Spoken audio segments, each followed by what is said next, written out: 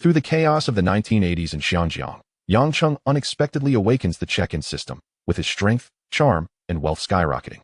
Kill all the way from the bottom to the red stick of Causeway Bay, relying on the system to horizontally push various warlords. Chen, Haonan, and Shan have become stepping stones.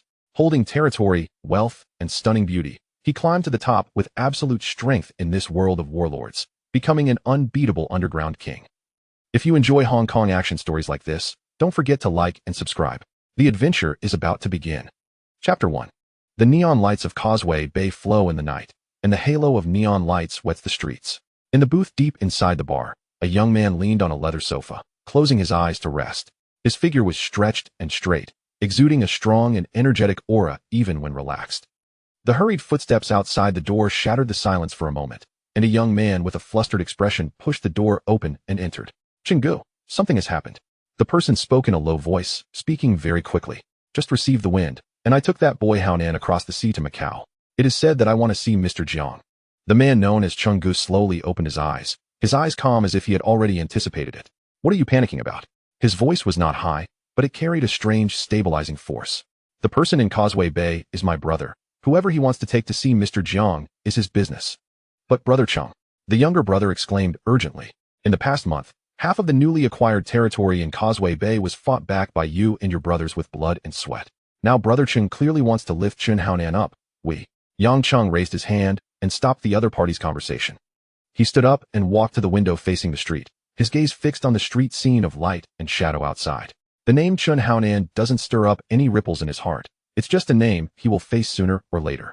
The window glass reflects his blurry outline, as well as his soul that has traveled through time and space and is out of place with this world. A month ago, he belonged to a completely different time and space when an unexpected car accident threw him here. A chaotic 1980s Hong Kong. The order here is completely different from the history he knows, and many figures who should not have appeared at the same time, such as the legendary cripple, are also active here and now. Perhaps the world has quietly twisted its trajectory due to his arrival. When he first arrived here, he was just an inconspicuous small role at the bottom of Hongxing. The sudden turn of fate, accompanied by the awakening of a strange system, completely changed his path. In just 30 days, he rose from the unknown '49 boy, with a fierce determination and suddenly acquired skills, and bravely helped the club seize 3 bustling streets in Causeway Bay. He also skyrocketed to become the dominant red stick, like a rocket. Those 3 streets are now under his control, making him the second most powerful figure in Causeway Bay after that brother. The night breeze seeped in through the window crevices, carrying the salty and humid scent of the harbor. Yang Cheng looked at his reflection on the glass, with a faint and almost invisible curve at the corner of his mouth. The chessboard has been set up, the pieces are starting to move, and he is no longer the pawn that was manipulated a month ago. What Yang Cheng possesses is a sign and system based on time, with 1 opportunity per day, 1 opportunity per month, and 1 opportunity per year. The daily check-in income is mostly meager, ranging from 1 yuan to 10,000 yuan. The gift of annual attendance is much more precious. Retrieve my status bar, Yang Cheng said. Immediately, clear lines of text unfolded in his consciousness. Name, Yang Cheng. Age, 23. Strength, 72. The standard for an ordinary person is 25. Intelligence, 80. Charm, 99. Physical strength, 73 foot. Current combat power evaluation, late stage of the red stick. Mastered abilities, ultimate sword technique, unparalleled charm, endless alcohol tolerance, and the body of a diamond. Obtained items, a Tang-made horizontal sword, a 5Q portable dimensional bag. Pending rewards, rigid body secret technique, complete Jeet Kune Do, 50 million Hong Kong dollars. Among all the attributes, Yang Cheng is most proud of his almost extreme charm value. Since the day he first signed in and gained unparalleled charm, his appearance and demeanor have reached an unparalleled level. Ordinary women often lose their senses when they first see his face. Activate all 3 remaining rewards, he muttered silently. Loading dash. The rigid body secret technique has been fused, with a 15-point increase in physical strength and a significant increase in body strength. The Jeet Kune path has been successfully completed, with a 25-point increase in strength. The current strength is 97, and there are no more opponents in the fist and foot path. 50 million Hong Kong dollars have been deposited into your personal space, and the source is legal and traceable. The account has a cumulative balance of 120 million. The updated status quietly appears. Name, Yang Cheng. Age, 23. Force, 97. Intelligence, 80. Charm, 99. Physical strength, 88. Strength positioning, unparalleled. When Yang Cheng just started practicing the Jeet Kune Do with his hard skills and perfect state, He was sweating profusely and his skin was scorching hot, but there was a refreshing sensation emanating from his bones, as if every inch of flesh and blood had become stronger in his breath. At this moment, as he examined his own state, he felt quite satisfied, but only caught a glimpse that his intelligence was still stuck at 80. Although he had already surpassed most people in the world, it was ultimately not perfect. At present, he is in charge of 3 bars, 5 karaoke bars, and 6 chess and card halls, especially those bars and karaoke bars designed in the style of later generations, which attract men and women in the city to linger.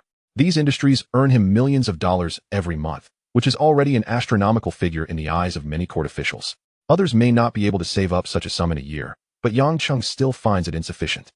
The mansion by the seaside, worth 50 million Hong Kong dollars, was a thank you gift he received after settling trouble for a wealthy businessman in the past, and he has not had time to take a look at it yet.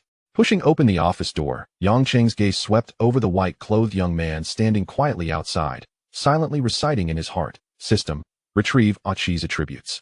Name, Aqi. Age, 25. Martial arts, 89. Strategy, 75. Temperament, 80. Physical fitness, 80. Rating, peak level red stick. Yang Cheng led Aqi down the spiral staircase. After nightfall, the bar was almost fully booked, and it was almost impossible to find a place to stay amidst the crowds. This place, called Unreturned People, is the largest under his name. Aqi followed half a step behind like a shadow, his gaze passing through the noisy crowd, and suddenly whispered, Brother Cheng, Mr. Zhang's red face is over there.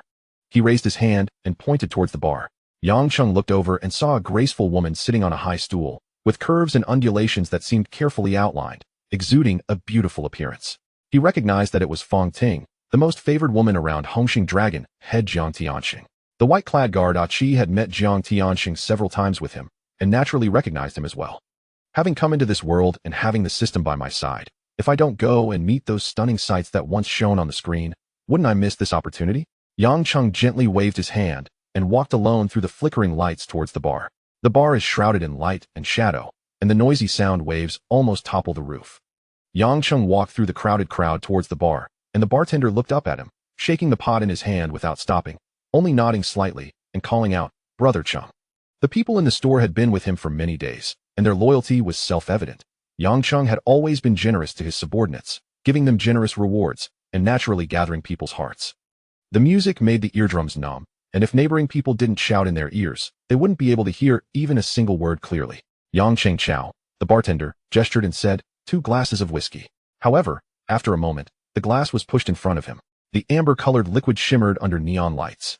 Fong Ting was just 2 steps away, leaning against the edge of the bar, her gaze firmly fixed on the young figures leaping on the dance floor. When she was mesmerized, her shoulders and neck unconsciously swayed gently with the rhythm. Yang Cheng smiled silently, approached with a cup in hand, and handed one of the cups to her. Sister Ting, he said in a low voice that could penetrate the clamor. Have a drink? After all, Fong Ting was the woman next to Mr. Jiang, so calling her sister-in-law was too early. Sister-in-law? The 2 words were appropriate. Upon hearing the sound, Fong Ting turned her head and saw that it was him. Her eyes suddenly lit up. Perhaps because she had taken a few sips before, a light blush appeared on her cheeks. They first met by the swimming pool at Zhang's residence. That day, she was wearing a swimsuit and her curves were clearly visible, and Yang Cheng stood in the sunlight by the pool, with wide shoulders and a narrow waist, his figure as straight as a pine tree, and the temperament between his eyebrows and eyes, which was both righteous and evil, surprised her for a while. A man walking in the rivers and lakes, with such a figure and appearance, is truly unforgettable. At this moment, Fong Ting twirled the legs of her cup with her fingertips and deliberately looked up at him, asking, Yang Cheng? The owner of this bar? Yes. Yang Cheng's lips still held the faint smile. We met at Mr. John's a few days ago. The blush on Fong Ting's face deepened. She took the glass, lightly touched him, and tilted her head to take a sip. The wine rolled through the throat, slightly heating up. The 2 of them leaned side by side at the bar, and Yang Cheng turned his face to look at her and said, Why are you free here tonight? Fong Ting didn't look away. His eyes appeared particularly deep under the changing light, and when he laughed, his tail slightly lifted, like carrying a hook, making her feel a little confused and almost sinking into that indescribable attraction. At the beginning of night, Fong Ting stepped into this bar in Causeway Bay and unconsciously clenched the strap of her handbag with her fingertips. She spoke to the person behind the bar, with a hint of imperceptible tension in her voice. Shan went to Macau for business today. I was feeling bored at home alone. I heard that there is a good bar in Causeway Bay, lively and safe. I didn't expect it to be your place. Yang Cheng wiped the glass, looked up at the words, and pulled a faint curve at the corner of his mouth. Mr. Zhang's affairs are complicated, and he always has no free time. Fong Ting nodded lightly, which was a response. If my sister-in-law wants to come in the future, Yang Cheng put down the polished cup, his tone calm as if discussing the weather. Just mention my name. Really? Fong Ting's eyes lit up for a moment. Of course. Yang Cheng's gaze fell on her face, paused for a moment, and then slowly turned to the slightly deserted shop. Sister-in-law came alone? Mr. Jiang didn't let anyone follow? Fong Ting felt a little embarrassed and shook her head. It's just me. I'm just a filmmaker, so there's no need for such a big formation. What about filming? Yang Cheng suddenly answered. Her eyes locked again, and her voice lowered a bit. Those of us who make a living on the road, in the eyes of many people, are also not allowed to come to the forefront. This made Fong Ting's cheeks slightly warm, her eyelashes drooped, and she remained silent. The drinks were poured one after another, and the words gradually became denser. Fong Ting was not a good drinker, but tonight for some unknown reason, both chatting and drinking enthusiasm surged up. By the time she realized it, her mind had already become somewhat dull. The midnight bell seemed to come from a distance, and she tried to stand up, but her feet floated as if stepping on clouds. Yang Cheng reached out and gently supported her arm, whispering, "Sister-in-law?" Fong Ting. Fong Ting responded vaguely, tilting her body and placing her forehead on his shoulder and neck. Yang Cheng reached out and lightly touched her cheek, his skin warm and already sleeping soundly. At this moment, Achi quietly approached. Before he could speak, Yang Cheng had already reached out his hand and said, "Give me the car key." Achi took out the Lamborghini key from his inner bag and put it in his palm. This car was obtained by Yang Cheng a few days ago and is usually taken care of by Achi. Yang Cheng himself has a room upstairs in the bar, but there are still scattered customers in the store at the moment, which is not a suitable place. He grabbed Fong Ting's shoulder and half helped and half hugged her away from the commotion. There is only one corridor light on in the hotel room. Yang Cheng placed Fong Ting on the bed, but she moved and did not wake up. He had a strong smell of alcohol mixed with the smell of smoke, so he turned around and went into the bathroom. Not long after the sound of water started to drip, the person in bed slowly opened their eyes. Fong Ting looked at the hazy ceiling. Her consciousness seemed to float in the thick fog, and her drunkenness was turning into a scorching tide, waves washing away the shaky clarity. The drizzling sound of water in the bathroom made Fong Ting feel dazed, and her gaze swept over unfamiliar furniture and finally froze on the frosted glass door. She tried to get up on the sofa, but her legs were too weak to exert any force. At that moment, the door slid open.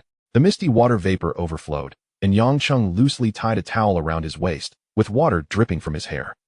Chapter 2. Fong Ting shook herself in an attempt to sit up straight, but the intoxication tugged her back into the embrace of the sofa. The moment she recognized him, her chest felt as if it had been gently struck, a warm flutter wrapped in shyness that quietly crept to her ears. The wall clock softly ticked through 3 full circles. Finally, Fong Ting stretched her limbs in a languorous pose, utterly exhausted, and collapsed onto the carpet. Just before her consciousness sank into darkness, she vaguely heard the bathroom doors softly close once more. The night in Causeway Bay was shattered by chaotic footsteps. Hundreds of silhouettes surged from the street corner, like a murky tide sweeping past the neon signs. At the forefront was a young man with standing white hair, his hand reflecting a cold light, each step resonating with a brazen rhythm. As the throng turned the corner, it was already densely packed with people on the opposite side. Beneath the streetlights stood 2 stark silhouettes. The figure on the left donned white robes and wielded a staff, while the young man in black on the right held a sword with a weathered scabbard. There were no curses, no confrontations. The 2 factions collided with a thunderous crash. The white-haired youth charged into the fray, his blade carving chaotic arcs. Yet, in but a moment, his breaths became heavy, and his arms began to tremble. The black and white duo, however, moved like sharp blades cutting through grease, leaving a trail of fallen figures in their wake, each encounter yielding but a single strike. The rout came faster than anticipated. Assailants either curled up on the ground or fled into alleyways, and the street was suddenly half empty. The white-haired youth barely managed to parry the descending blade. His palms numb from the impact, and in the next instant, a heavy kick struck his knee, pressing his face against the cold pavement. Morning light filtered through the curtain seams, falling perfectly upon Yang Cheng's eyelids. He opened his eyes and turned to gaze at the sleeping Fong Ting beside him. A certain warm satisfaction spread within him, even though he understood she would not remain as a lover. This title. Yet the warmth of their skin pressed together felt undeniably real. His eyes swept over the clothes scattered by the bedside, and he smiled faintly. The morning light streamed through the curtain seams, illuminating Yang Cheng's profile. For a moment, his gaze lingered on Fong Ting, who was still in deep slumber. Her breath long and steady, lost in profound dreams, oblivious to when she might awaken. He rose alone and resumed practicing those slow and precise movements in the empty space of the room. Before his breath had fully settled, Fong Ting had already opened her eyes. The 2 practiced side by side for a while, but her movements gradually became sluggish until she finally collapsed to the ground, her limbs trembling slightly, as though the strength to lift a finger had dissipated. "Brother Cheng, I really can't hold on any longer." Her voice came with a breathy fragility. Yang Cheng did not respond, continuing his rhythm. After about half an hour, he finally ceased and approached the bed. Fong Ting lay on her back, her bright eyes gazing up at him. Though his face bore little expression, Fong Ting understood the unspoken meaning behind it. An hour later, Yang Cheng entered the bathroom. When the sound of water ceased, he returned to the bedside, leaning down to whisper, "Do not let anyone know. Otherwise, you understand." Fong Ting's cheeks flushed, and she reached out to wrap her arms around his neck, softly replying, "I understand. I won't speak of our affair. Just, if I try not to seek me out." Yang Cheng's tone was calm and unwavering. "If something arises, I will find you." Having said this, he withdrew. The room lay in disarray, with only Fong Ting remaining, lying alone amidst the crumpled sheets. The bar was dimly lit. As Yang Cheng pushed the door open, Aji hurried over, lowering his voice to say, "Brother Cheng, last night, a subordinate of the boss, the mountain chicken, came to our place and injured one of our brothers. We've already detained him." Yang Cheng continued his stride. "How many came last night?" "About 400, Aji recalled. Tian Hong and I took down quite a few." "Get Tian Hong over here." Yang Cheng walked further inside, bringing the mountain chicken along. "Understood." The office door closed behind him. Yang Cheng sank into a large leather chair, his fingers interlaced before him, quietly gazing out at the flowing street scene. Everything felt so real it bordered on the surreal, as if it were an unawakened dream. A knock on the door interrupted. "Brother Cheng, Tian Hong and Mountain Chicken have arrived. Come in." Luo Tian Hong pushed the door open, followed closely by the Mountain Chicken, his hands bound behind his back. Aji remained outside, gently closing the door. Yang Cheng stood and approached the bound Mountain Chicken, who squirmed helplessly like a fish out of water. He crouched down, his palm lightly yet firmly striking the other's cheek. "Mountain Chicken? You're that useless lackey of Chen Haonan?" The Mountain Chicken spat a mouthful of blood, his eyes blazing with fury. "If you want to kill or torture me, come at me. Don't drag my brother into this." Yang Cheng did not respond, raising his foot to kick the other's abdomen. The Mountain Chicken curled up, sliding several meters away, a pained groan echoing in the empty room. "Impudent wretch." Yang Cheng's voice was laced with coldness. "Even if Chen Haonan were standing here, he wouldn't dare to speak to me like that." He picked up a baseball bat from the wall and returned, delivering several heavy thuds to the figure on the ground. The Mountain Chicken soon fell silent, limp as a rag. Yang Cheng waved his hand, signaling his subordinates to drag the man away. "Pull up Luo Tian Hong's information," he silently commanded. Several lines of invisible text unfurled in his consciousness. Name, Luo Tian Hong. Age, 28. Combat skill, 90. Intelligence, 74. Charm, 78. Physical strength, 81. Position, dual flower red sticks. Slightly stronger than Aji, but the gap was minimal, Yang Cheng assessed inwardly. He turned to the quietly standing Luo Tian Hong. "How many men do we have now?" 500 in total, all reliable brothers. Luo Tian Hong responded decisively. "Quality over quantity," Yang Cheng remarked as he walked to the window, turning his back to him. "Train them ruthlessly." "Understood." Last night, the Mountain Chicken dared to overstep. Even if he belongs to Hong Xing, this grievance cannot be swallowed. Tonight, take men to raid their territory. "Yes." Yang Cheng opened the cabinet and retrieved a heavy metal box, placing it on the table. The lid sprang open, revealing neatly stacked bundles of cash. "Here is a million. Take it to get each brother 2 suits." Luo Tian Hong was taken aback. "Brother Cheng, we're street fighters. Won't it be too formal to wear such proper attire?" "Unambitious." Yang Cheng abruptly turned, his gaze sharp as a blade. "Do you want to be a worthless thug your whole life?" Mr. Jiang has long since turned to legitimate business. Washing clean and coming ashore is the only way to survive. Continue wallowing in the mire, and you'll inevitably die on the streets.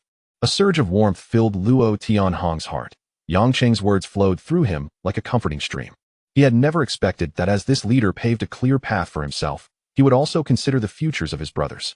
To follow such a leader, even at the cost of his life, was worth it. Quickly distribute the money and get the brothers outfitted. Should anyone appear inappropriately attired at that time, there would be no need for them to remain by my side. Understood. Luo Tianhong stowed away the money box and turned to exit the room. Yang Cheng stood alone by the window, his gaze transcending the glass, directed towards the hazy horizon. Macau. Jiang Tiansheng's residence was nestled within the verdant embrace of the hills. 2 men, accompanied by the butler, traversed the courtyard, entering the villa in a sequential manner. The elder bore a composed demeanor, while the younger moved with brisk agility. The pool glimmered under the sunlight, and Jiang Tiansheng was seen stretching his arms as he swam towards the center.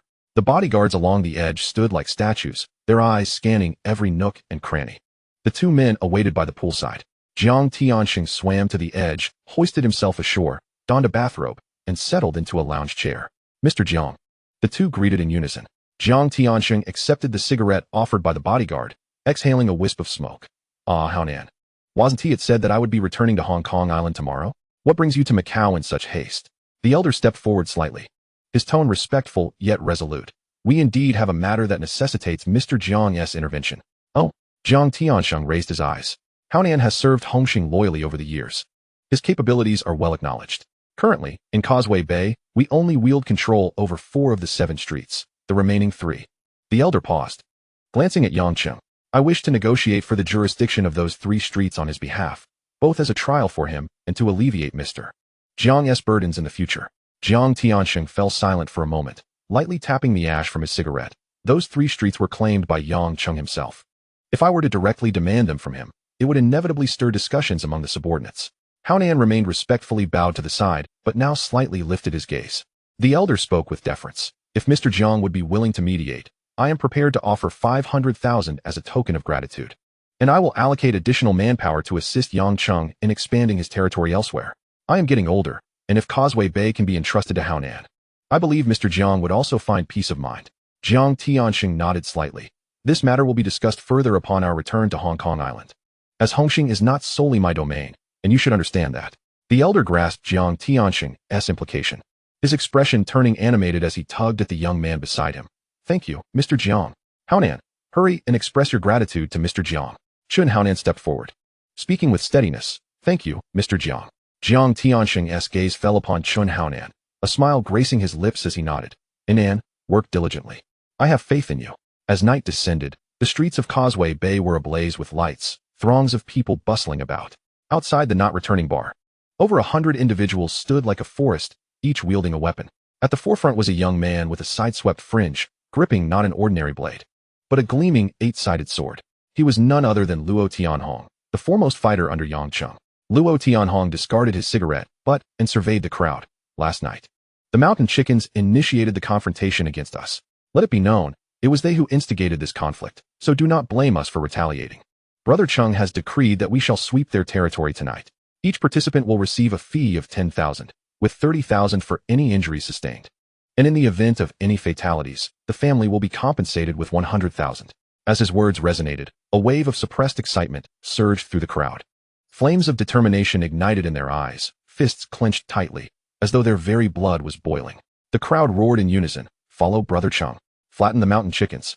Cheng was known for his generous approach, hence his subordinates fought fiercely in every engagement, developing a fierce and tenacious spirit. Observing the fervor, Luo Tianhong casually slung the sword over his shoulder and called out, "Get in the vehicles." A row of Land Rovers had already revved up, their dark bodies resembling beasts. The crowd swiftly boarded, the convoy surging forth like a dark tide towards the territory of the boss. Passers-by on the streets had long grown accustomed to this sight. They merely cast a fleeting glance before continuing on their way, fully aware that Cheng's men never disturbed the peace. As long as one kept to their own affairs, they remained untouched by the undercurrents of this clandestine world. After Luo Tianhong led the departure, the not-returning bar continued to shimmer with neon lights, patrons coming and going as usual. Cheng stood quietly by the second-floor window, tendrils of smoke curling between his fingers. He gazed at the receding tail lights of the convoy, his expression calm and collected, as if all outcomes were already firmly in his grasp. At the opposite end of Causeway Bay, the bars, karaoke lounges, and gaming rooms under the boss's name were simultaneously attacked, leaving the scene in shambles. The guards on duty were caught off guard, scattered and overwhelmed. As the facilities were thoroughly demolished, Luo Tianhong led a squad straight into the heart of the territory, leaving no one able to impede their advance. His movements were swift and decisive, resembling an inexhaustible weapon. In a single night, the entire street's businesses were cleared out, and subsequently, he dispatched individuals to firmly occupy the ground.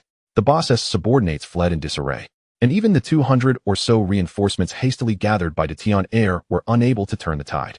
After a fierce skirmish, only a handful remained, assisting the injured Detian Air in retreat.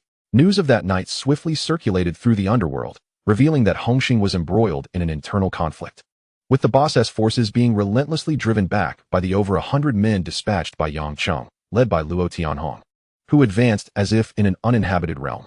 Various factions remained outwardly silent, Yet behind the scenes, they were all keenly observing this farcical situation unfolding within Hongxing. Chapter 3. In the dead of night, Yang Cheng received word from Luo Tianhong, instructing him to secure the territory acquired. What was claimed was now theirs. The next morning, the phone rang. Aji picked up the receiver. Who is calling? The voice on the other end was that of Chun Yao, cold and distant. It's me. Chen Yao. Get a Cheng on the line. Aji detected the unfriendly tone and turned to pass the phone to Yang Cheng. Yao Gu. Is there something urgent this early? Yang Cheng inquired casually. Chen Yao's voice turned serious. After last night's debacle, the entire underworld is watching us make fools of ourselves. What is your explanation? Yang Cheng chuckled softly. Shouldn't Yao Gu inquire what our boss was up to the night before? Did the mountain chickens plan an assault on my territory? Chen Yao seemed unwilling to elaborate further, responding curtly. Enough. Jiang Sheng will arrive at the port in 2 hours. You're coming with me to pick him up. With that, he ended the call. The busy signal echoed in the receiver as Yang Cheng slowly set down the phone, suddenly raising his hand to smash the landline against the corner of the wall. Chen Yao, do you dare to show me your displeasure? His eyes narrowed. His voice lowered to a chilling tone. Aji, glancing from the side, lightly traced his neck with a hand. Brother Cheng, should we? Yang Cheng pondered for a moment before replying slowly. There's no need for haste. It's not yet time to act against him. Let him live a little longer. Understood. At a certain cargo terminal on Hong Kong Island, a gathering of individuals had congregated in the open space by the docking area. At the forefront stood a man and a woman. The man was clad in a black suit, his hair slicked back with gel in a meticulous fashion. The woman donned a pristine white ensemble, her form-fitting skirt accentuating her graceful curves. Behind them stood a few scattered attendants. The man was Chen Yao, known as the white paper fan of Hongxing, widely recognized as Jiang Tianxing's most loyal confidant. The woman was none other than Fong Ting, the enchanting companion by Jiang Tianxing's side. Aside from us, who else will be here to welcome Shenggu? Fong Ting inquired, gazing out at the sea. Chen Yao glanced at his watch and replied, I informed Yang Cheng this morning, yet I am uncertain why he is yet to arrive. At the mention of Yang Cheng's name, a glimmer of light passed through Fong Ting's eyes, and her previously tense demeanor softened slightly. Just then, a Land Rover came to a steady halt behind the crowd. Everyone turned in unison. A young man clad in a white suit exited the driver's seat, swiftly making his way to the rear door to respectfully open it. A polished leather shoe stepped out of the vehicle. The man who emerged sported a neat short haircut, sunglasses obscuring his eyes, and a perfectly tailored black suit devoid of any wrinkles. He stood tall, exuding an indescribable aura, his striking features making him particularly conspicuous among the throng. The two approached Chen Yao and Fong Ting directly. Yang Cheng gave a slight nod to Fong Ting, addressing her as sister-in-law. Fong Ting's cheeks flushed a delicate shade of crimson. Struggling to maintain her composure, she nodded and hurriedly turned away, making her way toward the restroom by the dock. Yang Cheng, discerning her fluster, revealed no sign of it on his face, as Chen Yao remained nearby. He shifted his gaze to the impassive Chen Yao and remarked, Yao Gu. Chen Yao discreetly assessed Yang Cheng's attire, but chose to remain silent, merely inquiring, What took you so long? Yang Cheng replied casually, I had to handle a few minor matters. How much longer until Mr. Zhang arrives? Chen Yao glanced at his watch again, stating, less than an hour. Yang Cheng raised an eyebrow. An hour? You mentioned it would only be 2 hours earlier. And now it seems to be longer? Chen Yao frowned. What is the rush? Mr. Zhang encountered some minor troubles in Macau, which has delayed him. Yang Cheng suddenly pressed a hand against his abdomen, his tone somewhat peculiar. If we wait any longer, I fear I won't be able to hold it. I need to visit the restroom. Please wait here. Chen Yao assumed he was merely fussy, feeling increasingly that this person was unreliable, unable to withstand even a little waiting time, but he simply waved him off. Aji remained with Chen Yao, waiting, while Yang Cheng turned toward the restroom at the end of the corridor. As Yang Cheng pushed open the restroom door, a slender hand reached out from within, pulling him inside. He did not resist. Instead, he instinctively wrapped his arms around the newcomer's waist. The woman in his embrace was none other than Fong Ting, who had previously excused herself to touch up her makeup but had been waiting here for quite some time. How did you find me? Fong Ting asked softly, her ears tinged with a faint blush. Yang Cheng gently caressed her cheek with his fingertips, his other hand tightening around her. What do you think? Fong Ting's entire face flushed, yet her body unconsciously edged closer. Yang Cheng leaned down, whispering in her ear, his voice laced with impatience. Today, the tension is palpable. The frustration from having his call abruptly ended by Chen Yao earlier, coupled with the anxiety of waiting, ignited a smoldering fire within him. Fong Ting gazed into his handsome profile with her glistening eyes, slowly crouching down to unfasten the straps of her high heels. Occasional footsteps echoed outside the stall, and the door trembled slightly, accompanied by muted sounds of restraint. An elderly couple ambled down the corridor. The elderly woman shook her head upon hearing the commotion, hastening her pace to leave. The old man paused momentarily, glancing at the quivering door, and murmured, "Youth is truly wonderful. Alas, we are old." Approximately 40 minutes later, pressed for time, Yang Cheng had no choice but to hastily conclude their encounter. Both of them felt a lingering impatience. Yet there was little they could do. He straightened his attire, lightly patted Fong Ting's cheek, and exited first. The restroom was left with Fong Ting alone. She stood before the mirror, recombing her disheveled hair and reapplying the smudged lipstick. The earlier fervor had nearly ruined the makeup she had meticulously prepared that morning. Now, she could only hastily tidy up the aftermath. As she stepped out of the stall, her legs still trembled slightly. Taking a deep breath, she forced herself to stabilize her gait, not allowing anyone to perceive any oddity. The salty wind from the dock, mingled with the scent of machine oil, enveloped her as she stood at the edge of the crowd, her fingertips unconsciously fiddling with her skirt. A faint blush graced her cheeks, reminiscent of porcelain tinged by the evening glow, appearing more vibrant and dewy than a few days prior. Yang Cheng returned silently to Chen Yao's side, who was intently focused on the exit passageway, completely unaware of his approach. After what felt like a tea's worth of time, Fong Ting finally walked slowly to the front of the line. Her gaze skimmed over Yang Cheng like a dragonfly touching water before swiftly diverting, her ears subtly flushing with warmth. The whistle of the connecting boat elongated in sound. The gate opened, and the crowd surged forth like a tide. Four figures stood out distinctly. The leading man donned a meticulously tailored black suit, sunglasses obscuring half of his face, his presence overshadowing the three behind him. Particularly striking were the last two, clad in flamboyant shirts and tight leather pants, their appearances clashing with the formality of the front. Yang Cheng recognized them. The stout man with a shrewd grin was the boss from Causeway Bay. Beside him, a young man with medium-length hair and a sharp demeanor was none other than the recently prominent pretty boy Nan. Fong Ting and Chen Yao hastened to greet them. She opened her arms, her voice imbued with honeyed affection. "Shenggu, you're finally back." Jiang Tianxing naturally embraced her, his palm gently caressing her back. After a moment, he slightly pulled away, scrutinizing her face, a smile escaping from the edges of his sunglasses. "A Ting, while I was away, you seem to have brightened up even more. Your complexion is like that of a blooming peach blossom, increasingly radiant." Yang Cheng cast his gaze downward, his expression calm as a deep pool. Yet a hint of silent mockery flickered in his heart. He recalled the previous nights spent in that apartment draped with thick velvet curtains, the air heavy with perfume and sweat, and her dazed eyes in the dim light. These images were securely tucked away in the depths of his consciousness, like a beast lying in wait. "Perhaps I've had some extra time on my hands lately and practiced yoga a few more times," Fong Ting replied softly, her fingertips curling unconsciously. "Yoga is great for the mind and body," Jiang Tianxing responded warmly, intertwining his fingers with hers. He then turned to Chen Yao and Yang Cheng, maintaining a smile, though his gaze deepened beyond the lenses of his glasses. Chen Yao stepped forward, his expression solemn. "Mr. Jiang, during your absence from the port, there have been some disturbances in the Causeway Bay territory." Yang Cheng remained silently positioned behind, resembling an emotionless statue. The wind at the dock tousled his hair, the distant sound of a cargo ship's horn slicing through the damp air, long and mournful. The conference room was thick with the heavy haze of cigar smoke. A man known as Brother G sat slouched in an intricately carved mahogany chair, his fingers unconsciously tapping the table. His eyes darted about, akin to a mole sensing an approaching storm. "A Cheng has indeed gone too far," he murmured, his voice low and the last syllable swallowed into his throat. "Attacking our own people. What will the underworld think of us at Hongxing?" Fatty Lee from North Point snorted, his hefty palm slamming onto the table, causing the teacups to rattle. "Gone too far. Do you have any idea how much is paid on that street in Causeway Bay every month?" Just as Big Brother B left the harbor, the street was swiftly cleared, a slap in the face to the entire organization. In Kuntong, the enigmatic Dayu remained silent, fixated on the overcast sky outside. Meanwhile, the composed Ma Wangjian from Chai Wan leisurely polishes his golden-rimmed glasses, his gaze sharp and penetrating behind the lenses. "Let us wait for Mr. Jiang to arrive. He finally speaks, but with one stipulation. The rules of the organization must not be broken. Whoever breaks them must bear the consequences." Suddenly, the door is thrust open.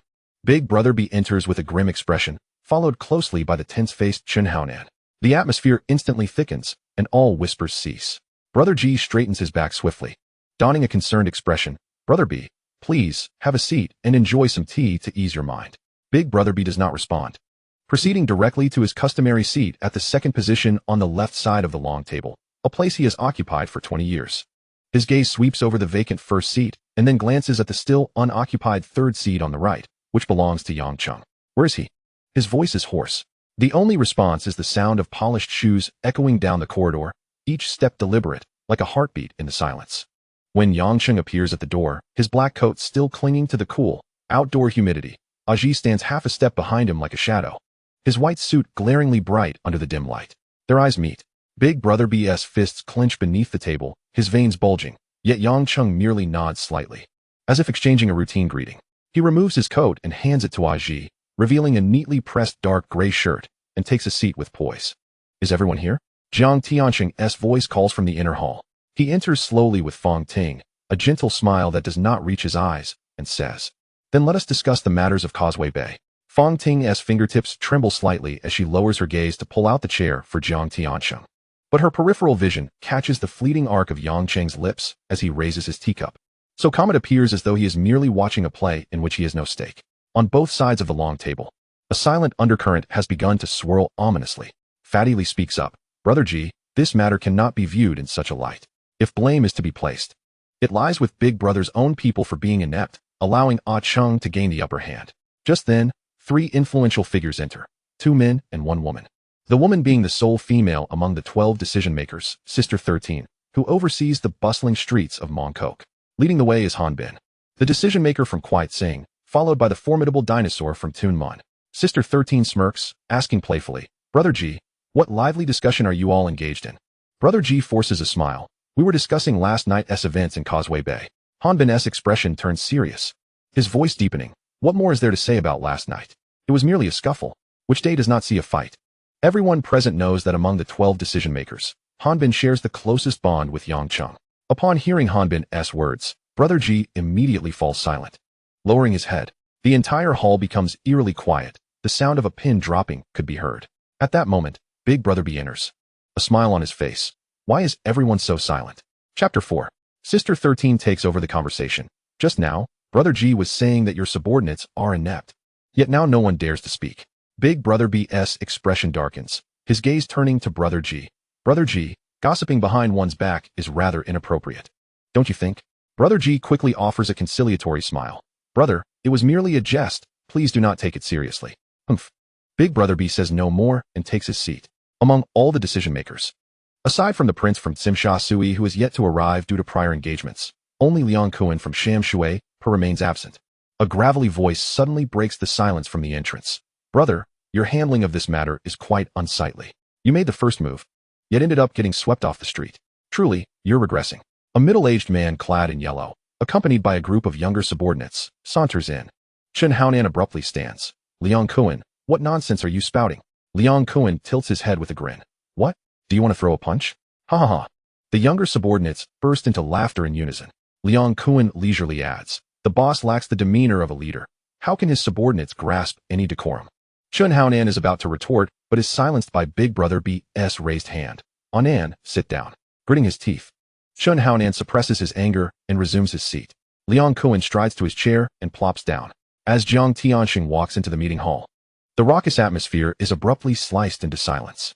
The echo of Chen Yao's announcement still lingers in the air as everyone turns to face the door, except for Liang Kuan, who lazily reclines against the back of his chair.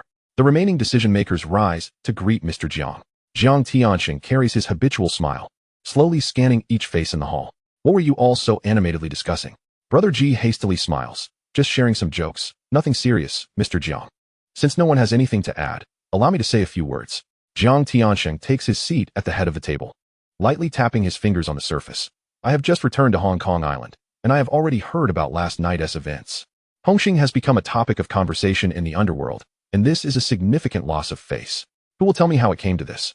Liang Kuan's raspy voice arises. "Mr. Jiang, the commotion in Causeway Bay last night was quite significant, but a day prior, Shan Ji led hundreds of men to storm Cheng's territory, only to be utterly defeated and captured. Shouldn't this account be clarified by Big Brother?" Big Brother B's face grows increasingly pale. He had hoped Shan Ji would seize Cheng's territory and that he could smooth things over with Jiang Tianqing afterwards. Yet it ended in complete failure. He abruptly stands. "Mr. Jiang, I take responsibility for Shan Ji's actions. However, Cheng retaliated by sweeping my entire street and refuses to yield. What sort of rules does that follow?" Liang Kuan leisurely lifts his eyelids. "In the world of the underbelly, one must acknowledge their mistakes and accept defeat. It is not shameful to endure a beating, It is the stubbornness that is disgraceful. Big Brother B's temples pulse with anger. Liang Kuan, do not push too far. TSK, now speaking the truth invites rebuke. Liang Kuan shrugs. Nodding towards the offering table, Lord Guan is listening, after all. Enough. Jiang Tianxing's voice, though not loud, commands an immediate silence in the hall. Since the trouble arose from a fault, punishment is warranted. Yet Yang Cheng's retaliatory violence also crossed a line. Both sides must bear responsibility. He pauses. Looking at everyone, what do you think is a fair punishment? Big Brother B takes a deep breath and steps forward. Mr. Jiang, instigating trouble was my fault. And I accept that. I will personally visit to apologize and offer tea. However, with two masters established on the Causeway Bay territory, Hongxing's strength is diluted. How will we maintain our standing moving forward? This arrangement is truly untenable. Jiang Tianxing raises an eyebrow slightly, his smile deepening. Then what do you propose? The ruler of Causeway Bay, Cheng, cleared his throat and addressed the men gathered around the round table. During my years in Causeway Bay, I once claimed great prowess, but at least my brothers still heed my words. Everyone knows Chan Haonan under my command. He is tenacious and loyal. Now a conspicuous red pole within the society. In my view, the 3 streets Yongxing recently seized would be better entrusted to Haonan's management. This way, our Hongxing's influence in Causeway Bay can be more tightly unified. At Cheng's words, Chan Haonan rose from behind him and bowed slightly towards the head seat. Mr. Cheng, esteemed brothers. Before he finished, Lung Quan scoffed derisively. Ah, have you lost your mind? How can you say such things? Have you no shame? Han Bun, standing nearby, shook his head and chimed in. This is truly excessive. The territory Sing and the brothers bled and sweated to earn. You want to hand over to your own man, just like that? How would the underworld perceive Hongxing if word got out? Who would still be willing to risk their lives for the society thereafter? Other leaders echoed the sentiment. Voices rising in discussion. Everyone felt such conduct would chill the hearts of the brothers. The hard-won domain, snatched away so effortlessly by another. Who would then dare to charge forward in battle? At the head seat, Cheng Tinsang observed the reactions intently, then turned to Cheng and spoke slowly. You've heard the consensus. This matter is improper. Cheng's expression stiffened momentarily before he lowered his head. I understand, Mr. Cheng. Behind him, Chan Haonan's face had already darkened, knuckles whitening as he clenched his fists at his sides. Cheng Tinsang continued in a calm tone. I understand your desire to promote your own, but advancement must be earned through tangible merit, visible achievements and capabilities recognized by the brothers. Yes, Mr. Cheng, Cheng replied softly. Bring Yongxing in, Cheng Tinsang instructed. Outside, a subordinate promptly left to fetch him. Shortly, a tall, upright figure entered the hall. Yongxing wore a well-tailored suit, tall and commanding, his brows and eyes radiating undeniable valor. Among the seasoned gangsters thick with underworld aura, he stood out strikingly. He saluted the assembly with impeccable courtesy. Mr. Cheng, esteemed brothers. Cheng Tinsang nodded slightly in acknowledgement. Lung Quan grinned, nodding towards him. Sing. I have high hopes for you. Do your best. Thank you, Brother Quan, Yongxing responded. When his gaze shifted to Han Ban, the latter gave a subtle nod in return. Cheng Tinsang fixed his eyes on Yongxing, speaking gravely. I have thoroughly investigated last night's incident. It was who broke the rules first. Since he has admitted his fault just now, that half the issue is settled. But you turning around and ordering your men to sweep his territory was too ruthless. Both sides erred, and errors must be punished. He paused briefly before continuing. Regarding the street you took from I propose dividing it in 2. You keep half, and return the other half to him. Also, return Mountain Chicken to manage. As for you, starting today, you will be promoted to Hongxing's second dual flower red pole. Do you have any objections to this arrangement? Yongxing looked up at Cheng Tinsang with a composed expression and nodded. Mr. Cheng's word is final. Inwardly, he mused. The plan was decided long ago. Why bother asking? In today's Hongxing, it is ultimately Cheng Tinsang's decree that seals fate. As the meeting adjourned, Han Bun approached Yongxing's side, patting his shoulder. Half a street secured, and now a dual flower red pole. Not a bad haul. 13 Sister smiled nearby and added, Indeed. Our Hongxing's first dual flower red pole is the Prince of Tsim Sha Sui, the acknowledged god of war. Now, the second is yours. Seeing Yongxing's acquiescence, Cheng Tinsang surveyed the room. Brothers, do you find this resolution satisfactory? Han Bun was the first to speak. I have no objections. Dinosaur and 13 Sister exchanged a glance before raising their hands in agreement. Lung Quan lazily raised his hand as well, followed by Brother K and Fat Lai, who also expressed approval. With a majority in favor, the matter was settled. After the meeting dispersed, as Yongxing stepped out of headquarters, a voice called from behind. Sing, wait up. Turning, he saw Han Bun hurrying over. We haven't had a drink together in over a month, right? Tonight. Come to my place. No leaving until we're drunk. Yang Xing's lips curved into a smile. All right, let us see who hits the floor first tonight. Suddenly, a distinctly disdainful female voice interjected. Who's knocking whom down? Can you two watch your language? 13's sister and Dinosaur followed closely. Han Bun quickly turned to 13's sister. Though his gaze involuntarily drifted to her face, don't get the wrong idea. Ah Sing and I are talking about drinking. Whoever falls first admits defeat. Simple as that. 13's sister stepped back half a pace, waving her hand. Stop giving me that look. But count me in for the drinks. I won't miss the fun. Dinosaur stepped forward with a wide grin. Add me too. I can't miss a party like this. Yang Xing smiled. All right, everyone south coming to my place tonight.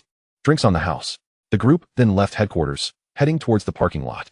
Scanning the vehicles, most were ordinary Toyotas, nothing remarkable. Yang Xing, however, walked directly to a blazing red Lamborghini and opened its door. Several elder brothers gathered around, peering curiously. Brother K widened his eyes. Ah Sing, where did you get this car? Truly impressive. Lung Quan cast a sidelong glance at Brother K, his tone mocking. Brother K, with your yearly earnings, do you really think you can afford to inquire about this car? Brother K's face darkened, but he said nothing. Han Bun circled the car, asking, where did this come from? How much did it cost? Yang Xing replied casually. A foreign friend helped me bring it over. Didn't he cost much? Han Bun shook his head with a smile. Looks like you've been making quite a bit lately. Not at all, Brother Bun. Yang Xing waved off the praise. Lung Quan interjected. Ah Sing, come visit my company sometime. Let us have a good chat. Definitely, I'll drop by soon. Yang Xing said with a slight squint and a smile. After some polite banter, everyone boarded their cars and departed. Yang Xing and Han Bun's party drove towards the no-return man bar. As the car stopped at the entrance, several sharply dressed young men hurried to open Yang Xing's door and then parked the car. Han Bun and the others followed Yang Xing inside. Achi stayed close beside Yang Xing, maintaining a vigilant distance. Strangers kept at bay. Though it was only 8 in the evening and the bar was not yet open, the interior buzzed with activity. All were Yang Xing's subordinates. Those not serving wore suits, standing upright with a sharp, capable air. Achi led the group to a private room, where Yang Xing took the lead in sitting down. Han Bun, Dinosaur, and others followed suit. Dinosaur surveyed the surroundings, unable to hide his astonishment. Ah Sing, your no-return man is decorated extravagantly. As they entered, their attention was immediately drawn to an expansive stage, adorned with a professional DJ booth, while neatly arranged tables occupied the area surrounding the stage, a bold layout that stood unparalleled throughout the entire block. Han Bin swirled the amber liquid in his glass, the light refracting off it like delicate shards. What prompts such extravagance from you lately? I inquired. He glanced around, his tone tinged with understanding, as if to say that this was the result of transforming the venue into such a splendid affair. Its exquisite nature was such that anyone would be inclined to linger a while longer. Yang Cheng laughed heartily at this, reclining into the soft embrace of the sofa. You flatter me, but this place is barely presentable. He added, in the future, we shall often come here, and when my name is mentioned, the drink shall naturally be on me. He turned his head, gesturing to A, who stood quietly at the side. Go and invite a few ladies over. Achi nodded softly and stepped out the door. The ever-eager Long had long since been unable to contain himself, rubbing his hands together with excitement in his eyes. A Cheng, with such a grand setup here, the ladies must be extraordinary as well. Chapter 5. Han Bin cast a sidelong glance at the perpetually silent 13th sister, then playfully tapped Long on the back of his head. You're always preoccupied with such thoughts. You'll inevitably find yourself ensnared. Big brother, are you talking about me? Long mumbled, scratching his head. Han Bin's gaze swept back to 13 Sister's tranquil profile before turning serious as he addressed Yang Cheng. As for me, I shall simply enjoy a few drinks alone tonight. Yang Cheng raised an eyebrow, a smirk playing on his lips. Are you truly not interested? Just as the words left his mouth, the door swung open once more. Achi led several women into the private room, their graceful figures and alluring curves barely concealed by their delicate attire, each face radiant with beauty. Long stood transfixed, mouth agape, unable to close it for quite some time. Han Bin too lifted his gaze, surveying the array of stunning visages before him. A tumult of emotions surged within, fiery yet tinged with a hint of melancholy. The ladies curtsied in unison, their voices melodious. Good evening, boss. In this establishment, they were well aware of who occupied the seats, not only the owner of the bar, but also a prominent figure in the underworld. Moreover, this handsome proprietor treated his subordinates with generosity, attracting countless discreet glances from those around. Yang Cheng nodded slightly, gesturing toward Han Bin. This is Brother Bin. Greetings, Brother Bin. The ladies chimed in harmony. Han Bin nodded, raising his glass with an air of calm indifference. This is 13 Sister, referred to as Sister May. Greetings, Sister May. They echoed. 13 Sister remained silent, merely bringing the cigarette in her hand slowly to her lips. This is Long, known as Brother Long. Greetings, Brother Long. Long continued to stare in a daze at the scene before him, as if still entranced by the dazzling lights. He leaned closer to Yang Cheng, lowering his voice with a chuckle. A Cheng, or should I say Brother Cheng now? How is it that every lady here is so striking? Yang Cheng's expression remained composed as he took a sip from his glass. This is a legitimate establishment. Everything is conducted by the book. Long chuckled, refraining from further comment, and casually pulled one of the girls into his embrace, leaning back into the sofa. Yang Cheng turned to Han Bin, raising an eyebrow slightly. Brother Bin, truly not tempted by any? His gaze held a hint of teasing. Han Bin averted his face, waving his hand dismissively. I'm a sentimental person, you know that. 13 Sister scoffed from the side. Come now, Han Bin. Who doesn't know how you revel when you let loose? If you desire something, just say it outright. There's no need to be coy. It's exhausting to watch. Laughter erupted around the table. Yang Cheng did not press further, casually pointing to one of the girls standing beside them. Go and keep Brother Bin company. Certainly, boss, the chosen girl replied softly, walking towards Han Bin. This was her job, and refusal was not an option. Among the remaining 2 girls, Yang Cheng selected the one with the most graceful figure and striking features, leaving the last to quietly sit beside 13 Sister. In the world of the underbelly, it was well known that 13 Sister held no interest in men, often preferring the company of women instead. Thus, no one in attendance appeared surprised by the arrangement. The girl seated next to Yang Cheng, however, maintained her gaze downwards, her hands tightly clutching the hem of her clothing, her posture rigid, daring not to move an inch. Meanwhile, Han Bin and his companions had already begun to indulge, playing games and laughing uproariously, particularly Han Bin, who was in high spirits. Yang Cheng glanced over, noticing that the girl beside him remained frozen in place, akin to a puppet at a loss. He pushed his empty glass forward slightly. Refill. Yes, boss, the girl stammered, hastily reaching for the bottle, her fingertips trembling uncontrollably, spilling a few drops onto the glass surface. Biting her lip to steady herself, she finally managed to fill the glass and carefully extended it toward Yang Cheng. Yang Cheng accepted the glass, sizing her up. New here? The girl's complexion paled at his inquiry, and she suddenly knelt on the floor with a thud. Boss, please don't dismiss me. I will learn quickly, I promise. Unbeknownst to them, Han Bin and his companions were too engrossed in their revelry to notice the commotion in the corner. Yang Cheng lowered his gaze, his voice low yet clear. Get up. Sit properly. The girl trembled slightly, slowly rising to sit upright, while keeping her head lowered, not daring to utter a word. Yang Cheng lifted her chin, discovering that her beauty was striking, rivaling that of screen stars, her figure perfectly proportioned. At that moment, her eyes were brimming with tears, her chest rising and falling erratically, clearly shrouded in profound fear. What is your name? Yang Cheng inquired. Xiao, the girl replied, her voice quavering. How old are you? 22. You just arrived here recently? Yes. What made you choose to work in this establishment? I know it's dangerous, but the pay is better here. My family is in urgent need of money, and I have no other skills. Yang Cheng paused. You're from the countryside? Yes. Upon hearing her origins, Yang Cheng refrained from further questioning. He understood that life was not easy, and for a rural girl to venture alone into the city was fraught with hardships that needed no elaboration. He withdrew his hand and took a sip from his glass. Gradually, Xiao, too, attempted to raise her glass, and with each passing moment, her initial awkwardness diminished. When drinking with her, Yang Cheng did not behave as Long had, but instead gently placed one hand on her shoulder. Initially, she would flinch, appearing uncomfortable, but as time passed, she began to relax. 3 hours passed, and Long and Han Bin were thoroughly intoxicated, slumped on the sofa in a deep slumber. 13 Sister, still relatively sober, departed first. The accompanying women, except for Xiao, appeared unfazed. Accustomed to this profession, they had mastered the art of moderation, seldom allowing themselves to become truly inebriated. Xiao had never touched alcohol before, and Yang Cheng had not pressured her to drink. Even he was somewhat surprised at how unusually decorous he was that evening, considering he was the leader of a gang. Perhaps it was the echoes of past lives that lingered, for he too had once emerged from the fields. Yang Cheng pushed the door open and stepped out of the private room, where Aji had been waiting attentively just outside. Brother Cheng, where shall we go next? Aji inquired. Just a casual stroll. I haven't quite decided yet, Yang Cheng replied, turning to ascend the staircase leading to the second floor. Aji then signaled to one of his subordinates. Aji, the young man approached briskly. Aji reiterated the arrangements and, lowering his voice, added, Brother Cheng specifically instructed to keep a close eye on that young lady, Xiao. You understand what to do. Understood, I'll take care of it immediately.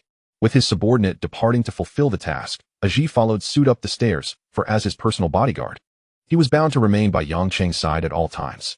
Inside the private room, the other 3 women gathered around Xiao.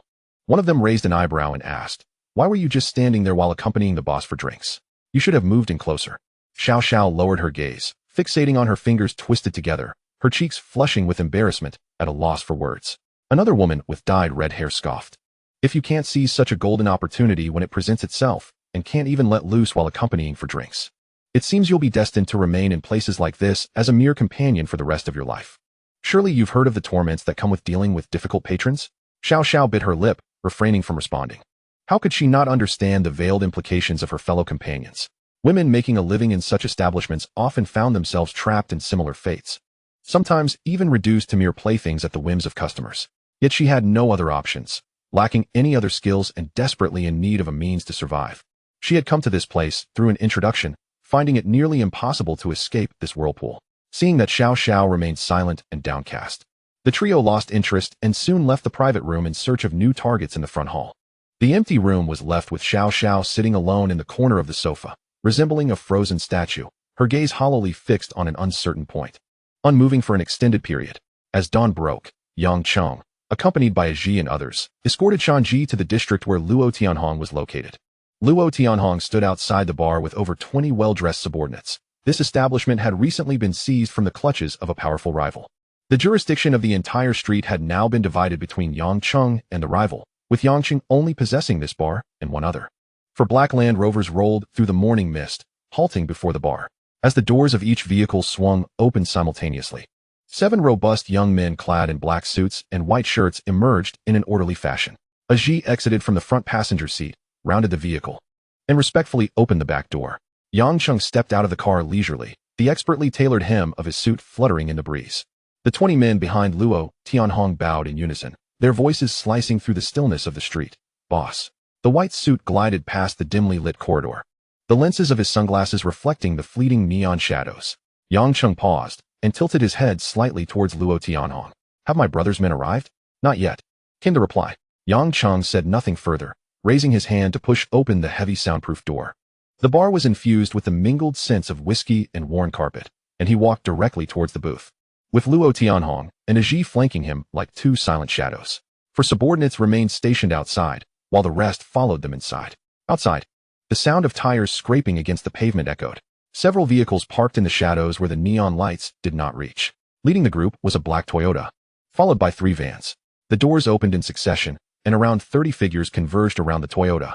Chun Haonan and Chao Pai were the first to disembark, with Bai Pai circling around the rear to open the back door. As the boss stepped out of the vehicle, the sound of his polished shoes resonated sharply against the concrete floor. "Have they gone in?"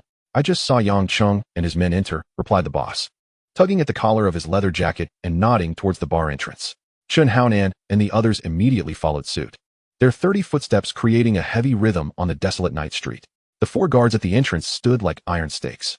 As the boss passed by, he cast a sidelong glance. "Where's your leader?" "Inside, waiting." The sound of a cold snort mingled with the creaking of the door as it opened. Inside the bar, the lights were deliberately dimmed. Yang Cheng occupied the main seat at the far end of a long table, the tip of his cigarette releasing a thin plume of smoke. Opposite him lay a row of empty chairs, seemingly measured for an imminent confrontation. "Quite a show, Ah Cheng," Yang Cheng remarked, the smoke drifting lazily from his lips as he scrutinized the newcomers. "Bringing so many brothers for a drink? One might think you're here to cause a ruckus." The boss heavily seated himself in the chair opposite. Bai Pai suddenly leaned out from the crowd. "Where's Shan Ji? Didn't you say?" Before he could finish, a glint of cold steel sliced through the air, grazing his ear. It quivered as it embedded into the solid wood of the table before him, the hilt vibrating violently. Ji had just retracted his hand, his voice chilling. "Who did you just mention?" In an instant, both factions took a half step forward. The screech of chairs against the floor, the sharp clinking of metal clasps, and the stifled breaths melded into a taut atmosphere. Yang Cheng and the boss simultaneously raised their arms, halting the advance of their respective men. Yang Cheng fixed his gaze on the boss, his tone measured, yet laced with an edge. "Brother, it seems your young men have yet to learn when to maintain silence."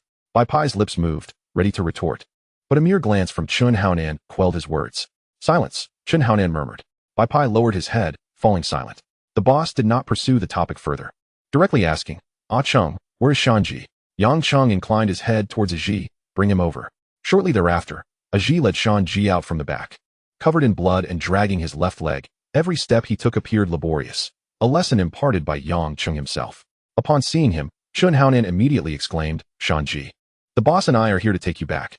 Shanji opened his mouth, his voice hoarse. Brother, Nangu, I'm sorry. The boss interrupted him. Turning to Yang Cheng, I can take him now, right? Yang Cheng nodded gently, at any time. However, should you find yourself in my grasp again, it may not be as easy to leave. The boss snorted coldly, rising to address Chen Haonan. Support Shanji, let us go. Chen Haonan by Pai. And Xiao Pai stepped forward to assist Shanji. Chen Haonan quietly inquired, can you manage? Shanji forced a smile, I'm not dead yet. After the boss and his entourage departed, Luo Tianhong approached Yang Cheng, his brow slightly furrowed. Brother Cheng, why return both the street and the people? Aji calmly interjected. During yesterday's main assembly, Mr. Zhang personally spoke.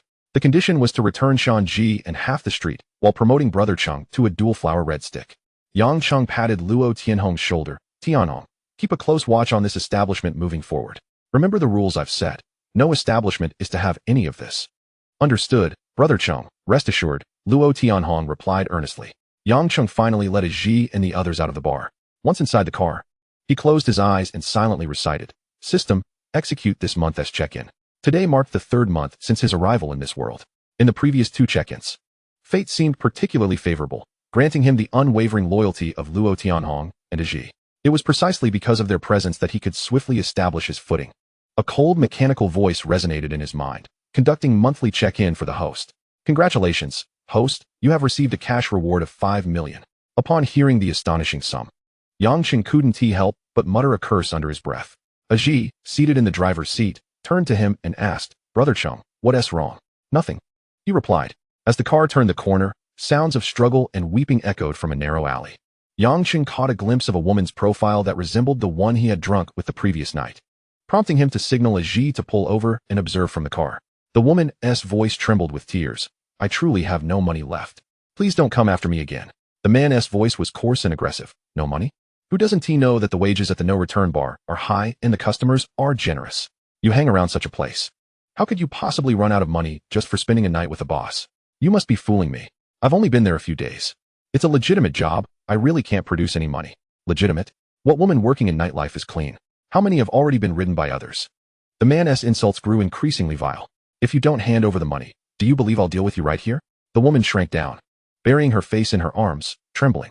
Unfazed by her tears, the man reached for her tightly clutched handbag. Passers-by on the street paused to gawk. Yet none dared to intervene. Just as the man raised his foot to kick her shoulder, a shadow suddenly darted past. And Aji leaped from the car like a leopard, delivering a kick that sent the man sprawling 2 or 3 meters away. Only then did Yang Cheng exit the car and approach the woman, extending a hand to help her up. The man, now crumpled on the ground, was in a pitiful state. The woman lifted her tear-streaked eyes, and upon recognizing her rescuer as her boss from the previous night, warmth surged in her heart. She gazed at Yang Cheng, momentarily forgetting to look away. How did you end up here? Her voice still quivered. Yang Cheng released her hand. His tone neutral, just passing by. Upon hearing this, the warmth in Xiao Zhao's heart quickly cooled, and she bit her lip, forcing back her tears. The man had already stumbled to his feet, cursing, Dare to kick me? You're tired of living. Before he could finish his sentence, Aji's blade was silently poised against his throat. As the blade pressed against his skin, the man's bravado faltered, his words turning into a strained whisper. Brother, steady your hand. That thing doesn't he have eyes? Aji pushed him toward Yang Cheng. Yang Cheng's gaze swept over the man's trembling shoulders before resting on Xiao Xiao. What is he to you? Xiao Xiao wiped her eyes, her voice thick with tears. He is my boyfriend. Yang Cheng turned to the man, his tone as flat as if discussing the weather. She is your girlfriend. Yet is there anyone in this world who treats their girlfriend this way? Aji had already sheathed his knife. The man relaxed his neck slightly, straightening his back a bit, his tone regaining some bravado. Who do you think you are? I discipline my own woman. Who are you to meddle? Before the words left his mouth, Yang Cheng's foot had already struck his abdomen. The man tumbled like a sack of potatoes, rolling several meters away. Curled up on the ground, blood frothing at his lips, yet still defiantly shouting. Which turf are you from? My big brother is He Yong of Dongxing. You dare touch me today, and tomorrow you'll be leaving the city horizontally. Yang Cheng stepped closer, the sole of his shoe gently pressing against the man's cheek. Hongxing, Yang Cheng, he leaned down, his voice low yet clear. She is an employee of the no-return bar. If you seek revenge, feel free to come find me at the bar. With that, he opened the car door and ushered Xiao Xiao into the back seat. As the vehicle departed, the man coughed blood on the ground, intermittently sputtering. Hongxing Yang Cheng, just you wait. Inside the car, Xiao Xiao's sobs had yet to cease. Yang Cheng offered her a stack of tissues. Thank you, boss. She accepted them, her fingertips trembling slightly. Would you like to talk about it? Yang Cheng gazed out at the flowing night outside the window. Xiao Xiao inhaled deeply, her cries gradually subsiding, yet her narrative still bore a fragmented rhythm. We grew up in the same village. He came to the city first and returned home a while ago to tell me that there was money everywhere. At that time, my family was in urgent need of money, so I followed him here. She paused for a moment, her knuckles whitening from the grip. Only upon arriving did I realize he had long since joined a gang. Gambling, drugs, violence, he dabbled in it all. As soon as I settled in, he took all the money I brought, and when I resisted, he showed no mercy. I managed to escape and found a place in a basement to hide. At that time, I had not a single cent, and even eating became a problem, until I met a sister at the alley. She said the no-return bar was hiring, that the boss was kind, and the pay was good. She turned her head, her tear-filled eyes reflecting the shifting glow of the streetlights. So, that is how I ended up working at your bar. Listening to Xiao Xiao's tale, a surge of complex emotions welled up within Yang Cheng. He was not a hard-hearted individual, yet the reality was such that, armed with only his own strength, how much could he truly change? All he could do was extend a helping hand when he encountered someone in need. As for the unseen dark corners, they would ultimately remain shrouded in shadow. Upon returning to the no-return bar, a few girls chatting at the entrance paused their laughter. Upon spotting Xiao Xiao emerging from Yang Cheng's car, some recognized her, their eyes flashing with surprise and speculation. After all, someone who could alight from the boss's car inevitably sparked curiosity. Arrange a room for her upstairs, Yang Cheng instructed Aji. Aji nodded in understanding. Yang Cheng turned to Xiao Xiao. You'll follow Aji to settle in for now. You can stay here for the time being.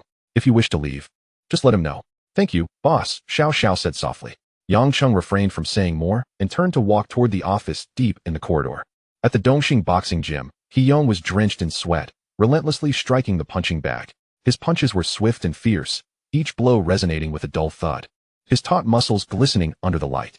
A flustered younger brother burst in, and before he could speak, He Yong had already kicked him to the ground. Do you have no eyes? Can't you see I'm training?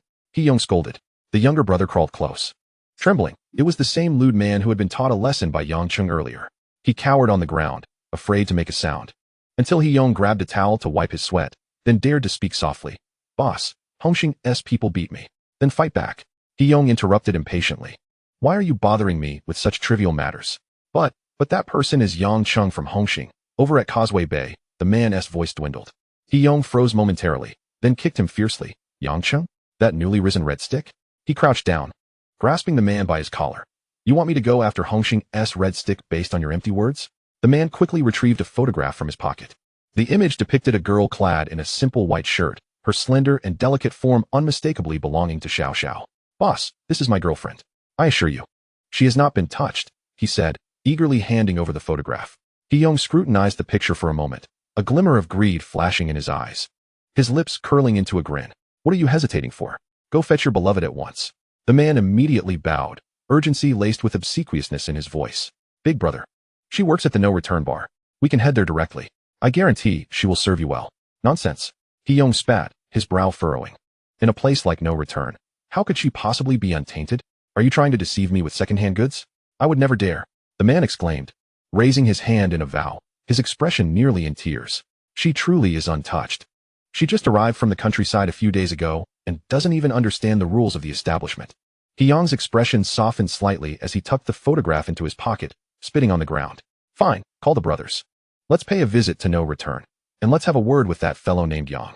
Yes. The man's face flushed with excitement as he eagerly complied. He had already calculated that offering up his girlfriend would ensure He Yong's future favor. As for the woman's feelings, he was utterly indifferent. With his pockets empty and cravings surging, he had little regard for sentiments. As night fell, vibrant lights and the pulsating beat of music spilled from the cracks of the no-return bar. The venue was packed, with barely any room to turn. Xiao Xiao was tucked away in a corner of the corridor, catching her breath with a few close friends. One of the older girls leaned in closer, squinting with a grin. Xiao Xiao, be honest, when did you get involved with the boss? Everyone saw you get out of his car this morning, didn't they? Several curious faces quickly gathered around, eyes sparkling with intrigue. Xiao Xiao's ears burned with embarrassment as she waved her hands frantically. Don't say such things. Someone like him would never look my way. I'm just a girl from the countryside.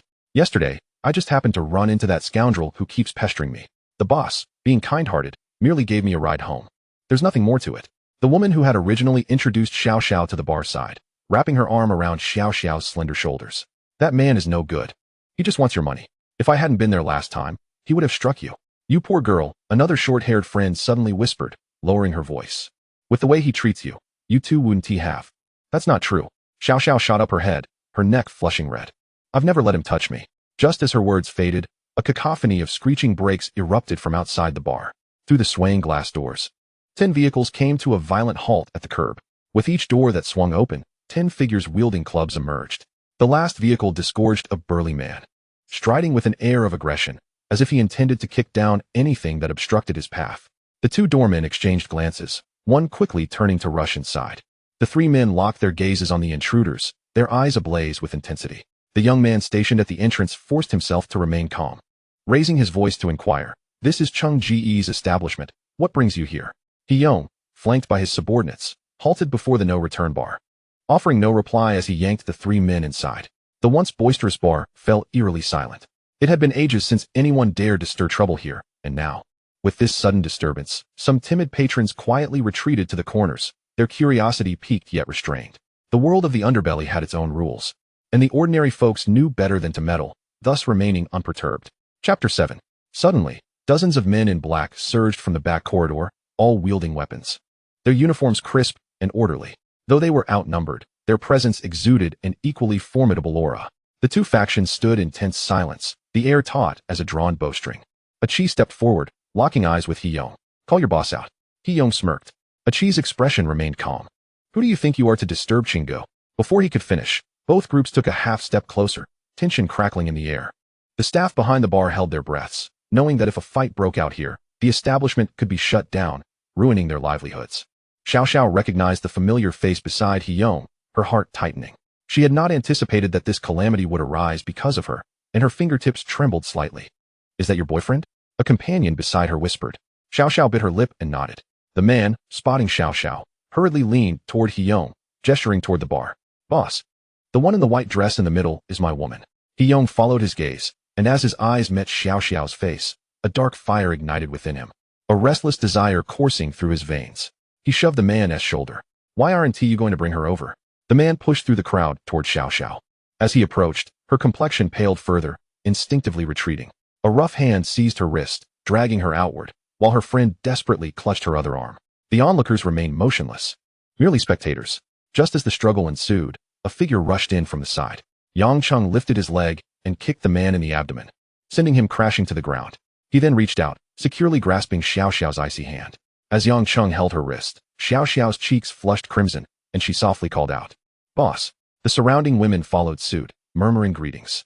Yang Cheng nodded slightly and led Xiao Xiao to stand beside Chi. He lifted his gaze toward the opposing side, his tone calm, yet laced with coldness.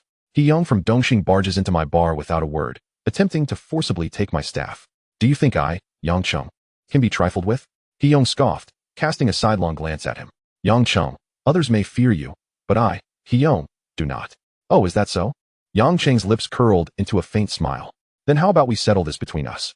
Let us see who is tougher, Dongxing or Hongxing." Before he could finish, a squad of police officers pushed through the door. The leading officer surveyed the scene, raising his voice. "I have just been appointed as the senior inspector at the Copper Bay police station. You all would do well to refrain from causing any trouble here." He strode directly between Yang Cheng and Haonan, his expression serious. Yang Cheng appraised him for a moment before asking, "What is your name, officer?" "My surname is Li. Senior inspector at Copper Bay police station." "Just call me Officer Li," he replied succinctly. "What brings you here today, Officer Li?" "Newly appointed. Just here to have a look. I've heard your bar has a good reputation, and that the security in Copper Bay is among the best. So I thought I'd drop by for a drink." Officer Li's tone was even, but his gaze was scrutinizing. Yang Cheng smiled slightly. "We operate legitimately here." He turned sideways, gesturing to the group of men in suits behind him. "As you can see, we are all dressed for business, hoping for stability in our ventures, and for our endeavors to flourish." He then shifted his attention to Haonan and his companions, his tone becoming slightly somber. "However, with Officer Li's esteemed presence today, it seems it would be inconvenient to entertain you all with drinks." Upon hearing this, Officer Li's gaze fell upon Haonan and the others. "Are you all here? Please present your identification. Do you intend to accompany me back to the station for a cup of tea?" Haonan immediately plastered a smile on his face. "Officer, you jest. We merely came for a drink and to catch up with old friends." He turned to his subordinates behind him, giving them a discreet signal to tidy up. "Can't you see the officer is here?" He then stepped a little closer, adopting a sincere demeanor. "Officer Li, your arrival is timely. I was actually accompanying my brother to find his girlfriend, but it seems they are unwilling to let him go. We are law-abiding citizens. Don't you think this matter deserves your attention? Officer Li looked up. Pray tell, which of them is your brother's girlfriend? The man pointed towards Xiao Xiao and Yang Cheng. That's her. I was about to take her away when he kicked me. Officer Li directed his gaze towards Yang Cheng. Is that how the events transpired? Yang Cheng maintained a faint smile. Officer, how could that be? I have always conducted my business lawfully, engaging in legitimate enterprises. These gentlemen disrupted the normal operations of the bar upon their arrival and attempted to forcibly take our employee. Since Xiao Xiao works here, I SNT it my duty to ensure her safety. What do you say, officer? Officer Li turned to Xiao Xiao, indicating the man. Are you his girlfriend? Xiao Xiao shook her head, her voice clear. We have already broken up. I am currently employed at this bar, and I ask that he refrain from disturbing my work. Officer Li waved his hand at the man. Did you hear that? Why don't you leave at once? The man's face flushed crimson, glaring at Xiao Xiao. Fine, Xiao Xiao, remember this. He Yang's expression darkened, whispering, let us go. He turned and led his group out of the bar. Once they had dispersed, Aji signaled his subordinates to return to their posts. The music resumed, and the lights in the dance floor flickered as patrons lifted their glasses once more. Officer Li turned to Yang Cheng, his tone casual. Is it convenient for us to speak privately for a moment? Yang Cheng nodded. Let us go to my office. He first instructed Xiao Xiao to get back to her duties, then led Officer Li through the corridor into the inner office. As the door closed, the drumbeats and clamor from outside receded abruptly. The room was soundproofed, leaving only a vague undercurrent of noise, as if separated by a thick curtain. They settled onto the sofa. Moments later, Aji lightly knocked on the door, entering with a tea set, pouring tea for the two men before silently exiting and closing the door behind him. Officer Li picked up the teacup, observing its color before leaning in to inhale its aroma, then slowly took a sip. As the tea slid down his throat, a look of surprise crossed his face. Excellent tea. I hadn't expected someone like you to possess such quality leaves. Yang Cheng's expression remained composed, though his tone bore a hint of formality. Officer Li, some things cannot be said lightly. I am a law-abiding citizen, engaged in lawful business. Officer Li chuckled, setting the teacup down. Indeed, you are a businessman. Yang Cheng stood, delicately pinching a slender silver needle, and took measured steps towards Officer Li. Officer Li remained seated, calmly sipping his tea, seemingly unaware of the impending events. Yang Cheng raised his hand, lightly tapping the officer's shoulder. The silver needle silently penetrated the fabric and vanished without a trace. Retracting his hand, he inquired nonchalantly, Officer Li, you came here today for something significant, did you not? Officer Li set down his teacup, his demeanor turning serious. I have heard that Hongxing has appointed a new Shuanghua Red Stick, and there are claims that the security here is commendable. I felt it necessary to see for myself. After all, even the calmest waters can stir. Yang Cheng poured himself a cup of tea, speaking leisurely. Should there be any disturbances from the precinct in the future, please inform me first. Understood, Brother Cheng. Officer Li replied succinctly, yet his posture remained rigid. Relax a little. Yang Cheng cast a glance at the closed door, reassured that their conversation would not reach any unintended ears.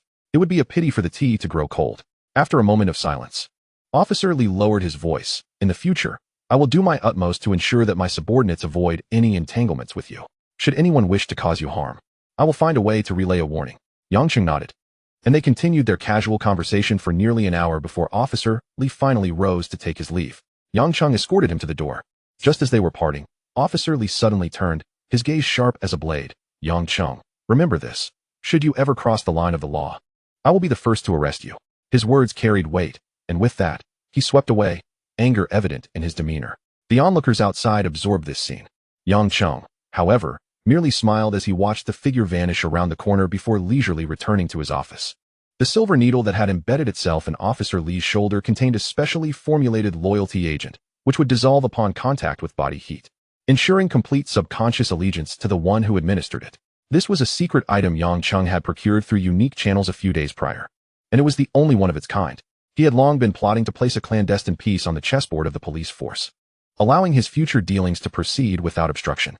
Earlier, during the confrontation with He-Yong, Yang Cheng had discreetly reviewed the latter's qualifications. Name, He-Yong. Age, 26. Combat strength, 83. Intelligence quotient, 65. Charisma, 70. Physical condition, 70. Overall rating, Red Stick, Junior. The foundation is relatively good. Yang Cheng leaned back in his chair, chuckling softly to himself. What a pity, he simply doesn't measure up. He-Yong, having returned to his boxing club with his entourage, turned sharply as the door closed behind him, delivering a powerful punch to the face of the man closely following him. The man staggered back, clutching his instantly bruised cheek. still unsteady on his feet when Yang's tirade came crashing down. Useless. It's all your fault.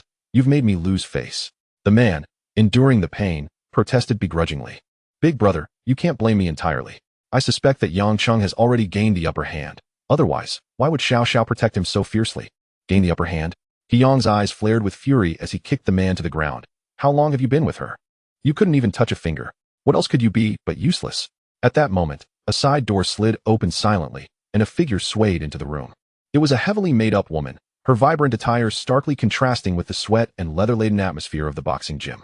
She strode directly to Yang, stopping before him and raising her exquisitely painted eyes to meet his gaze. Yang's chest heaved with agitation, and he fixed his stare on the woman, squeezing out a few words through clenched teeth. I am in a very foul mood right now.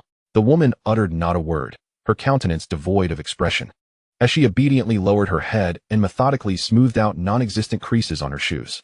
The brothers, who had initially stood around, had long since bowed their heads in unison, their gazes fixed firmly on the floor, seemingly oblivious to the scene before them, as if they had been meticulously trained for such moments.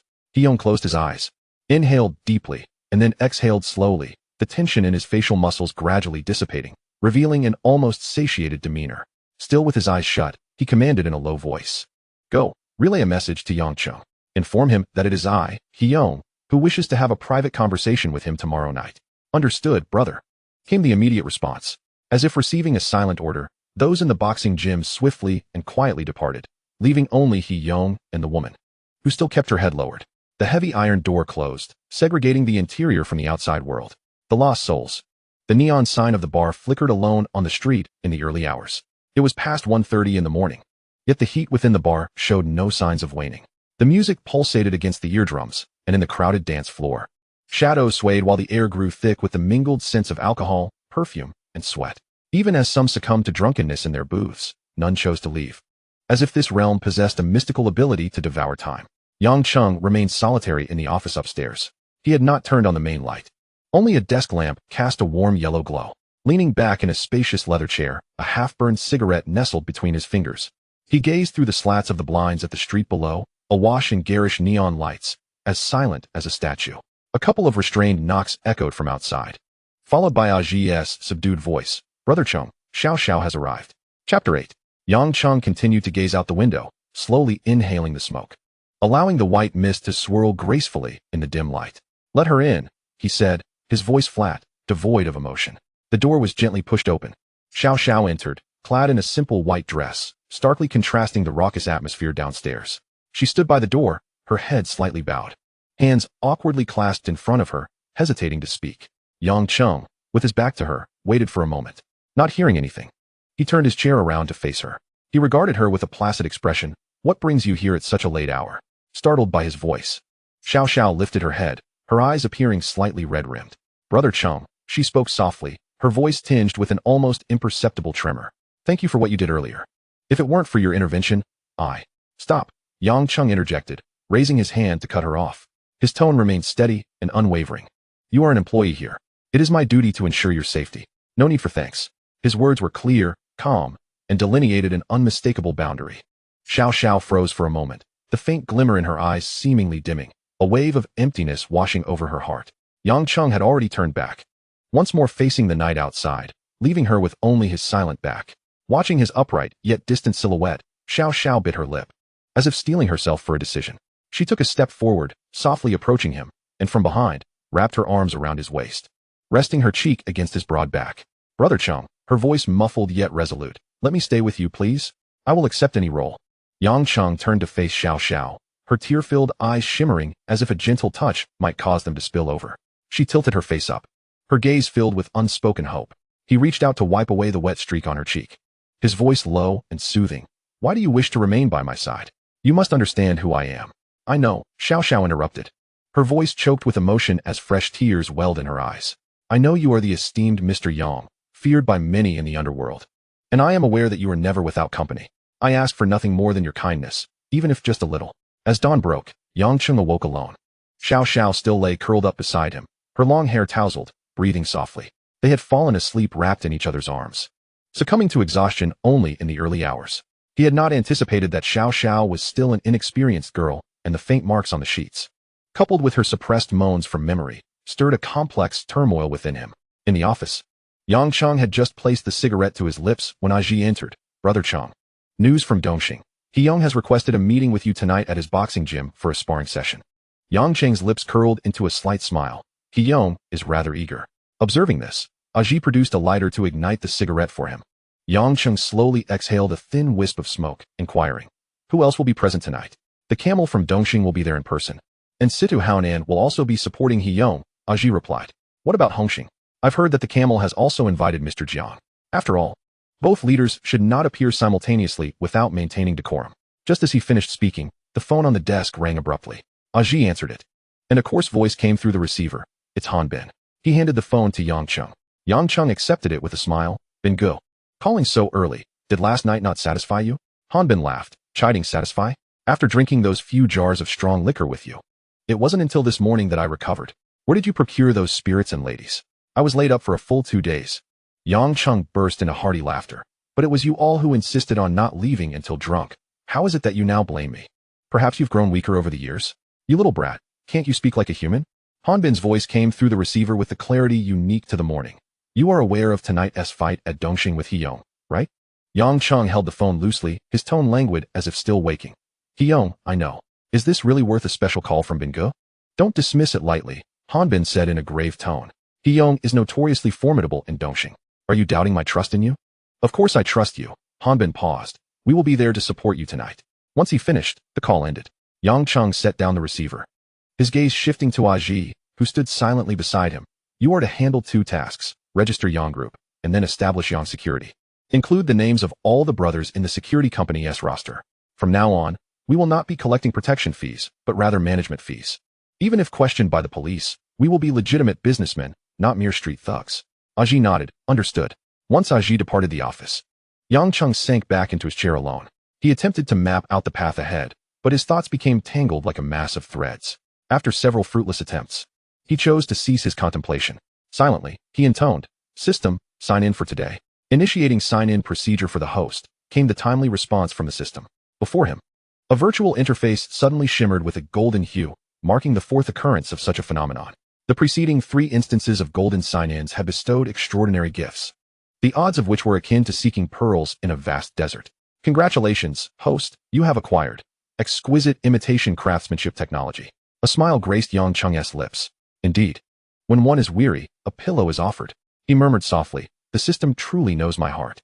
Once Aji finalizes the company registration, he can commence the groundwork for this imitation business. Currently, what he lacks is personnel versed in commercial operations. This matter requires careful deliberation. The door was gently pushed open. Xiao Xiao, unsteadily navigating her steps, approached him directly. Yang Cheng looked up. "Why are you up? It's still early." Her cheeks flushed slightly, her voice delicate. "I woke up and didn't see you, so I couldn't lie still." Yang Cheng remained seated, and she naturally settled onto his lap, her arms encircling his neck. He chuckled. "From now on, you needn't work anymore. Just stay at the bar. Previously, you mentioned your family was in urgent need of money." He paused for a moment, then added, "I'll give you 100,000 to send home." Xiao Xiao nodded, her cheeks burning, and quickly pressed a kiss upon Yang Cheng's lips. Yang Cheng's arms wrapped around her, pulling her into an embrace. "No," Xiao Xiao protested. Her ears flushed, her voice as light as a feather. "I'm still sore." Yang Cheng raised an eyebrow, feigning sternness. "Who provoked me first? You can't blame me for that." Xiao Xiao lowered her eyelashes, slowly bending down to tie his shoelaces, which had somehow come undone. 2 hours later, Xiao Xiao finally stood up, supporting herself against the wall as she wobbled out of the office, each step unsteady. Yang Cheng remained calmly seated, as if nothing had transpired. Only he knew the secret joy surging within his chest. Upon returning to the shared dormitory, her roommates were still lost in slumber. They all worked in this place, with their days and nights turned upside down being a commonplace occurrence. She tiptoed to her bed, beginning to tidy up her scattered belongings. A rustling sound came from the upper bunk, and a woman peeked out. It was the one who usually looked after Xiao Xiao. "Where were you last night?" The woman asked in a hushed tone. "I didn't see you at work or coming back to sleep." Xiao Xiao lifted her flushed face, her lips moving. The woman scrutinized her features in the morning light, suddenly understanding, and leaned closer to whisper, "Did you spend the night with someone?" Xiao Xiao bit her lower lip, remaining silent. The woman nimbly climbed down from her bed, taking Xiao Xiao to the side and reaching for her collar. Xiao Xiao instinctively flinched, her body trembling gently at the touch of the woman's fingertips. The woman already understood, pressing further. "Who is it?" Xiao Xiao buried her face in her palms, her voice as faint as a whisper. It's the boss. The air fell abruptly silent. The woman gasped, utterly unprepared for such an answer. Composing herself, she grasped Xiao Xiao's icy fingertips. You must think this through. The boss is involved in this world. Following him means no one would dare to bully you. We would all welcome such a protector, sparing us from late nights accompanying drinks and being at the mercy of others. But he is never short of women. Moreover, you are from the countryside. Your foundation is too shallow. You must consider this path carefully. Xiao Xiao replied softly. I understand. It's enough that he treats me well. I never expected to be the only one by his side. The woman sighed. Indeed, what more can we hope for while working here? The pay is decent. And we need not engage in disreputable activities. It's merely legitimate work. Compared to the girls on Boland Street, we are indeed much luckier. Earning cleaner and more than they do. Such a life is better than that of many on Hong Kong Island. Soon you will be the boss's wife. We are all your sisters. Xiao Xiao grasped her hand. Sister, don't say that. We will always be good sisters. You will forever be my sister. A faint smile appeared on the woman's face. As long as you acknowledge me as your sister, I will be content. The two shared a gentle embrace before the woman returned to her bunk. Once Xiao Xiao had tidied everything, she quietly pushed the door and left. The woman watched her disappear beyond the threshold, a pang of bittersweetness swelling within her heart. It was she who had brought Xiao Xiao to this place to make a living, yet now Xiao Xiao had become the boss's person. She envied Xiao Xiao, envied her delicate figure and graceful beauty, but more so, she envied her unblemished innocence. Yet she knew all too well that a woman like her, who had wandered Boland Street for years, would hardly catch the boss's eye. Among the sisters working in this building, who hadn't he secretly entertained such dreams? Yet everyone understood that these were mere fantasies. In Causeway Bay, deep within a bar, Chen Haonan sat across from the boss, sharing drinks. Bao Pai rushed in hurriedly. Brother Nan. Boss. Chen Haonan looked up. What has got you all flustered? Is there trouble? Bao Pai gasped for breath. Brother Nan. It's spreading outside that He Yong from Dongxing is set to fight Yang Cheng at He Yong's boxing gym tonight. And even Luatu and Mr. Jiang will be attending. Chen Haonan glanced at the boss, who chuckled. Then we shall go and witness it tonight. Let us see if Yang Cheng, this dual-flower red stick, is truly capable. If he loses, Nan, your opportunity will arise. Chen Haonan silently nodded. As night fell, outside He Yong's boxing gym, vehicles lined up like a dragon, the nearby open space packed to the brim, surrounded by Dongxing members. A dense crowd gathered outside the door, an atmosphere of tension prevailing. The Dongxing gang had long awaited inside the gym, while the Hongxing faction was about to arrive. Within the depths of the gym, Luatu and Situ Haonan sat side by side, with He Yong respectfully standing before them. This boxing match, initiated by Dongxing, pertained to the reputation of both factions. Thus, even the head, Luatu, had come to witness the event personally. Situ Haonan looked at He Yong, his tone scrutinizing. Yong, how confident are you this time? The boss and I have staked nearly 2 million on you. Don't falter at a critical moment. He Yong raised the corners of his mouth, his expression resolute. Rest assured, boss. Yang Cheng's fame has risen recently, but that is only because he hasn't encountered any of us from Dongxing yet. Had he met us earlier, he would have already been down for the count. I've wagered 200,000 on myself. There's no way I'll lose. Luatu spoke slowly, his tone steady yet laden with weight. Yong, this match is not merely about winning or losing. It concerns the face of Dongxing. The stage is set by you, and if we lose, the entire underworld will laugh at us. He Yong slightly bowed to Luatu, his voice respectful. Boss. I don't regard Yang Cheng's abilities with much concern. Luatu's expression was devoid of a smile, only offering a deep gaze. Having confidence is commendable, but do not let it blind you, or you may stumble on stage. A tightness gripped He Yong's heart. He believed victory was in his grasp, yet he could not understand why the two before him harbored doubts. At that moment, a subordinate hurriedly rushed in from outside, whispering, Boss, Mr. Jiang from Hongxing has arrived. The camel rose to his feet, with C2 Haonan closely following. Given that the leader of Hongxing had personally graced the occasion, it was only fitting for the leader of Dongxing to step forward and extend a welcome. He Yong then turned and made his way to the lounge, commencing his final preparations. Outside the boxing gym, over 20 vehicles steadily rolled in and came to a halt. Car doors swung open, and nearly 200 individuals began to alight. Today, Hongxing was not here to brawl. They had merely come to spectate, hence no large entourage was summoned. Jiang Tianxing stepped down from his vehicle, accompanied by Fong Ting, with Chun Yao, Taizi, Han Bin, Long Yao, Gu, Jigu, and the rotundly trailing behind, all of whom were key figures in the organization. Upon noticing Jiang Tianxing exiting the car, the camel promptly led his men to greet him. Jiang Tianxing remained impeccably attired in a tailored black suit, exuding an air of confidence and poise. Beside him, Fong Ting donned a striking white dress.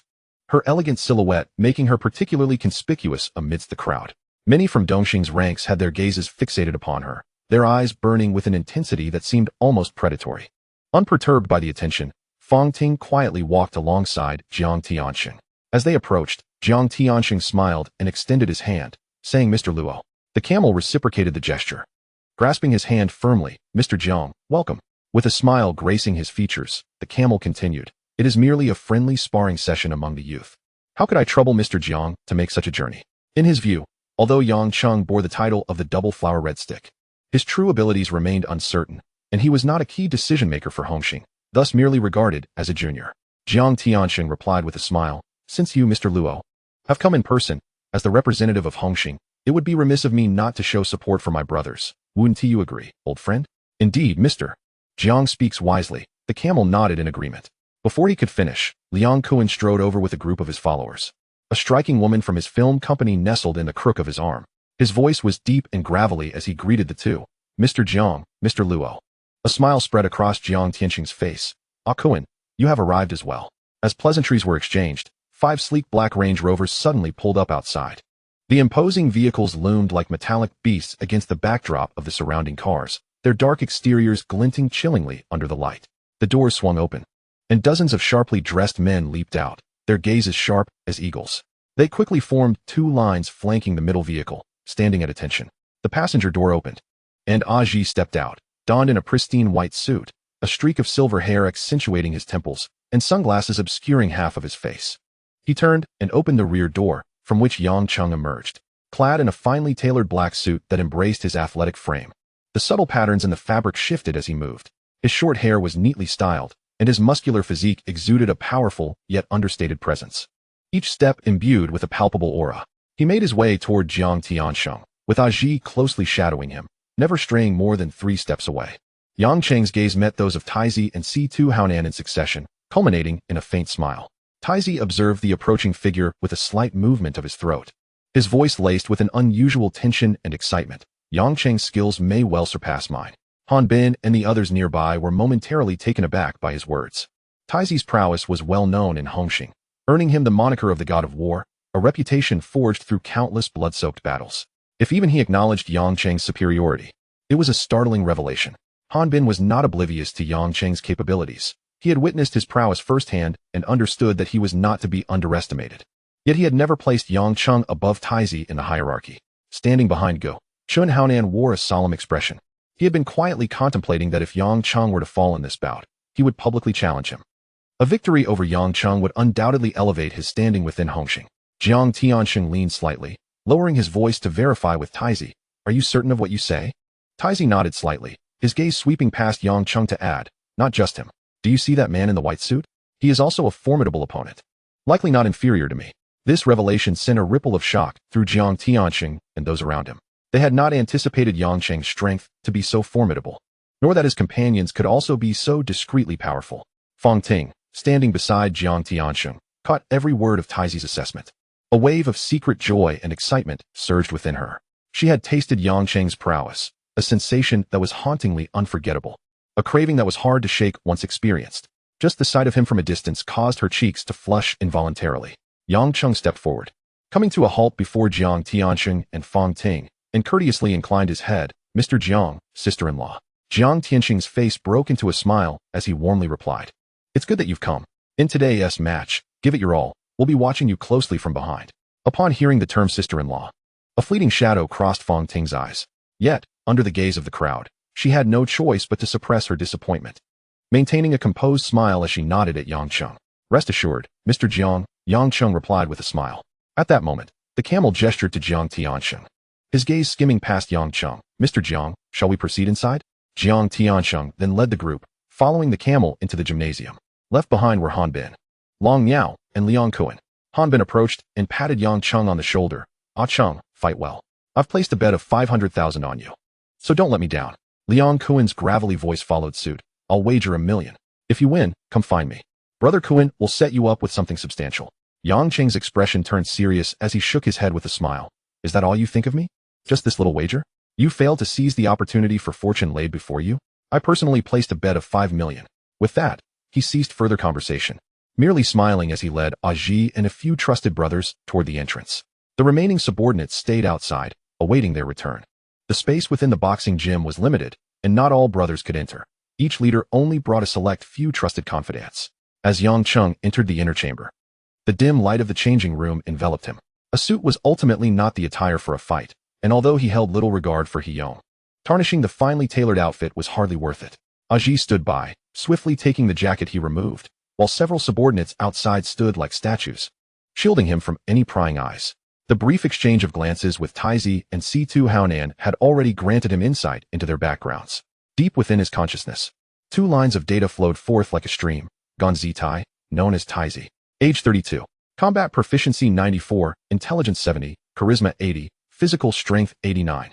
Level, mid-double flower red stick. Specializes in close quarters combat. C2 Haonan, nickname, capturer of dragons. Age 33, with a martial prowess rated at 88, intelligence at 81, charisma at 80, and physical strength at 80. He stands at the pinnacle of the Honggun realm, excelling in Muay Thai. A subtle, almost imperceptible smile graced Yang Cheng's lips. The title of the Hongxing war god is well-deserved. This prince is indeed the most formidable fighter he has encountered to date. As for C2 Haonan, the leader of the East Star 5 Tigers, an impressive martial power of 88 is rare. Yet recalling the original work where Chen Haonan managed to defeat him with a score of 85, one might attribute it to the so-called favor of destiny. Dressed only in form-fitting black athletic pants, every contour of his physique was accentuated by the light, revealing not the exaggerated forms sculpted in a gym, but a physique brimming with explosive power, every inch meticulously honed, taut and fluid like a cheetah. Even when he gazed into the mirror, he couldn't help but silently commend his own body. Within him lay untapped strength, and his mastery of Jeet Kune Do had reached a transcendent level. Whether in fists or weapons, he was seamlessly integrated with his craft. This was a combat art birthed from the teachings of the legendary Bruce Lee, yet elevated by his superior physique and the trials of the current era, embodying a practical artistry that was as calm as an abyss and as explosive as thunder when set into motion. The clamor from the boxing gym outside surged through the cracks of the door like a tidal wave. The stands by the ring were already filled to capacity, with the fervent crowds, cheers nearly threatening to lift the roof. Luo Tuo and Jiang Tianxing sat side by side in the front row, flanked by the leaders of both factions, the air thick with unspoken tension and fervent anticipation. The forces of Hongxing and Dongxing occupied either end. The atmosphere within the venue taut as a drawn bow. Typically at odds, the subordinates of both sides now stood their ground, their gazes brimming with unabashed animosity. As the curtain at the side of the stage was drawn aside, Haonan stepped into the arena, clad in traditional Muay Thai attire, his muscular arms coiling with strength. He advanced, throwing a series of rapid punches into the air, his steps measured and firm, ultimately raising his arms high, his face radiating arrogance. Upon seeing their fighter emerge, the East Star supporters erupted in unison, rising to their feet with roars and whistles. This was Haoyan's territory, and his fans held unwavering faith in him, their cheers nearly overwhelming. Moments later, Yang Cheng appeared from the opposite passageway, clad only in crimson shorts. His physique was athletic, his stride calm and assured. Following closely were Aji and several brothers, their presence quietly commanding. Yang Cheng's expression displayed no hint of turmoil, as if he were merely strolling leisurely. The Hongxing faction would not allow their momentum to falter. Regardless of whom they had previously followed, all the younger brothers now stood in unison, raising their arms and roaring in applause, their cheers crescendoing. In the East Star section, several pairs of eyes locked onto Yang Cheng. C2 Haonan furrowed his brow, fixating on the figure in red, a shadow of foreboding clouding his thoughts, as he suddenly felt that Haonan was destined to fall today. Jiang Tianxing exchanged glances with those beside him, seeing Yang Cheng's calm demeanor, and recalling the prince's earlier words, a sense of reassurance settled within them. Yang Cheng raised his gaze towards the VIP section, nodding slightly at Jiang Tianxing and Fong Ting. Jiang Tianxing responded with a smile, while Fong Ting abruptly averted her gaze, her fingers unconsciously tightening around the edge of her clothing. A warmth crept to her ears as fragmented memories flickered in her mind, her cheeks flushing a soft hue. Why is my hand so warm? Noticing the heat in her palm, Jiang Tianxing leaned in, asking softly if she felt unwell. Fong Ting snapped back to reality, hastily forcing a smile. It's just a bit crowded in here, feeling a little stifled. Jiang Tianxing surveyed the surroundings, indeed finding the venue packed to the brim. A wave of heat rising, and he loosened his collar, dismissing further thoughts. At that moment, Yang Cheng had stepped onto the boxing ring, Aji standing silently outside the ropes, arms crossed, like a steadfast rock.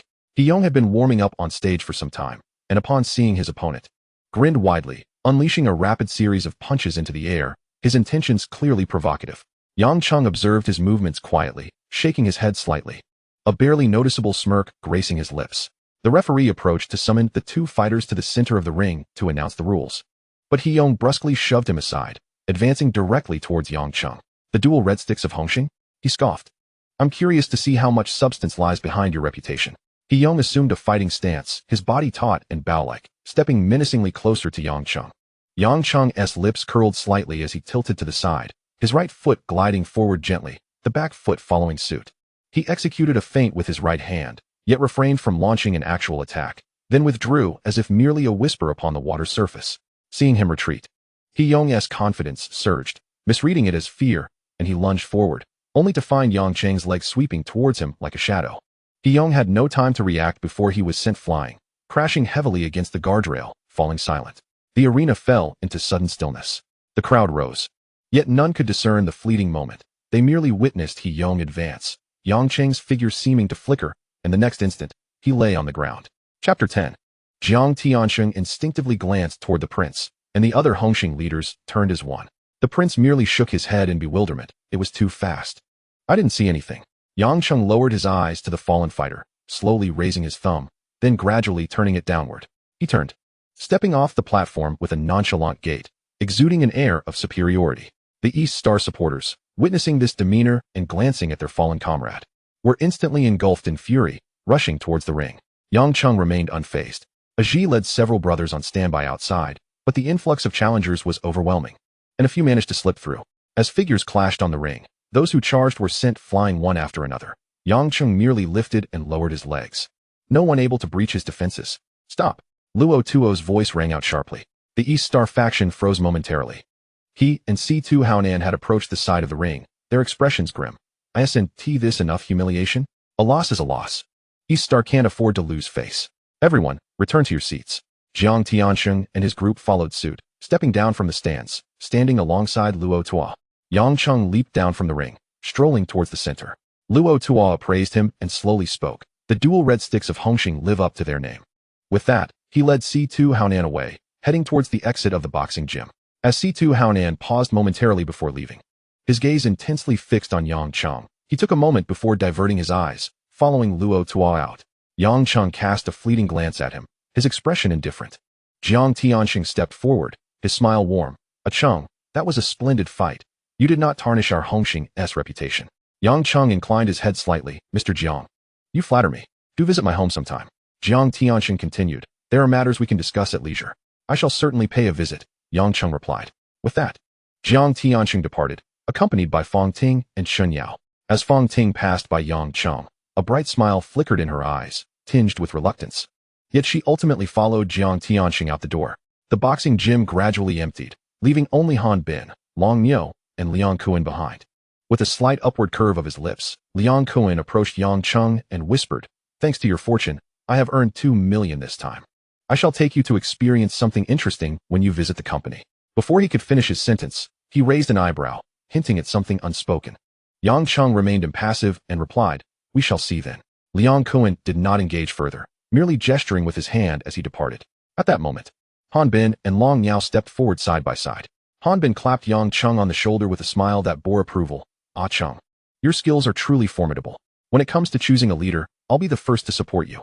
Long Miao nodded earnestly, his tone sincere. "Brother Cheng, I have faith in you as well." Yang Cheng smiled in return. "Thank you, Bin Gu, Long Gu." After exchanging a few more words, they gradually left the boxing gym. When Luotu and Situ Haonan returned to the Dongxing headquarters, the remaining 4 tigers had already gathered in the hall for a meeting summoned by Luotu. With a grave expression, Luotu surveyed the group and stated, "You all should be aware that Haonan has lost." The downhill tiger, Wu Ying, scoffed, leaning back against his chair. "That waste, Haonan, was so arrogant before, but now he has lost all face." However, the thunder tiger, Lei Yaoyang, shook his head. "We cannot speak so lightly. Haonan is among the top fighters in Dongxing. The fact that Yang Cheng could incapacitate him with a single kick indicates that his strength is indeed formidable. We must not underestimate him." In the darkness, Wu Ying revealed a sinister smile. "What if that surname Yang is strong? If I bring a few more brothers along, each armed with a knife, we could easily turn him into mush." Luotu leaned back on the genuine leather sofa, the tip of his cigar releasing wisps of smoke. He slowly raised his gaze, his eyes scanning Wu Ying's arrogant face. You handle this matter, and ensure it is done cleanly. We cannot allow outsiders to perceive Dongxing as weak, unable to suppress even a newcomer from Hongxing. Rest assured, boss. Wu Ying patted his chest, a fierce glint flashing in his eyes. I have never faltered in my tasks. One by one, they began to leave, leaving only Lutu and the silent Situ Haonan in the hall. After a brief pause, Luatu inquired, what is Heon's condition? He has broken 8 ribs and will need to lie down for several months, Situ Haonan replied in a low voice. I didn't catch a clear view of Yang Cheng's kick. Luatu extinguished his cigar, ashes cascading down. Even you couldn't see it? Situ Haonan shook his head. His brow furrowed. His movements were too swift, far from the usual street brawling style. Meanwhile, Chun Haonan sat in the passenger seat. The neon lights outside the window flashing by like streaks of light. His brother gripped the steering wheel, staring ahead, yet his tone darkened. Have you heard about the power of Heji? Yes, I know. They have their red sticks over there. Chun Haonan nodded. That scoundrel has recently extended his hand into our territory, disregarding our warnings. His brother let out a cold laugh. In a few days, you should take care of him. Once this is done, I will promote you in the hall, and it will be justifiable. Chun Haonan's eyes sparkled with determination. Thank you, brother. I will handle it. On the road back, an unexpected clear mechanical voice echoed in Yang Cheng's mind. Congratulations, host, for completing a hidden task and gaining Jimmy's absolute loyalty. Yang Cheng halted in his steps. Aside from daily check-ins, there were hidden tasks? He focused intently on the voice. You never mentioned the existence of hidden tasks before. The tasks themselves are invisible and triggered randomly. Even the system cannot foresee their content, the cold voice responded, tinged with an almost human-like fluctuation. However, the rewards are often superior to routine check-ins, so I encourage you to explore actively. Yang Cheng's lips curled into a silent smile. As night enveloped the city, streetlights cast his elongated shadow on the ground, resembling a quietly unsheathed blade. With the dawn breaking, the underworld of Hong Kong buzzed with activity. The news of Dongxing's Heyong being utterly defeated by Hongxing's Yang Cheng in front of a crowd spread like wildfire through every street and alley. Now, the name Yang Cheng was no longer merely a title. It had become a testament to strength, the weight of the double flower red sticks. And no one dared to underestimate it any longer. The winds of the underworld whispered ominously as countless gazes shifted towards Dongxing's direction. Such a loss of face was not something anyone would swallow easily. A tide of unrest brewed beneath the seemingly calm surface. Deep within the depths of the Bujanren bar, the office door was gently pushed open. Yang Cheng stepped out, while in the bedroom behind him, Xiao Xiao remained lost in slumber. He settled into the spacious leather chair. And Aji soon entered through the door. Brother Cheng, Aji reported softly, the paperwork for the security company has been completed, and the brothers are registering as per your instructions. Yang Cheng nodded slightly, his fingers brushing over a cigarette box. Aji stepped forward, a flame igniting in his palm to light the cigarette for him. As the blue smoke curled in the air, Yang Cheng gazed out the window. Why is it so noisy down there? It is your reputation, Aji replied calmly. Since last night, the underworld knows no one is unaware of Brother Cheng. Now, the threshold is crowded with those eager to join. Yang Cheng fell silent. 500 men were but a few scattered pieces on the chessboard he was about to lay out. Once the company was established, the affairs requiring personnel would only multiply. Remember, he slowly exhaled a wisp of smoke. If loyalty is lacking, it is better not to have them at all. Quality over quantity is essential, loyalty is paramount. Understood. I have instructed the subordinates to be thorough in their scrutiny, Aji responded, then recalled something. This morning, a young man named Jimmy waited outside before dawn, specifically requesting to see you. A fleeting glimmer passed through Yang Cheng's eyes. Bring him up. Moments later, the door opened once more. Aji stepped aside to allow a lean, young man to enter. This is Brother Cheng, Aji indicated. The young man immediately bowed, his voice clear, Brother Cheng. Yang Cheng's gaze settled on him, carrying an air of scrutiny. You are Jimmy? Yes, Brother Cheng. Why do you wish to follow me? The young man lifted his head, his gaze unwavering. Because you are strong, and because you treat your brothers well. Yang Cheng spoke with a smile. If I were to agree to let you follow me, what could you do for me? Or rather, what skills do you possess? Jimmy contemplated for a moment before responding earnestly. I am not skilled in fighting, nor do I have an interest in it. However, I have some insights into making money. I can help Brother Cheng earn wealth. Yang Cheng rose and walked to his side, gently placing a hand on his shoulder. Good, that is precisely what I value in you. From now on, you need only focus on managing financial matters. Leave everything else to me. Thank you, Brother Cheng. Jimmy bowed slightly, a respectful smile gracing his face. Currently, what is your position with Lianxing? Yang Cheng inquired further. I am merely an outsider, easily able to withdraw and join Brother Cheng's side. Yang Cheng nodded. Then you may withdraw today. Seek a suitable establishment to lease, serving as a base for our operations. Understood. Jimmy turned away from the somewhat cramped office. It was indeed ill-suited for the initiation of new schemes. The afternoon sun slanted down, casting a warm glow as Yang Cheng and Aji traversed the streets of their territory. They veered into a side alley flanked by over a dozen small shops. Though not a main thoroughfare, it resided within the bustling commercial district of the island, with a steady stream of pedestrians passing by. Yang Cheng paused to survey the surroundings, deeming it an ideal location for a counterfeit goods market. He instructed Aji to negotiate with the shopkeepers, urging him to acquire the premises without overly fixating on the price. If negotiations faltered, they could explore collaboration. Remember, maintain a courteous demeanor. We are conducting business, not resorting to force. Yes, I will make arrangements shortly, Aji replied. At that moment, his phone buzzed, a relic from the late 1980s, rudimentary in functionality, serving little purpose beyond voice calls. Yang Cheng furrowed his brow at the unfamiliar number and pressed the answer button. Who is this? Jiang Tiansheng. A calm voice resonated from the receiver. Yang Cheng's expression shifted, a smile lacing his tone. Mr. Jiang? What can I assist you with? Nothing urgent. Come over to my place. I have some matters to discuss in person. After hanging up, a flicker of doubt crossed Yang Cheng's mind. He pondered. Could it be that news of my affair with Fong Ting has leaked? Yet, if it had truly been discovered, Jiang Tiansheng would not speak so calmly. Yang Cheng acknowledged the call and then tucked the phone away. Leaning against the car, he stood in silence for a moment, his expression solemn. Aji retrieved a cigarette from his pocket, proffering it before lighting it for him. As the smoke wafted from his lips, Yang Cheng's furrowed brow gradually relaxed. Mr. Zhang's sudden summons. Could it indicate a shift in circumstances? Aji inquired in a hushed tone. He merely wishes to discuss a few matters with me, Yang Cheng replied, flicking the ash from his cigarette. Should we bring more manpower? No need. Yang Cheng shook his head. If that matter has already been exposed, we would not be standing here so calmly. The foundation of Hongxing is not yet something we can confront directly. Aji contemplated briefly. I will accompany you. Although he knew his skills paled in comparison to Yang Cheng's, he could handle ordinary situations with ease. If an unexpected event arises, at the very least, he could buy Yang Cheng some time to escape. Stay outside and attend to what I instructed earlier, Yang Cheng said, extinguishing the cigarette. If I have not communicated by dawn tomorrow, everyone must retreat into the shadows and await further instructions. Aji nodded solemnly. Amidst the roar of the engine, the dark sports car sliced through the night, heading towards Zhang's residence. In a bar within Dongxing's territory, Crow was engaged in a heated entanglement with his companion. The door suddenly burst open, and a subordinate rushed in, flustered. Chapter 11. Boss, there's movement.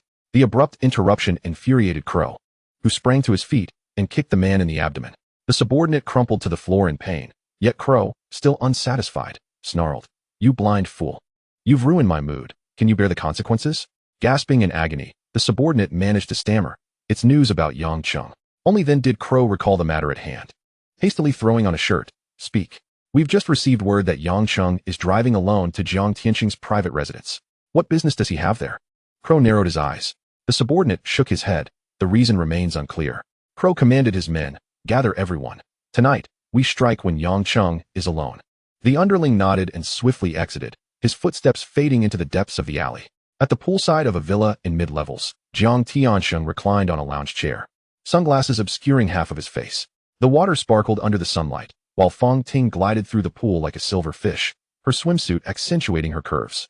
Jiang Tiansheng bit into a chilled watermelon, juice dripping between his fingers.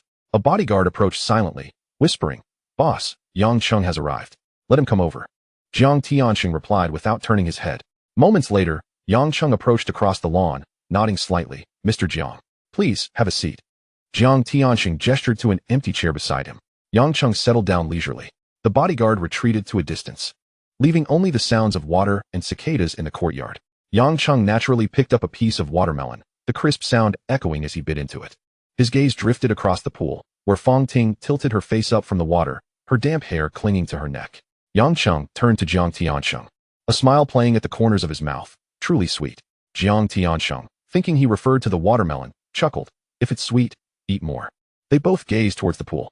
Fong Ting, sensing their attention, suddenly turned, her arms slicing through the water in an exaggerated arc, droplets splashing onto her sun-kissed shoulders. Silence enveloped the two. Ultimately, it was Yang Cheng who broke the stillness. Mr. Jiang, your invitation today must not solely be for the purpose of sharing watermelon, I presume? Jiang Tianxing turned his head, his sunglasses reflecting Yang Cheng's calm demeanor. Just a casual chat. He paused, then added, Ah Cheng, what are your thoughts on the current state of Hongxing? Yang Cheng pondered for a moment before replying. The influence of Hongxing is indeed considerable. Who on the island does not know of our 10,000 brothers? We can be regarded as one of the leading factions. Although we publicly proclaim a membership of 100,000, in reality, only about 30% are registered, with the remainder merely nominal or peripheral lantern holders. These individuals may wave the Hongxing flag today, but could just as easily switch allegiance tomorrow. Jiang Tiansheng, however, slowly shook his head. Hongxing appears prosperous on the surface, but internally it may not be as formidable as it seems. Yang Cheng raised an eyebrow in feigned confusion. What do you mean by that, Mr. Jiang? The 12 heads of the factions operate independently, with constant friction among them. Jiang Tianxing's tone was even. Internal strife persists, and even the most substantial of foundations can be depleted. Yang Cheng continued to feign naivete. Following the conversation, I often hear of one faction encountering issues while the others stand idly by. Sometimes, even my mediation as the sitting host proves ineffective. Jiang Tianxing sighed lightly, expressing concern for the long-term implications. Yang Cheng remained quietly attentive, betraying no emotion. Among the younger generation, you and Haonan are the ones I hold in the highest regard, Jiang Tianxing remarked, fixing his gaze on Yang Cheng. Seize this opportunity. Should you ascend in the future, I will undoubtedly support you. Yang Cheng straightened his back immediately, enthusiasm shining in his eyes.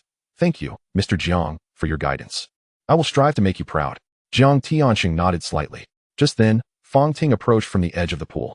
Yang Cheng lowered his gaze, focusing on the watermelon in the fruit platter, concentrating on the juicy red flesh in his hands. Jiang Tianxing, however, looked on with a smile as she drew near. Fong Ting wrapped her arms affectionately around her husband's neck. Shingu, I'll head back to the house first. She glanced at the darkening sky before turning to Yang Cheng. Aunt Chen has taken the day off. I'll prepare dinner. You two can come in to eat once you've finished your discussion. Upon finishing his words, he swayed gracefully towards the villa. Jiang Tianxing replied softly, all right. Yang Cheng hastily rose to decline. How could this be appropriate, Mr. Jiang? I should. Please, sit down. Jiang Tianxing interrupted, raising a hand in a dismissive gesture. Why be so formal among family? Your sister-in-law has already spoken. Would you have others think that I, Jiang Tianxing, do not know how to care for my brothers? Unable to refuse, Yang Cheng took a seat on the sofa. He gave a slight nod to Jiang Tianxing, a courteous smile gracing his face. Then I shall impose on you, Mr. Jiang. What need is there for such politeness? We are all family. Do come often in the future. Jiang Tianxing said in a neutral tone, revealing no discernible emotion. Yang Cheng mused inwardly. Since you've extended the invitation, I shall surely visit more frequently. The two engaged in meandering conversation in the living room for approximately an hour before Jiang Tianxing finally rose to lead him to the dining room for a meal. The dining table was laden with dishes, many of which were nourishing medicinal meals. Yang Cheng cast a glance and inwardly muttered. Does Fong Ting not fear serving such fiery dishes? As for those supplements, they surely cannot be intended for me. They are most likely for Jiang Tianxing's own health.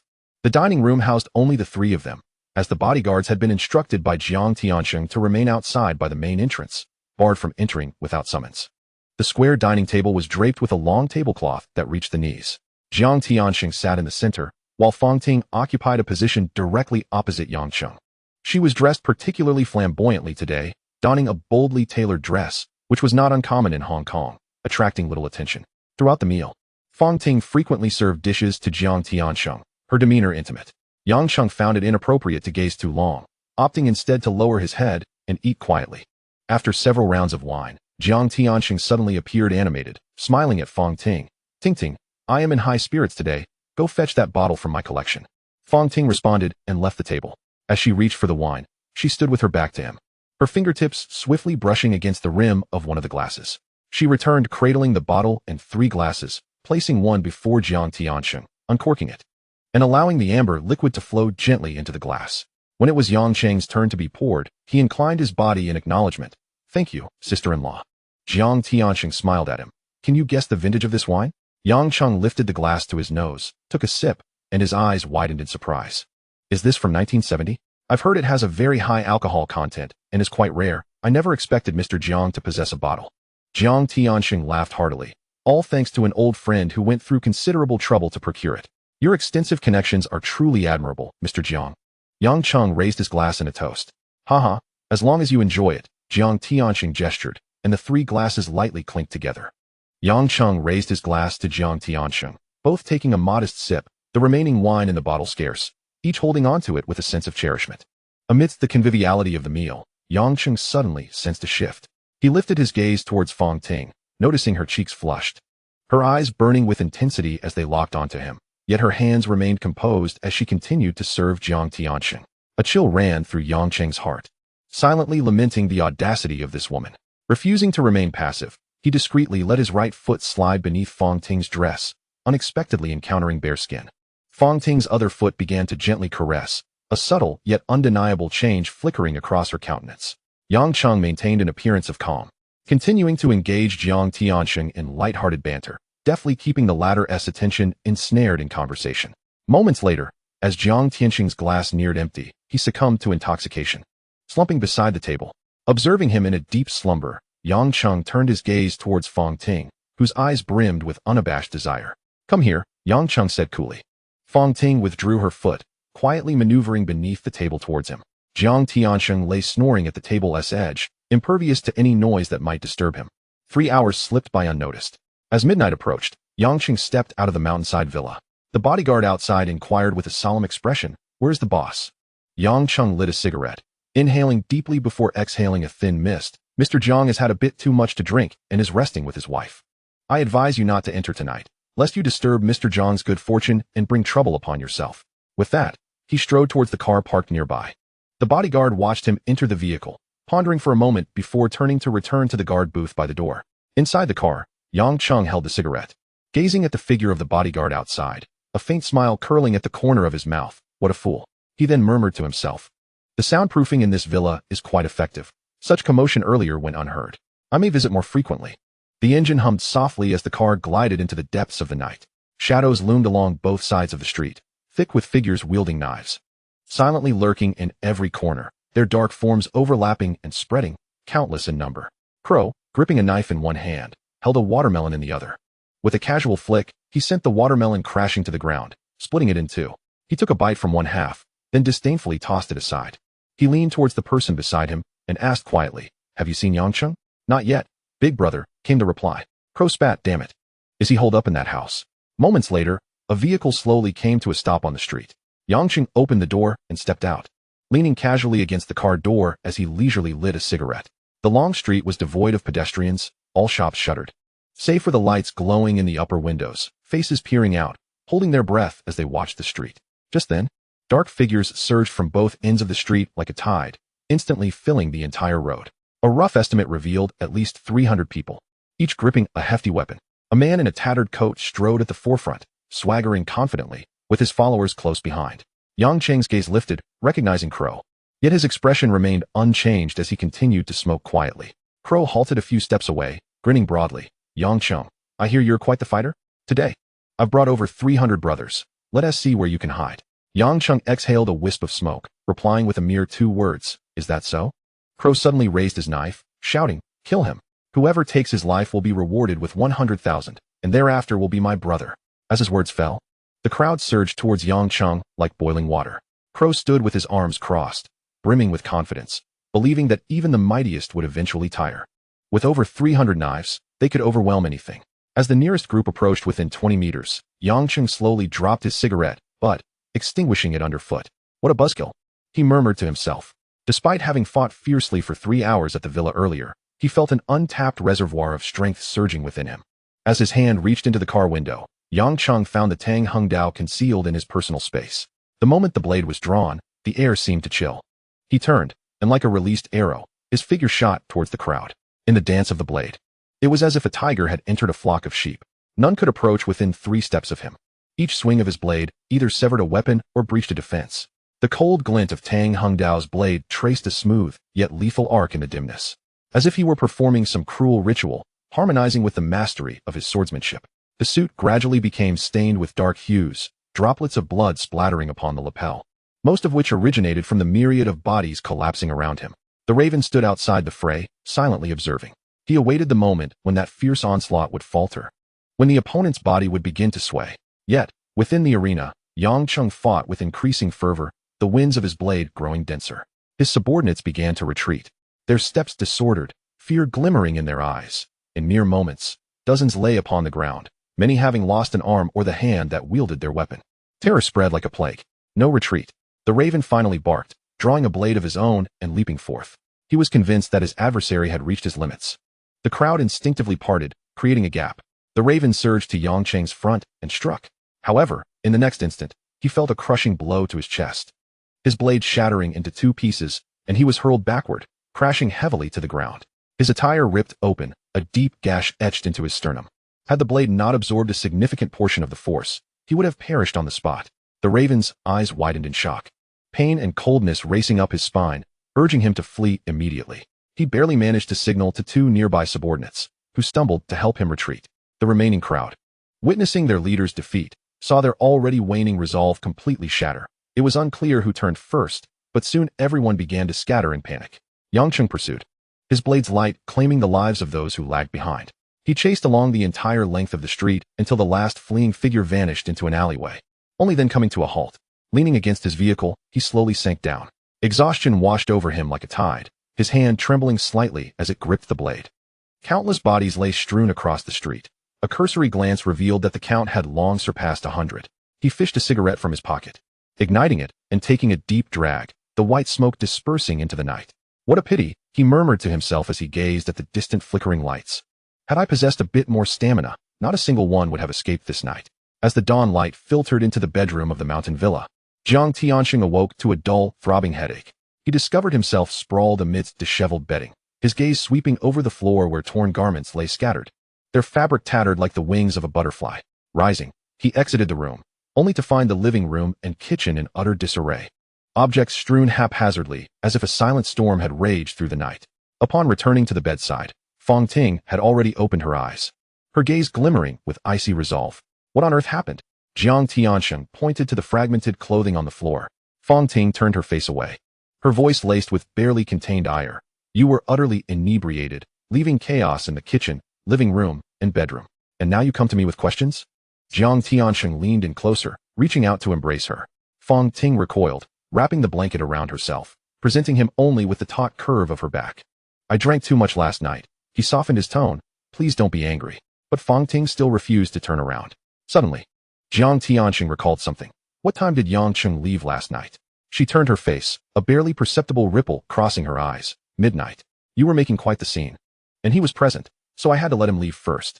This revelation eased Jiang Tianxing's heart, yet doubts coiled around him like fine tendrils. Just as he was about to inquire further, his hand had already found its way to her shoulder. Fong Ting shivered at his touch, her brow furrowing. You were too reckless last night. I'm still in pain. Let me rest. Jiang Tianxing halted his motion, a wave of emptiness washing over him. He lay back down, pulling her into his embrace, unaware that it was another pair of hands that had undressed him and arranged this chaotic stage while he was inebriated. That person had lingered by the door upon leaving, catching a glimpse of his limp form, a silent smirk playing at the corners of their lips. It turned out that some insignificant secrets had already taken root in the shadows. Just as fatigue began to envelop him again, a sudden, urgent knock echoed from outside the door. Boss, something's happened. Jiang Tianxing frowned slightly. What is it? Though the door stood ajar, the bodyguard remained outside, his gaze fixed on the disarray of the courtyard as he reported in hushed tones. At midnight, Mr. Yang left here and encountered over 300 men from Dongxing lying in ambush. Fong Ting, leaning against Jiang Tianxing, lost all color in her face upon hearing this, her fingertips trembling slightly. They had spent so long together last night, and he had returned only to face such peril. Who attacked? What is the situation now? Jiang Tianxing's tone darkened. The bodyguard lowered his voice even further. It was a team led by the Raven.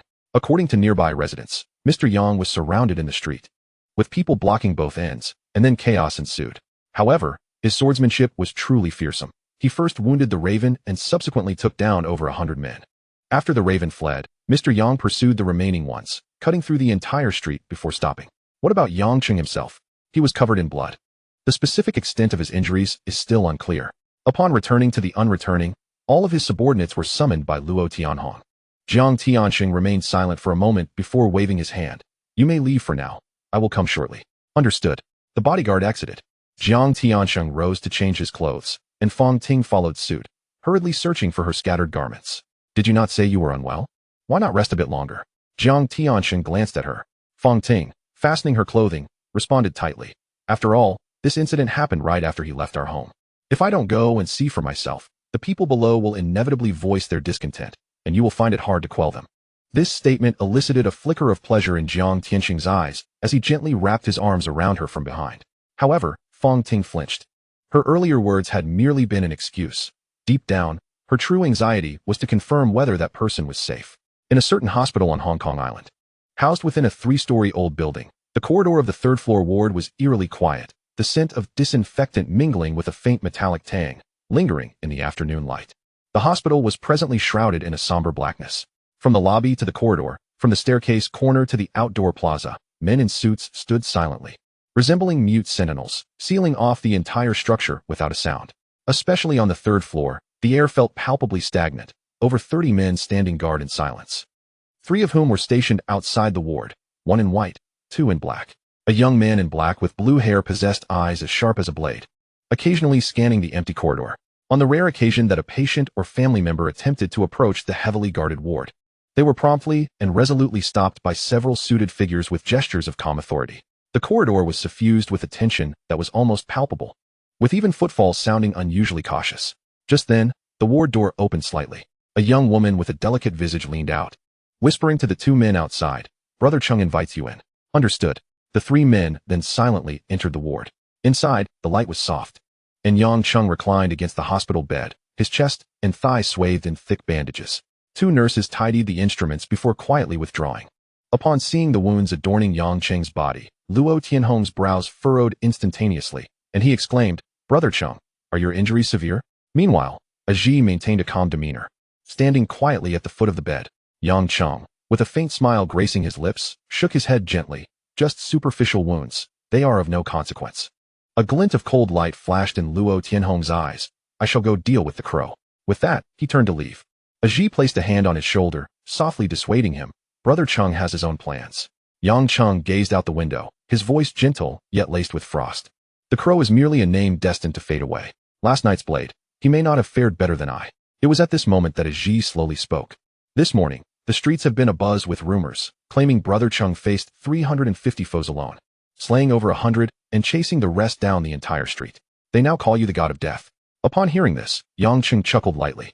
The title of God of Death does have a certain ring to it. He then turned to Aji. "How many newcomers arrived yesterday?" "400 in total. We currently have 900 brothers, all enrolled in the company registry." "Well," Yang Cheng's gaze shifted to Luo Tianhong, his tone suddenly grave. "Tonight, you shall lead a force to eradicate every trace of the crow's territory in Causeway Bay. I want that place to bear the Yang surname." Luo Tianhong straightened his back, responding solemnly, "Understood, Brother Cheng." Yang Cheng slightly tilted his head, his eyes landing on the ever-silent Jimmy. "Jimmy, how progresses the task I assigned you?" Jimmy reported with utmost seriousness. "The office space has been secured, and recruitment is proceeding in tandem." Yang Cheng nodded slightly, then instructed, "We need to expedite the acquisition of several suitable factories." "Understood," Jimmy responded. Yang Cheng turned his gaze back to Aji. "What are the matters I entrusted to you yesterday?" Aji replied, "Half have been negotiated, while discussions with the remaining companies are still ongoing." Yang Cheng pressed, "There have been no complications during the process, I trust?" Aji answered earnestly, "In strict accordance with your directives, all acquisition prices exceed the market rates." "Excellent." At that moment, a subordinate entered the room to announce, "Boss, Mr. Jiang and the others have arrived." Upon hearing this, Yang Cheng slowly reclined back against the pillows, affecting a demeanor of weakness. Aji and the others immediately adopted concerned expressions, standing vigil at the bedside. Xiao Xiao entered briskly from outside, quietly sitting beside Yang Cheng, prompting the 3 to tacitly retreat to the doorway of the ward, awaiting developments. Outside the hospital, a procession of over 10 vehicles came to a halt, with nearly all the heads of the Hongxing factions present, save for the absence of Go. As Jiang Tianxing alighted from his vehicle, he noticed the solemn figures standing in the corridor, which, at first glance, resembled an entourage for a prominent figure, guided by his subordinates. Jiang Tianxing led the group into the hospital. As they ascended the stairs, Luo Tianhong and his companions, who had long been stationed in the hallway, turned to look. Upon reaching the door of the ward, Aji and the others greeted in unison, "Mr. Jiang." Jiang Tianxing nodded and inquired, "How is Brother Cheng?" Luo Tianhong, his expression grave, turned his face away. Aji's voice was low. Had it not been for Brother Cheng's exceptional skills, the outcome could have been dire. This statement caused the heads of the factions to stiffen, and Fong Ting's complexion drained of color. Each leader entered the ward in succession, leaving their younger subordinates outside. Inside, Yang Cheng lay partially reclined on the bed, his body swathed in thick bandages, his breath slow and drawn out. Fong Ting's fingertips trembled slightly, battling the impulse to step forward and investigate. Upon witnessing this scene, Han Bin's eyes ignited with fury, his fists cracking ominously. Dongxing has gone too far. Tonight, I will lead the brothers to flatten their territory. As Han Bin turned to leave, Tyrannosaurus followed closely behind, their bond deep-rooted. Jiang Tiansheng raised a hand to halt them. Directing his gaze toward Yang Cheng. How is your condition? Yang Cheng forced a smile, his tone light-hearted. I was fortunate. Had it been any worse, I might have faced dire consequences, and that would have been a significant loss. At this moment, the hoarse voice of Liang Kuan chimed in. Casting a sidelong glance at Xiao Xiao, Brother Cheng, you seem to be living quite well, even lying in a hospital bed with beautiful women attending to you, maintaining both your weapon and your care. Laughter erupted amongst the group. Xiao Xiao's ears flushed a deep red as she lowered her head silently. Jiang Tianxing shook his head with a smile. Kuan, you still find time for jest amidst such circumstances. Liang Kuan refrained from responding, merely curling his lip, as he had always resented Jiang Tianxing's position as the head of the establishment.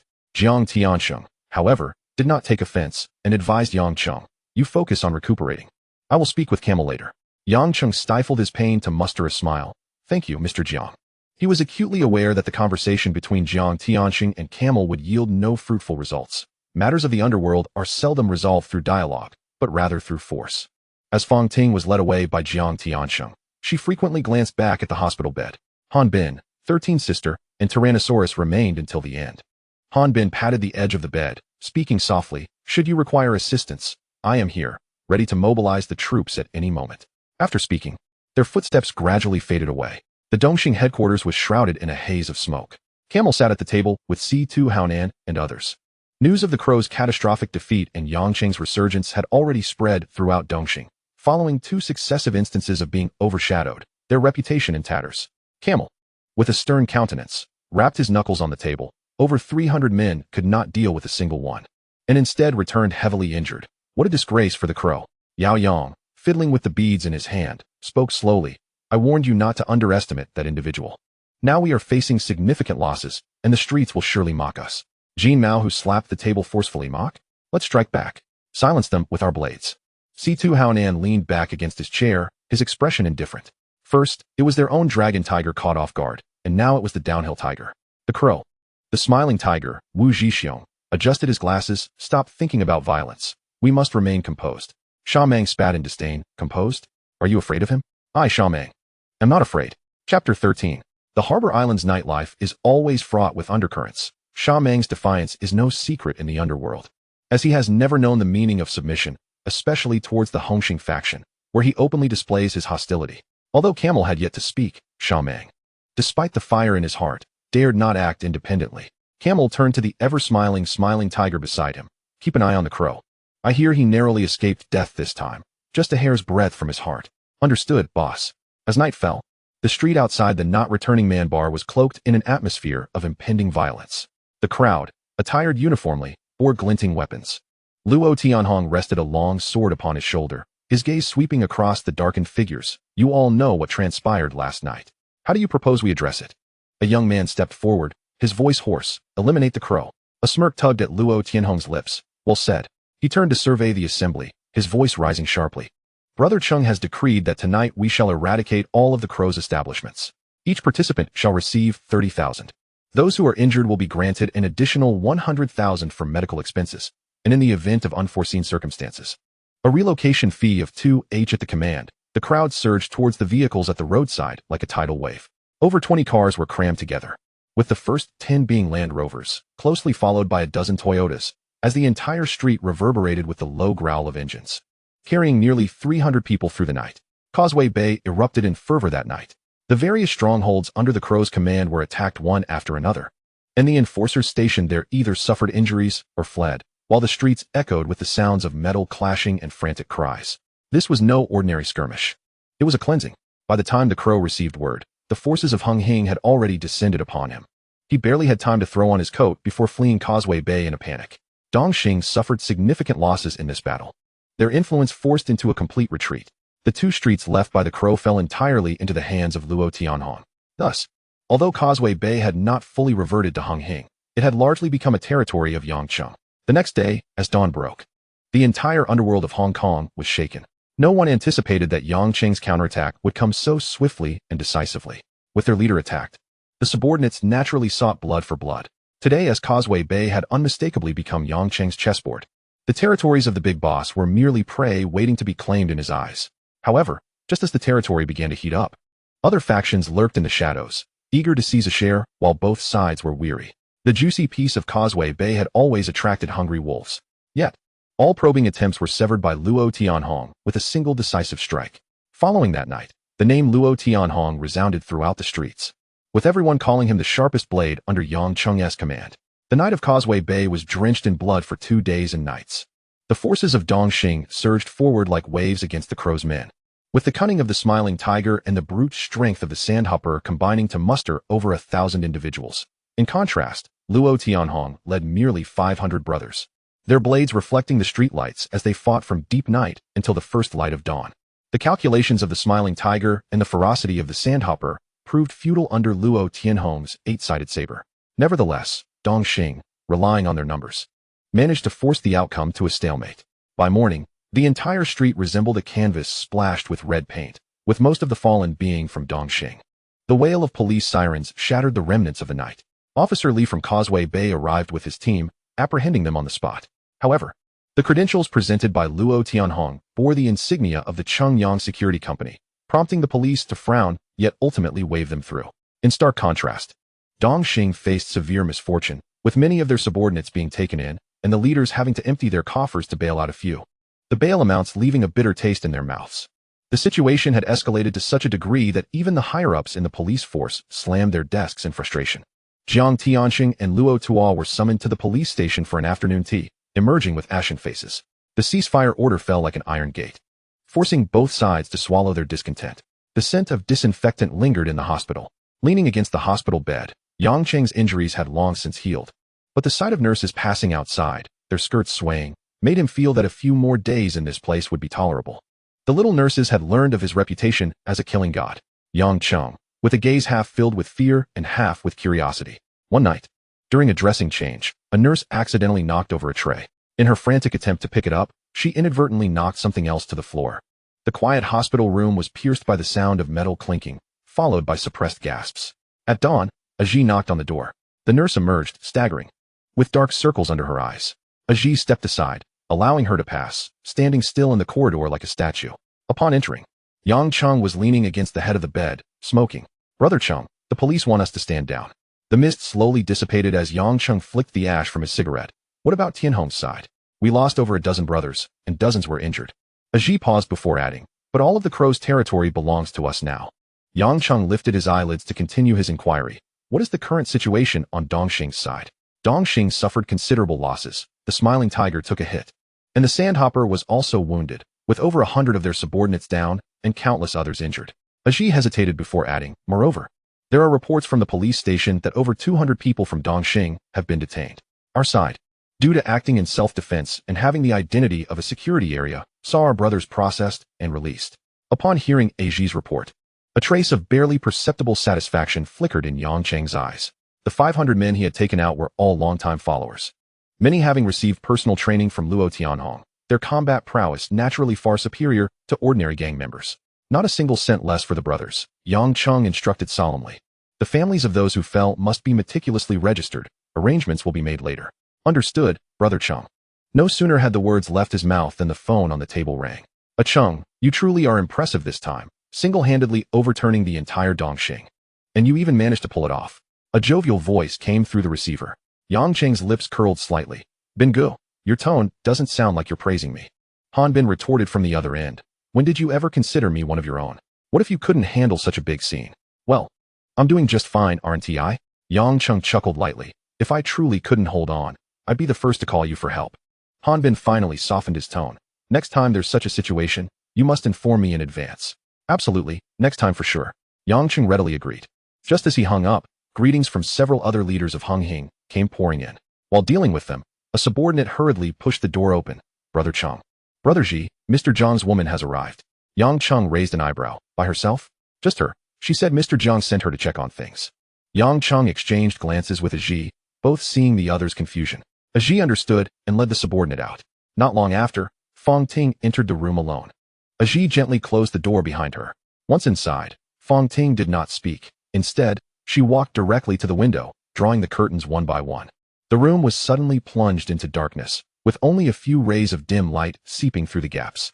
Yang Cheng silently observed her actions, and before he could inquire, Fong Ting turned and threw herself into his arms, tightly wrapping her arms around his waist, her shoulders trembling slightly. Warm tears quickly soaked through his shirt. Yang Cheng's body stiffened slightly. Did she not fear being discovered by Jiang Tiansheng by coming to the hospital so openly? You came so boldly, he finally spoke softly. Aren't you concerned? Fong Ting stifled her sobs and looked up at Yang Cheng. If it weren't for Mr. Jiang's tacit approval, how would I dare come to see you so directly? Yang Cheng asked. Did Mr. Jiang send you here with a message? You only remember Mr. Jiang. Fong Ting's tone held a hint of reproach. These days, I've worried for you, yet you haven't asked a single thing. Yang Cheng's expression darkened. Had it not been for your reckless actions that night, how would I have been surrounded by hundreds of people and ended up with these injuries? Fong Ting's cheeks flushed slightly as she spoke softly. Am I not here now? She reached out to gently touch the bandaged wound, her fingertips trailing along the edge of the bandage before coming to a halt. After a moment's pause, she murmured, It seems your injury is not too serious these days. Yet you have not been idle. Yang Cheng's gaze suddenly turned cold, and he seized her neck with a firm grip. Who are you insinuating this for? With my status, having a few more women around is of little consequence. Dare to continue with your veiled remarks? Fong Ting gasped for breath under his grip. Yet she merely gazed at him with tears in her eyes, gradually bowing her head. She understood that a man like him, who wielded considerable power, would never lack for companionship.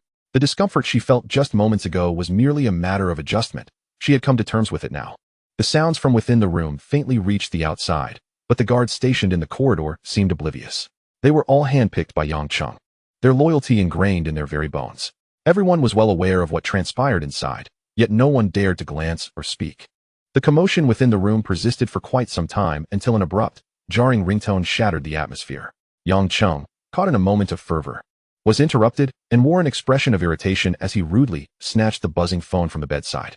Fong Ting, also frowning, displayed her displeasure. Upon seeing the caller ID, Yang Cheng's expression shifted, though his voice remained steady. Who is this? A cheerful male voice responded from the other end.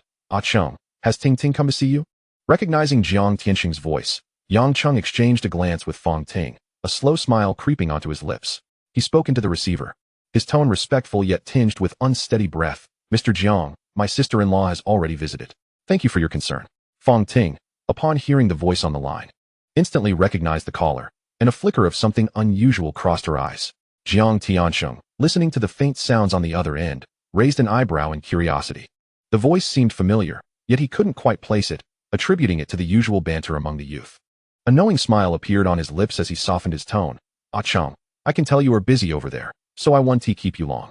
Just remember that young people should understand moderation and not go overboard. After a brief pause, he added with gravity, I visited the police station today, and they have requested a ceasefire from all parties. You should instruct your men to hold off for a while to avoid complicating matters for the authorities. Yang Cheng's voice, laced with a hint of lingering amusement, replied, Rest assured, Mr. Jiang, I will relay the message and have them stand down. May I hang up now? I appreciate your understanding. Jiang Tiansheng chuckled lightly. Naturally, I understand. We have all gone through our youthful days. Once the call ended, Jiang Tiansheng pondered briefly before dialing another number. Meanwhile, the atmosphere on Yang Cheng's side had shifted as Fong Ting was about to speak when her phone suddenly vibrated. Yang Cheng noticed the incoming call was from the same number as before and held the phone up to her, whispering, It's Jiang Tiansheng. Fong Ting hesitated, a flicker of reluctance in her eyes. Yet Yang Cheng leaned closer, his voice low and enticing. Answer it. Don't you find this more interesting? She bit her lip. Uncertain, but if he asks what I am doing, how should I respond? Yang Cheng pondered for a moment before smilingly suggesting, Just say you're practicing yoga at the gym. Fong Ting took a deep breath and pressed the answer button. Her voice trembled slightly, betraying an air of fragility. Brother Shan, what's up? Jiang Tianxing's tone was more serious than usual. Where are you? Your voice sounds weak. I'm at the gym practicing yoga, Fong Ting replied, her face blooming with a blush as she struggled to maintain her composure, perhaps a bit fatigued from her workout. Just as she finished speaking, Yang Cheng's hand gently patted her back. Fong Ting could not help but let out a soft gasp. There was a brief silence on the line before Jiang Tianxing asked, What was that sound just now?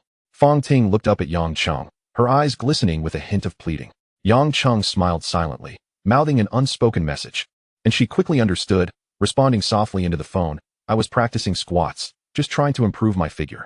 I want to look good when I go out with you in the future. Yang Cheng affectionately ruffled her hair, and as their eyes met, a haze of emotion flickered in her gaze. After confirming her response, Jiang Tianxing finally relaxed, saying, I'll have Chen Sa prepare some nourishing soup for you. It will be good for your health. Fong Ting looked up, responding, Thank you for your concern, Brother Shen. I'll practice squats for a bit longer. Don't overdo it. Remember to take breaks. After hanging up, Fong Ting's cheeks were still flushed. This is all your fault for almost revealing everything earlier. Yang Cheng chuckled lightly beside her. Outside, Aji and his men had listened to the commotion from within for a full 3 hours. Even Aji couldn't help but marvel at the stamina displayed. It was as if they were unyielding beasts of burden, tirelessly enduring the night, and now 3 hours without respite. Such thoughts were not to be uttered to Yang Cheng, lest one invite danger. Finally, the sounds ceased. Moments later, the door opened, and Fong Ting emerged, her face flushed and her movements unsteady, each step evidently laborious. As she passed by Aji, she even covered her mouth as if to suppress a retch. She paused, whispering to Aji, Your boss said he was too tired and has gone to sleep. After this, she stumbled away, step by step. Once outside the hospital, she hailed a taxi. The driver, noticing her awkward gait, understood without needing further explanation, and silently drove toward mid-levels. Fong Ting inhaled softly in the car, still feeling a twinge of pain as she settled into her seat. In the mid-levels villa, Jiang Tianxing was conversing with Chen Yao. Chen Yao appeared puzzled. Mr. Jiang, why did you specifically send my sister-in-law to visit Yang Cheng? Jiang Tianxing's expression turned stern. Are you questioning my decisions? Chen Yao quickly lowered his head. I wouldn't dare. Jiang Tianxing continued in a grave tone. Did you not see how Yang Cheng only sent Luo Tianhong to lead the team, yet was able to stand his ground against half of Dongxing? This is no trifling force. Apart from he is the most significant player in Causeway Bay. At this moment, Chen Yao truly felt the latent intimidation emanating from Yang Cheng, whose men all exuded a reckless determination. Leaning back in his chair, Jiang Tianxing continued in a steady voice. Today, I personally visited the police station and sent Ting Ting to the hospital. The priority now is to stabilize Yang Cheng and buy us more time for our arrangements. Chen Yao immediately grasped the implication and asked softly, What do you need me to do? Before he could finish, Fong Ting entered the room, her cheeks flushed. She moved awkwardly, looking up at Jiang Tianxing, her voice tinged with a hint of grievance. Brother Sheng, please help me. It hurts badly. Jiang Tianxing furrowed his brow, his expression suddenly turning grave. What is the matter? His gaze was sharp, as if he would spring into action at the slightest hint of trouble. Chen Yao stood nearby, equally perplexed. Fong Ting pressed her lips together and elucidated. This afternoon at the gym, while practicing yoga, I first did several sets of squats, then attempted a split. To my surprise, I stretched too far for the first time and ended up injuring myself. It still hurts quite a bit. Upon hearing this, Jiang Tianxing's taut expression finally softened. It's nothing serious. With a bit more practice, you'll be fine, he replied, his tone easing and even tinged with a hint of amusement. It seemed that after the workout, her physique had indeed improved. Chen Yao remained silent, standing like a statue. Suddenly, he spoke up. Mr. Jiang, I must take my leave. Jiang Tianxing snapped back to reality and nodded. All right, you may go. Chen Yao then turned and quietly exited the room. At the Dongxing headquarters, the vast hall was now left with only Luo Tua, Situ Haonan, and Lei Yaoyang. Luo Tua gently caressed his teacup and spoke in a low voice. This morning, the police summoned both me and Jiang Tianxing for a discussion, demanding an immediate ceasefire from both sides. The authorities are watching us at Dongxing very closely. I believe we should consider a truce with Yang Cheng. Situ Haonan nodded in agreement. Indeed, every time they arrest someone, it is always our Dongxing brothers who are taken, while Yang Cheng's men emerge unscathed. Continuing like this will only worsen our situation. Lei Yaoyang lifted his gaze. What about the territory originally held by the Crow? Luo Tua pondered for a moment before slowly responding. Once he has recovered, we can assign him to a different district. For now, let Hongxing occupy Causeway Bay. It seems we have no other choice, Situ Haonan replied softly. As night deepened, the hospital room lay in silence. Yang Cheng, who had been lost in slumber, was abruptly awakened by a sudden system notification echoing in his mind. Congratulations, host. You have repelled Dongxing, completing a hidden mission. The realization of completing a hidden task surged within Yang Cheng, igniting an uncontrollable excitement. If every time he defeated a gang he could receive a reward, would his path not become increasingly smoother? The system, as if sensing his thoughts, calmly added. The task of defeating a single organization has been completed and will not be repeated. TSK. The system then inquired. Does the host wish to claim the reward? If not. Yes, of course. Yang Cheng almost blurted out, as no fool would refuse a reward. Commencing the reward for the host. Congratulations, host. You have gained the absolute loyalty of the Tony brothers. Yang Cheng mused to himself. Now was precisely the time to bolster his ranks. Aside from Aji, Luo Tianhong, and Jimmy, there were few who could truly be of use. With the addition of the Tony brothers, it was akin to giving a tiger wings. As dawn broke, Yang Cheng had already left the hospital and returned to the no-return bar. He sat behind his desk, while Xiao Xiao attempted to brew tea beside him. The tea tasted ordinary, as she had never specialized in this art. A Ji entered, speaking softly, "Brother Cheng, 3 ragged individuals are waiting outside, claiming they wish to see you. One of them seems to possess skills comparable to mine." Yang Cheng, aware that the Tony brothers had arrived, nodded. "Bring them in." "Yes." Xiao Xiao gently placed a cup of tea beside Yang Cheng. He glanced at the floating tea leaves in the cup, contemplating. "In a few days, when I head to the company, I must find a competent secretary to manage these trivial matters." A Ji led the 3 men into the room. They all bowed in unison. "Brother Cheng." Yang Cheng regarded them with a faint smile. "Do you wish to follow me?" "Yes, Brother Cheng," they replied. "Your names? Where do you hail from?" The man standing in the middle spoke. "My name is Tony. This is my elder brother, Aja. Beside him is my younger brother, Ahu. We come from Vietnam." Although Aja was addressed as the eldest, it was in fact Tony who made the decisions and was both resourceful and capable. Aja and Ahu bowed once more. Yang Cheng picked up a pack of cigarettes from the table and casually offered it to them. "Care for a smoke?" Aja spoke first. "Sure, why not?" Tony looked at his brother with a serious expression. "Elder brother." Yang Cheng, hearing this, merely smiled slightly. "Since you have decided to follow me, you are now my brothers." He tossed a cigarette to the 3 at the table and handed one to Aji as well. Aji immediately stepped forward to light it for Yang Cheng. Just then, Jimmy hurried into the room, whispering, "Brother Cheng, we have already secured 4 locations for the factory. What do you think we should do next?" Yang Cheng nodded, turning his gaze to the Tony brothers, and gestured towards Jimmy. "This is Jimmy. We will be brothers on the same path from now on." He then inquired, "Among the 3 of you, who possesses the best skills?" Tony replied solemnly, "Ahu and I are the strongest fighters." "Good," Yang Cheng instructed. "Ahu, go assist Tianhong and share some of the workload with him. Aja, you will be responsible for the daily management of the bar. Tony, you will follow Jimmy to establish the company framework. I want to see the company operating officially within a few days. All venues will be under the company name." The others responded in unison. "Understood, Brother Cheng." Yang Cheng then turned to Aji. "How is the shop front coming along?" Aji replied, "It has all been purchased, and as per your instructions, renovations are underway." Yang Cheng pulled out a booklet and handed it to Jimmy. "This contains the technical documentation for the imitation crafts. You and Tony will sort out what equipment and materials are needed. I only want results." Jimmy took the booklet, a glint of determination flashing in his eyes, as if he could already envision the flowing streams of wealth. "Yes, Brother Cheng." He hesitated for a moment before adding, "However, Brother Cheng, with the recent expenses for leasing office space, acquiring factories, and shops, the company's funds have dwindled to just over 60 million. A few days later, several men walked side by side through the streets. The long-haired man spoke with a tone of admonition. "Stop thinking about chasing women all day." The white-haired man grinned widely, playfully shrugging his shoulders. "What can I say?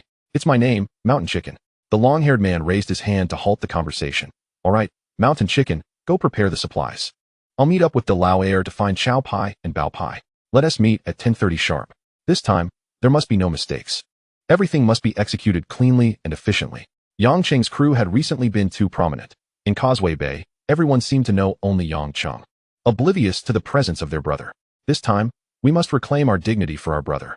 Chen Haonan and Tian Air found chow pie and bao pie, and the 4 entered a foot massage parlor. "Bob, I regularly came here to unwind." Chen Haonan spoke in a hushed tone, always accompanied by 5 bodyguards. Every Wednesday night, after 2 hours of foot massage, he would go to the lounge to watch some television. "We'll go in shifts and act according to the situation." At 9:30, they would strike.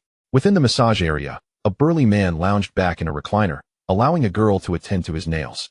Suddenly, he raised his foot and brushed it against the girl's chest, causing her to flinch and shy away. Beside them stood a seasoned master, perhaps in his 60s, his expression taut with tension. "New here?" Bob squinted as he scrutinized the girl attending to her nail care. The master quickly forced a smile. "Brother Ba. She has just arrived. She only provides hand treatments." Bob smirked. "Wearing that thing is a hindrance. Take it off." The girl's eyes reddened as she shook her head and recoiled. The master stepped forward slightly. "Brother Ba, this girl truly does not entertain guests overnight." Before he could finish his sentence, Bob suddenly kicked out, sending the master sprawling to the ground. "What is all the commotion?" The manager, rushing in at the sound, barely had time to speak before Bob delivered a swift slap, pushing him against the wall. "You scoundrel!"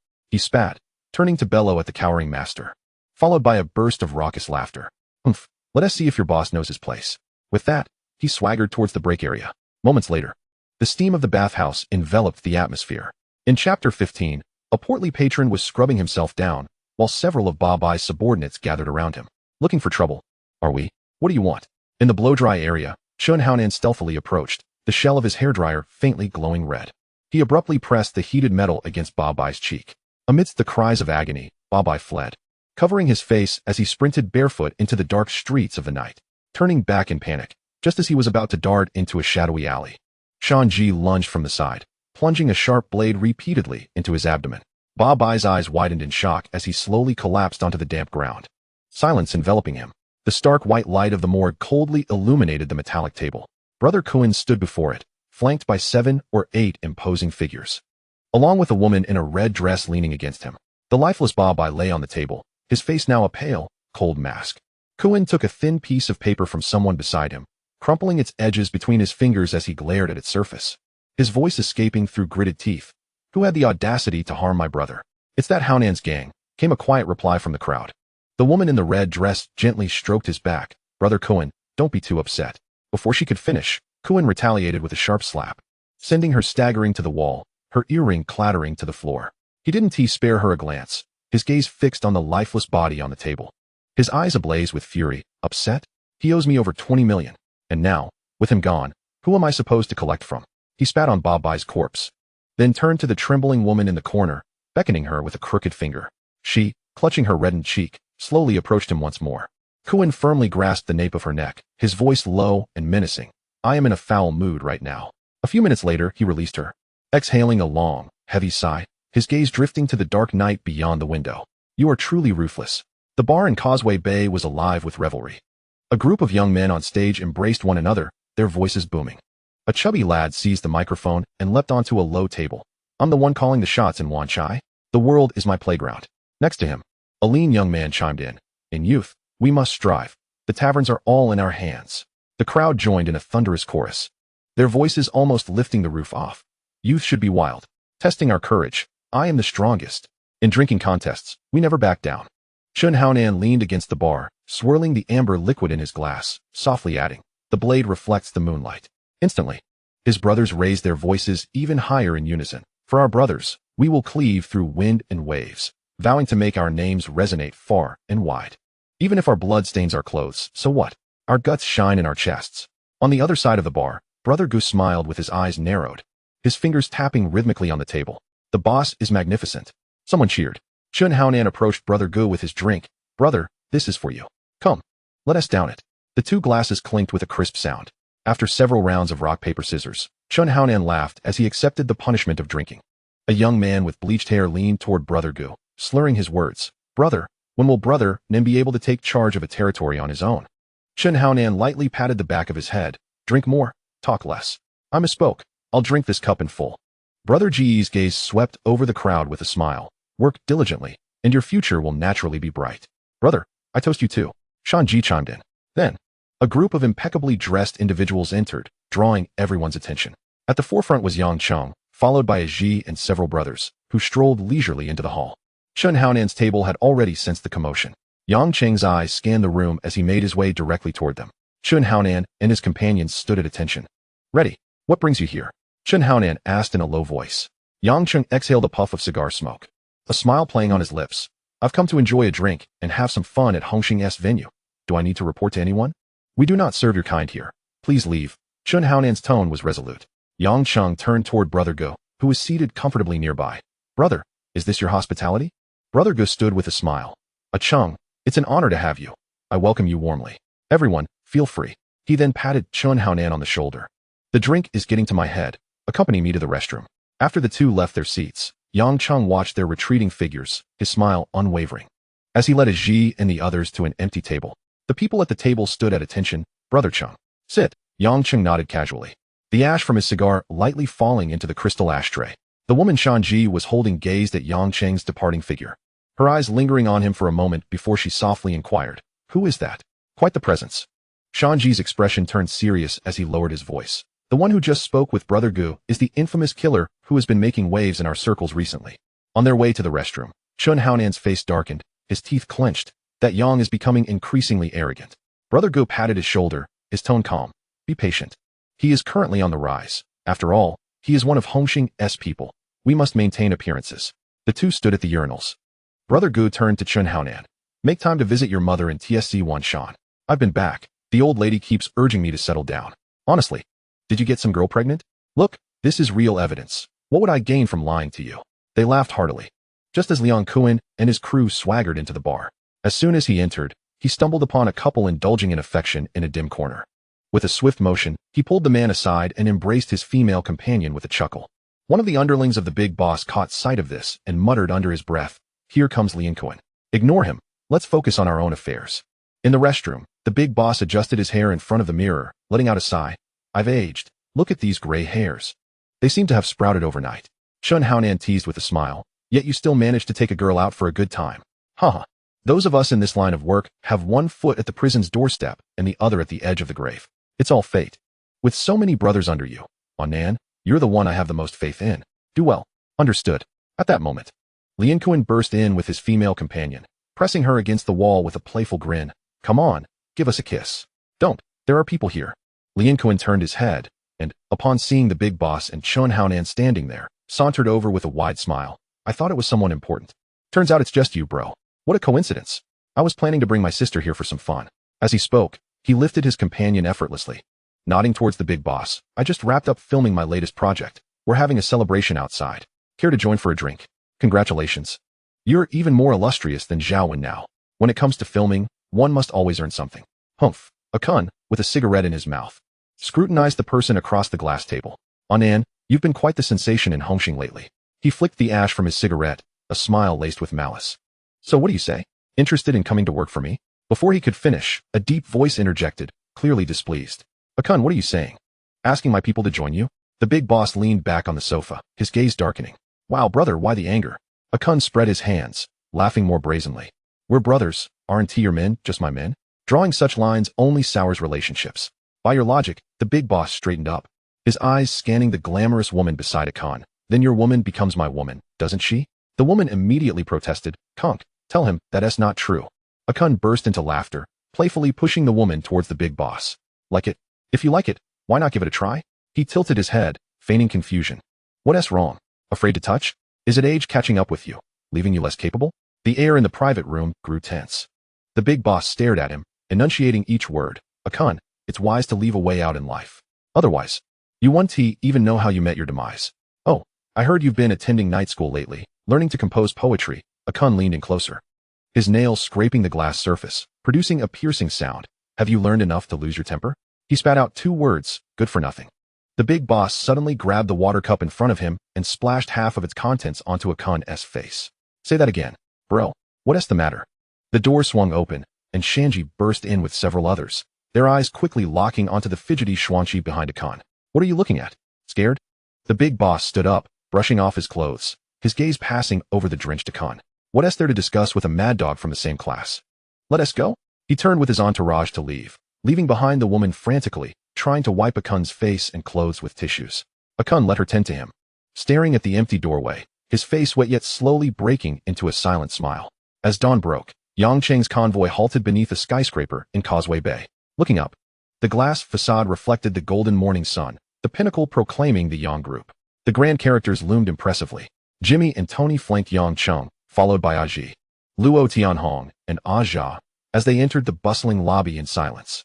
The company was already a hive of activity, employees bustling about, the sounds of phones and keyboards creating a lively backdrop. Yang Cheng walked leisurely through the open office area, his gaze sweeping over the orderly workstations and focused faces, a faint satisfaction flickering in his eyes. After a brief survey, the group arrived at the chairman's office on the top floor. The room was exceptionally spacious. Yang Cheng approached the large black leather chair and sank into it, enveloped by its soft embrace. Behind the chair stood an entire wall of solid wood bookshelves, filled with various books and documents. The office featured a set of sofas and a tea table, with purple clay tea sets arranged neatly. Beside the bookshelf was another door leading to a lounge with a bathroom, intended for midday rests. Leaning back in his chair, Yang Cheng lightly tapped the smooth tabletop with his fingertips, his gaze drifting towards the bustling skyline of Causeway Bay outside the floor-to-ceiling windows. Situated on the 9th floor, the office wasn't the highest, but it offered a perfect view of the street scene below. Sunlight streamed through the glass, illuminating the entire room with a bright and airy quality. This space belonged solely to Yang Cheng and his company. At this moment, Luo Tianhong and the others stood before his desk, awaiting instructions. Yang Cheng scanned the group and spoke. Jimmy will serve as the general manager of Qingyang Group from now on, overseeing the daily operations. Thank you, Brother Cheng. Jimmy nodded, a glimmer of excitement in his eyes. Tony will be the deputy general manager, assisting Jimmy with various matters. Aja will continue managing the bar and its business, reporting monthly performance to finance. The two responded in unison.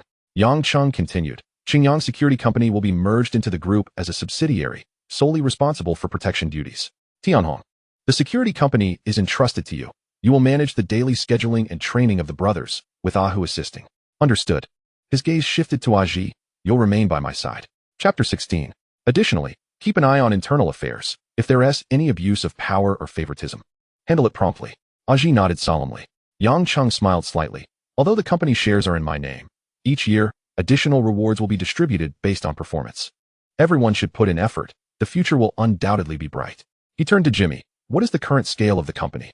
Jimmy presented a report. Currently, the group has a total of 500 employees. Among them, 100 are security personnel, mostly relatives of our brothers. There are 800 factory workers. The rest are employed at headquarters and various locations.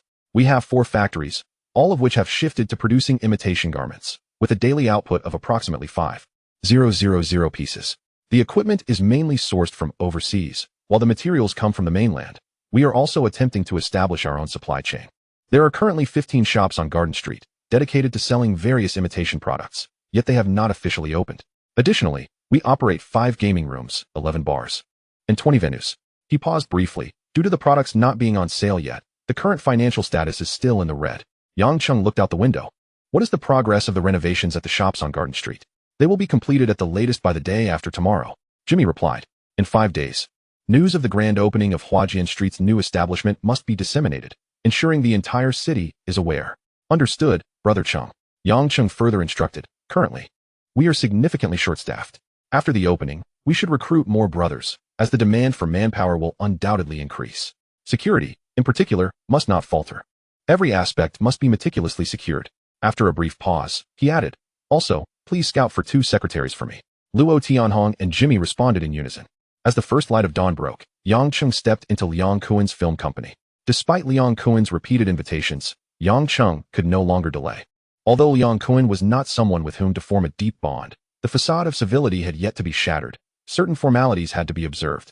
Inside the office, Liang Kuen was engaged in a rehearsal with a young woman auditioning for a role. The poses grew increasingly intimate. Breaths could be heard. A young man outside knocked and announced, Brother Kuen, Brother Cheng has arrived. The announcement startled Liang Kuen, causing him to lose his composure. He cursed under his breath, hastily adjusting his trousers, while the woman shot him a displeased glance. Liang Kuen retaliated with a slap. Dare to glare again? You'll never achieve fame in this lifetime. The girl bit her lip and lowered her head, refraining from further protest. As Liang Kuen adjusted his attire and moved towards the main hall, he found Yang Cheng and Aji had been waiting for some time. Useless. Liang Kuen smacked a nearby subordinate, exclaiming, Brother Cheng has arrived. And no one thought to offer a chair? He then turned to Yang Cheng, chuckling silently. What brings you here today? Yang Cheng replied with a slight smile. Brother Kuen has invited me several times, and I was previously unable to find the time. Today, I find myself free and came to observe the atmosphere of your film company. Liang Kuen attempted to place a hand on Yang Cheng's shoulder, but found himself slightly awkward due to their height difference. Your presence brings me joy, he grinned. Liang Kuen signaled to the subordinate who had just received a reprimand, lowering his voice to instruct. Go find 2 fresh faces auditioning for the lead female role today. They must be untouched and look sufficiently charming. Yang Cheng turned his head, a hint of confusion in his eyes. Brother Kuen, what is this? Liang Kuen smirked, a raspy chuckle escaping his throat. Since it's your first visit here, as your elder brother, I cannot lack in hospitality. The 2 men entered the inner room. There were 2 narrow beds side by side, and Aji remained outside, not following them in. Shortly after, 2 girls were brought in. Both were shapely and delicate. But as they stood there, they nervously twisted their fingers and wore expressions of timid respect. Liang Kuen and Yang Cheng had already reclined on the beds. The girls silently moved to the foot of the beds, standing still as if awaiting their fate. They are both here for auditions today? Liang Kuen asked in a hushed tone. Yes, Brother Kuen. Liang Kuen raised his chin and gestured to the more striking of the 2. You, go over there. The girl lowered her head and moved to the other bed. They both lay down, and the girl unfurled a thin cloth, gently covering their lower halves. The fabric fell, obscuring all movements and expressions. Before long, subdued gasps began to emanate from Liang Kuen's side. Yang Cheng lay quietly, his body barely stirring, as if simply resting his eyes. However, Liang Kuen's breathing grew increasingly labored, heaving like a bellows. After a while, he asked, "Care to join me in a lucrative business venture? Quick money indeed." "What kind of business?" "Powder." Liang Kuen squeezed the word through his teeth, adding, "Selling this, and cash flows in like water." Yang Cheng's tone suddenly turned cold. "Brother Kuen, I will pretend I did not hear that. In my territory, such things that harm and destroy lives are strictly prohibited. I will have no part in it." "Huh." Liang Kuen let out a short laugh, suddenly turning his head, as the girl raised her flushed face, her voice trembling. I have always been serious." "Switch places." Liang Kuen impatiently waved his hand. "You, come here and assist me." The two girls exchanged positions. The newly assigned girl had hardly begun to serve when Liang Kuen's face suddenly turned pale, as he finally grasped the meaning of being overwhelmed. An hour passed, and Liang Kuen lay there, his complexion ashen, beads of sweat forming on his forehead. Meanwhile, on the other bed, Yang Cheng remained composed, his breathing steady and undisturbed. The audition hall was brightly lit, and the air was thick with a mingling scent of dust and cheap perfume. A slender young man nearly dragged a young woman into the room, her steps unsteady, eyes downcast, her wrist gripped tightly in his hand, her entire being radiating resistance. The young man hurriedly approached the previously scolded Wang Ge. Bowing low, he wore a smile of ingratiation. "Brother Wang, look, I brought my girlfriend to audition." The girl he called his girlfriend suddenly lifted her head, her eyes rimmed with red, biting her lip as she struggled to break free from the young man's grasp. But he held her tighter. Wang Ge glanced sideways, his gaze scanning the girl up and down, leisurely speaking. "New or old?" "Of course, she's new," the young man hurriedly assured, his voice laced with an eager flattery. "I grew up with a May. She's always been with me, untouched. I never had the heart to lay a finger on her." Wang Ge scoffed, stepping forward, reaching for the girl's collar. The girl reacted instinctively, like a startled bird, swatting at him. A sharp sound echoed as her palm landed solidly on Wang Ji's face. The young man's expression changed dramatically, and he shouted, "May, have you lost your mind? How dare you lay a hand on Brother Wang?" The girl stepped back, tears finally spilling over as she glared at the young man. Her voice trembling with anger and disappointment. "Jeanbo, I gave you all my money, endured so much hardship with you. And now you would push me into this place for money." The argument echoed sharply in the spacious hall. Just then, Yang Cheng and his companions entered through the side door, their footsteps cutting through the chaos. Wang Ge caught sight of Liang Kuen and immediately donned a different demeanor. Disregarding the imprint on his face as he approached with a bow, "Brother Kuen, you've come at the right time. There's an exceptionally fine girl here." Her looks and figure rival those of the young stars. Liang Kuen raised an eyebrow, clearly intrigued. "Oh, where is she? Let me see." Jeanbo, noticing Liang Kuen's interest, eagerly shoved the still sobbing May forward, claiming, "Brother Kuen, this is my girlfriend. I brought her to audition." A trace of surprise flickered across Liang Kuen's face, seemingly taken aback that someone would actually bring their woman to such a place. Just as he took a step forward, he gently tugged at him. Before Liang Kuen could react, Yang Cheng had already walked over. He stopped before May, his gaze calmly sweeping over her tear-streaked face, then extended his arm, decisively drawing her to his side. Turning to Liang Kuen with an indifferent tone, "Brother Kuen, this girl is now with me." May froze, momentarily forgetting her tears, staring blankly at the suddenly appearing man. His countenance was remarkably striking, yet his expression bore an air of detached tranquility, as if the astonishing words he had just uttered were merely a casual remark. Liang Kuen paused for a moment, then broke into a grin, clapping Yang Cheng on the shoulder. "Well done, Cheng, you have an eye for talent. If my brother has taken a liking to her, then she must surely be yours. Take her away." "Thank you, Kuen Gu," Yang Cheng replied with a slight nod, refraining from further words as he draped an arm around the still-dazed May and turned to exit. It was not until they had left the suffocating hall and stepped into the comparatively tranquil corridor that May seemed to awaken from an absurd dream. She gazed at the sharply defined profile of the man beside her, a multitude of questions bubbling to her lips, ultimately coalescing into a choked whisper. "Why are you helping me like this?" Yang Cheng gently lifted the unconscious May into his arms and turned away from the clamor. "Achi, give him 500,000. He commanded without glancing back. "Understood, Cheng Gu." Achi swiftly retrieved his checkbook, signing the amount and handing it to the man, his voice low and firm. "The money is here, do not return. If you show up again, you know the consequences." Liang Kuen, undeterred, pressed on. "Cheng, about that business deal." Yang Cheng raised his hand to silence him. "No need to mention it again. I advise you to cease your activities. That venture is harmful to both yourself and others, with no way out." "Damn, am I to starve without this?" "Just wait and see." Yang Cheng chose to ignore him, ushering May into the car. Chi started the engine, and they drove into the night. Just as they settled into their seats, May, who had been silent, suddenly began to sob softly. Yang Cheng handed her a tissue, and once her emotions had calmed somewhat, he inquired, "Was he truly your boyfriend? What is your name?" Though he had his suspicions, he maintained a composed demeanor. May wiped her tears and replied, her voice trembling, "His name is Feng Zhambua, and I am Ruan Mei. We were together. I have no parents and have lived alone since childhood, and my health is poor. Then I met him, but he became obsessed with stock trading, investing all my savings, which he lost entirely, and he even accrued debts. He brought me here to sell me." Tears streamed down her face once more. Yang Cheng had never been adept at confronting tears. As Ruan Mei cried, her breathing suddenly quickened, and she slumped to the side. Yang Cheng's heart tightened, and he immediately instructed Chi to change direction and head to the hospital. In the hospital room, Ruan Mei lay pale and unconscious on the bed. Yang Cheng stood in the corridor with the doctor, observing the doctor's grave demeanor. He took the initiative to ask, "How is she?" The doctor adjusted his glasses. "Mr. Yang, did she experience any emotional turmoil recently?" "Yes. This has triggered her pre-existing heart condition. Fortunately, she was brought in promptly. Otherwise, it could have been dire." Yang Cheng fell silent for a moment before asking, "Is there a possibility of curing her heart condition?" The doctor set down the medical records, calmly informing him, "The patient has a congenital heart defect, but there are established treatment plans. However, the cost for the surgery and subsequent recovery will amount to approximately 500,000. Without hesitation, Yang Cheng nodded. "Do not worry about expenses. Please prepare the best plan." "Since you say so, Mr. Yang, I will arrange the surgical team immediately." The doctor's expression brightened somewhat. "We can begin in 3 days. Thank you for your hard work." Yang Cheng turned to Chi. "Go with the doctor to handle the paperwork." "Understood, Cheng Gu." Chapter 17. When the door to the hospital room was gently pushed open, Ruan Mei had already regained consciousness. She sat on the edge of the bed, hugging her knees with her face buried in her arms. Yang Cheng approached, resting his palm gently on her slightly trembling shoulder. "Do not be upset. It's not worth grieving for such a person." His voice was soft. Ruan Mei lifted her head, her eyes still red, but she shook her head. "I am not crying for him. I am afraid of this illness.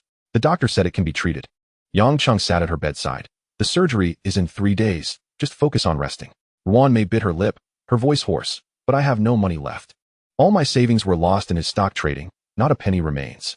Yang Cheng looked at her, reaching out to wipe the damp corners of her eyes with his fingertip. "Leave the financial matters to me. Your health is all that matters now." His touch made Ruan Mei shiver slightly, a faint blush creeping onto her cheeks. "Why?" she murmured. "Why are you being so kind to me?" Yang Cheng's fingertip lingered on her cheek, and upon hearing her words, he chuckled. "Is this what you consider kindness?" Ruan Mei turned her face away, yet her ears flushed with color. "Well, I suppose it's acceptable. Then you must be cautious," he replied with a deeper smile, his finger lightly brushing her nose. "Don't be so moved that you feel the need to repay me with your body." "Who would do that?" Ruan Mei exclaimed, turning back to glare at him, her eyes shimmering with unshed tears. Yang Cheng laughed softly. "Do you prefer it if I were to treat you poorly?" "Of course not," she answered quickly, then pressed her lips together. "Then it means you are willing for me to treat you well." Suddenly, he adopted a more serious tone. "And what about you? Shouldn't you also treat me better?" "It is only fair." Ruan Mei opened her mouth, but in the end, she merely hummed softly, burying her face in her knees. Just then, Chi quietly announced from outside the door, "Cheng Gu, the headquarters has notified that there is a meeting tonight." Yang Cheng rose from the bedside and turned to leave, but Ruan Mei, at that moment, turned to look at him. He halted, his gaze gentle as it rested on her face. "You can rest assured here for the next few days. I will arrange for someone to look after you.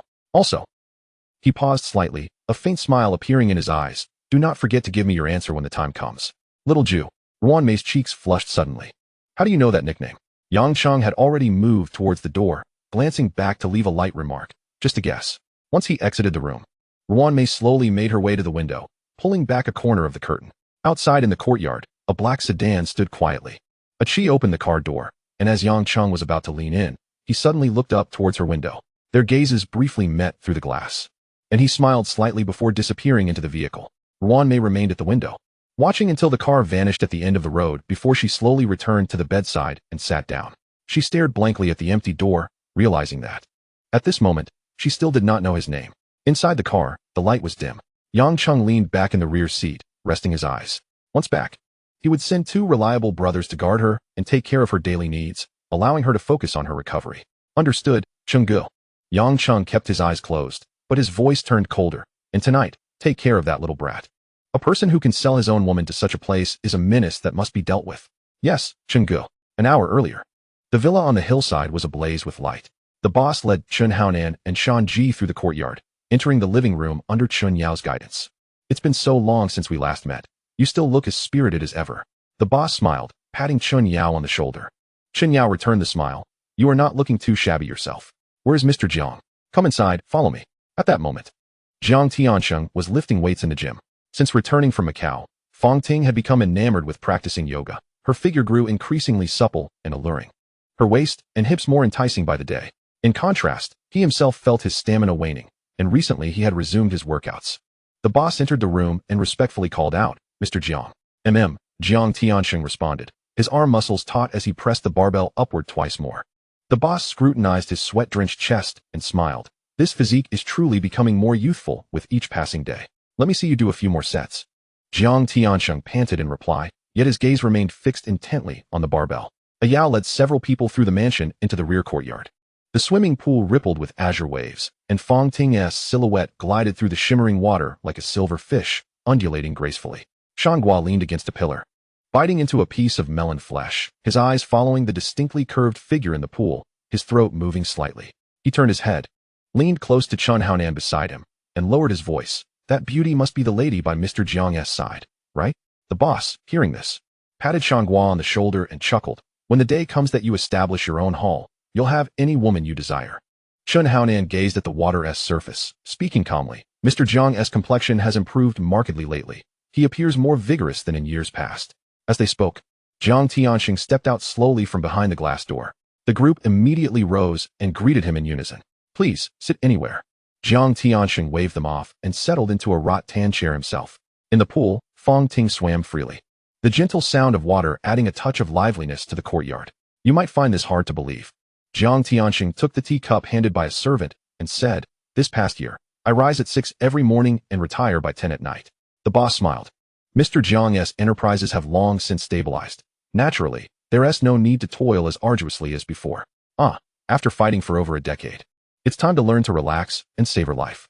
Jiang Tianxing sipped his tea. If there is time, perhaps a round of golf. Good for cultivating the mind and body. Couldn't he agree more? I've been wanting to learn that refined sport, the boss replied. Jiang Tianxing's gaze shifted to the lean young man beside Chen Haonan.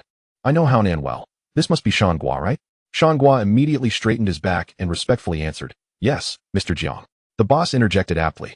These two youngsters have followed me for years. They've always handled affairs with reliability and can shoulder great responsibilities. Jiang Tianxing lightly clapped his hands, eyes gleaming with approval. The young deserve respect. The future of Hongxing must ultimately rest in the hands of young talents like you. His tone grew serious as he transitioned to the main topic. I've called you here today on a matter of importance. There are several venues in Macau traditionally overseen by our Hongxing. Starting this year, a man called Sang Biao has suddenly stirred trouble, demanding 30% of the profits, his grip even more ruthless than the casino bosses. The boss's expression turned grave. What about the other factions? How do they respond? I don't care about the others. Jiang Tianxing set down his teacup, voice steady yet resolute. Hongxing's accounts will not lose a single cent. The boss nodded slowly. I understand what must be done. A Yao will prepare whatever you need. Jiang Tianxing's eyes rested on Chen Haonan's face. Haonan, if this mission goes well, there will be a place for you in the hall. Chen Haonan met his gaze and said solemnly, thank you, Mr. Jiang. It's hot. Eat more fruit. Jiang Tianxing gestured toward the freshly cut crimson melon on the table and leaned back, his gaze drifting to the shimmering pool, silent henceforth. Shan reached out and took the slice of watermelon Jiang Tianxing had just been about to touch. All eyes immediately turned toward him. Shan looked bewildered, as if unaware of what had transpired. The boss's voice was stern. What are you doing? Jiang Tianxing, however, smiled calmly and said, Ahong. Take good care of Haonan's affairs. At that moment, Fong Ting, clad in a swimsuit, approached Jiang Tianxing from behind and gently tapped his shoulder. You all chat. I'll go freshen up first. Jiang Tianxing nodded in acknowledgement. Before leaving, Fong Ting cast a thoughtful glance at the group, having overheard the entire conversation. She pondered delivering the news to Yang Cheng, then turned and walked toward the inner chambers. Inside the moving vehicle, a Qi whispered to Yang Cheng, Brother Cheng. Word has come from the Mid-Mountain Villa. This afternoon, Mr. Jiang met with the boss and others. Apparently, he is sending Chen Haonan and Shan to Macau on a mission. Yang Cheng was well aware of the Macau trip's background. Liang Kuan had long planted spies, awaiting Chen Haonan's entry into the game. He silently mused. Has Jiang Tianxing already sensed Liang Kuan's movements? Perhaps this is merely bait. Using this matter to eliminate rivals, with Chun Haonan as the pawn and prey. Yet Yang Cheng paid no mind to Jiang Tianxing's stratagems.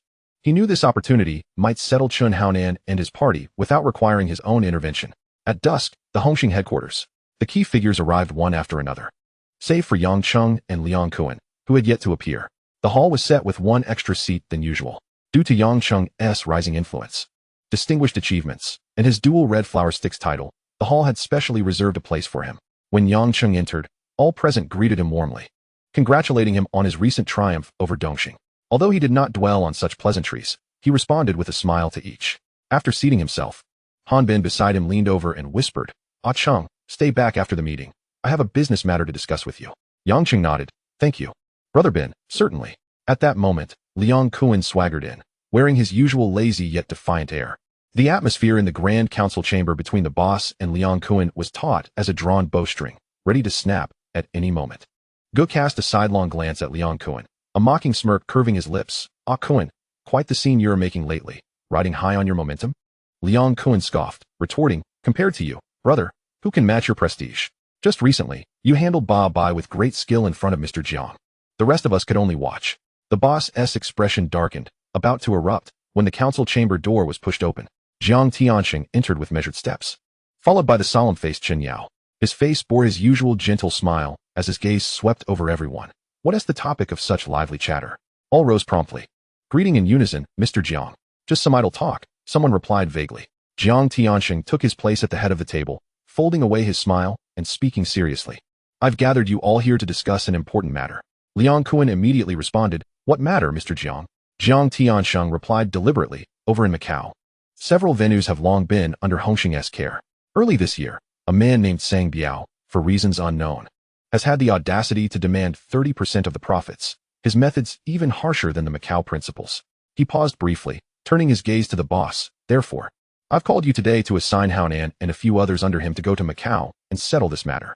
Jiang Kuan furrowed his brow, his tone turning grave. "Mr. Jiang, it seems rather inappropriate to send Haonan and his crew, does it not?" The boss slammed his hand on the table. "A Kuan, since when does Mr. Jiang's decision warrant your questioning?" Without backing down, Jiang Kuan shot back defiantly. "What? Are we not allowed to speak now?" "You. Enough." Jiang Tianxing raised his hand, his smile unwavering yet imbued with an undeniable authority. "This is the main hall. Everyone is free to express their opinions, which is perfectly acceptable." He turned to Jiang Kuan. "A Kuan, please share your perspective. Why is it inappropriate?" Jiang Kuan straightened his back and declared in a clear voice, "In my opinion, given the capabilities of Chun Haonan and his associates, they may not be able to subdue the local tyrant, Sang Biao. This task is better suited for a Cheng. His abilities are well recognized by all. Nearby, Brother Ji and others nodded in agreement. Indeed, while Haonan and his crew are commendable, they certainly fall short in comparison to a Cheng. The boss trembled with anger, pointing at those who chimed in. "You lot." Yet, at the eye of the storm, Yang Cheng appeared detached from the fray. He sat quietly in his seat, his gaze lowered, his expression serene, merely a silent observer. He knew full well that should the matter in Macau fall to him, resolving it would be but a trivial task. Chapter 18. The reason Jiang Tianxing chose Chun Haonan over him was simply because he deemed Yang Cheng's burgeoning influence too rapid and pronounced. Intent on elevating another young man to create a balance, he could see the trajectory of this game clearly. With a gentle smile, Jiang Tianxing turned his gaze to Yang Cheng. "A Cheng, what is your opinion?" Yang Cheng mused inwardly. "What more can I say? You've even pushed the woman beside you onto me. How could I possibly undermine your authority? Moreover, your men have already been dispatched, so your inquiry seems but a formality." These thoughts swirled in his mind, but remained unspoken. He met Jiang Tianxing's gaze calmly and replied, "I will follow Mr. Zhang's arrangements." Jiang Kuan furrowed his brow, staring intently at Yang Cheng. "A Cheng you." The boss, taken aback, looked over, clearly surprised that Yang Cheng would side with him this time. Jiang Tianxing nodded with a smile. "Then let us await news from Haonan." With that, he rose to depart. After the meeting adjourned, Han Bin opened the car door and slid into Yang Cheng's vehicle. He leaned in closer, lowering his voice. "A Cheng, would you be interested in collaborating on a business venture?" Yang Cheng raised an eyebrow. "What do you mean?" "There are quite a few goods in high demand on the mainland." Han Bin leaned in further. "We can quietly transport some items from Hong Kong Island to sell. I've already contacted the buyers on the other end. We just need to stock up here and increase the prices by 10% when we hand them over." A flicker of interest crossed Yang Cheng's eyes. "What would you require from me?" I will arrange the ships and manpower, Hanbin spoke rapidly. You are responsible for sourcing the goods here. Once everything is ready, hand it over to me, and I will transport it. Yang Cheng pondered for a moment. How will we divide the profits? Hanbin's expression turned serious. We each invest 10 million as the initial capital. From then on, whatever profits we earn will be split equally, brother to brother. What do you think? How much profit can we expect? I have had someone estimate. Hanbin moderated his tone. If we transport inconspicuous items, a few tens of millions in annual revenue should be feasible. Of course, it also depends on the volume of goods and the smoothness of the journey. Yang Cheng nodded thoughtfully. He was aware that this line of work was not sustainable in the long run, and his agreement was largely based on brotherly loyalty. Very well, he replied coolly. Count me in. You can liaise directly with my subordinate, Jimmy. He will assist you. Upon hearing this, Hanbin's eyes sparkled with delight. He had approached Yang Cheng precisely because his own brother, Tyrannosaurus, and 13 Mei were ill-suited for such dealings. After finalizing the arrangement, Hanbin exited the car, quickly disappearing into the night. As the vehicle proceeded midway, a familiar car was quietly parked by the roadside ahead. Yang Cheng slowed down, drawing closer to the vehicle's window. The glass lowered, revealing half of Jiang Kuan's face shrouded in shadow. Next time, choose a leader. Jiang Kuan's voice was low and direct. That deal of yours. Hand it over to me. Yang Cheng tapped the steering wheel lightly. What do I stand to gain? Causeway Bay will be under your control, Jiang Kuan replied decisively. Is that not sufficient weight? Yang Cheng paused for a moment, turning his head. What is your level of confidence?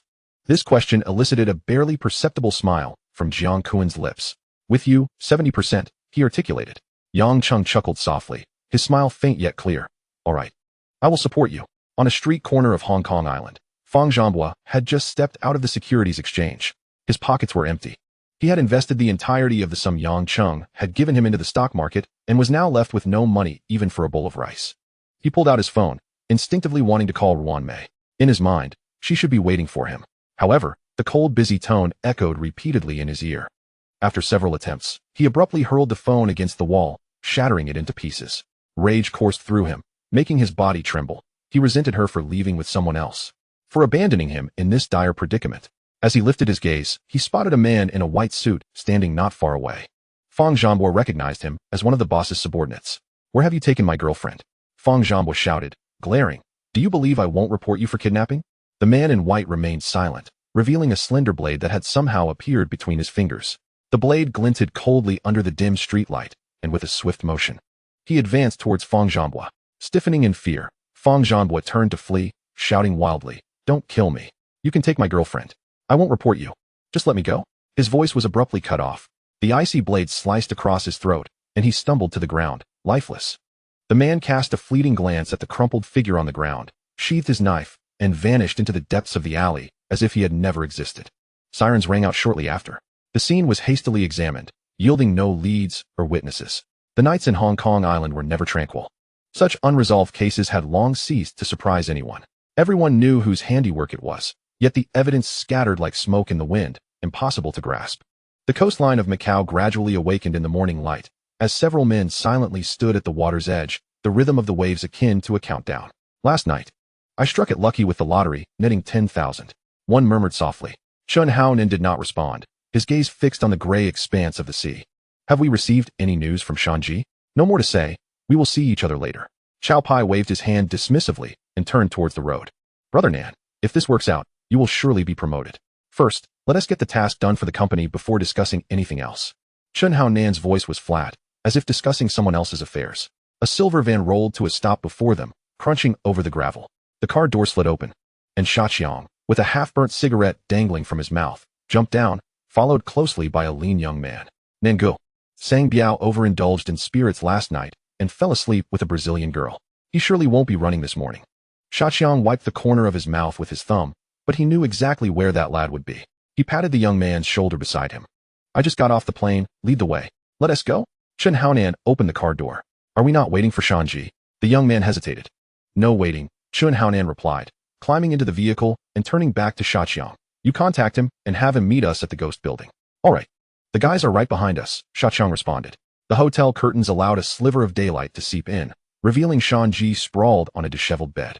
3 arms intertwined across his chest, the lingering scent of last night's alcohol still hanging in the air. As the van ascended the midsection of the Cross-Sea Bridge, headlights suddenly flared to life like predatory beasts on either side. Two heavy trucks bore down from left and right. The shriek of metal grinding against metal tearing through the morning mist. The impact jolted everyone forward. The door swung open, and a swarm of shadowy figures poured out from the truck's cargo hold, glinting ominously in the dim light. It's a trap. Grab the goods. Chen Haonan barked. The trunk was pried open, revealing a pile of steel pipes that bent at the slightest touch, all hollow. Chen Haonan ripped off his belt, the metal buckle leaving red marks on his palm. The encirclement had tightened. Baopi, trembling beside the wheel, felt tears mingling with cold sweat streaming down his face. A few men huddled back to back, pushing outward, fists and feet tearing through the melee. Chen Haonan stumbled and fell, and Chow Pai reached out to pull him up, only to be struck in the back by 3 or 4 knives simultaneously. In a final act, he shoved Chen Haonan forward, his body rolling into the glint of blades like a discarded sack. The flash of steel left several wounds on Chen Haonan as well. Daishiandi and Baopi were the first to burst out into the open, disappearing at the far end of the chaotic street. Chen Haonan staggered out, colliding head-on with Shaqiang's familiar vehicle. The window rolled down, and Shaqiang's face emerged. Nangu, hop in. Without a moment's hesitation, Chen Haonan yanked the door open and dove into the back seat.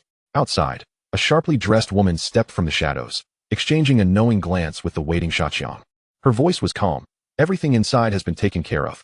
The woman turned to leave, and another figure stepped into the dim light. It was Liang Kuan. Kuan Gu. Kuan Gu. Amid a chorus of respectful greetings, Liang Kuan strolled up to Shaqiang. Leaning closer, Shaqiang whispered, "It's all set. That woman is already arranged in the room." Liang Kuan lit a cigarette, the smoke swirling around him as he instructed, "Make sure to record the entire process clearly, steady hands, and the footage must be sharp." Shaqiang scratched his head, perplexed. "Kuan Gu, since we've sent people to deal with them, why not just solve it directly in a secluded spot? Wouldn't that be simpler?" Liang Kuan shot him a sideways glance, his voice laced with his habitual coldness. "If even you can figure that out. I should have handed over my position to you long ago. Mr. Jiang particularly values this lad. Without such arrangements, how could we hold on to his leverage?" He flicked the ash from his cigarette and continued, "To touch a brother's woman is the greatest taboo in our line of work. Once this footage leaks, living will be worse than dying for him." With that, he pulled out a small plastic bag from his pocket, containing several colorful pills. "Add a little extra. Let them struggle a bit more." Shaqiang stared at the bag of pills, murmuring, "Such a ruthless strategy. Only you could conceive it." No sooner had he spoken than Liang Kuan slapped the back of his head, chiding playfully, "I have sharp ears. Keep your murmurs to yourself." Leaning in closer, lowering his voice, and his eyes glimmering with innuendo, he added, "If the scene is exciting enough, make sure to get a copy for me. It might add some spice to my evenings." Shaqiang nodded vigorously, "Understood, Kuan Gu." In a confined room, Chen Haonan lay on the bed, his consciousness fading.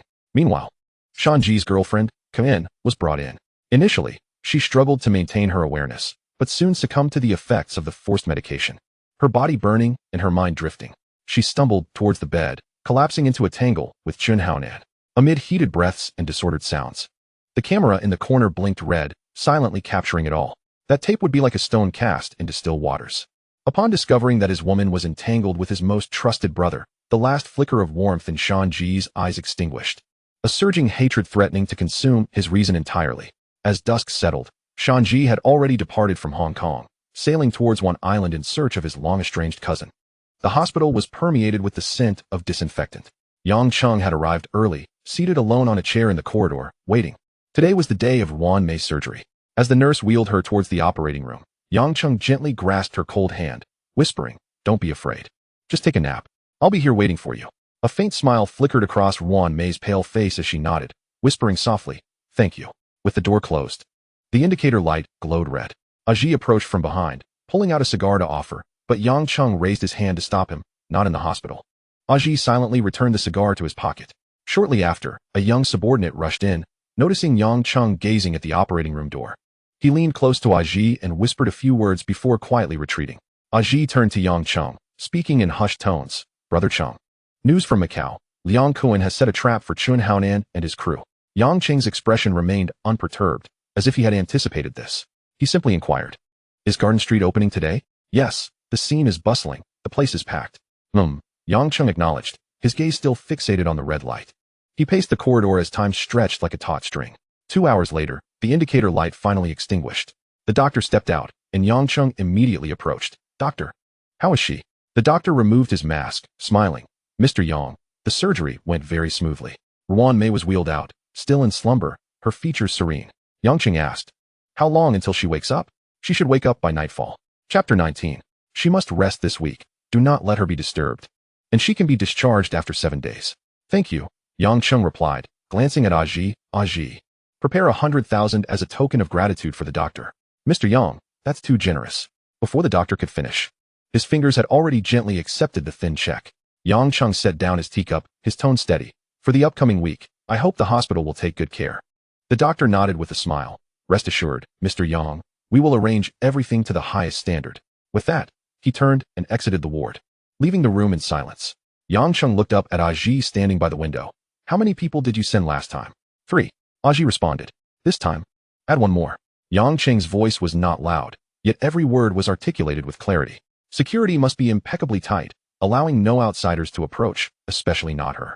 Moreover, you will go to Macau tomorrow and take care of the funeral arrangements. Understood, Chenggu. The morning on Garden Street had never been so bustling. The newly opened merchandise market was officially welcoming customers today. Even before dawn had fully broken, the street corner was already crowded with eager patrons. At this moment, the entirety of Garden Street was filled with throngs of people, making walking a challenge and vehicles practically immobile.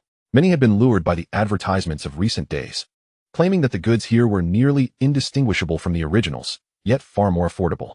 For those who yearned for designer brands, but were financially constrained, this place undoubtedly became a new haven. 2 young women paused before a stall, scrutinizing the handbags on display. Look at the texture of this Chanel. It's virtually identical to that in the boutique. Indeed, and the price is less than half.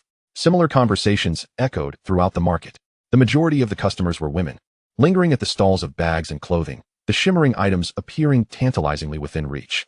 On the opening day, Cheng Yang had deployed over 100 security personnel, all clad in black suits, stationed around the periphery of the crowd, their vigilant eyes scanning the surroundings. The police had also set up a presence nearby. Such a gathering warranted caution from anyone. However, they soon discovered that the only ones departing were smiling customers, laden with bags, and the order was surprisingly well maintained. Several pickpockets, attempting to take advantage of the chaos, were swiftly subdued by nearby security personnel and promptly escorted away. As people observed those tall and professional figures in black, they felt a bit more reassured. The news of the market's exuberance spread like wildfire across Hong Kong Island, drawing in an ever-increasing number of visitors. The inventory on the shelves vanished at a visible rate. Even Yang Cheng himself had not anticipated that within a mere day, all the shops would be sold out. The late-night ambience of Hongxing Hall was permeated with the faint smoke of incense. Jiang Tianxing slowly inserted 3 sticks of incense into the bronze burner before the statue of Guangong, the embers flickering in the dim light.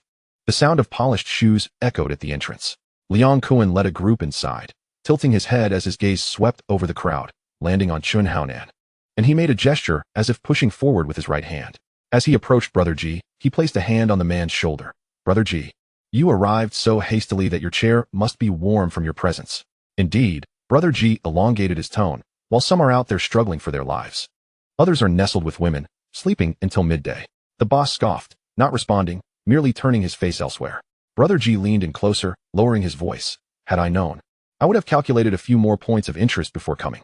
What are we doing? Just waiting here. Before he could finish, footsteps echoed from outside. Yang Cheng entered leisurely with Aji, his gaze sweeping across the crowd. Was someone just mentioning me?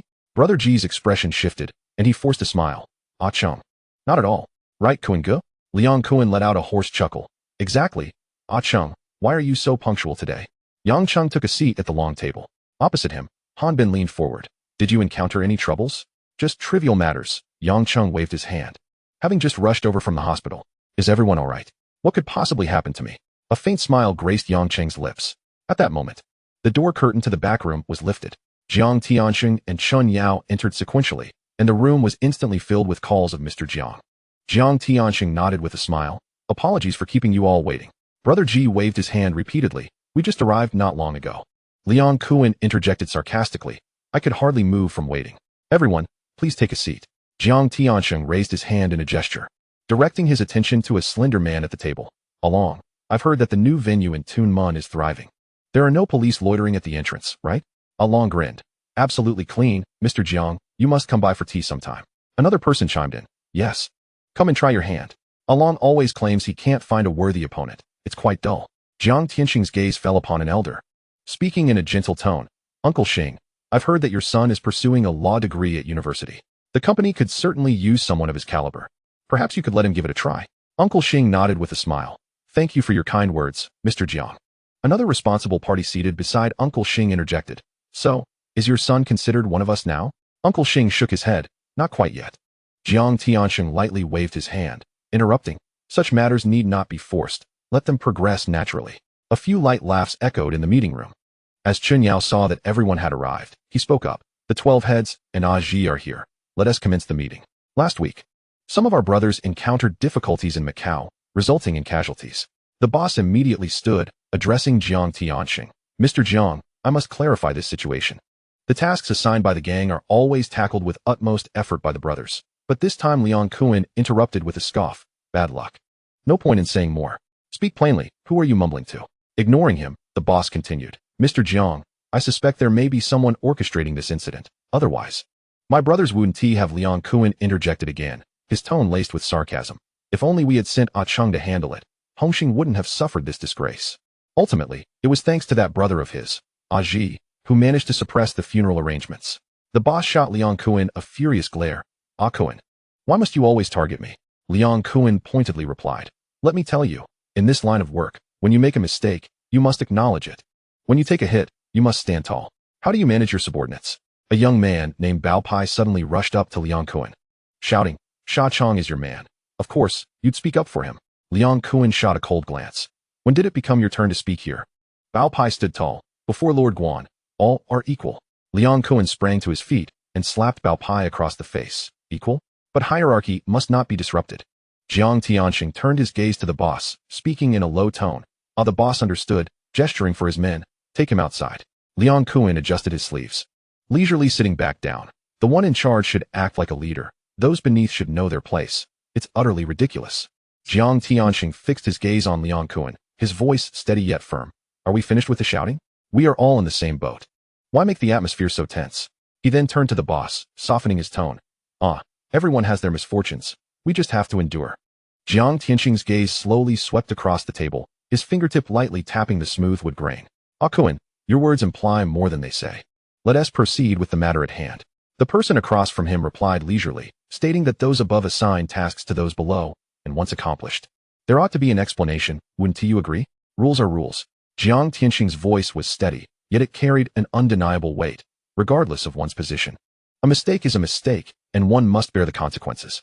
He paused slightly and raised his gaze to meet the other S. There is no need for circumlocution. Speak plainly. At that moment, Yang Cheng, who had remained in the shadows, spoke up. The matter regarding my brother S subordinate was ultimately resolved by Aji. As for the efforts I have contributed to the society during this time, all present should have a clear account of that. Jiang Tianxing turned to him, his expression unchanged. Then what is it that you desire? Yang Cheng stood up, his palm pressing firmly, yet not forcefully on the table. I believe it is time for a change in leadership at the position of the Coppergong Bay. Jing Kuan almost immediately took the floor. I concur. Everyone can see Ah Cheng's capabilities. Should he assume this position, the rumors circulating outside would likely quiet down. Otherwise, how would it be perceived in the underworld? That Hongxing's territory is largely in Ah Cheng's hands, yet he receives no formal recognition, which would reflect poorly on our competence and dampen the spirits of our brothers. Han Bin pondered for a moment, then nodded. Regarding the previous incident, my brother S subordinate indeed made a mistake, and the boss naturally bears responsibility. I agree with Ah Cheng's ascension. Long, 13 May, and Prince also expressed their agreement in succession. Brother Ji exchanged a glance with Fatty Li, and seeing the momentum, they too voiced their support, as they were always inclined to follow the prevailing winds. The big boss suddenly stood up, his trembling finger pointing at the crowd. You all. Behind him, Chen Haonan's expression was solemn, lips pressed tight, ultimately remaining silent. Jiang Tianxing's calm gaze swept over every face before returning to its original focus. Since the majority deem Ah Cheng suitable, let us proceed with the change in leadership. Brother, your territory remains yours. You will continue to manage it. The big boss's shoulders slumped rigidly, a low response escaping his throat. I will heed Mr. Zhang's counsel. The table erupted in congratulations towards Yang Cheng. A smile graced Yang Cheng's face as he nodded to those around him. Thank you all for your support. Tomorrow evening, I shall host a banquet at the restaurant, and I sincerely hope each of you will grace us with your presence. Brother Ji cheerfully assured him, we will surely attend. Only the big boss turned away, his expression dark as he gazed out the window, falling silent once more. Yang Cheng settled into his longed-for seat, his gaze calmly surveying the hall, akin to an onlooker awaiting the long-anticipated unveiling of a dramatic spectacle. Brother Kuan cleared his throat, his voice resonating distinctly in the silent hall. In previous elections, Brother Cheng has occupied this leading position, which has seemingly become a convention. He surveyed the room and spoke unhurriedly. An elder figure among them sighed and interjected. This assertion holds truth. Hongxing has enjoyed tranquility in recent years, with stability prevailing. Yet, my own affairs have not been so smooth. Therefore, Brother Kowloon seized the conversation, his tones suddenly firm. I believe the position of the seat should be re-elected this year. On the other side, a person close to Mr. Jiang contemplated his words before speaking. Brother Kowloon has indeed made significant contributions to the society over the years, and the profits earned are evident to all. While there may not be monumental achievements, there is certainly no lack of hard work. The previously silent Jiang Tianxing finally lifted his gaze, fixing his eyes on Brother Kowloon, his voice betraying no emotion. Is that truly your desire to occupy my position? The rules are clearly stated. Elections occur every 3 years. Brother Kowloon, undeterred, met that gaze head-on. Do I not have the right to step forward in contest? Yao Gu, you oversee the disciplinary hall and uphold the rules. Tell me, do I not possess this authority? The name Chun Yao remained calm, nodding slightly, uttering a single word, yes. Brother Kowloon, what exactly do you mean by this? An individual referred to as Chao Gu furrowed his brow. Brother Kowloon abruptly stood, striding towards Chao Gu, his gaze piercing. Chao Gu, our bond has been forged through shared hardships. In 1978, when we battled those who crossed the river, blood soaked through our garments. Surely, you do not forget? Chao Gu swallowed, responding in a low voice. I remember. In 1983, the old man personally ordered me to clean house and deal with the traitor Shoppy. I did so, thoroughly and decisively. Brother Kowloon turned to face the assembly, his voice rising. In 1985, I led a team into Tsim Sha Sui, took down Chen Chi, and bore all the blame for the society, enduring 3 long years in the trenches. In terms of rewards and seniority, do I not have the right to claim this leading seat?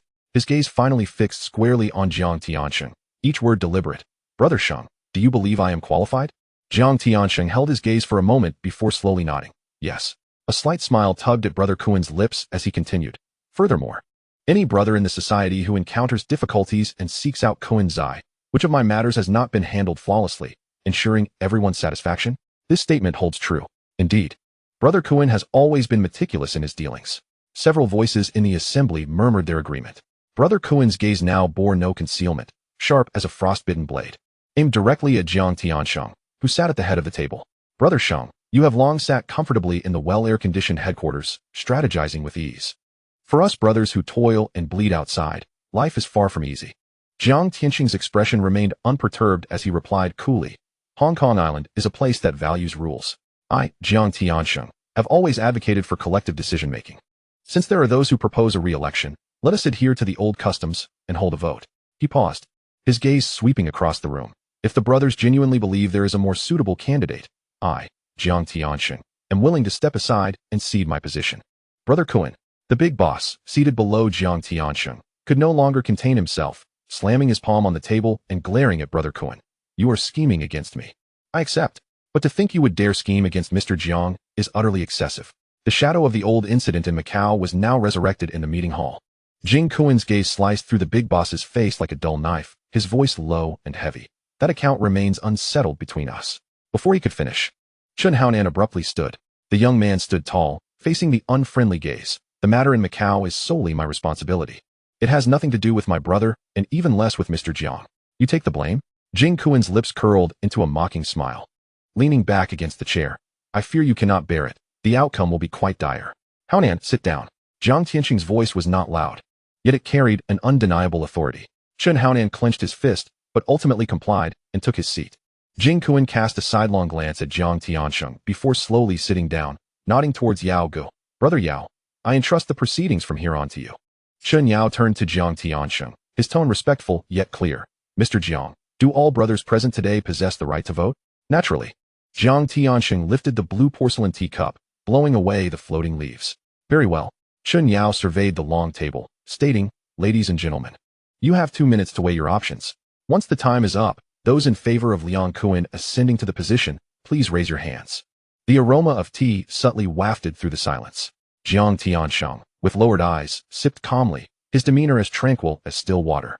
Near the center of the table, a spokesperson leaned towards Uncle Cheng, whispering, Our families carry significant weight. The choice between candidates is, in essence, inconsequential.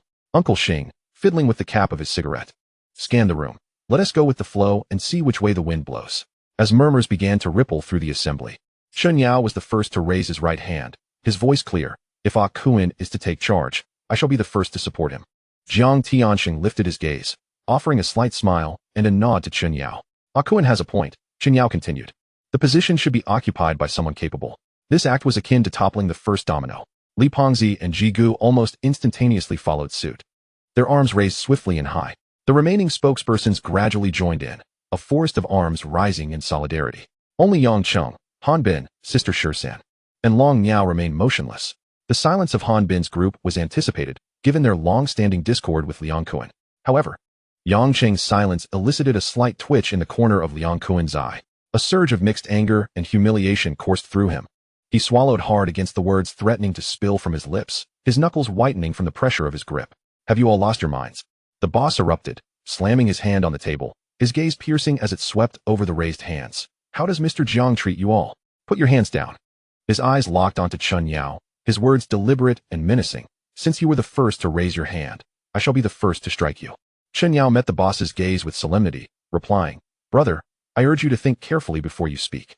Jiang Tianxing surveyed the crowd, his tone steady. Elections demand fairness. I accept this outcome. He then began to rise, declaring, this position should be given to Kowloon. Liang Kowloon raised his hand slightly, a sardonic smile gracing his lips as he turned to Jiang Tianxing. Brother Sheng, I have always respected you.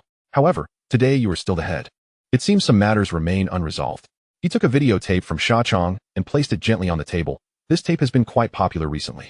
Our brothers from Hongxing have certainly made a name for themselves, even casting their own brother's woman in a film. The boss abruptly stood, glaring at Liang Kowloon. You are deliberately seeking trouble. Yang Cheng understood that Liang Kowloon was setting a trap for the boss, yet he silently observed. Such a spectacle was rarely witnessed. Liang Kowloon regarded the boss with a sidelong glance, his voice chilling. Infringing upon a brother's woman is a grave taboo in our world. Hand over your little brother. Consider it an explanation to Brother Sheng. Chen Haonan slowly rose, his back straightening. I, Chen Haonan, have wronged Hongxing. I have failed to manage my brothers properly and apologize to Shan Ji for everything. I bear sole responsibility. Very well, you admit your guilt, Liang Kowloon retorted, pointing a finger before turning to Jiang Tianxing. What is Brother Sheng's stance? Jiang Tianxing turned his head, his voice devoid of emotion. The nation has its laws, and the gang has its rules. A crime committed by the emperor is punishable as any commoners. The family law must be enforced. The boss lifted a bundle of burning incense, its smoke curling gently. He first bowed before the statue of Guangong, then approached Chen Haonan. What? Are you unable to act? Liang Kowloon interjected nonchalantly. The boss shot him a glance before his gaze returned to Chen Haonan's pale face. Brother, Chen Haonan called softly.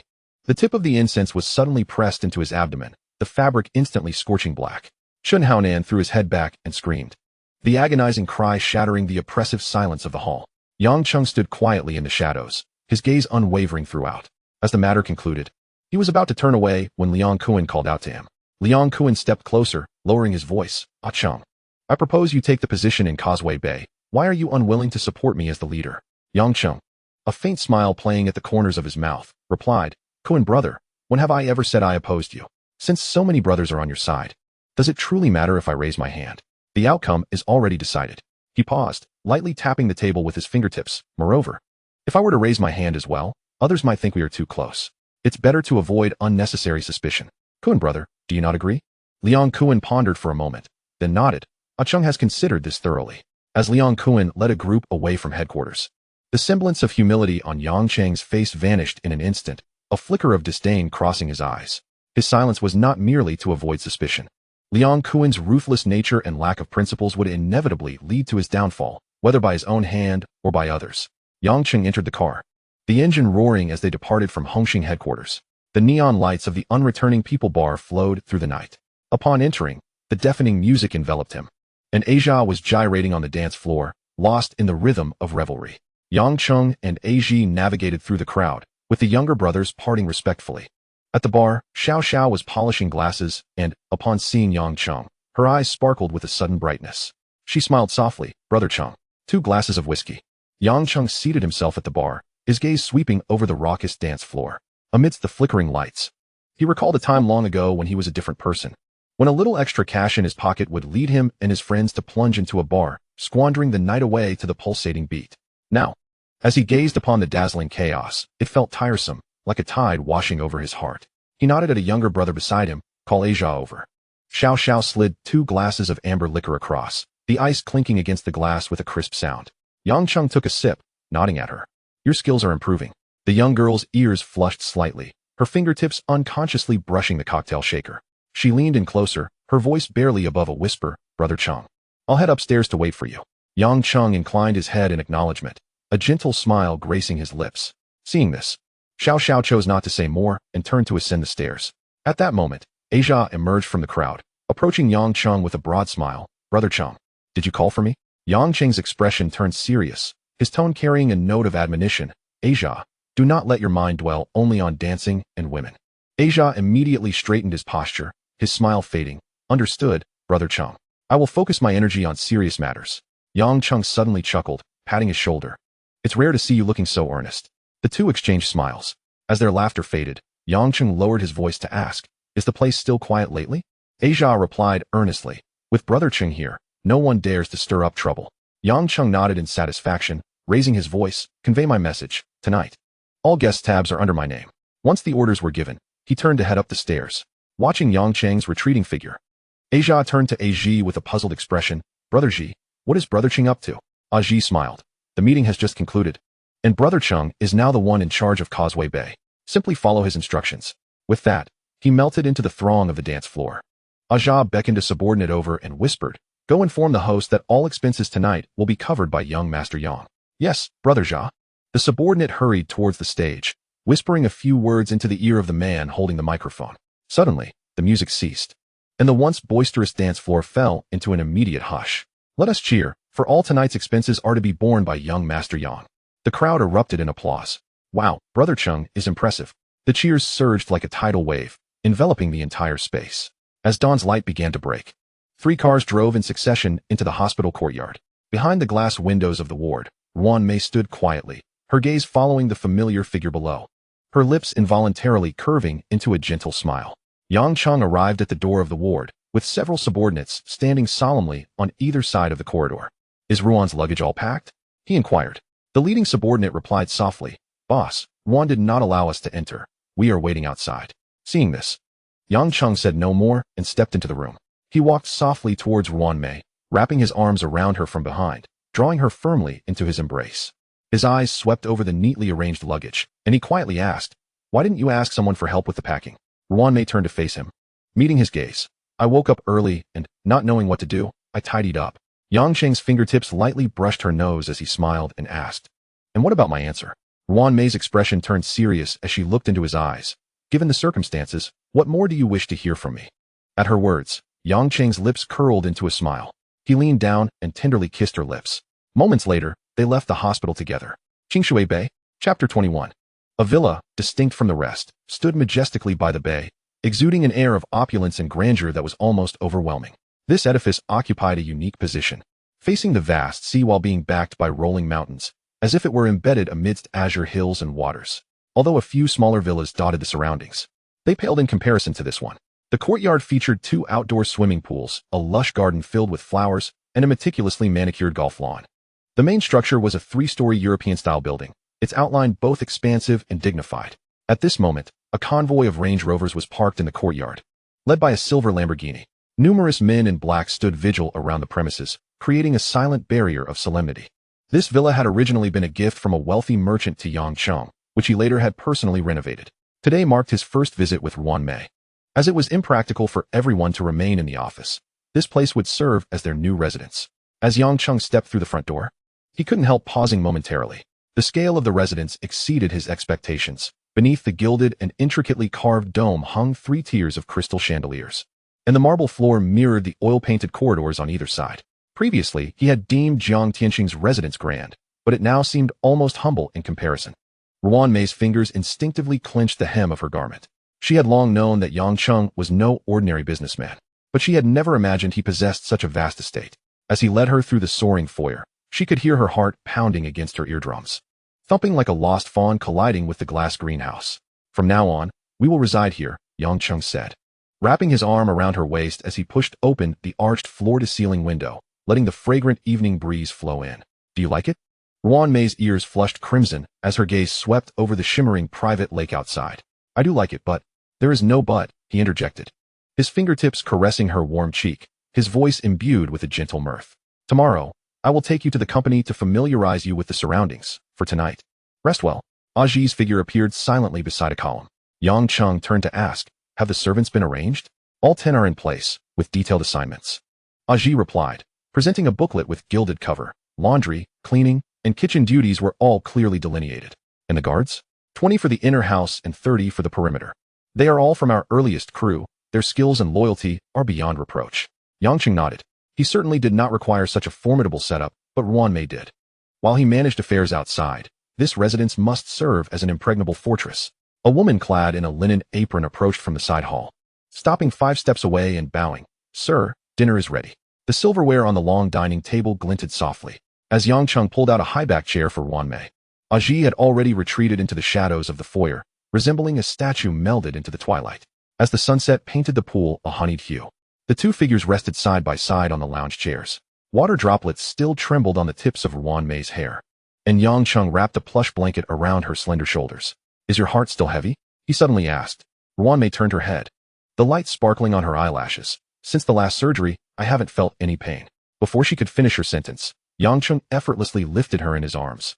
Turning towards the bedroom, Ruan Mei's cheeks blushed deeper, and she slightly tilted her flushed face toward Yang Cheng's shoulder, her gaze submissively falling, allowing him to carry her forward.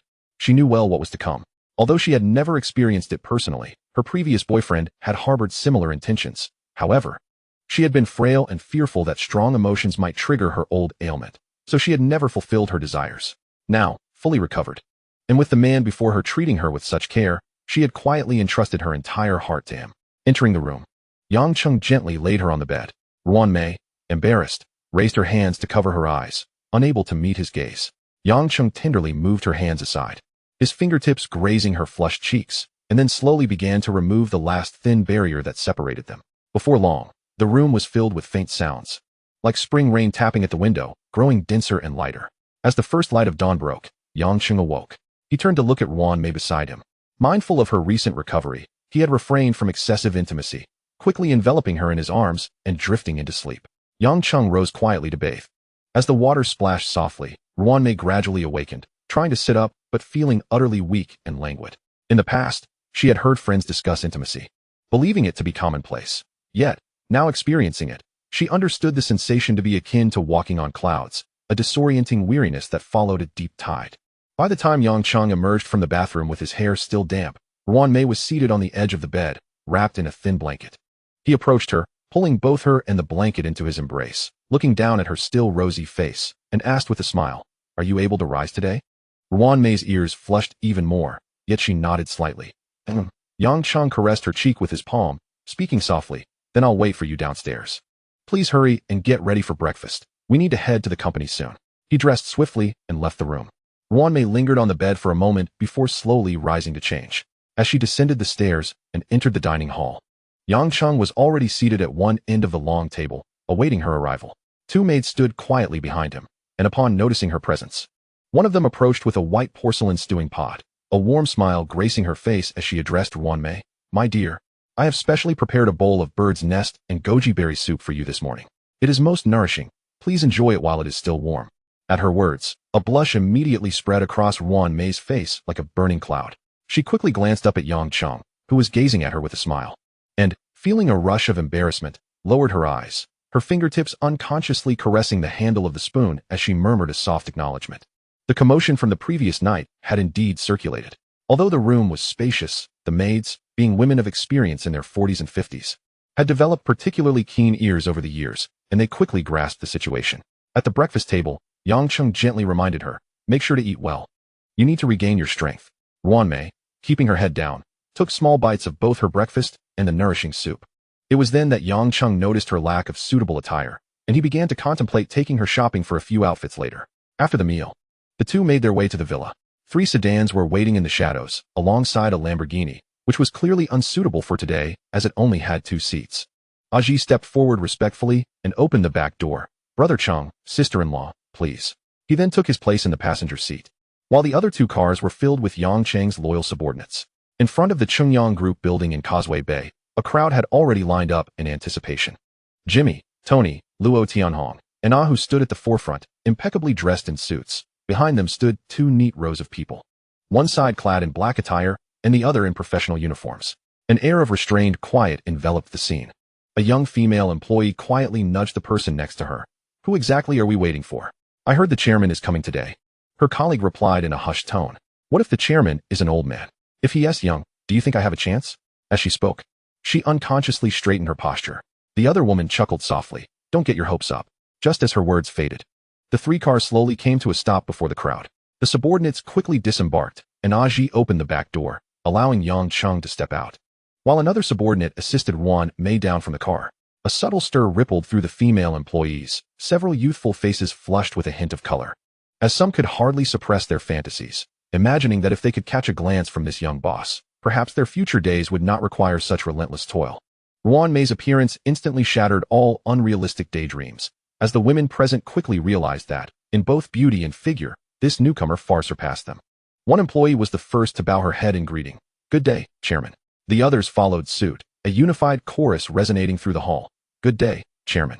Inside the chairman's office, Yang Cheng lounged comfortably on the sofa, while Wan Mei sat quietly beside him.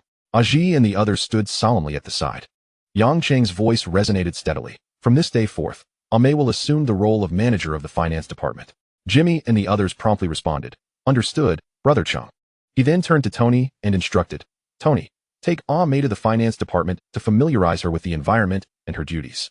Tony nodded earnestly. Yes, Brother Cheng. Wan Mei then rose and departed the office with Tony.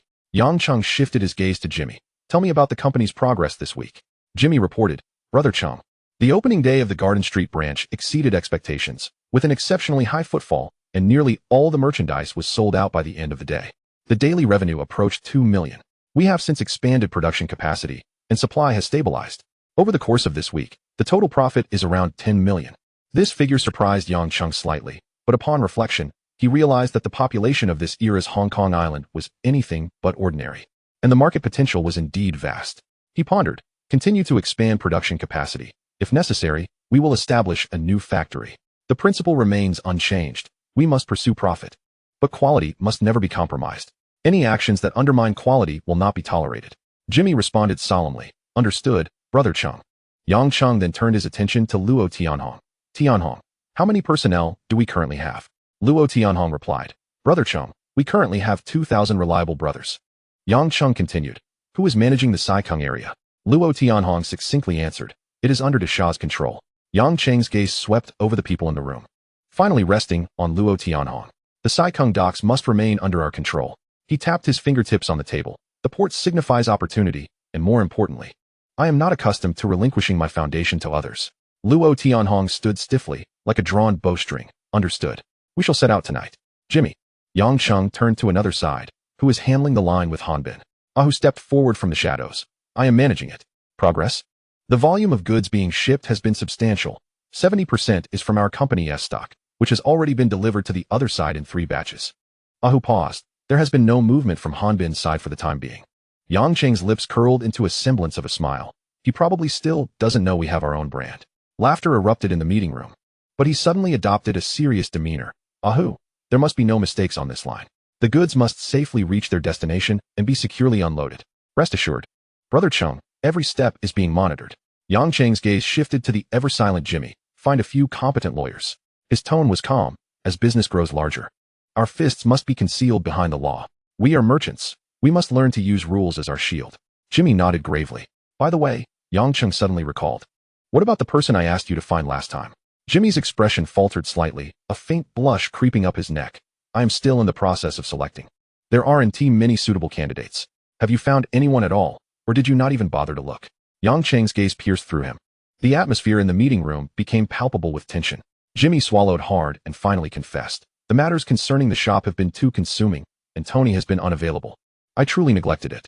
If you forget again, Yang Cheng's tone was flat, yet it sent shivers down everyone's spine. You will follow Tianhong to the docks and learn what it means to act without delay. There will not be a next time. As the crowd filed out, the office returned to silence. Yang Cheng stood alone before the floor-to-ceiling window, the neon lights flowing across the glass like a river. He suddenly realized that it had been a long time since he had heeded that call only he could hear, not out of negligence, but because he had always scorned petty demands. To take, one must wait for the moment that stirs the waters. The afternoon sun slanted through the window, and Yang Cheng silently recited that daily summons in his heart, check in for today. The cold mechanical voice chimed in as expected, executing check-in procedure for you. Chapter 22. You have received a crystallization of wisdom. The long-awaited moment had finally arrived, a potion capable of enhancing cognitive abilities. Without a moment's hesitation, Yang Cheng declared, use immediately. The activation of the crystallization of intelligence is underway. It feels as if a clear spring has surged into my mind, suddenly expanding the previously chaotic realm of thought, where countless points of knowledge circulate and connect. The system's prompt resounds once more. Your intelligence has increased by 15 points, now reaching a total of 95. This figure is indeed rare among the general populace. Just as he prepared to exit the system, two unexpected notifications chimed in succession. You have gained dominion over the Causeway Bay area. Hidden conditions met. Would you like to claim the corresponding reward? You have forged a commercial pathway. Hidden conditions met. Would you like to claim the reward? A dual surprise coursed through his spine like an electric current. The gifts of hidden tasks are always extraordinary. Claim all. He suppressed the tumult within. You have obtained a portable Hive resource repository. You have acquired the special perception ability of a 10-second prophet. The latter reward caused his pupils to constrict, foreseeing the future 10 seconds ahead. This implies that any ambush would lose its element of surprise. Even in the face of imminent danger, he would have the assurance to react before the trigger is pulled. As for the storage device dubbed Hive, it is not yet the moment to contemplate its implications. Activate 10-second prophet. Hive temporarily stored. He commanded decisively. Loading ability. A faint hum resonated deep within his consciousness, as if the world were cloaked in a transparent veil. He attempted to focus his thoughts, and indeed, he saw it. 10 seconds into the future, the office door would swing open. Almost instantaneously, as this thought flickered, the doorknob turned. Wanmei entered, cradling a stack of documents, the afternoon light tracing her delicate silhouette. A barely perceptible smile tugged at the corners of Yang Cheng's mouth. The system's promises had never faltered. Observing his solitary smile, Wanmei could not help but approach with a gentle smile of her own. Yang Cheng extended his arms, and she gracefully nestled into his embrace. From the finance department, he mused, gazing into her eyes, are you confident in taking over? A faint blush graced Wanmei's cheeks as she softly replied, I have not dealt with these matters before, but I am willing to learn diligently. I will ensure everything is managed properly for you. Yang Cheng lightly brushed her nose with his fingers, his eyes sparkling with warmth. That heart is more than sufficient. In the bustling streets of Causeway Bay, the throngs of people surged around them. Yang Cheng strolled alongside Wanmei on the dappled path, a rare outing with a woman. Despite his current status as a leader in the syndicate and the owner of several companies, he could not escape the fate of carrying bags for those beside him.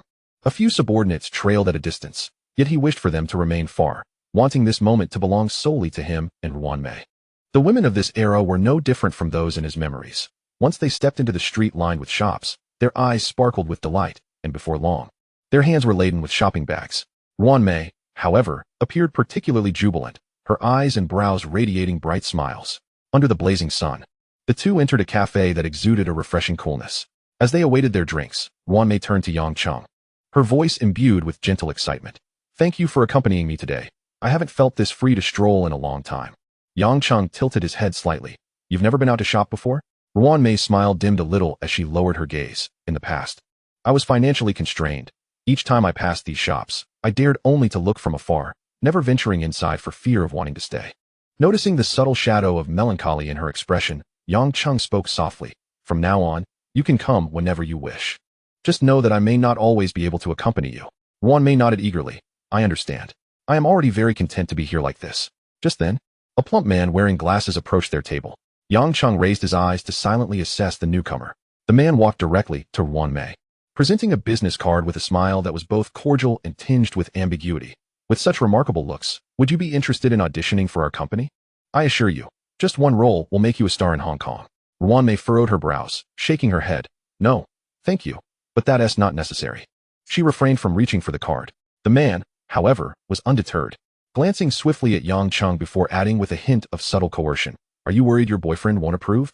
Rest assured, I can persuade him. Many would beg for the chance to act in our company. He turned to Yang Cheng, chin raised slightly, his tone condescending. Given your girlfriend's exceptional qualities, why not let her develop her career with us? It would benefit you both. Yang Cheng took the business card, scanning its gilded lettering. Liang Kuan Film Company. He lifted his gaze to the impeccably dressed man, his voice darkening. You wish for my girlfriend to act in that sort of film? The man adjusted his tie, his smile brimming with professional confidence. We excel at creating stars. One success leads to another. Before he could finish, the man was airborne, crashing into a nearby bar stool. As Ajay and several others burst into the cafe, shards of glass still trembled on the bar's edge. He seized the cowering man by the collar. A glint of coldness in his grip. The once leisurely atmosphere of the afternoon froze instantly. Several patrons hastily set down their coffee cups and hurriedly exited, heads bowed. The man curled into a fetal position, clutching his abdomen, blood seeping from the corner of his mouth, stark against the pale tiles. When dragged to Yang Cheng's feet, he still managed to utter a threat through clenched teeth. You dare touch me? Do you know who our boss is? Yang Cheng bent down to pick up the fallen business card, gently tapping the man's face with its edge. Liang Kuen's people? Does your boss know you're sending your underlings to pull actresses? Hearing the name Liang Kuen escape Yang Cheng's lips, the man's pupils dilated. His bravado cracking. You dare invoke the dragonhead's name? Yang Cheng shot Ajay a glance, and the latter efficiently hoisted the man away toward the exit. A black sedan stood silently at the street corner. The metallic glint of its door as it opened and closed causing pedestrians to hastily avert their gaze and quicken their pace. They recognized that business card and understood well what lurked behind many glamorous facades in this city. A person capable of handling troubles with such decisiveness inherently signified another level of danger. As Yang Cheng turned, the cafe owner stood rigidly behind the counter. He approached the bar, placing a stack of bills beneath the coffee machine. Apologies for the disruption. The edges of the notes brushed against a cup, stained with milk. He took Ruan Mei's hand and pushed the door open, the wind chimes behind them tinkling softly. In the twilight of the streetlights, Ruan Mei gently tugged at his sleeve. Yang Cheng wrapped her in his coat, his warm palm covering her slightly cold hand. Were you frightened? Ruan Mei shook her head gently, just still getting used to it. Yang Cheng's lips curled into a gentle arc as he said, take your time. In due course, one will naturally grow accustomed to it. He turned and opened the car door, settling into the driver's seat. Inside the private office of Liang Kuen Film Company, the screen projected a tumultuous scene, casting flickering shadows across the room. Liang Kuen was engrossed in the spectacle when suddenly, a voice interrupted. Kuen go, it's bad. Abruptly jolted from his reverie. Liang Kuen's body stiffened, and anger surged within him. He hastily pulled on his trousers and rushed out, delivering a resounding slap to Sha Chong's face. What are you shouting about? You nearly scared me to death.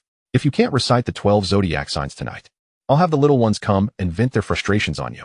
Sha Chong clutched his face, indignantly muttering, my mother has been in the ground for years. And you still want to bring her up? Liang Kuen retaliated with another slap. Enough of your nonsense. What is the matter? He demanded, his expression darkening. Sha Chong quickly reported, I just received a call. Someone from Yang Cheng's side is demanding an explanation from us. An explanation? What kind of explanation? Liang Kuen narrowed his eyes. They say we have a director who dared to approach Yang Cheng today, asking his woman to star in our film. And even threatened Yang Cheng himself. Sha Chong swallowed hard, continuing, they insist that you must go to Causeway Bay tonight to clarify the matter in person. Liang Kuen's expression turned ominously dark, his voice seething between clenched teeth. That brat Yang Cheng no longer even regards me, the overseer, with any respect. He scoffed coldly, a glint of ruthlessness flashing in his eyes. Once I deal with A, he will be next.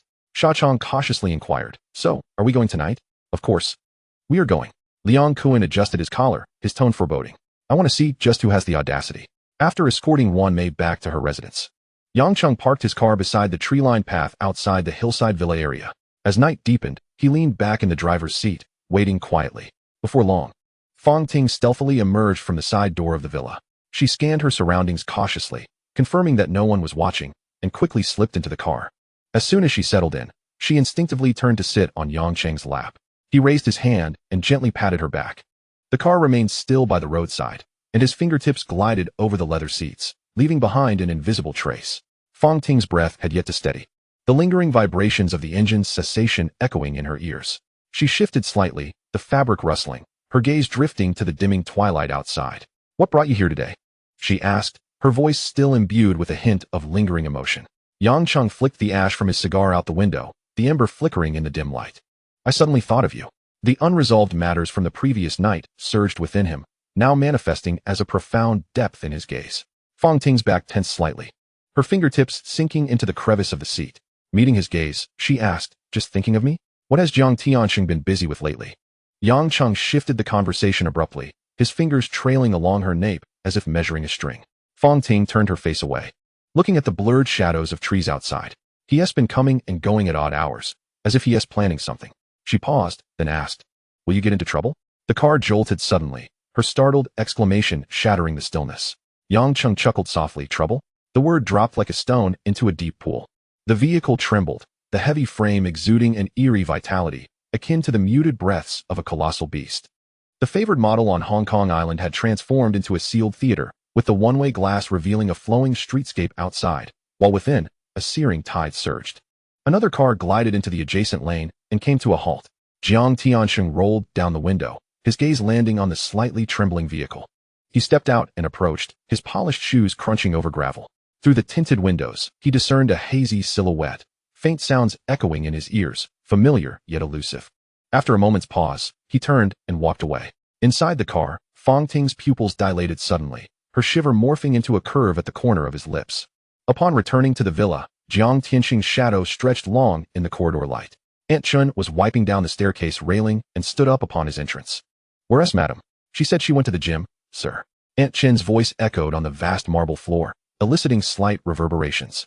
Jiang Tianxing nodded, but his gaze drifted to the darkened night outside, as if he could penetrate the darkness and glimpse the still trembling vehicle by the roadside. He had never harbored doubts about Fong Ting.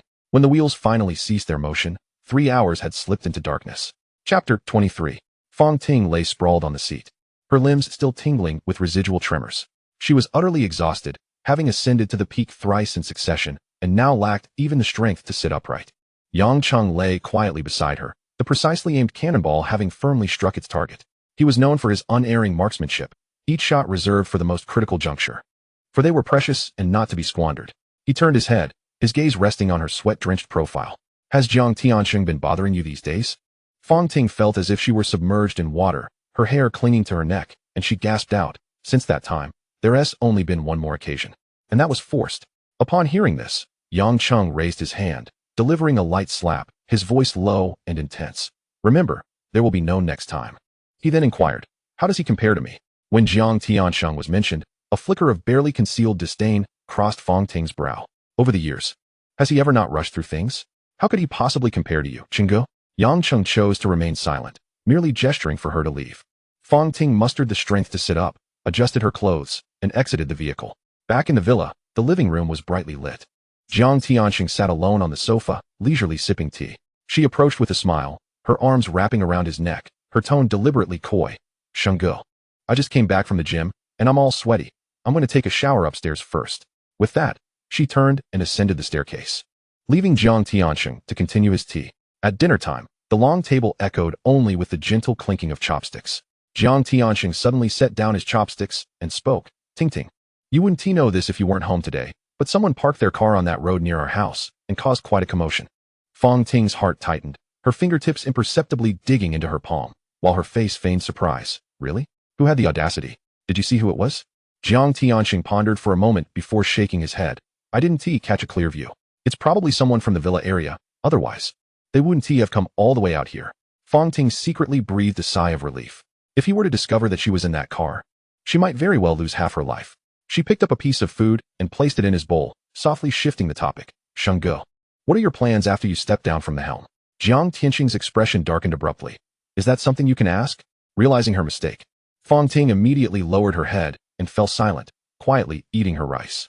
The long night was silent, the chandelier casting a cold shadow on the polished table. Neon lights flowed through the night of Causeway Bay. The entrance of the bar, The Lost Souls, separates the clamor into two distinct realms. Outside lies the stillness of an ordinary street, while inside pulses with a different order.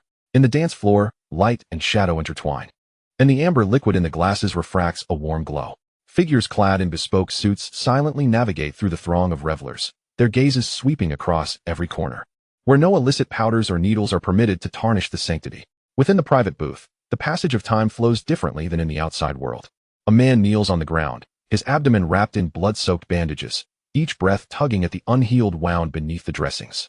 Achi reclines on a crimson velvet sofa, his fingertips silently tapping a rhythm on his knee. Aja leans against the bar, polishing a glass, as if the vessel in his hand were a weapon rather than mere glassware. Several young men stand in the shadows, resembling decorations embedded in the wall. The sound of hurried footsteps echoes from outside. As the door swings open, the mingled scent of smoke and cologne rushes in. The head of the Hongxing gang leads a dozen men into the establishment, the hem of their suits stirring a faint current of air. He surveys the booth with an unmistakable air of scrutiny, but as his gaze glides over the crystal chandelier, the Persian carpet, and the grand piano in the corner, his pupils momentarily constrict, as if each detail were whispering a rule he has yet to comprehend. Where is he? The head of Hongxing fixates his gaze on Achi's face. You called me here, yet you choose to put on airs? Chenggu is on his way. Achi does not rise. Merely inclining his chin towards the vacant seat opposite him, the wine is already breathing. Suddenly, the kneeling man lunges forward, his bloodied hands grasping the trouser leg of the newcomer, Brother Kowloon. Brother Kowloon, they. The man addressed as Brother Kowloon glances down at the stain on his pants, frowning. What kind of performance is this? Only then does Ajah set down the glass. The base of the glass clinks against the marble tabletop, echoing like a signal marking the commencement of a ritual. He turns around, his face devoid of expression. This friend from Saigon has brought something into our establishment that he ought not to have. Chenggu said we should wait for Brother Kowloon to arrive before making any decisions, as this pertains to the reputation of Hongxing. The crowd behind Brother Kowloon stirs slightly. He raises a hand to halt them, his gaze flicking between the pale face of the kneeling man and Ajah's indifferent eyes. Within the booth, only the low hum of the air conditioning remains, accompanied by the distant sound of a faint beat. The second hand of the wall clock ticks past, yet another mark. The door swings open once more. Liang Kowloon, the newcomer, begins, but before he can finish, his subordinates step forward in unison, creating a palpable tension in the air. Achi meets Liang Kowloon's gaze steadily, his voice calm as a deep pool. That knife was handed to me. Achi. Liang Kowloon's expression darkens suddenly, each word laced with weight. Those who dare touch my people don't even bother to greet me? Do you not see me as the host in this establishment? Just as both sides are poised for confrontation, a figure leisurely parts the crowd of Liang Kowloon's men and strides in confidently. Brother Kowloon, what has stirred such ire? The newcomer is Yang Cheng. He walks directly to the edge of the sofa and sits down, raising a hand towards Liang Kowloon. Take a seat first. Let us discuss this calmly. Liang Kowloon studies him for a few seconds before snorting coldly. Fine. Cheng, I'll grant you this favor. As they settle in, Yang Cheng opens a bottle of wine, the amber liquid flowing into 2 glasses. Their glasses clink lightly before they drink deeply. Yang Cheng sets down his glass, his gaze suddenly icy. Brother Kowloon, I SNT your subordinate being a tad too ignorant of how to write my name. Yang Cheng? Liang Kowloon furrows his brow. What do you mean by that? Yang Cheng's gaze shifts to the kneeling man in the corner. Do you recognize this individual? Too many subordinates. Hard to keep track. Liang Kowloon averts his face. Yang Cheng says nothing further, merely inclining his head slightly towards Achi. In a flash, Achi's wrist gleams coldly as a blade precisely embeds itself into the kneeling man's spine. The man collapses to the ground without a sound. Witnessing one of his own perish before his eyes, Liang Kowloon's temples throb, and he turns to Yang Cheng. Cheng, what is the meaning of this? Nothing much. Yang Cheng replies with an air of indifference. Since he is not a brother recognized by Brother Kowloon, I merely took the liberty of clearing the house. Liang Kowloon glances at the cooling body on the ground, then surveys the surroundings, realizing that, unbeknownst to him, many of Yang Cheng's men have silently emerged from the shadows, subtly encircling his own crew. He slowly leans back against the sofa, his voice laced with menace. Just say it plainly. What do you intend with this setup today? The booth is dimly lit, and Yang Cheng slides a business card across the glass coffee table. I invited Brother Kowloon out today to address a rather vexing matter. Leaning slightly forward, he continues, I was accompanying my girlfriend at the mall when a rather rotund individual approached and shoved a business card into her hand, proposing she partake in that sort of film. Brother Kowloon, how would you handle this? Liang Kowloon seizes the card, his eyes scanning the name of the director, Wang Su, of Liang Kowloon Film Company, his expression darkening drastically. Which fool dares to act under my company's banner in such a manner? His fingers tighten, crumpling the rigid card into a ball. This is precisely why a tree that bears fruit attracts the attention of all sorts of vermin. Thus, I contend that individuals like this are better off removed. Yang Cheng fills a glass and pushes it across. Liang Kowloon takes it, downing it in one go, his throat bobbing rapidly. Yang Cheng lightly taps the glass wall, shifting the subject.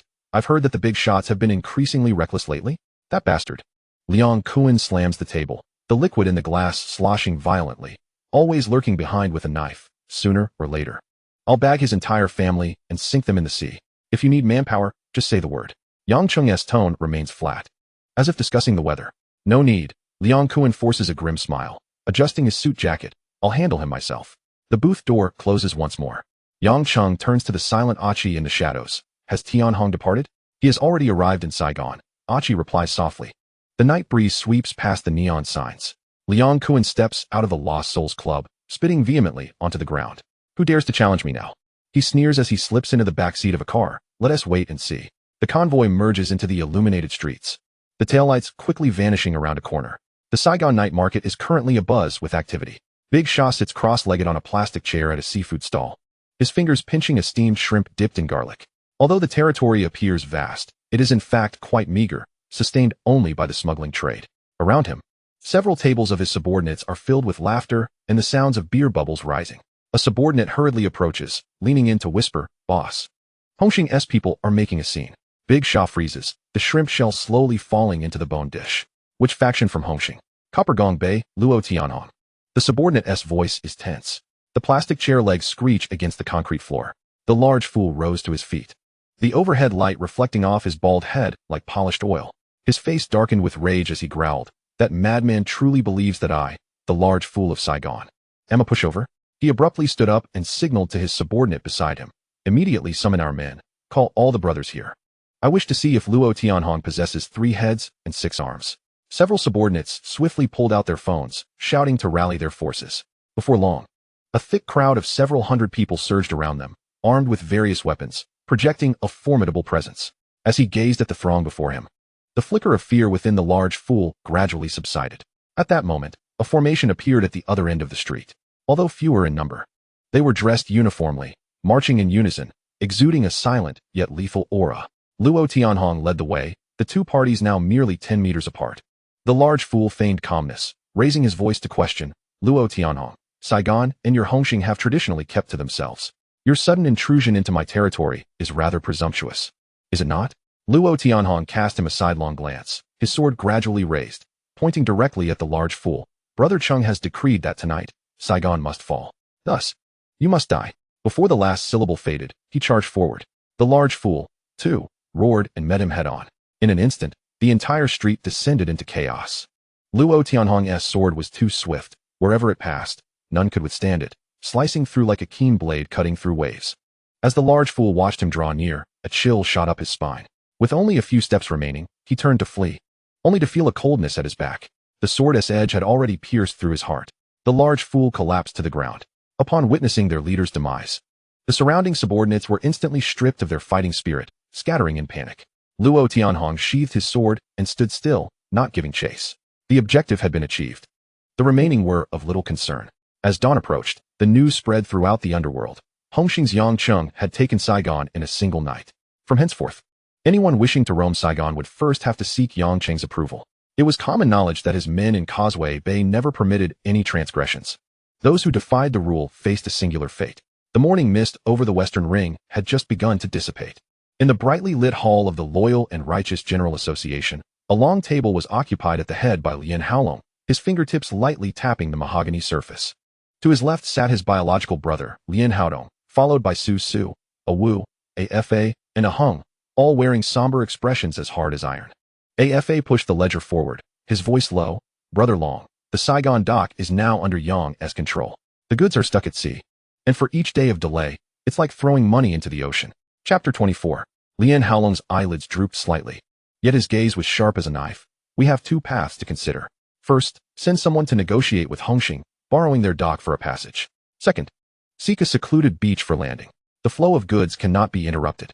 "Understood," Afa nodded. Lien Haolong turned his gaze to a Wu. "You go and approach Hongxing."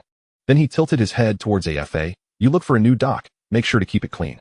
Afa pondered for a moment before speaking. "Brother Long, that Yangcheng from Hongxing is no simple character. Over 100 men from Dongxing fell at his hands, and he even single-handedly pursued and cut down hundreds more.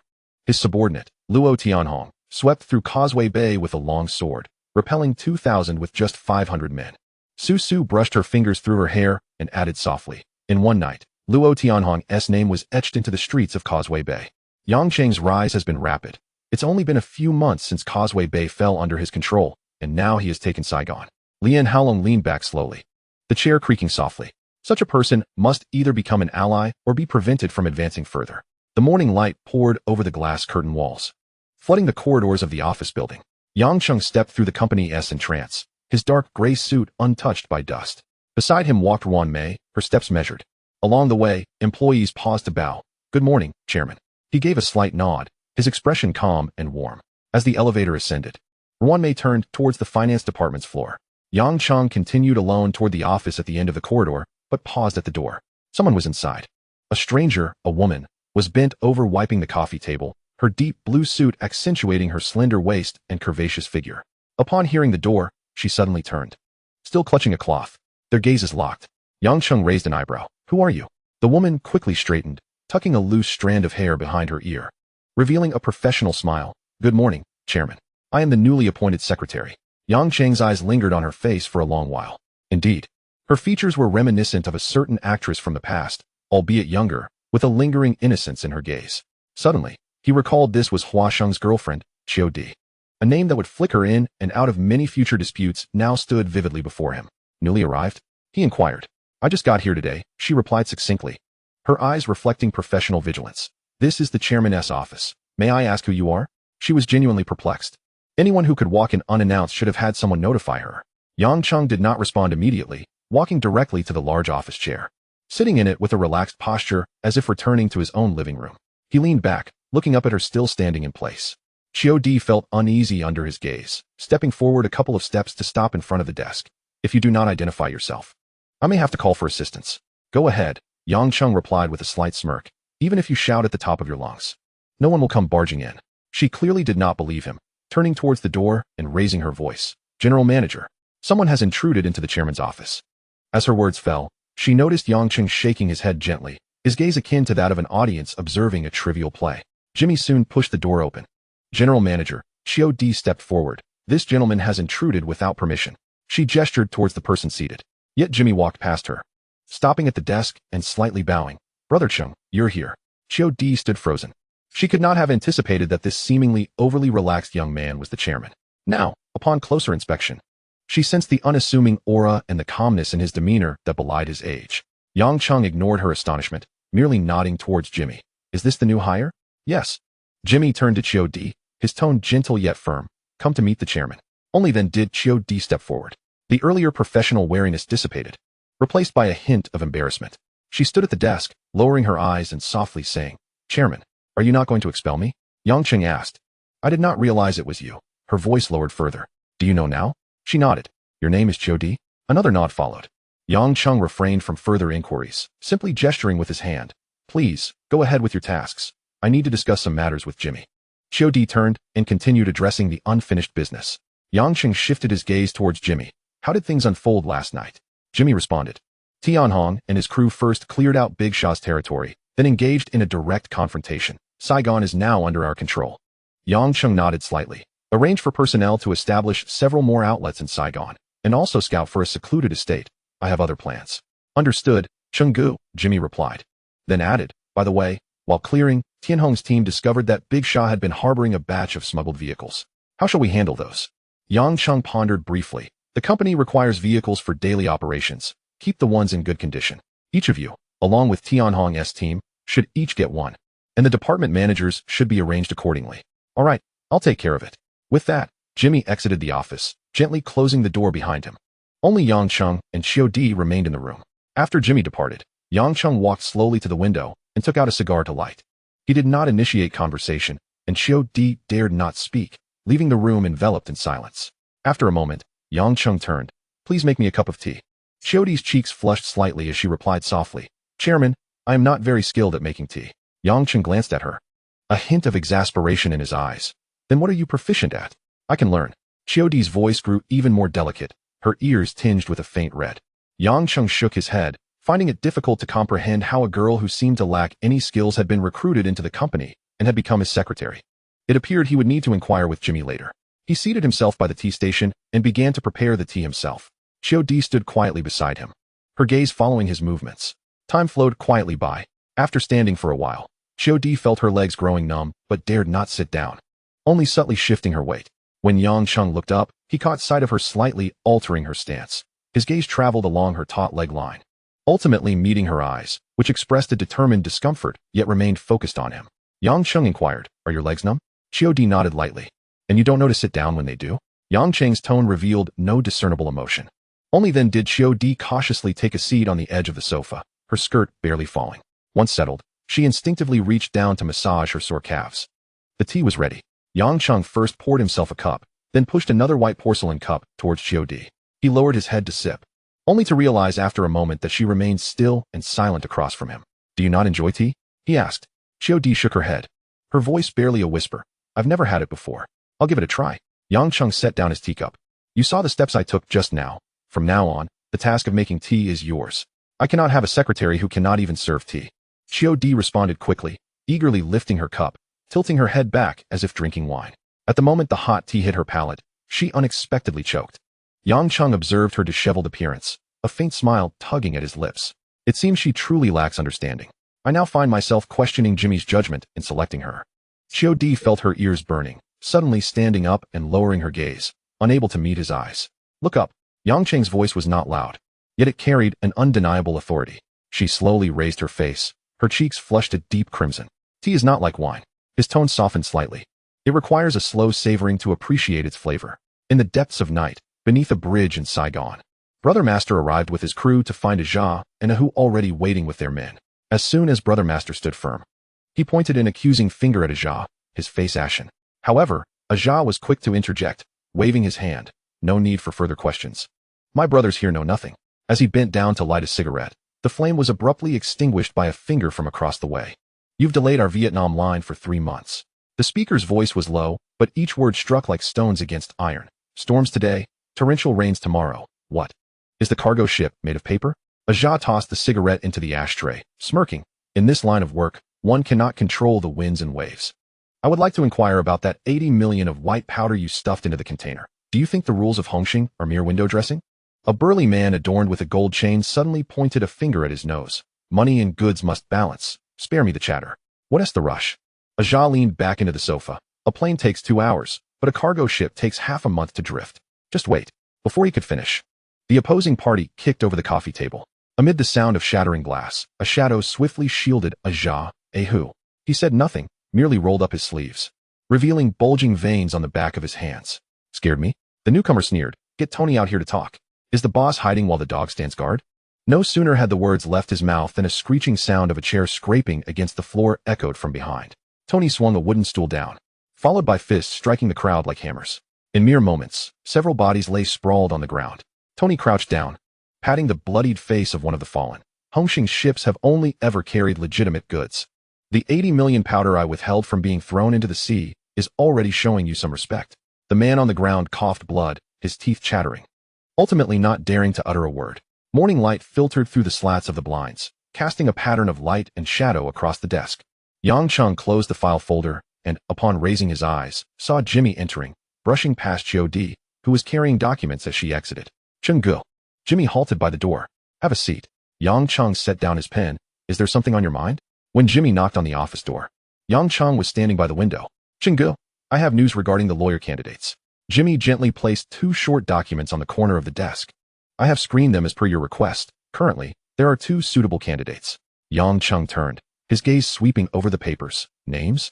Chen Tianyi, who has just completed his first year of practice. The other is Hua Shixian, who similarly has not been in the field long.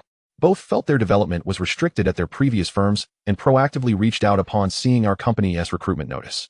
Bring them in. Yang Cheng walked towards the sofas in the reception area, casually picking up a purple clay teapot. I would like to meet them. Jimmy promptly exited. The tea was clear and fragrant, steam curling upwards. As Yang Cheng poured the second cup, the door opened once more. Jimmy led in a man and a woman, both well-dressed, yet bearing the timidity of newcomers in the industry. This is Mr. Yang Cheng, the head of the company, Jimmy briefly introduced. Hello, Mr. Yang. The two almost simultaneously inclined their bodies slightly. Yang Cheng gestured towards the seats opposite. Please, take a seat. Would you like some tea? Chen Tianyi shook her head. I'm not very skilled at it. Hua Shixian also smiled and politely declined. Let us get straight to business. Yang Cheng set down his teacup and inquired. What was your previous annual salary? 200,000. Chen Tianyi answered succinctly. I was at 150,000, Hua Shixian added. Yang Cheng tapped his fingers lightly on his knee. Here, the starting salary is 500,000. Bonuses for cases will be calculated separately, contingent on performance. He paused. There is only one requirement. Your professional capabilities must be exceptional. Hua Shixian exchanged a glance with Chen Tianyi. Leaning slightly forward, she asked, Mr. Yang, if I may be so bold, there are rumors regarding your affiliations with certain organizations.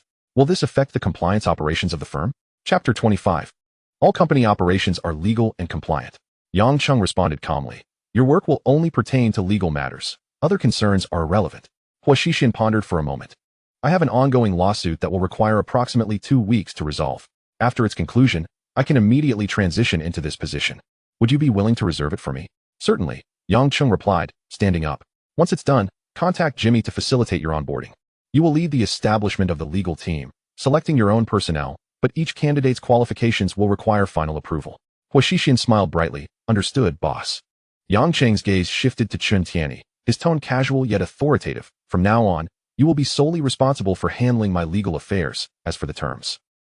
Chen Tianyi's expression shifted to seriousness as she responded promptly. Since Mr. Yang is compensating me, I will naturally fulfill my duties diligently, ensuring that every step you take is secure and assured.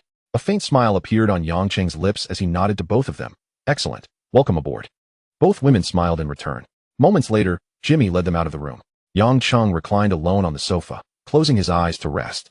Before long, a Qing entered quietly, whispering, Brother Cheng, a Wu from Zhang Yixin wants to speak with you. Zhang Yixin?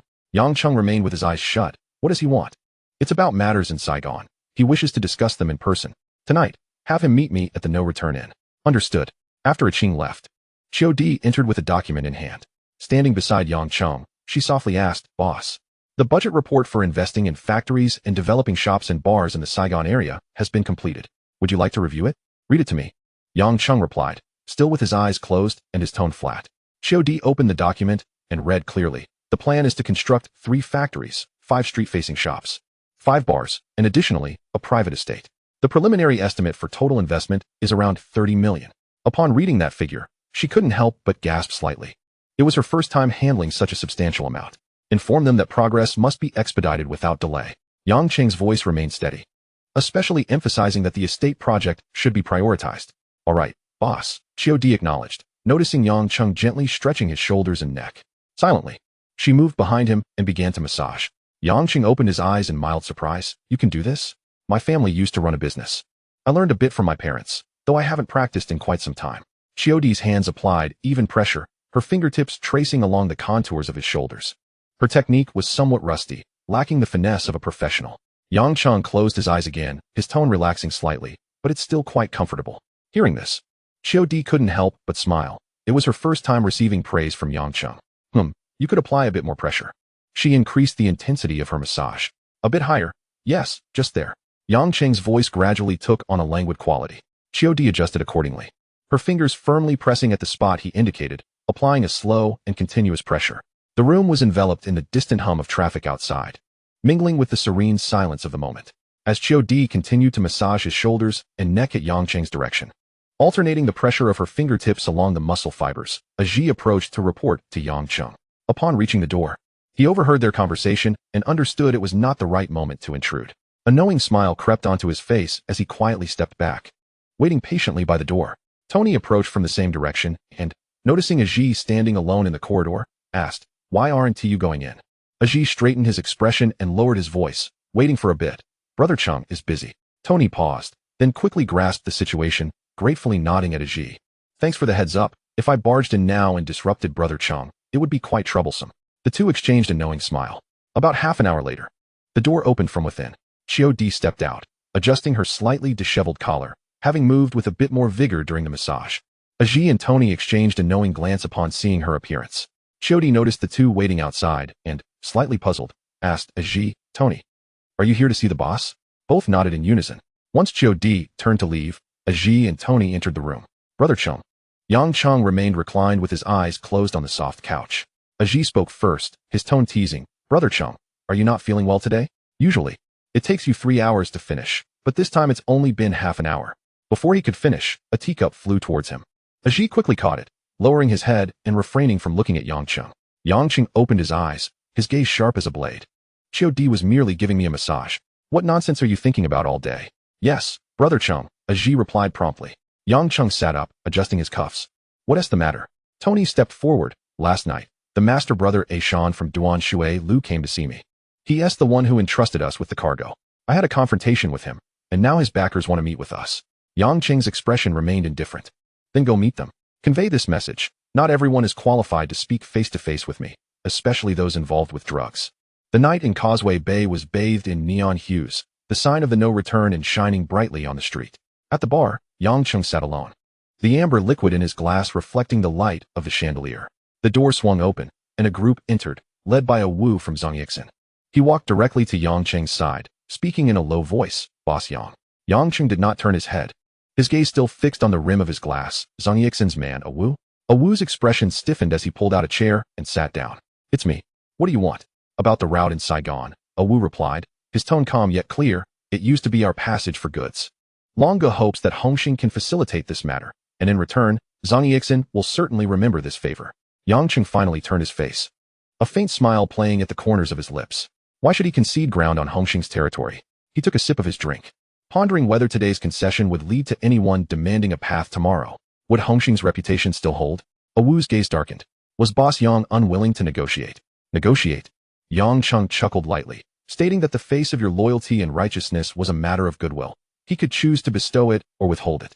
A Wu suddenly attempted to rise, but a heavy hand pressed him back into his seat. Aji had silently taken his position behind him, like a shadow. "I despise being threatened," Yang Cheng said, placing his cup down, his voice now icy. A Wu's neck bulged with tension, his teeth clenched. In the next moment, Yang Cheng's hand abruptly rose, delivering a measured slap to his face. "Go back and tell Lian Haolong that I will not yield the road. If he has the capability, let him come find me himself." The slap, though not painful, shattered the last remnants of a Wu's composure. With a furious roar, he broke free from his restraints, launching himself at Yang Cheng. Simultaneously, his subordinates sprang into action, plunging the bar into chaos. Yet a Wu's punch never found its mark. Aji sidestepped, his legs sweeping like a whip, landing a heavy blow to a Wu's ribs. Staggering back, a Wu struggled to regain his footing, but Aji had already closed in. The sound of fists colliding was sharp and rapid. Within just a few exchanges, a Wu was gasping for breath, his arm twisted behind him and pressed to the ground. His body, drained by drink and vice, could barely muster any resistance. A Wu's knees struck the floor with a thud, and though he attempted to rise, he was firmly pinned down. The group of underlings he had brought lay sprawled across the floor, each one footed down, barely able to lift their heads. A Wu glared at Yang Cheng, his voice high-pitched. "Yang Cheng, are you truly intent on tearing apart our alliance?" Yang Cheng replied nonchalantly, "If we must tear it, then so be it. I wish to see whether your righteous alliance, or I, Yang Cheng, will prove more ruthless." With that, he gestured, and those holding a Wu released their grip. Aji leaned in, whispering, "Brother Cheng, are we letting them go just like that?" Yang Cheng patted his shoulder. "There's no hurry. Besides Lian Haolong, the rest of the loyalists are mere numbers, relying solely on their numerical advantage." Aji's eyes brightened, his fists quietly tightening. In the dimly lit old building, three men sat around a coffee table, one a lanky, bespectacled fellow, the other a bald brute. Steam wafted from the teapot when Tony entered, followed closely by Yang Cheng and Aji, who maintained a vigilant proximity. The three men moved with an unapologetic swagger, exuding an air of unrestrained arrogance. As they entered, the trio looked up simultaneously. The bespectacled man adjusted his glasses, staring at Tony. "Who are these two?" Yang Cheng appeared unperturbed, striding directly to the opposite sofa, picking up the breakfast Tony had brought and eating without casting so much as a glance at the three. The bald man crossed his arms and sneered at Tony. "You took Shan's goods, and now he seeks to discuss it with you. How dare you still resort to violence? Now you even tell us not to interfere. On what grounds?" Tony replied evenly, "Shan must disappear. If this escalates and implicates you, it will not end well. If you don't interfere, nothing will happen." The bespectacled man scoffed. "Don't act wild on my turf. If it weren't for us taking you in, you'd have long been fish food." Tony's tone deepened. "We are trapped in the Baishur refugee camp, and it feels no different from imprisonment. Why do we struggle to break free? Just to have a place of our own. Anyone who seeks to push us back will face our full wrath." At this moment, Yang Cheng raised his head, his gaze finally landing on the bespectacled man's face. "You have assisted Tony, and for that, I respect you. However, this time, you came seeking trouble. Do not blame me for lacking compassion." The bespectacled man's gaze pierced like an icicle. "Who do you think you are to speak?" No sooner had the words left his mouth than Aji forcefully pressed his head against the table, a glinting blade swiftly appearing before him, embedded in the wooden surface. The two men beside him tensed up, trembling uncontrollably. "What do you intend to do?" Tony sauntered over leisurely. "I advise you to choose your words carefully." The bespectacled man spat. "Don't overstep your bounds." It was only then that Yang Cheng leaned forward, his voice steady. "Hongxing, Yang Cheng. You may have heard of this name." The bald man's pupils constricted. "The Yang Cheng of Hongxing, the god of death?" Yang Cheng lightly clapped his hands. "At last, someone understands." He then signaled. Tony swiftly delivered a slap to the bald man's face. Clutching his cheek, the bald man shouted, "What does this mean?" "The meaning is quite clear," Yang Cheng replied, his tone unhurried. The rules of Hongxing are known throughout the realm, and we do not interfere. The goods entrusted to us by Shan are filled with that substance. If the authorities seize them, there's no way I could clear my name, even if I jumped into the sea. His gaze swept over the trio. And you dare come to inquire of me? The bald man opened his mouth, but ultimately fell silent. The bespectacled man gritted his teeth, sneering. Hongxing is indeed formidable, a top-tier name without doubt. But those of us who navigate the underworld are not easily intimidated. Before he could finish, Aji's wrist sank, plunging directly into the back of the bespectacled man's left hand. A scream tore through the air, sending tremors through the other two. Yang Cheng shook his head. TSK, you are indeed quite tough. But the next strike will not be so lenient. Cold sweat beaded on the bespectacled man's forehead. Yet he managed to squeeze out words through clenched teeth. Are you threatening me? What else? Yang Cheng smiled. Should I invite you for tea? The bespectacled man's eyes blazed with fury. Chapter 26. I do not wish to disturb the peace. Yang Cheng stood up, casting a shadow over them. If we can talk, then all of you can walk out of here today. If not, if you have the ability, then kill me. The bespectacled man rasped. Otherwise, I will eventually find someone to collect your skin. As he spoke, his companions trembled like leaves in the wind. They indeed had some backing. But the title of God of Death was not given lightly, and they had no desire to die. The bald man suddenly dropped to his knees. I was unaware of this matter. Please, grant us a way out. On the morning in Causeway Bay, the air was thick with the unique atmosphere of the Yao Ma tea market. The bald man was the first to relent. Muttering a promise, I will no longer engage in business on Hongxing's turf. Seeing this, the other man quickly echoed him, fearing he might be too slow. The bespectacled man sat there, his face shifting between shades of blue and white. He had not expected his two companions to be so spineless, retreating with such rapidity when the moment of truth arrived, though he cursed them 1,000 times in his heart. The words that escaped his throat were, we will no longer involve ourselves in the matter concerning Shan. Yang Cheng cast a sidelong glance at him, lightly tapping the table's edge. What did you say? I did not hear you clearly. The bespectacled man gritted his teeth, raising his voice to repeat. I said, I will not concern myself with Shan's affairs. As the words fell, Aji's hand slowly lifted from his shoulder. Four-eyed man rubbed his numbed arm, slowly straightening his posture. Yang Cheng strode up to him, adjusting his wrinkled collar with a hint of mockery in his tone. If you were going to be this agreeable, why waste everyone's time? With that, he turned on his heel and returned to his seat, his gaze sweeping over the breakfast that had long since gone cold. His voice suddenly turning icy. Is it a sign of disrespect to buy food and not eat it? The three men exchanged glances, steeling themselves to pick up the food and chew it in small bites. Within the hall of the Loyalty and Righteousness Society, the atmosphere was tense. Wu recounted the events of the previous night to the seated leader, Lian Haolong. After a moment's contemplation, Lian Haolong summoned all key members for a discussion. Wu, please reiterate the situation, Lian Haolong instructed in a solemn tone. Rising, Wu surveyed the crowd. Last night, I sought out Yang Cheng in Causeway Bay to discuss the dock route. Not only did he show no mercy, but he also resorted to violence.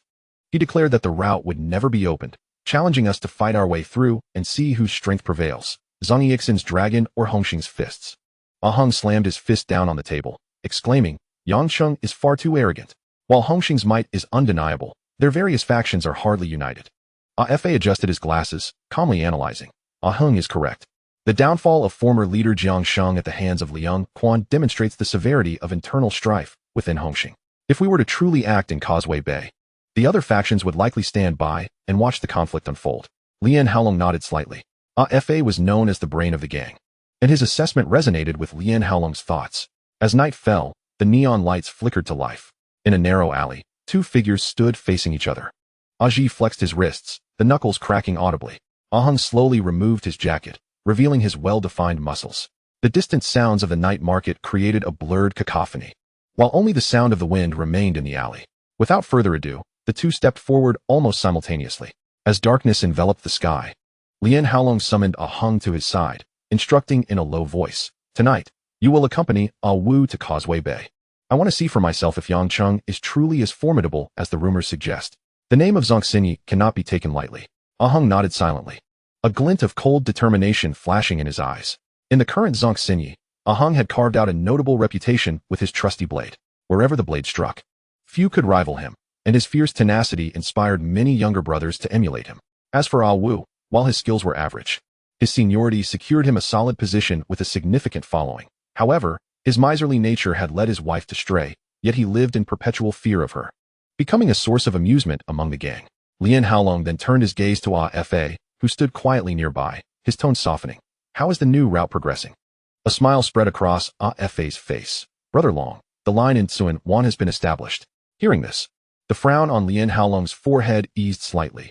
This new route was akin to a lifeline.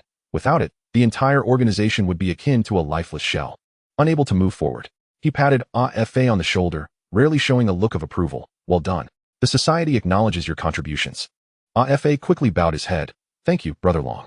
After the instructions were complete, Lien Haolong, accompanied by Su Su and Fa, ascended directly to the rooftop. The iron door closed behind them. 3 mobile phones lined up on the concrete surface. The night breeze swept across the rooftop, causing their clothing to flutter. Lien Haolong turned to his wife, speaking in a low voice. Why has the price this time escalated so high? Su Su, smoothing her windswept hair, replied calmly. Given the current scarcity of goods outside, the market naturally drives prices up. Is that so? Indeed.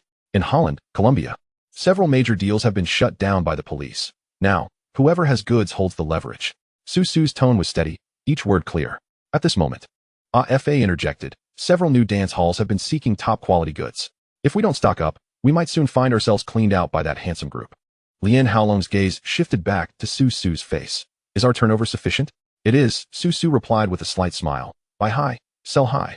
We won't incur losses. Still, it's better to be cautious, Lien Haolong added. I understand, Su Su replied softly, her fingertips brushing against his hand. Lien Haolong chose not to say more. Su Su had walked alongside him through storms, and Fa was a trusted ally for many years. Some matters were best left in their capable hands. As the night deepened, the neon lights of Causeway Bay illuminated the streets, transforming them into a flowing river of light. Yang Cheng sat in a corner of the not-returning bar, the amber liquid in his glass reflecting the lights. He had no intention of returning to the villa just yet. Xiao Xiao stood behind the bar, her fingers deftly mixing drinks. The sound of liquid and ice colliding crisp and rhythmic. Aji sat beside Yang Cheng, also raising a glass. The two observed the swirling figures on the dance floor. Casting a glance at the almost always crowded venue, a hint of satisfaction flickering in their eyes. As their gaze swept across the dance floor, they paused in unison. Aja was twisting his body in an almost mesmerizing manner, his dance steps audaciously attracting attention. Yang Cheng and Aji exchanged glances and instinctively averted their eyes. Just as they were about to drink, a subordinate hurriedly wove through the crowd. Leaning in to report, Boss, Brother Ji, Ahung and Ah Wu from Zongxinyi are leading a group this way. Yang Cheng lightly tapped his fingers on the table. Has Luo Tianhong been informed? Brother who is in Sai Kong. Brother Hong has already taken the brothers over. Aji raised an eyebrow. How many are coming? I estimate no less than 500 or 600, but the specifics are unclear. As the words fell, a spark of fury ignited in Aji's eyes. Having followed Yang Cheng for some time, opportunities for action had grown scarce, and now, hearing of an impending confrontation, the long-dormant blood within him surged with heat. Yang Cheng noticed his tense knuckles and smiled slightly. Let's go see. You have my permission to act. Nearby, Xiao Xiao heard this and turned to them, softly cautioning. Be careful. Yang Cheng smiled at her, nodding. It's fine. Aji grinned reassuringly at Xiao Xiao. Sister-in-law, don't worry. I'm here. Given permission, he was already like an arrow ready to fly. Moments later, Yang Cheng and he rose from their seats, driven by the informing subordinate. Swiftly disappearing into the enveloping night, Aja returned from the dance floor only to find their seats empty, and he leaned towards the bar. Sister-in-law, where did Cheng Ge and the others go? Xiao Xiao continued to wipe the glasses, her voice low. A few hundred from Zongxinyi are heading this way. Tianhong has taken people to intercept them. Cheng Ge and Aji just left. Upon hearing this, Aja turned to rush out, but was halted by Xiao Xiao's call. Cheng Ge didn't call for you. If you leave without permission and something goes awry at not returning, you better think about how you'll explain it. Upon hearing this, Azai stepped into the room, offering a gentle nod and a smile toward Xiao Xiao. I shall remember your words, sister-in-law. With that, he turned and rejoined the bustling dance floor, seamlessly melting back into the swirling lights and shadows. On a desolate street bordering Causeway Bay, the streetlights cast elongated shadows upon the concrete pavement. Luo Tianhong stood with his arms crossed at the forefront of the crowd, his gaze sharp as a blade, piercing directly at his opponent. Beside him, Ahung idly twirled his curved blade, suddenly breaking into a grin. They say Luo Tianhong wields a swift sword. I wonder if that's just mere exaggeration? At that moment, a figure leisurely emerged from the side alley and halted beside Luo Tianhong. Luo Tianhong furrowed his brow slightly. Aji? Who was looking after Cheng Ji's side? Back when they followed Yang Cheng, he was not as formidable as he is today and required close protection. Due to the need for a sharp blade to expand their territory, the two had engaged in a duel to determine the victor. That battle raged on, with the clash of weapons echoing through the night. In the end, Aji lost by a narrow margin, his short blade faltering against the long sword, ultimately falling victim to the disadvantage of distance. Aji glanced upward toward the nearby rooftop. Yang Cheng was casually perched at the edge of the terrace, looking down with a smirk that danced at the corners of his mouth. Having been inactive for too long, his bones felt stiff. Aji rolled his neck and turned to Luo Tianhong. Let me handle this. Luo Tianhong paused for a moment. He was well aware of Aji's prowess, which occasionally even surpassed his own. Be cautious, he murmured. The one wielding the dogleg knife possesses solid foundations. Aji stepped into the street's center, fixing his gaze on Ahong. Are you the blade of loyalty and righteousness? Ahong scrutinized him, skepticism evident on his face. Few in the underworld knew of Aji's reputation. That's me. Ahong raised his curved blade. And who might you be? Aji slowly drew a pair of short blades from his waist, their edges glimmering coldly in the dim light. I've heard tales of a knife expert in your ranks.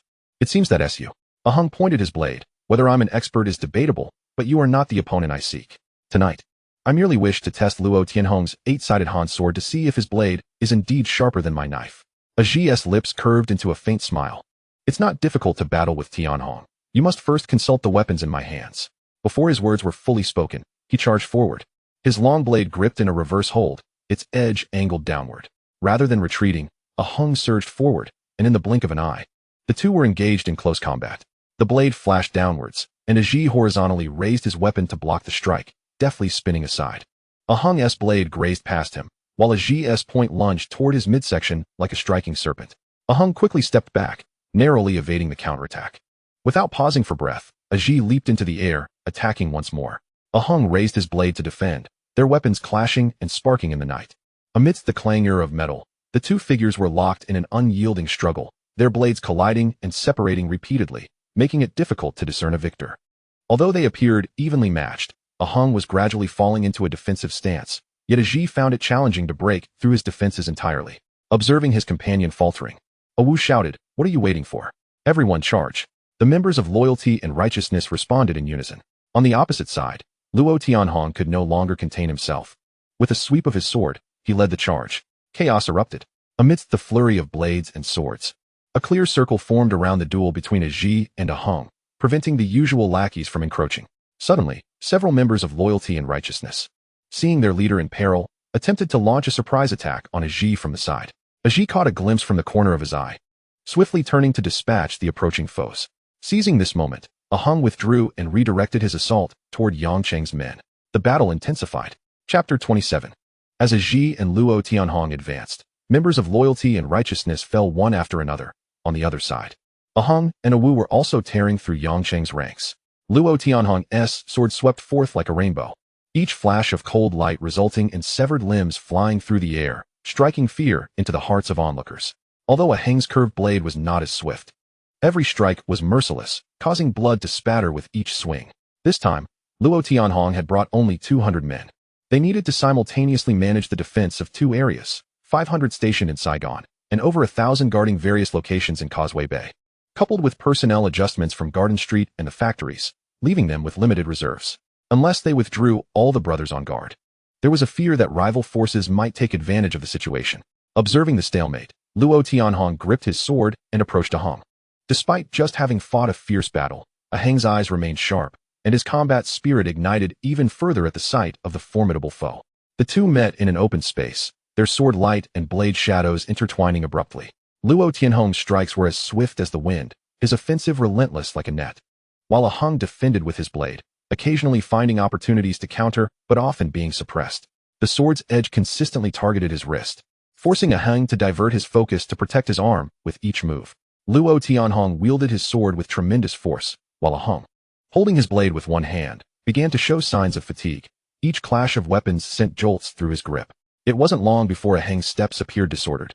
Having exerted all his strength in the earlier engagement with Aji, he was already fatigued, and now facing Luo Tianhong, his energy waned like a spent bowstring. Meanwhile, after dispatching several foes, Aji turned and advanced towards Awu.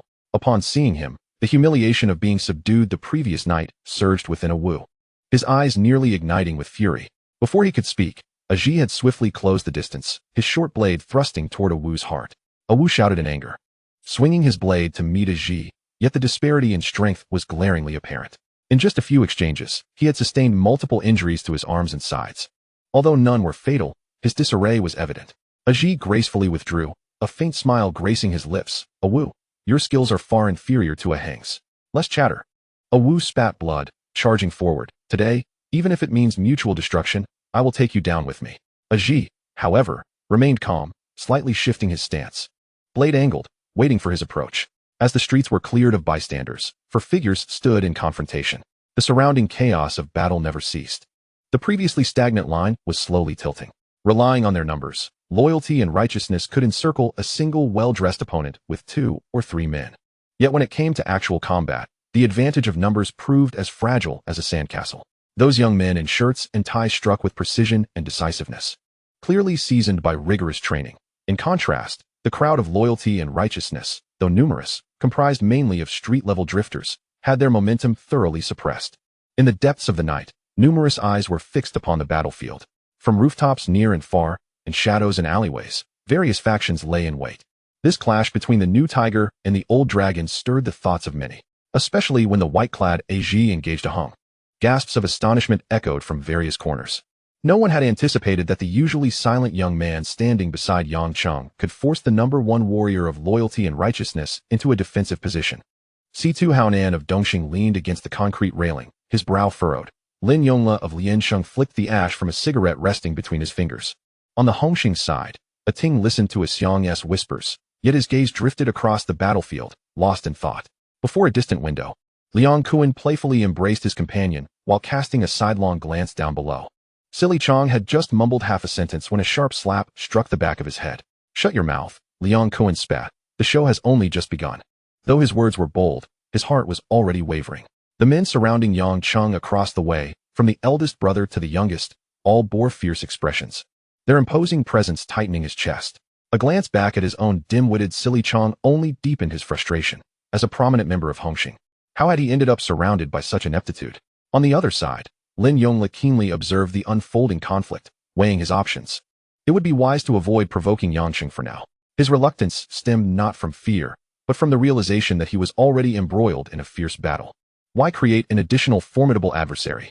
In the arena, Luo Tianhong had his sword poised against Ahang's throat. The man on the ground was drenched in sweat, his chest heaving violently, yet he remained frozen in place. Though their skirmish was brief, Ahang was acutely aware that had he fought with full force from the outset, he might not have been left in such a wretched state. But in life, there are no what-ifs. A few paces away, Awu lay sprawled on the ground like a puddle of mud, his body riddled with wounds still oozing blood, his breath ragged like a bellows. A few loyal underlings, their eyes reddened with desperation, attempted to rush in for a rescue, only to be repelled by Luo Tianhong's swift blade. In the ensuing chaos, Ahang seized the opportunity to scramble to his feet and dart into the dark alley. Let him go, came a faint voice from the second floor. Yang Cheng leaned against the railing, a flicker of regret flashing in his eyes. Killing Ahang would be easy, but he was reluctant to part with such a fine weapon. As for the half-dead Awu on the ground, he tilted his head towards Aji. Take him away. Find a physician to save his life. Luo Tianhong sheathed his sword and directed his men to clear the scene of the carnage. Yang Cheng descended the staircase slowly, frowning as he passed a pool of blood. Clean this mess up. In these times, one must conduct themselves with dignity. Luo Tianhong acknowledged the order, his gaze sweeping over the standing brothers. Take the injured ones away, and the rest of you, tidy up. With that, he turned, sword in hand. Stepping into the depths of the night, Yang Cheng strolled into the arena, lifting his eyes to survey the shadows of the surrounding buildings. To all the leaders present, did tonight's spectacle captivate your interest? Should you feel unsatisfied, feel free to seek me out in Causeway Bay at any time. With that, he too turned to leave, his figure gradually disappearing into the dimly lit corner of the street. The remaining crowd began to clear the chaotic scene, gradually escorting their injured companions away. Only the loyal members of Zhongxin lay on the ground, intermittently moaning, their severed limbs scattered about, casting long, dark shadows under the flickering yellow light.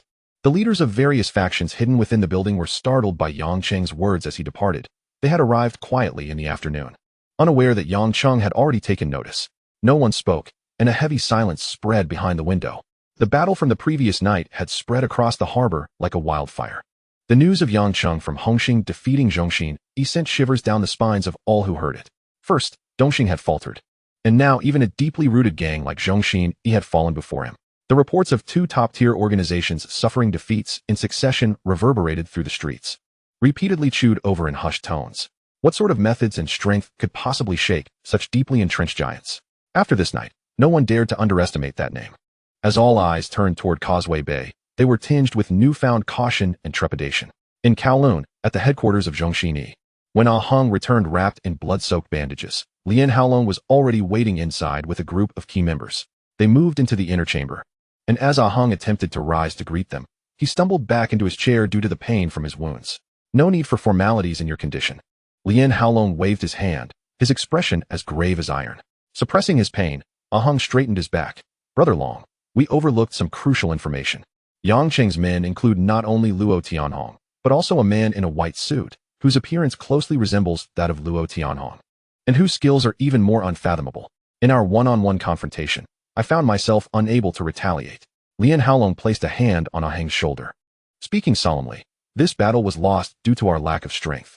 Defeat must be acknowledged. Zhongxin is not a gang that cannot endure a loss. Ah Hung nodded silently. Su Su stepped forward, handing him a stack of cash. Ah Hung, this 200,000 is compensation from the society for your injuries. Take care of yourself, and we will wait for your return. Ah Hung accepted the money, murmuring, "Thank you, sister-in-law." Lian Haolong then looked at the others present. What should our next steps be? Speak your thoughts. Su Su was the first to respond. It is not wise to confront them head-on right now. We have lost manpower. Ah Hung is injured, and Ah Wu is still in their hands. Ah Fa quickly concurred. Brother Long, Yang Cheng is currently riding high. Pushing forward now may lead to a Pyrrhic victory. If other factions seize the opportunity, we may find ourselves in dire straits. Upon hearing this, Lian Haolong agreed that further conflict was inadvisable. Ah Fa, you take some men to meet with Yang Cheng and discuss terms. If we can negotiate, let us do so, even if it means paying a price. Above all, we must retrieve Ah Wu. Ah Fa replied affirmatively. Understood, I will handle it immediately. For now, the most pressing matter was to stabilize their business and expand their territory. In an inconspicuous little bar in Causeway Bay, Chun Haonan sat across from a boss. The boss slid a bottle of cola across the table. Looking at Chun Haonan, "Ah Nan, when will you return to help me?" Chun Haonan replied with a calm demeanor. With Ah Kuan around, it might not be easy. The boss's anger flared at the mention of that rebellious brat. These days, I'm the only one left in Hongxing bold enough to oppose him openly. Chun Haonan nodded. I understand, brother. The boss sighed. You can't just sit idle like this. If you keep moping around, you'll rust away. As he spoke, he broke into a grin.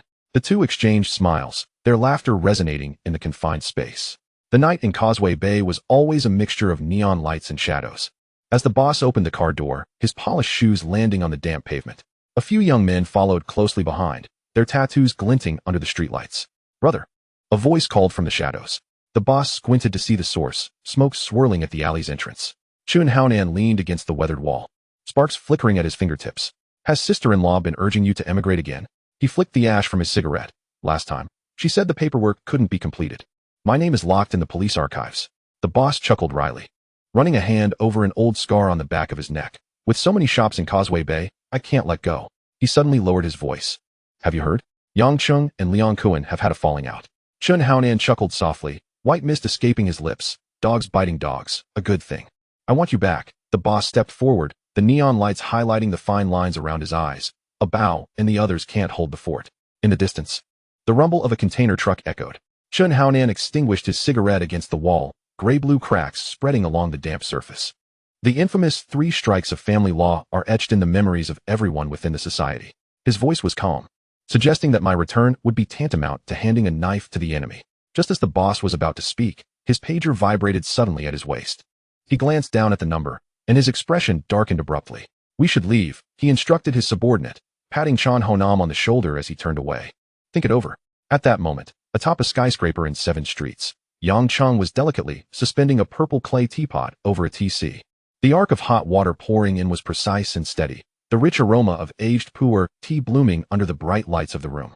Xiao Di knelt beside the wrought tin tea table, lowering his gaze to arrange the tea cakes in the tin, the jade bracelet on his wrist occasionally chiming softly. A Chi pushed the door open, his suit trousers stained with oil from the night market. Upon seeing Chan Honam, he halted 3 paces from the tea table. Having conversed for 10 minutes in the alley behind Palam Street, Yang Cheng lifted the teapot to pour tea, the amber liquid creating ripples in the white jade cup. The boss had been frequenting the immigration office lately. He slid a cup of tea towards a Chi, suggesting it was time to hand him a one-way ticket. As Achi bent to accept the cup, Yang Cheng's whispers floated into his ear like wisps of tea smoke. Just then, a fairy's horn blared outside, its prolonged sound drowning out all other syllables. Achi straightened up, the tea in his cup undisturbed. At 11 o'clock at night, the boss received a phone call in the sauna. Wrapping himself in a towel, he walked to the lounge area, the antenna of his mobile phone trembling slightly in the steam. Yang Cheng wanted to arrange tea tomorrow morning. He frowned at the receiver, asking about the Kowloon Tong Club. After hanging up, he stared at his foggy reflection in the mirror, suddenly throwing the towel onto the marble counter. Silly Chong spotted the boss from afar and immediately stood up straight. Brother. Chapter 28. The boss's expression was grim as he cast a glance at him. What is it? Silly Chong? Here to drink the northwestern wind? Silly Chong rubbed his hands together, lowering his voice. Kowloon wants to invite you to discuss a few matters. What is there for me to say to him? 3 sentences in, and we would be flipping the table. The boss's tone was terse, yet his footsteps did not falter. Silly Chong grimaced, tapping his fingers on the car window beside him. The car door opened promptly, and a subordinate handed him a crimson backpack. Brother, take a look. Silly Chong turned the backpack around, pointing at it with his finger. Does this look familiar to you? The boss's eyes narrowed suddenly, pointing a finger at Silly Chong. Ah Chong, don't play with fire. How else would I be able to get you to come? Silly Chong opened the car door, tilting his head. Get in. The boss hesitated for a moment, then bent down and entered the vehicle. Several cars came to a halt beside an abandoned construction site, where Liang Kowloon had already gathered a group of men.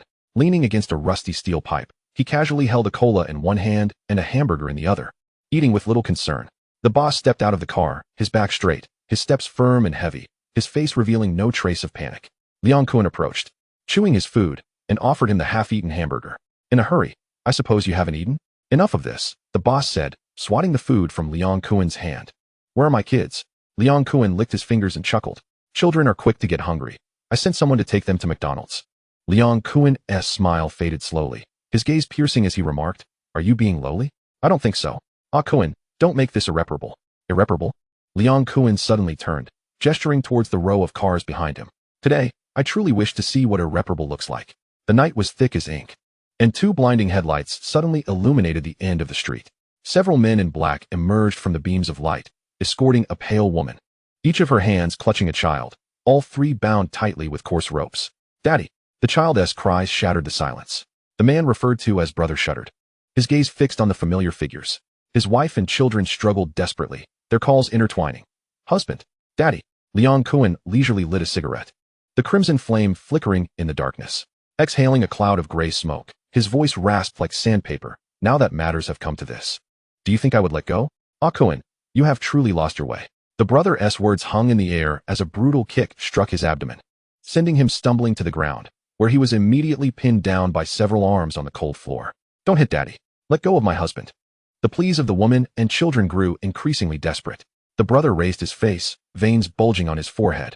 Yet rare sincerity glimmered in his eyes. If you wish to kill or maim, come for me, Ah Kowloon. I beg you, spare them. Rules of the underworld.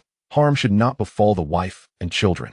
Liang Kowloon squatted down, the cigarette but nearly burning the brother's cheek. Last month's batch from Haonan. You were secretly meddling, weren't you?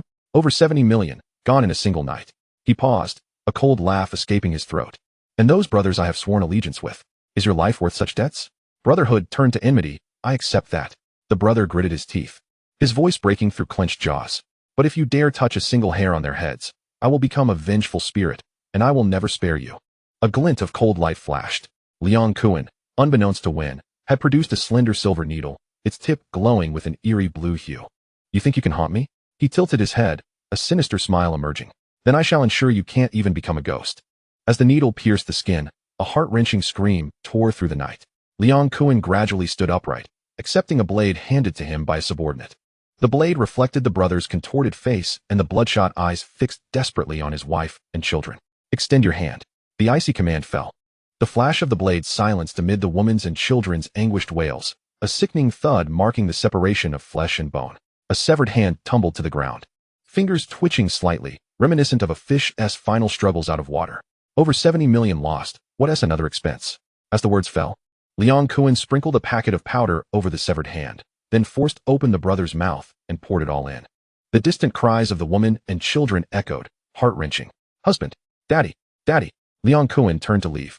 Silly Chong approached, whispering, Kowloon, what about his family? In the underworld, trust is paramount. Liang Kuan continued walking, his voice flat. If I said his entire family must accompany him in death, then they must. The pit had already been dug. Several subordinates pushed the screaming mother and children into the pit, dirt swiftly cascading down. Unnoticed, 2 men in black stood silently in the shadows nearby. The camera lens flickered faintly, capturing every moment. In Causeway Bay, within the depths of a narrow alley bar, the door swung open, and a man clad in a white suit strode in. Strands of silver graced his temples, and dark sunglasses obscured half of his face. Chen Haonan was tidying up the tables and chairs with his girlfriend, Xiao Jibai, when they both looked up at the sound. The moment Chen Haonan caught sight of the newcomer, his expression tightened abruptly. Without a moment's hesitation, the man surged forward with alarming speed. A glint of cold steel flashing between his fingers as he brandished a blade. Chen Haonan seized a nearby wooden stool and hurled it at him. But the man sidestepped effortlessly, the stool crashing against the wall and shattering into pieces. Grabbing Xiao Jibai by the wrist, he turned to flee, fully aware of who was pursuing them. A direct confrontation was futile, especially with Xiao Jibai beside him. Just as they took 2 steps, a fierce rush of wind swept past him from behind. A powerful, airborne sidekick struck him hard in the back, causing Chen Haonan to grunt in pain and tumble forward along with Xiao Jibai. He quickly rolled over and scrambled to his feet, catching sight of an old baseball bat leaning against the wall, which he snatched up to face the assailant. The blade moved with such speed that it left only a fleeting shadow. Chen Haonan could only swing the bat in a desperate, impenetrable dance, barely managing to fend off the relentless onslaught of strikes. Xiao Jibai rose from the ground, gritting her teeth as she lifted a high stool and swung it fiercely at the man's head from the side. The man abruptly pivoted, delivering a brutal kick that landed squarely in her abdomen, forcing her to groan and collapse to her knees. Witnessing this, Chen Haonan's eyes widened with fury. Jibai, enraged, he swung the bat wildly, losing all semblance of technique. The man swiftly ducked low and charged in, his blade flashing again, leaving Chen Haonan no time to retreat as 2 gashes opened on his side. The excruciating pain brought him to his knees with a howl. The assailant's assault showed no signs of abating, closing in like a shadow. At that moment, Chen Haonan's legs turned to jelly. He was at the end of his strength, helplessly watching death approach. In mere moments, he collapsed entirely onto the ground. Xiao Jibai staggered closer, her trembling hand brushing against Chen Haonan's cold face. Tears streaming down her cheeks. Brother Nan. The sound of footsteps drew near. Xiao Jibai looked up in desperation. Please don't kill me. I'll do anything you ask. The man shook his head silently. A silver flash swept across her throat. Flames ignited as he departed, swiftly engulfing the entire bar. As dawn broke, the underworld was in turmoil. The leaders of various factions felt a chill run down their spines. The sudden death of the big boss rang like a warning bell. The old rules, which spared wives and children, had ultimately been shattered. Beneath the surface of their anger lay a deeper fear. Today it was him, but would tomorrow bring their own families to the same fate? Those who ventured into the streets understood that debts would eventually come due, yet no one wished to see innocence pay the price. Whispers filled the tea houses and taverns. Each person harbored a mental list, a name poised to emerge. After all, that night when Xiaqiang left with his men, the boss had never returned. But who dared to question Liang Kuan?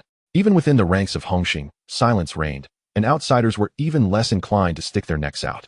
Strangely enough, even the once indomitable Chen Haonan had perished in the inferno that very night, leaving no trace behind. Speculation ran rampant that this incident was orchestrated by Liang Kuan, who would naturally eliminate the most capable arm of his rival to ensure his own peace of mind. In Liang Kuan's film company, shouts of anger erupted. Who was the traitor lurking in the shadows? Liang Kuan kicked over a chair in front of him, his face ashen. Xiaqiang stood quietly beside him, pondering. You are devious enough yourself. How can you fear others plotting against you? Liang Kuan caught a glimpse of his lips moving and swiftly slapped him. What are you mumbling about? Are you cursing me again? Brother Kuan, how could I dare? Xiaqiang hurriedly forced a smile, adding, I too find this matter suspicious. It is too coincidental that Chen Haonan met his demise at the same time we dealt with A. Knowing there is an issue, why haven't you investigated? Liang Kuan bellowed, eyes wide. Yes, I will go right away. Xiaqiang replied repeatedly, hastily exiting the room. Liang Kuan exhaled a long, frustrated breath. At that moment, a woman quietly entered the office. He beckoned her with a finger, and she obediently knelt before him. After a brief pause, Liang Kuan's tense expression softened slightly, yet a ruthless glint flickered in his eyes. You better not let me discover who it is, otherwise I will ensure their end is most gruesome. In the garden of the hillside villa, the sunlight was just right. Chen Yao walked across the lawn with the butler, approaching Jiang Tiansheng, who was reclining on a lounge chair with his eyes closed. This was Chen Yao's first visit since Liang Kuan took power. Mr. Jiang. Chen Yao inclined his body slightly in respect. Jiang Tiansheng did not open his eyes, but inquired blandly, "What brings you here?" "The big boss has died. It is likely at Liang Kuan's hands." Chen Yao spoke softly. "I am no longer the leader. What use is it for you to seek me? A few of us hope Mr. Jiang will return to take charge." Chen Yao lifted his gaze, his tone earnest. A faint smile curved Jiang Tiansheng's lips. "Oh? Who do you refer to?" "Me, the Crown Prince, Brother Ji, Fatty Li, Dayu, and King Ma." Chen Yao articulated each name clearly. Jiang Tiansheng lifted his teacup, lightly tapping the edge with his fingertip. "Even if you are convinced Liang Kuan is behind this, what do you intend to do next?" Chen Yao leaned forward, lowering his voice. "We will open the incense hall, publicly expose him, and deal with him according to the rules of the gang, expelling him from Hongxing." "Evidence." Jiang Tiansheng set down the cup, his gaze sharp as a knife. "Without concrete proof, how can you command respect? If he turns hostile on the spot, can you maintain control?" Chen Yao momentarily fell silent, then replied, "We can find more evidence. As for his resistance, we have not fully considered that." "Isn't the Crown Prince aligned with you?" Jiang Tiansheng raised an eyebrow. "Is his intervention not sufficient?" "The Crown Prince has recently left Port Tabax." Chen Yao shook his head. "Moreover, he has always been reluctant to engage in serious conflict with his own faction." Pausing for a moment, a glint of sharpness crossed his eyes. "But if we could enlist Yang Cheng's help, Liang Kuan would undoubtedly face dire consequences." Jiang Tiansheng slowly leaned back into his chair. He recently flattened Zhongxin Yi and has previously treaded on Dongxing's territory. His reputation is already resounding. Within Hongxing, no one can subdue him in a one-on-one confrontation. He shifted the topic. "To have him act, the cost will be considerable. He and the big boss have never seen eye to eye. Now that the boss is dead, Causeway Bay belongs entirely to him. You must think this strategy through." Chen Yao spoke urgently. "If Liang Kuan is not removed, Mr. Jiang, it will be difficult for you to return to Hongxing in the near future. The gang is currently in disarray. We cannot afford to delay any longer." On the second-floor windowsill, Fong Ting quietly leaned behind the curtain, her gaze resting on the hazy sea in the distance. Every word spoken downstairs floated clearly into her ears. In the top office of the Tringyang Group, Yang Cheng reclined with his eyes closed in a spacious leather chair, while Chiodi stood behind him, her fingers applying even pressure to his shoulders. Chapter 29. The air was infused with a faint scent of sandalwood. Yang Cheng suddenly spoke. "Have you heard of a person named Huasheng?" Chiodi continued her movements, softly replying, "No impression. Does the boss need to inquire about him?" "Just asking casually." Yang Cheng waved his hand, choosing not to elaborate further. In recent days, he has gradually imparted numerous massage techniques to her, and she has slowly acclimatized to this manner of interaction. Chiodi has long been aware of the relationship between Ruan Mei from the finance department and Yang Cheng, having fortuitously stumbled upon the intimate sight of the two whispering closely together. With her eyes cast down, she continued to focus on her actions. In the current climate of Hong Kong Island, which affluent businessman or gang leader is without a few alluring companions, women have long since grown accustomed to this reality. For who does not yearn to attach themselves to wealth and live a life of stability? Suddenly, a knock resounded from outside. "Brother Cheng, there is some movement. Come in." Aji pushed the door open and approached Yang Cheng, whispering, "There are rumors from the mid-levels villa. Chen Yao met with Jiang Tianxing today, urging him to return to Hongxing and take charge. They wish to target Liang Kuan, but have yet to find anyone capable of directly contending with him." Yang Cheng raised his gaze. "Who is involved?" "Prince of Tsim Sha Sui, Fatty Li from North Point, Brother Ji from Wan Chai, Diyu from Kuntong, Ma Wang Jian from Chai Wan, and Chen Yao from Saiwan." No sooner had he finished speaking than the phone at the table rang sharply. Yang Cheng gave a slight nod to Aji. Aji answered, "Who is this?" "It's me, Chen Yao." The voice on the other end was crisp and direct. Aji covered the receiver and turned to Yang Cheng. "Brother Cheng, it's Chen Yao." Yang Cheng gestured with his hand, indicating not to disclose his presence. Aji understood and spoke into the phone. "Brother Yao, Brother Cheng is currently unavailable. If you have matters to discuss, I can relay them." Chen Yao's tone remained flat. "If he is not present, then forget it. When your boss returns, have him call me back. There are matters to discuss." The call was promptly disconnected. Aji set down the receiver with a soft scoff. That Chen Yao is still as arrogant as ever. Yang Cheng leaned back against the chair, his fingertips lightly tapping the armrest. Chen Yao is merely a dog relying on his connections. Dealing with him is quite simple. He turned his gaze toward Aji. "Have the matters I instructed you about been arranged?" "Everything is in place, just waiting for Brother Cheng to give the word." Yang Cheng nodded. "This time, let us discuss some terms with them. Times have changed. If they refuse to be reasonable, we need not show them any mercy." Just then, Aji's phone vibrated in his pocket. Seeing Yang Cheng nod, he pressed the answer button. "Who is it?" A cold, hard voice came through the receiver. "It's Tianhong." The expression on Luo Tianhong's face alerted Aji to something amiss. "Tianhong, what is going on?" Aji asked in a low voice. Wu has regained consciousness, Luo Tianhong responded succinctly. Ji turned to Yang Cheng. Brother Cheng, Tianhong says Wu has woken up. Yang Cheng set down his teacup. Let us go take a look. He rose and walked outside, with Ji closely following. In the living room, Qiu Di stood alone in place. Over the past few days, she had faintly sensed Yang Cheng's status in the underworld, though she was uncertain to which gang he belonged. At that moment, Ruan Mei entered. Sister Qiu Di, has Brother Chen gone out? Ruan Mei asked softly. Qiu Di snapped back to reality, nodding somewhat awkwardly. The boss just left. Ruan Mei walked over to her side and naturally linked her arm. Come with me to stroll around Flower Street. It has been a long time since I shopped there. A blush crept onto Qiu Di's face. Manager Ruan, is that appropriate? After all, you. Ruan Mei smiled gently. After all, I am by Brother Cheng's side? Qiu Di lowered her head, not responding. Ruan Mei's smile carried a hint of understanding. What is the harm? You will be one of us in the future. Qiu Di's face flushed deeper, gazing at Ruan Mei in confusion. Sister Ruan, what do you mean by that? What will I also be? Ruan Mei offered no further explanation, merely giving her hand a gentle pat. You will understand in time. Come now, let us take a walk to clear our minds. With that, she pulled her outward. In a quiet room somewhere, a man wrapped in bandages lay on the bed, his complexion still pale. It was a Wu of Zhong Xne. Apart from him, Luo Tianhong sat nearby peeling an apple, accompanied by two young men guarding the bedside. A knock echoed through the room. One of the young men opened the door and respectfully stepped aside. Boss, Ji. Yang Cheng and Ji nodded in acknowledgement as they entered the room. The moment the door swung open, Luo Tianhong rose silently. Yang Cheng approached a Wu's bedside, his gaze sweeping over the bandaged figure, his tone calm and devoid of emotion. If you lack the ability, do not attempt to show off alone. In the underworld, what matters is true skill. A Wu maintained a tense silence. I have a piece of bad news and a piece of good news, Yang Cheng said slowly. Which would you prefer to hear first? Noticing the lack of response, he pressed his hand against a Wu's wound. A suppressed cry of pain immediately erupted. There, that made you speak. Yang Cheng's tone deepened. If you have a mouth, do not pretend to be mute. Otherwise, I would not mind ensuring you remain forever silent. A Wu gasped for breath, his voice hoarse. Capturing me is pointless. Brother Long and the others will not deliver the money for me. I never expected a ransom. Yang Cheng replied nonchalantly. I merely wish to have a conversation with you. I have nothing to discuss with you. You will. Yang Cheng leaned in slightly. For instance, I can help you ascend to the leadership of Zhong Xine. He paused. I do not believe you have no aspirations for that position. A Wu's eyes narrowed, filled with suspicion and wariness. You say I can become the boss, just like that?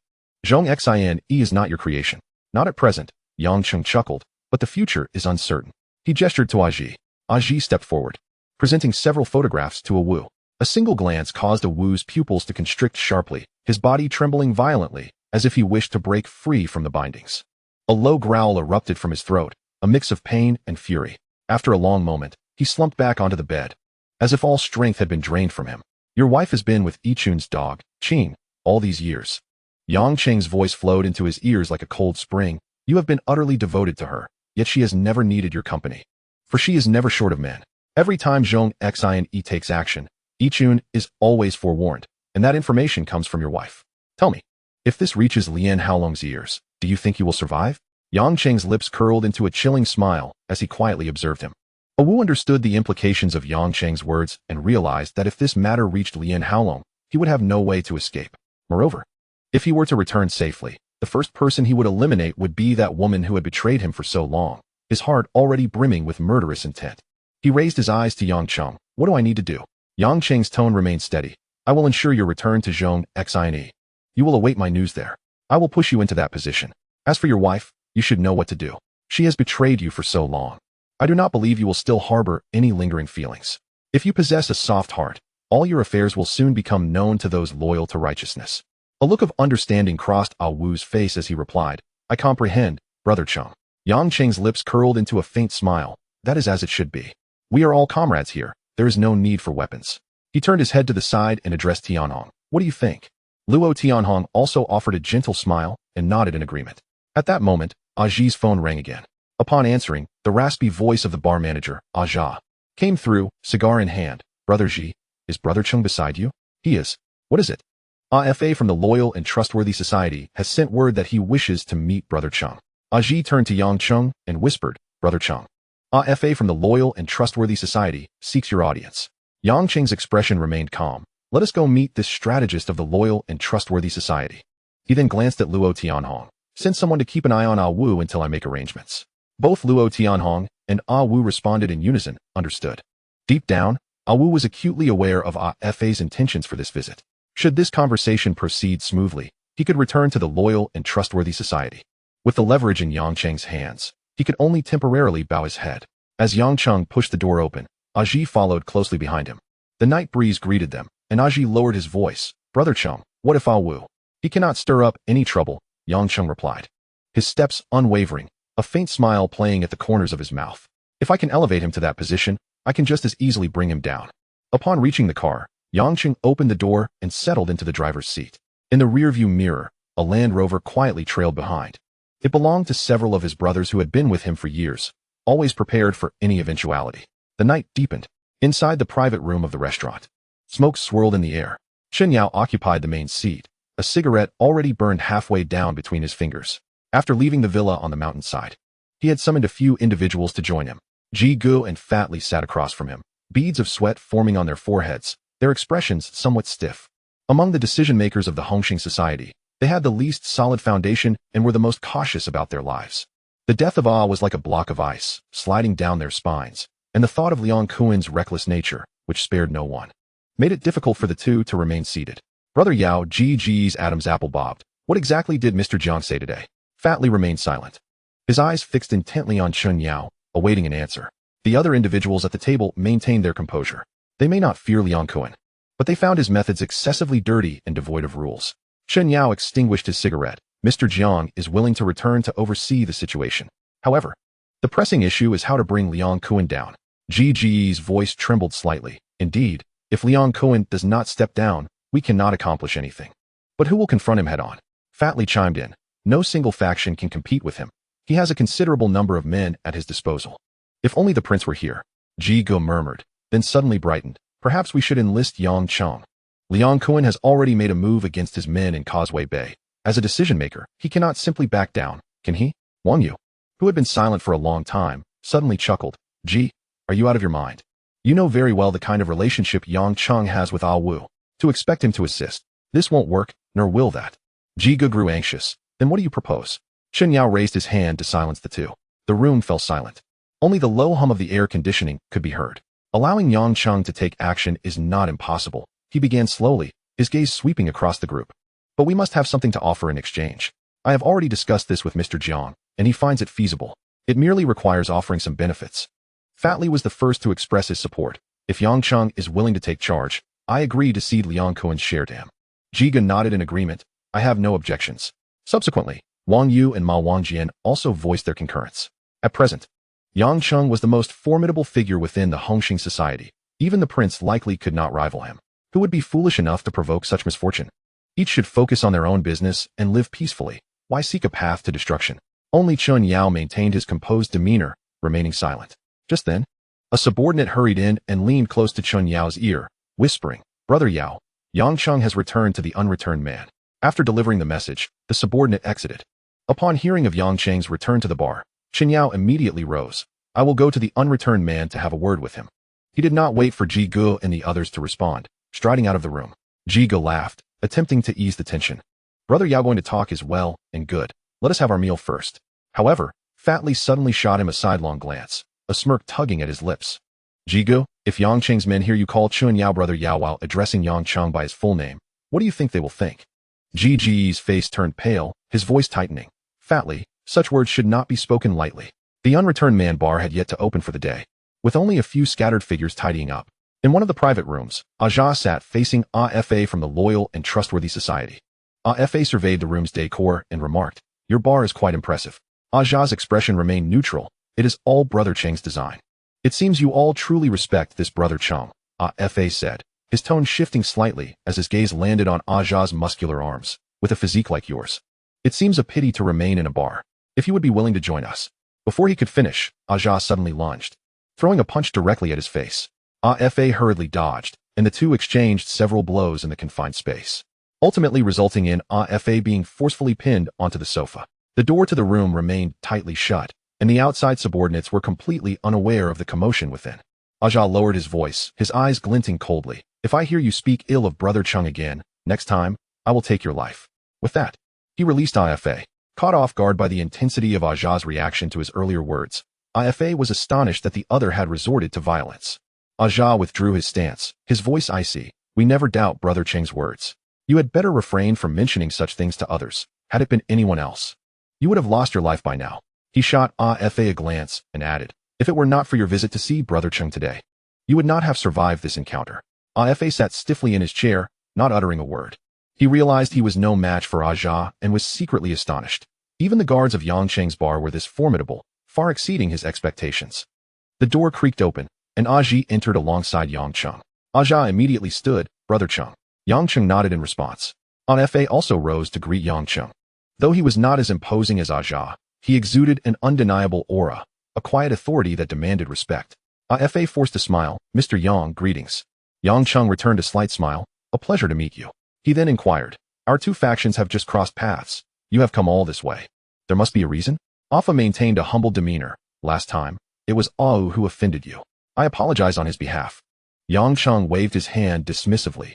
Youthful exuberance is inevitable. Just be mindful in the future.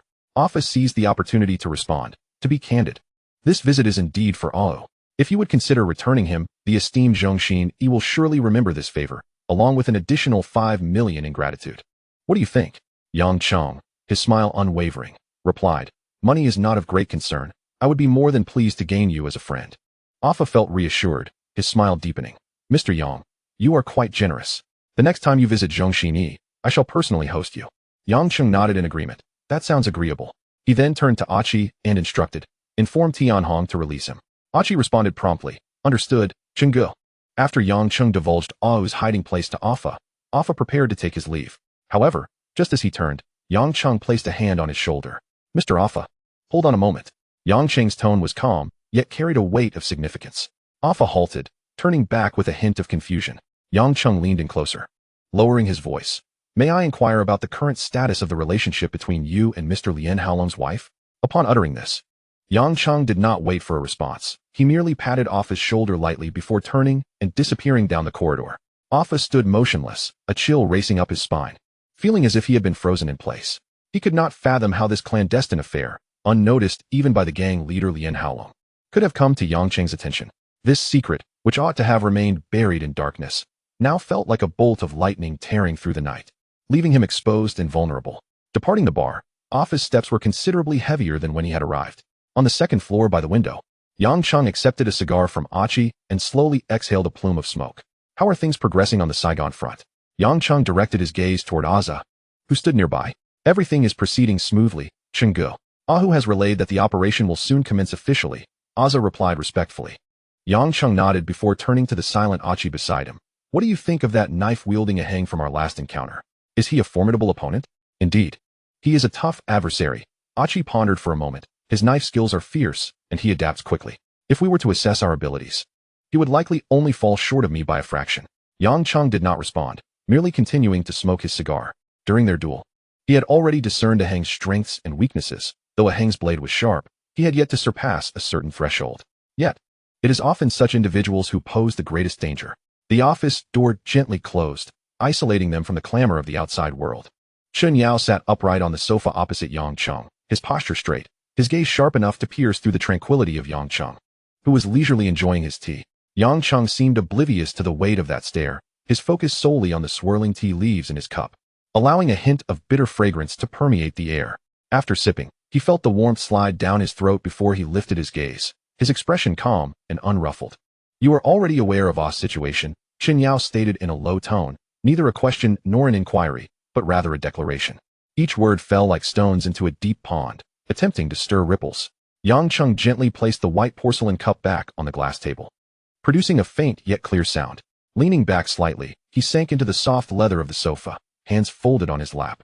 Brother was the former head of the Copperpot Bay. Even though I am now in charge here, receiving such news is disheartening. His tone remained steady, devoid of excessive emotion, as if recounting a matter unrelated to himself. After all, a bond formed in the same sect is still a bond. Chen Yao nodded before asking, in your opinion, who might have orchestrated that incident? Yang Chen contemplated for a moment before shaking his head. I truly cannot say. I cannot keep an eye on everything concerning my brother. However, I did hear someone mention that it was Shi Qiang who sought him out just before he left that day. A realization dawned on him. And he lowered his voice. Could it be? Chen Yao scrutinized Yang Cheng's expression, finding no trace of deception upon his face. We suspect it could be Liang Kuan, Chen Yao interjected, but currently, we lack concrete evidence. Without solid proof, no one can accuse him directly. Yang Cheng met his gaze. So, what purpose does your visit today serve? The evidence is not in my possession. I have already met with Mr. Jiang. Chen Yao leaned forward, revealing his willingness to return to the helm. But the prerequisite is to first bring Liang Kuan down. He has violated the most sacred rule of the Underworld by turning against his own brothers. Yet, at present, no one dares to stand up and identify him. Everyone fears his power. Yang Cheng was momentarily taken aback before bursting into laughter. So you've come to me? To make me the scapegoat? Chen Yao did not deny it. On what grounds? Yang Cheng's voice suddenly escalated. Why should I provoke him on your behalf? Is my life too tranquil? That I must willingly leap into the fire? In the adjoining room, Achi and Aza tensed at the commotion, while several of Chen Yao's subordinates turned pale. Beads of cold sweat forming on their foreheads. They were currently on someone else's turf, and if conflict truly erupted, it was likely that none of them would exit through that door unscathed. Yet, Chen Yao remained composed, his speech slow as if to soothe. But Cheng, you must consider the greater picture. This concerns all of Hongxing, not merely a private affair. This statement only ignited Yang Cheng's fury further. There are so many decision-makers in Hongxing, each with their own followers. Why am I the only one expected to safeguard the greater good? He stood abruptly.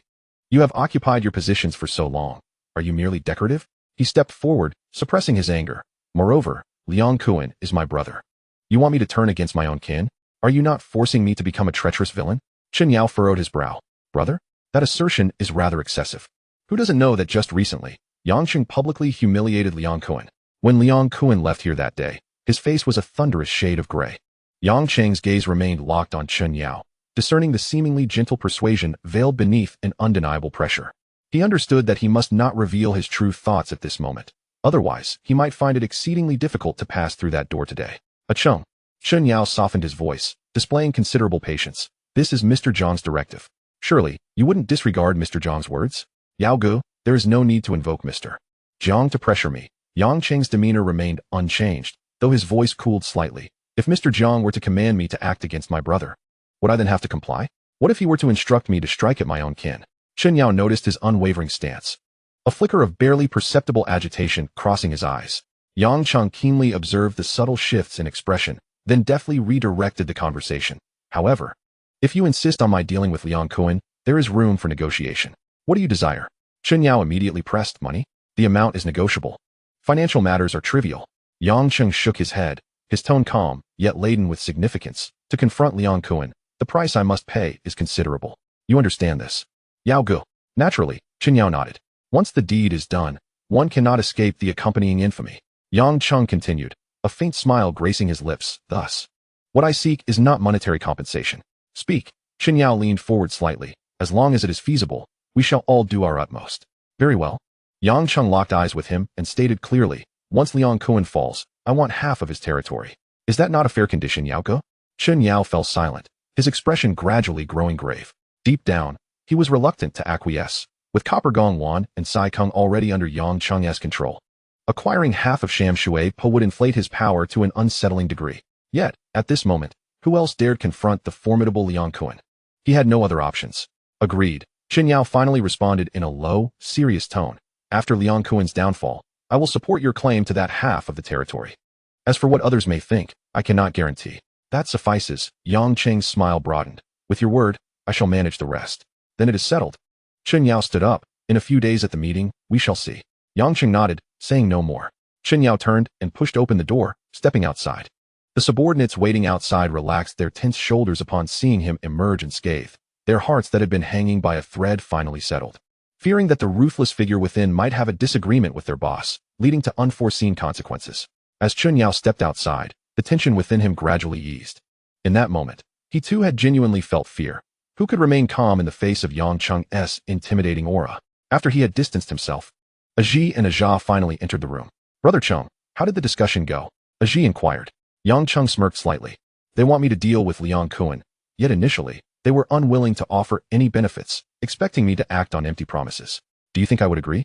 Later, they invoked Jiang Tianxing and the noble cause of Hongxing to pressure me, yet I still held my ground. In the end, he was only willing to concede half of Sham Shui Po. He shifted his gaze to Aji. Have you managed to prepare what I requested earlier? Almost. Aji replied, sufficient to keep Liang Kuan occupied for decades. Excellent. Yang Cheng nodded, then turned to Aja. I plan to send you over to Sham Shuepa. As morning light spilled forth, the city awakened amidst its cacophony. Yang Cheng sat leisurely in the villa's dining room, savoring his breakfast. He looked across the table at Ruanmei. Have you been adjusting well these days? Ruanmei lifted her gaze. I was a bit unaccustomed at first, but now I find it quite agreeable. Yang Cheng chuckled softly. Suddenly, Ruanmei asked, are you interested in Xiaodi? What makes you think so? You spend all day locked in the office with her, and she is quite beautiful. Ruanmei pursed her lips. I refuse to believe you are unmoved. Yang Cheng feigned a serious demeanor. What kind of person do you think I am? Just a big lecher. Ruanmei blushed, her voice softening. Yang Cheng approached her, lifting her effortlessly. Then let me show you today what a true lecher is like. With that, he strode toward the staircase. But we just finished breakfast. Ruanmei's ears turned crimson, her voice dwindling. The morning light filtered through the curtain seams, casting a soft, warm hue on the floor. Yang Cheng turned to Ruanmei, his voice gentle. You needn't go to the shop today. His tone was so soft, as if fearing to disturb the delicate atmosphere hanging in the air. Stay at home. Ruanmei closed her eyes. Barely audible, she murmured a response. Yang Cheng quietly rose, closing the door behind him. The staircase, an old wooden structure, creaked subtly underfoot, yet his careful steps muffled the sound to near silence. In the courtyard below, Aji stood with his hands at his sides, caught between the morning light and shadows, resembling a silent statue. Upon seeing Yang Cheng descend, he inclined his head slightly. Brother Cheng. Yang Cheng nodded, his gaze sweeping past Aji's shoulder toward the partially open gate and the faint street view beyond. Is everyone assembled? Not far from 10. Aji replied. When do we depart? No rush. Yang Cheng's tone was measured, as if weighing the passage of time. Let us wait until the last person arrives before we make our appearance. Aji ceased further inquiries, simply nodding in silence. After a moment, he spoke again. His voice lowered. Regarding the warehouse, after our visit that night, a shipment was brought in. The brothers on watch said the leader was unfamiliar, yet he mentioned your name. That was one of my arrangements. Yang Cheng's lips curved slightly. I trust them. There won't be any complications. What about the goods? The quantity is substantial. Aji's eyes gleamed. There are several hundred long arms and 4 of them. The short ones are even more numerous, piled like a small hill.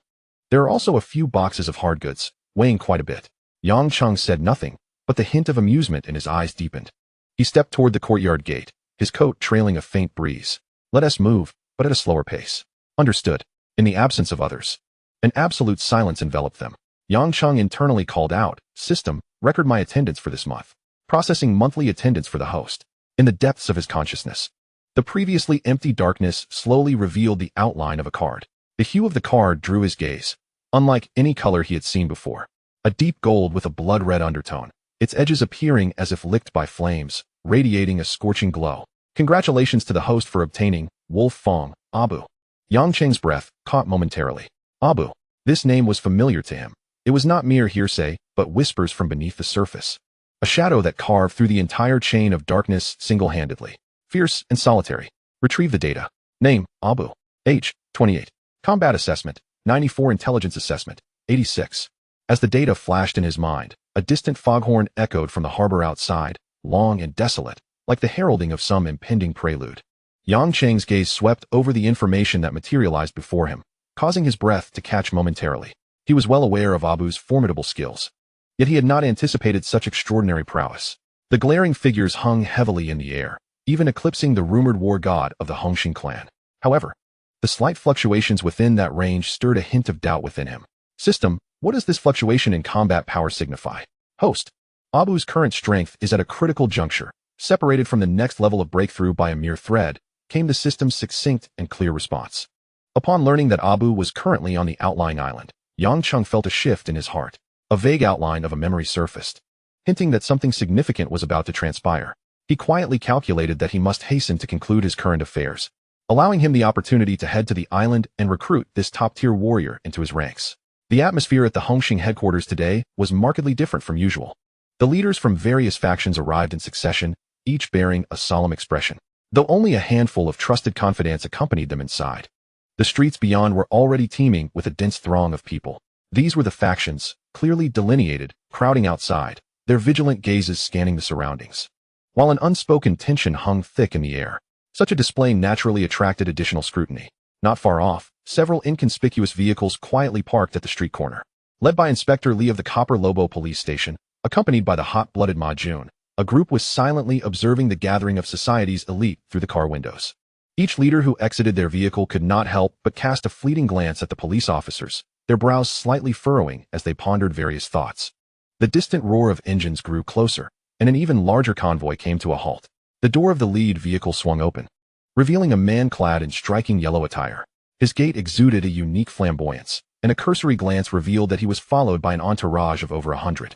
The newcomer was none other than Leon Cohen, and his arrival seemed to weigh down the already tense atmosphere at the entrance. Inspector Lee's gaze shifted from the figure in the floral shirt in the distance to the face of his assistant, murmuring, "That is Leon Cohen, the current head of Hongxing. Recently, many rumors have circulated around him." Ma Jun glanced in that direction and observed the man tilting his head, laughing with his subordinates. His demeanor ostentatious and glaringly arrogant. A cold snort escaped him, accompanied by a silent curse. Standing slightly behind Leon Cohen, the nervously low-voiced Sha Chong remarked, "Brother Cohen, we have police officers tailing us." Leon Cohen repressed his smile, his expression darkening momentarily, yet he soon relaxed his brow and strode purposefully towards the officers. "Li, what brings you to our humble abode today?" He stopped before Li Xian, his voice gravelly yet deliberately casual. Li Xian maintained a stern countenance as he replied in an official tone, "We received a tip-off about an unusual congregation of people in this area during the day. We have come to ensure public order. Please, continue with your business. We shan't interrupt," Leon Cohen responded. Casting a glance at the throng of his subordinates standing at the street's edge, acknowledging the unusual size of the gathering, he forced a smile. "We welcome you all to enjoy some tea at Hongxing. No need for formality." Li Xian's response was brief and cool. Leon Cohen chose not to prolong the conversation. Leading his group into the building, Ma Jun glared at their retreating figures, gritting his teeth, so brazen, as if he wants everyone to know who he is. It won't be long before he gets what's coming to him. Li Xian smiled faintly, his tone laden with significance. At that moment, several black Land Rovers drove into the street, coming to a steady halt. The doors of all 4 vehicles swung open simultaneously, and 5 men donned in dark suits emerged from each, while only 3 disembarked from the central vehicle. Ma Jun and his group could not help but direct their gazes towards them. Who are these new players? All dressed in suits, they certainly carry an impressive air. Ma Jun raised an eyebrow, inquiring. Li Xian's expression grew more serious. The head of Hongxing's Copper Lobo district. His name has been frequently mentioned in recent Underworld discussions. Yang Cheng stepped out of the car, his sunglasses obscuring half of his face. He turned his head slightly towards Li Xian, nodding in acknowledgement. Li Xian returned the gesture, a barely perceptible smile passing over his features. Without lingering, Yang Cheng led his subordinates towards the Hongxing headquarters. A few newly arrived subordinates clustered at the doorway, peering in. One whispered, "Hey, who is that guy in sunglasses?" He's followed by a whole entourage of suited men. What a spectacle. A slightly older associate replied in a hushed tone. "He's the one who leads in Copper Lobo, a formidable figure in our society. His subordinate, Luo Tianhong, is no ordinary character either. He single-handedly subdued the entire area of Saigon. Not long ago, he had a direct confrontation with the Loyal Faithful gang, and they didn't fare well against him." Another interjected, "It's not just the Loyal Faithful. The East Star has also suffered under his hand in the past." Back then, the crow from East Star's 5 Tigers led over 300 men to encircle him. Yet who could have imagined he would take down over 100 alone? Chasing the rest down the street? Is it really that exaggerated? Another questioned. Otherwise, how could he be called the God of Death? That title was earned through deeds. If I had known, I would have followed him from the start. Just mentioning that my brother is Yang Cheng would be quite impressive, someone lamented. Another scoffed. With your build? He is selective about whom he associates with. He values loyalty and dignity, and you don't measure up to either. Dreaming is one thing, but reality is another. Alas, I just hope our boss doesn't provoke that Grim Reaper. Otherwise, we'll be the ones in trouble. I'd like to keep my life for a few more years. Whose fault is it? We chose the wrong side. Let us take it one step at a time. If it comes to that, I can always walk away. Once you step into the underworld, extricating oneself is anything but easy. Inside the Hongxing headquarters, the leaders of various factions took their seats, with only Yang Cheng and Leon Cohen yet to arrive. Brother Ji surveyed the room and spoke up. "Everyone is here. We're just waiting for Brother Cohen and a Cheng." No one responded. With Leon Cohen at the helm, none dared to speak out at this moment. And with Yang Cheng's formidable reputation, having single-handedly faced the 3 Tigers of East Star without showing any signs of decline, and having quelled the momentum of the Loyal Faithful, he was no longer a figure to be casually discussed. As the crowd waited, the only sound that could be heard in the hall was the faint rhythm of their breathing.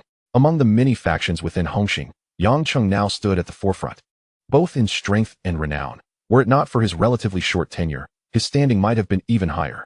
In all of Copper Lobo, No one dared to disregard this speaker's authority. When Liang Kuan entered, his customary smile gracing his face, he scanned the assembled individuals. How has everyone been lately? Is business going smoothly? Brother G was the first to rise and respond. With you at the helm, Brother Kuan, our brother's businesses naturally thrive. Right, Fatty Lee? The man called Fatty Lee quickly forced a smile in agreement. Indeed, Brother Kuan, our earnings have significantly increased lately. Hanbin shot a cold glance at the two, his expression revealing unabashed disdain for the opportunistic fence-sitters. Liang Kuan took note of Hanbin's demeanor, but chose not to engage. Now was not the time for a confrontation with this formidable adversary. Is there anyone else who has yet to arrive? He inquired as he strode toward the central dragon head chair and took his seat. Chen Yao maintained a constant smile, his gaze fixed upon Liang Kuan. This man had always been one to align himself with whoever held the highest position, his mind exceedingly shrewd. Brother G immediately responded with a laugh. Only Cheng hasn't arrived yet. The implication was clear. Daring to be late on the first occasion was a blatant sign of disrespect to the new leader. Hanbin frowned at Brother G's remark, his tone serious. Brother G, your words are a bit excessive. Chapter 32. Brother G, what have you done to displease Brother Bin again? Yang Cheng's voice came from the doorway. He entered with his entourage, his eyes settling on Brother G. Brother G quickly donned a warm smile. It's nothing. I was just joking with Brother Bin.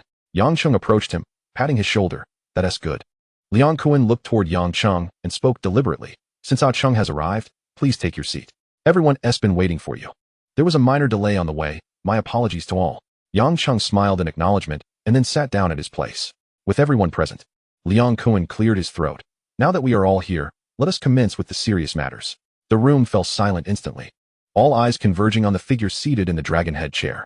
Recently, Luo Tianhong, under Cheng's command, had secured Saigon, effectively expanding the Hongxing territory.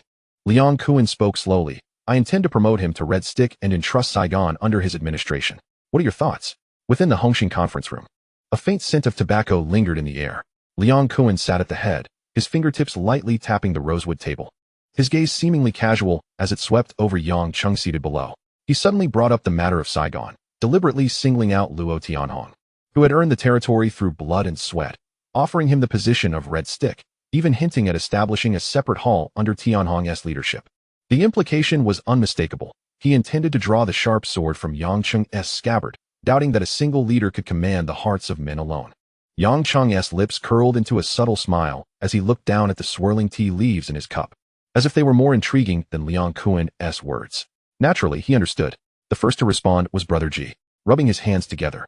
Wearing a broad smile and a loud voice, he said, Brother Kuan, that's a splendid proposal. The place in Saigon is empty anyway. Why not let the society open another hall? More income means more profit for the brothers, surely a win-win for all. His words dropped like a stone into the somewhat restless waters, stirring waves of discussion. Before the ripples could spread, Wang Yu's voice rose, low but commanding above the clamor. Brother G, you shouldn't say it like that. He turned to Brother G, but his gaze flicked past him to the head seat. Saigon was won by Tianhong leading Cheng's men, fighting with blade and gun. Before the fight, I heard Brother G was not entirely confident.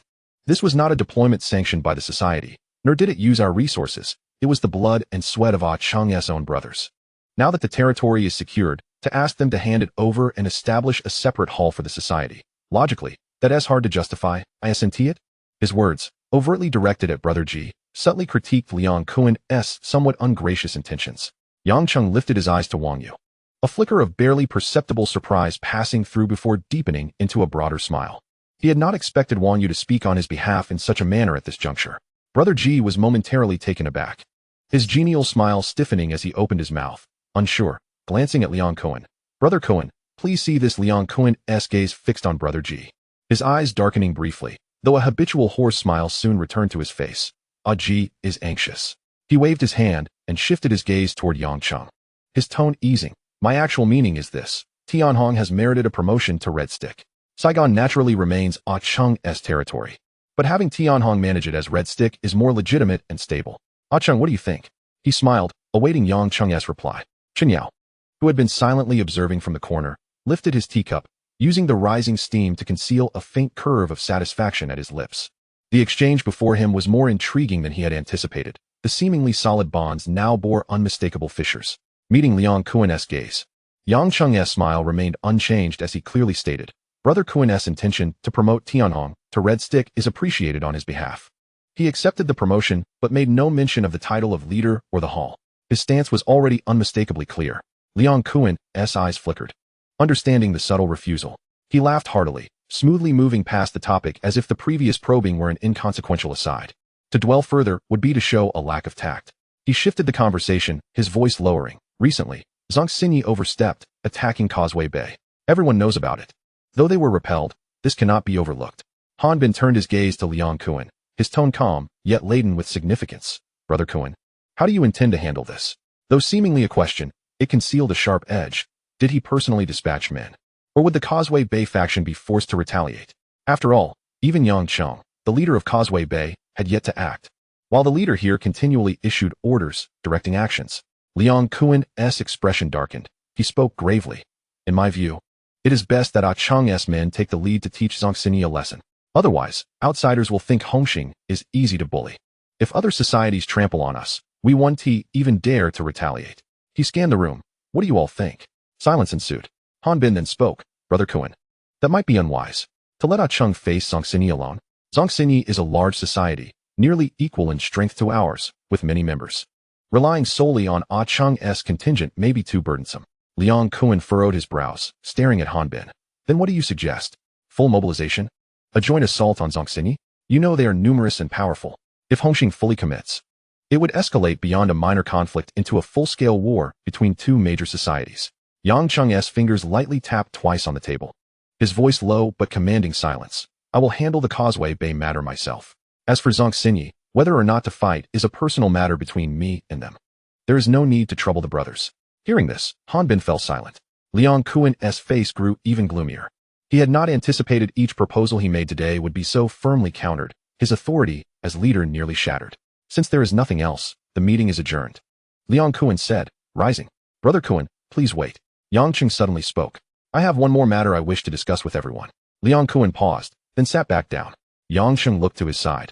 Aji responded promptly by retrieving a camera, pressing the play button, and placing it on the table.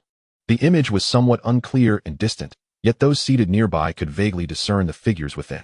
The sound, though faint, was sufficient for everyone present to recognize whose voice it was. The footage depicted the moment when Liang Kuan assaulted A.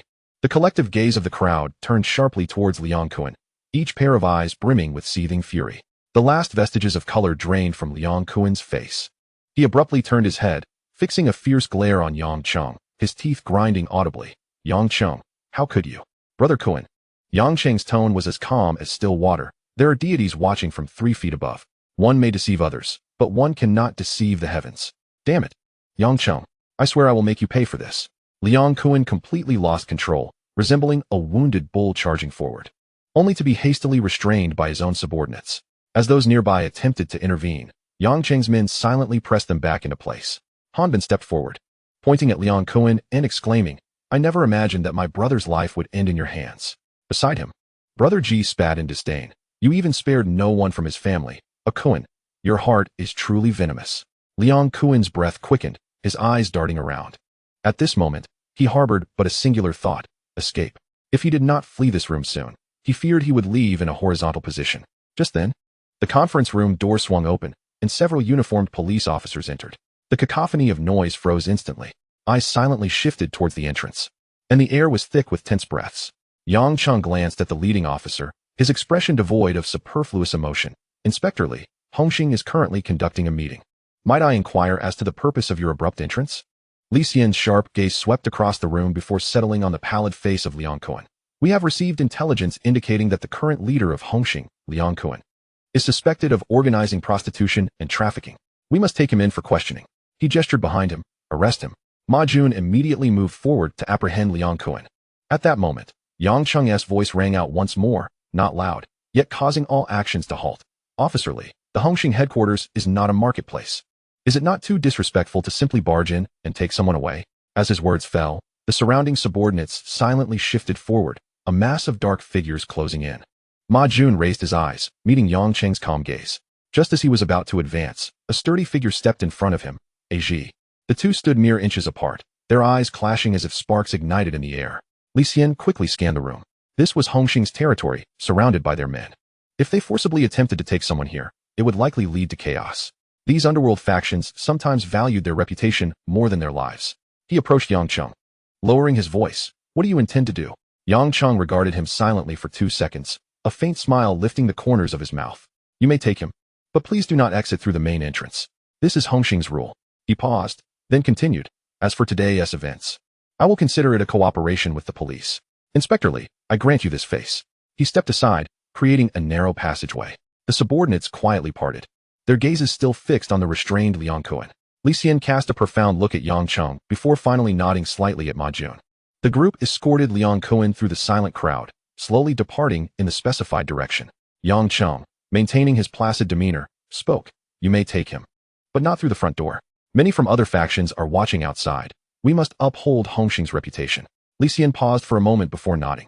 All right, Yang Cheng. I will grant you this favor today. Yang Cheng smiled lightly, turning to his side.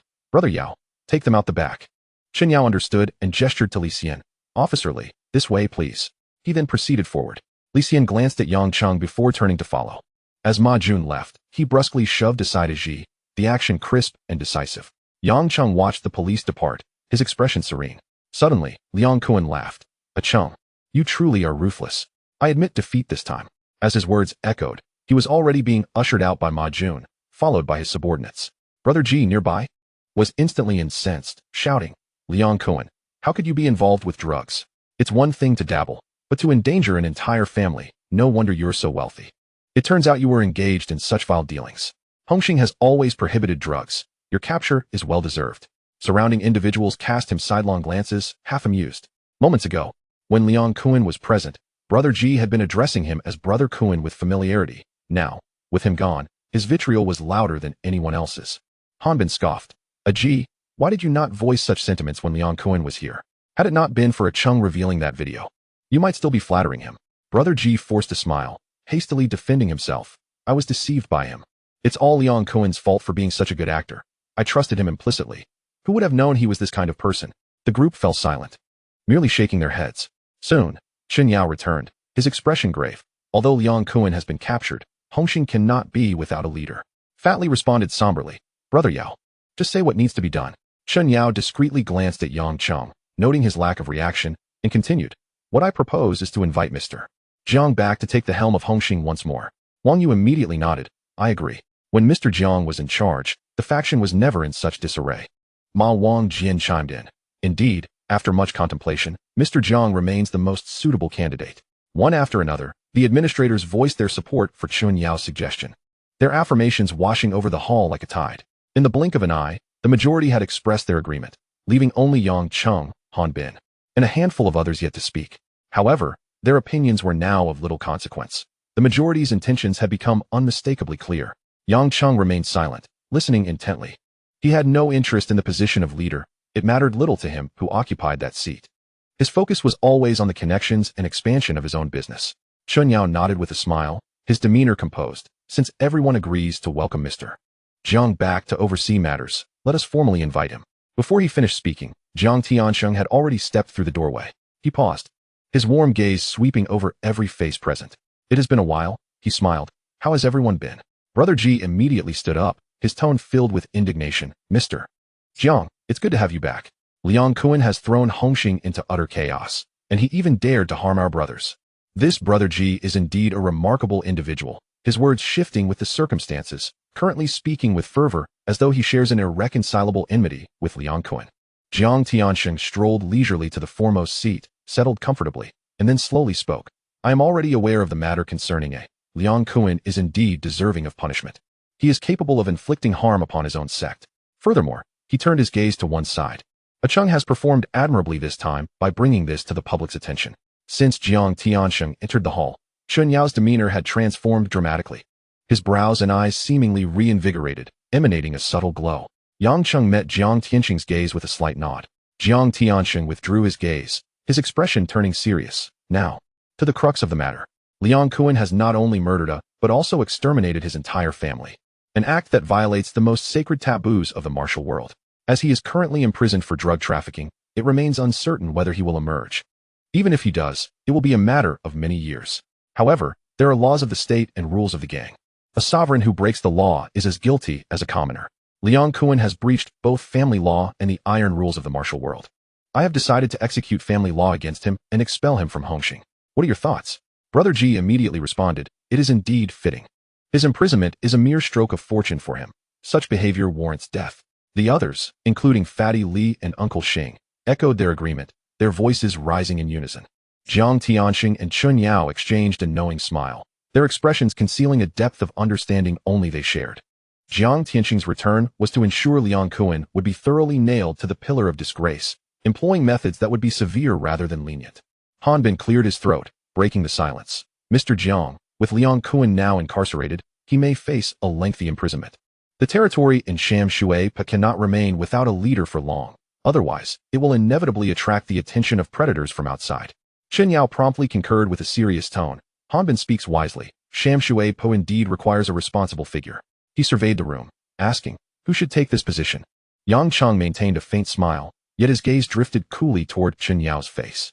Chen Yao merely met his eyes for a fleeting moment before quickly averting his gaze, a thin sheen of sweat appearing on his forehead. What an astute Chen Yao, using me as a tool. Now that Liang Kuan has fallen, and Jiang Tianxing has resumed his leadership, he dares to turn his back on me. Yang Cheng's heart burned with indignation, though his countenance remained unruffled. At this moment, Hanbin spoke again. I believe Tony and Aja, under a Cheng, are qualified. Observing their recent handling of matters, they exhibit both toughness and ingenuity, capable of shouldering responsibilities. Upon hearing this, Yang Cheng cast a barely perceptible glance at Hanbin. This matter had not been extensively discussed with Hanbin, yet his willingness to propose candidates on Yang Cheng's behalf was noted. Chen Yao frowned. Tony? That name is unfamiliar. Who is he? Just a little brother who runs errands for me. Yang Cheng replied with a smile. Brother Yao, with your busy schedule, how could you pay attention to these nameless minions under my command? Though spoken lightly, the words weighed heavily in Chun Yao's ears. A chill ran down his spine as he realized that while he had his own schemes, he was not free from the influence of a certain individual. Now, after such a revelation, he felt a shiver at the back of his neck. Uncle Xing turned to the head seat. Mr. Jiang, who do you think is suitable? Jiang Tianxing leaned back, his hands folded on his knees, smiling gently. In selecting a seat manager, I prioritize 3 criteria. First, loyalty. Second, courage. And third, the presence of capable subordinates. He paused, scanning the entire assembly. Among the esteemed brothers present, are there any promising candidates who meet all 3 criteria? A moment of silence ensued, as none dared to respond.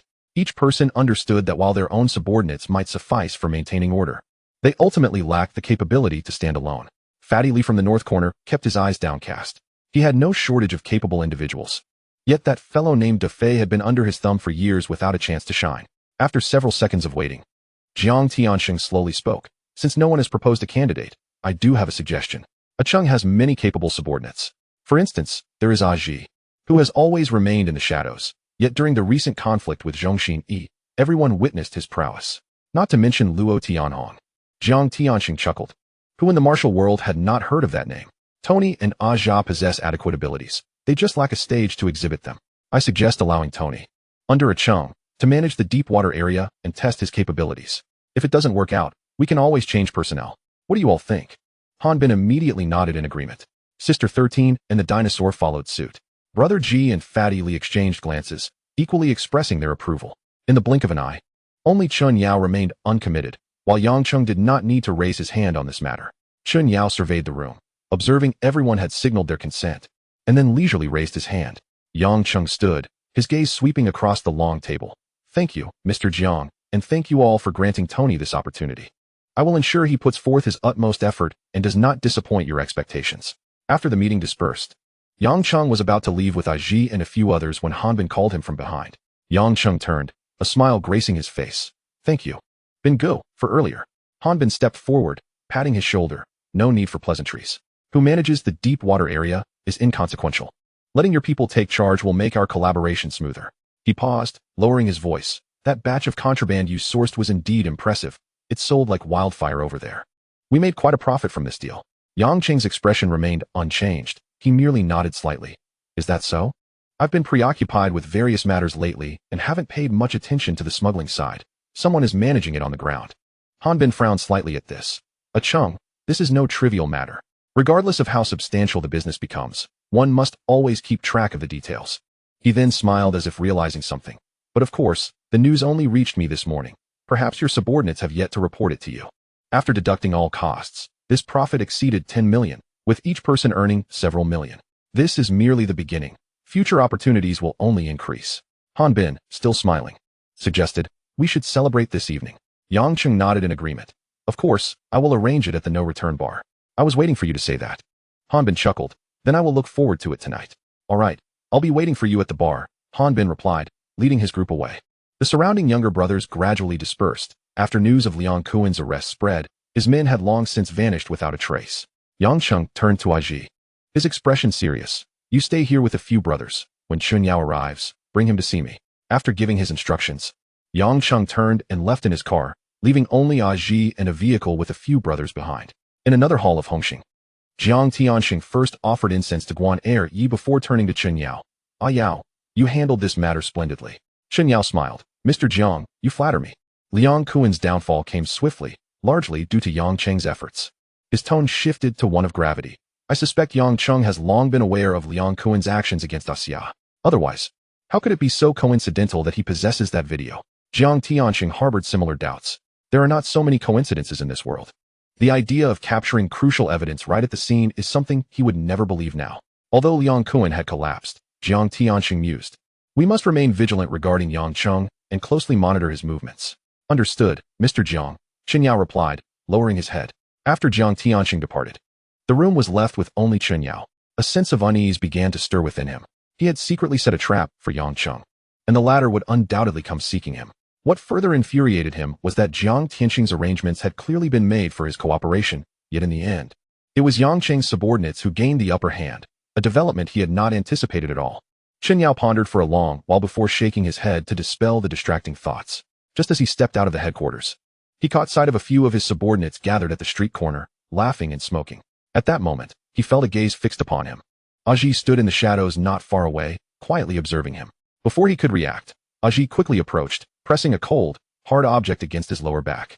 Yao Gu, Aji's voice was low. Chen Gu wishes to see you. Please come with me. A cold sweat instantly broke out on Chen Yao's back. The sharp edge was pressed against his clothing, and any misstep could mean the difference between life and death. He dared not move recklessly, silently complying as Aji led him into a car parked by the roadside. The distant laughter of his subordinates continued, oblivious to the unfolding events. In an expansive, desolate hall of an abandoned factory on the outskirts of the city, Yang Cheng lounged against an old sofa, a slowly burning cigar held between his fingers. He gazed calmly towards the entrance, as if awaiting something. Behind him stood over a dozen subordinates, and two figures guarded the door. The atmosphere was tense, with only the thin wisps of smoke rising to form a faint mist. The sound of an engine grew louder, and a black sedan drove into the factory.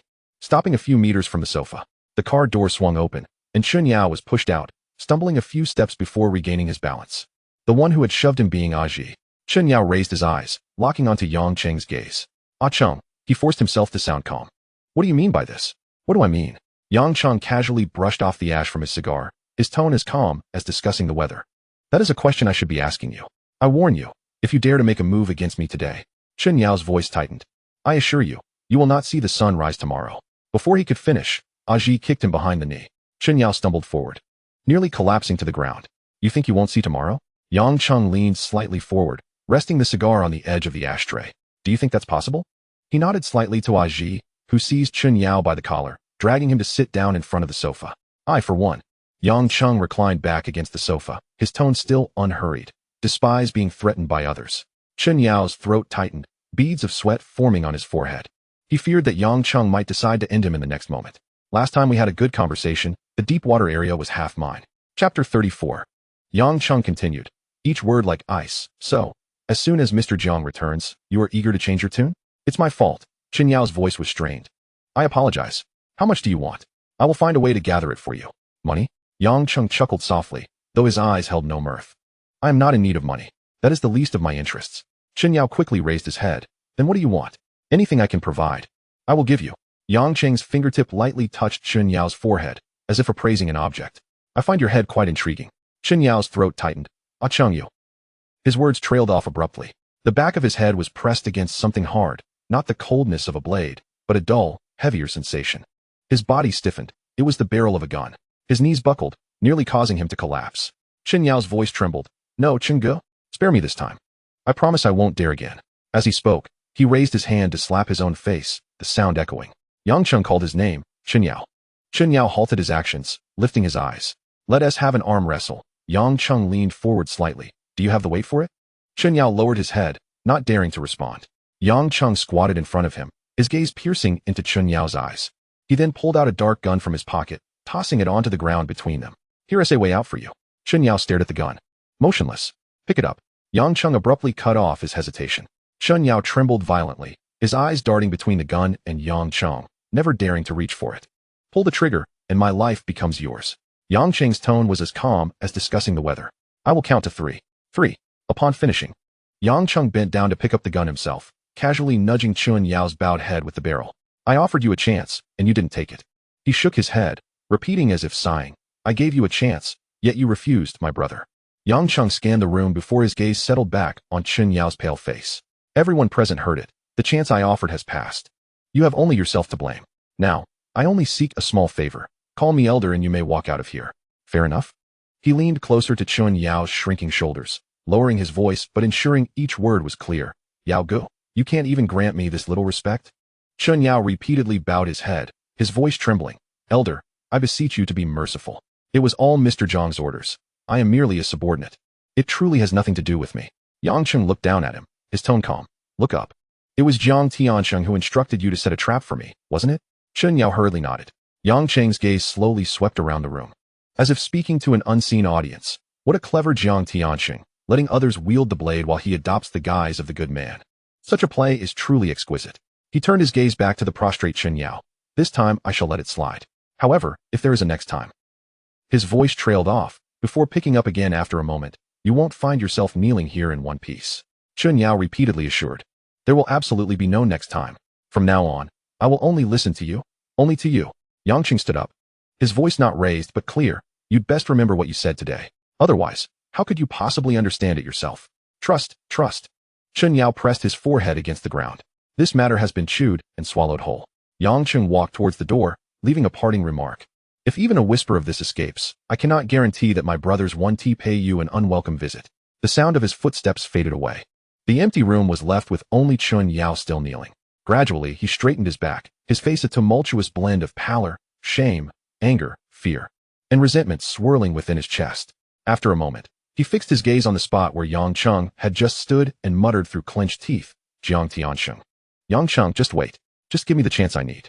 In the office of Cheng Yang Group, Tony and Luo Tianhong entered. Bowing slightly to the figure behind the desk, Brother Cheng, you summoned us? Yang Cheng turned around in his chair, smiling at Tony. Today's meeting with Hongxing was a disaster for Liang Kuan. He has been arrested, and his territory is now up for grabs. The atmosphere in the meeting room momentarily thickened. The decision made at this gathering is for you to take over the affairs of the Deepwater District. The steady voice from the main seat fell. With many eyes fixated on that territory, undoubtedly some would seek to stake their claim. I can only allocate 500 personnel to you. The rest must be managed locally. Do you have confidence? Tony's eyes ignited with determination as he replied solemnly, Brother Cheng, rest assured, I will not let you down. Yang Cheng leaned slightly forward, tapping his fingers on the polished surface of the desk. The Deepwater District must be firmly under our control. It is the foundation for all subsequent business endeavors. Do you understand? Understood. Once you establish yourself, you will be the local representative of the company. All new personnel must be absorbed according to company regulations. Remember, we operate under the name of Hongxing, but fundamentally, we are businessmen. Yang Cheng's tone slowed, yet every word was distinct. Liang Kuan's subordinates might cause trouble. Do not hesitate. If anyone is insubordinate, you handle it as you see fit. There is but one rule. Not a single piece must be touched. If you encounter any, destroy it completely. Tony nodded heavily. Understood. Yang Cheng pondered for a moment before continuing. Take a Zhao with you. He has lingered long enough in bars. It's time he stretched his legs. The outside world needs to witness the capabilities of you brothers. A sharp smile curved Tony's lips. Brother Cheng, rest assured, the Deepwater District will soon be ours. Go. Get the job done. Tony said no more and exited through the door. The office fell into silence. Luo Tianhong remained standing, his silhouette straight as a sword. Yang Cheng rose and strolled to the window, and Luo Tianhong silently followed. A pack of cigarettes was offered. Luo Tianhong took one, lighting it for Yang Cheng before igniting his own from the same flame. Wisps of white smoke curled between them.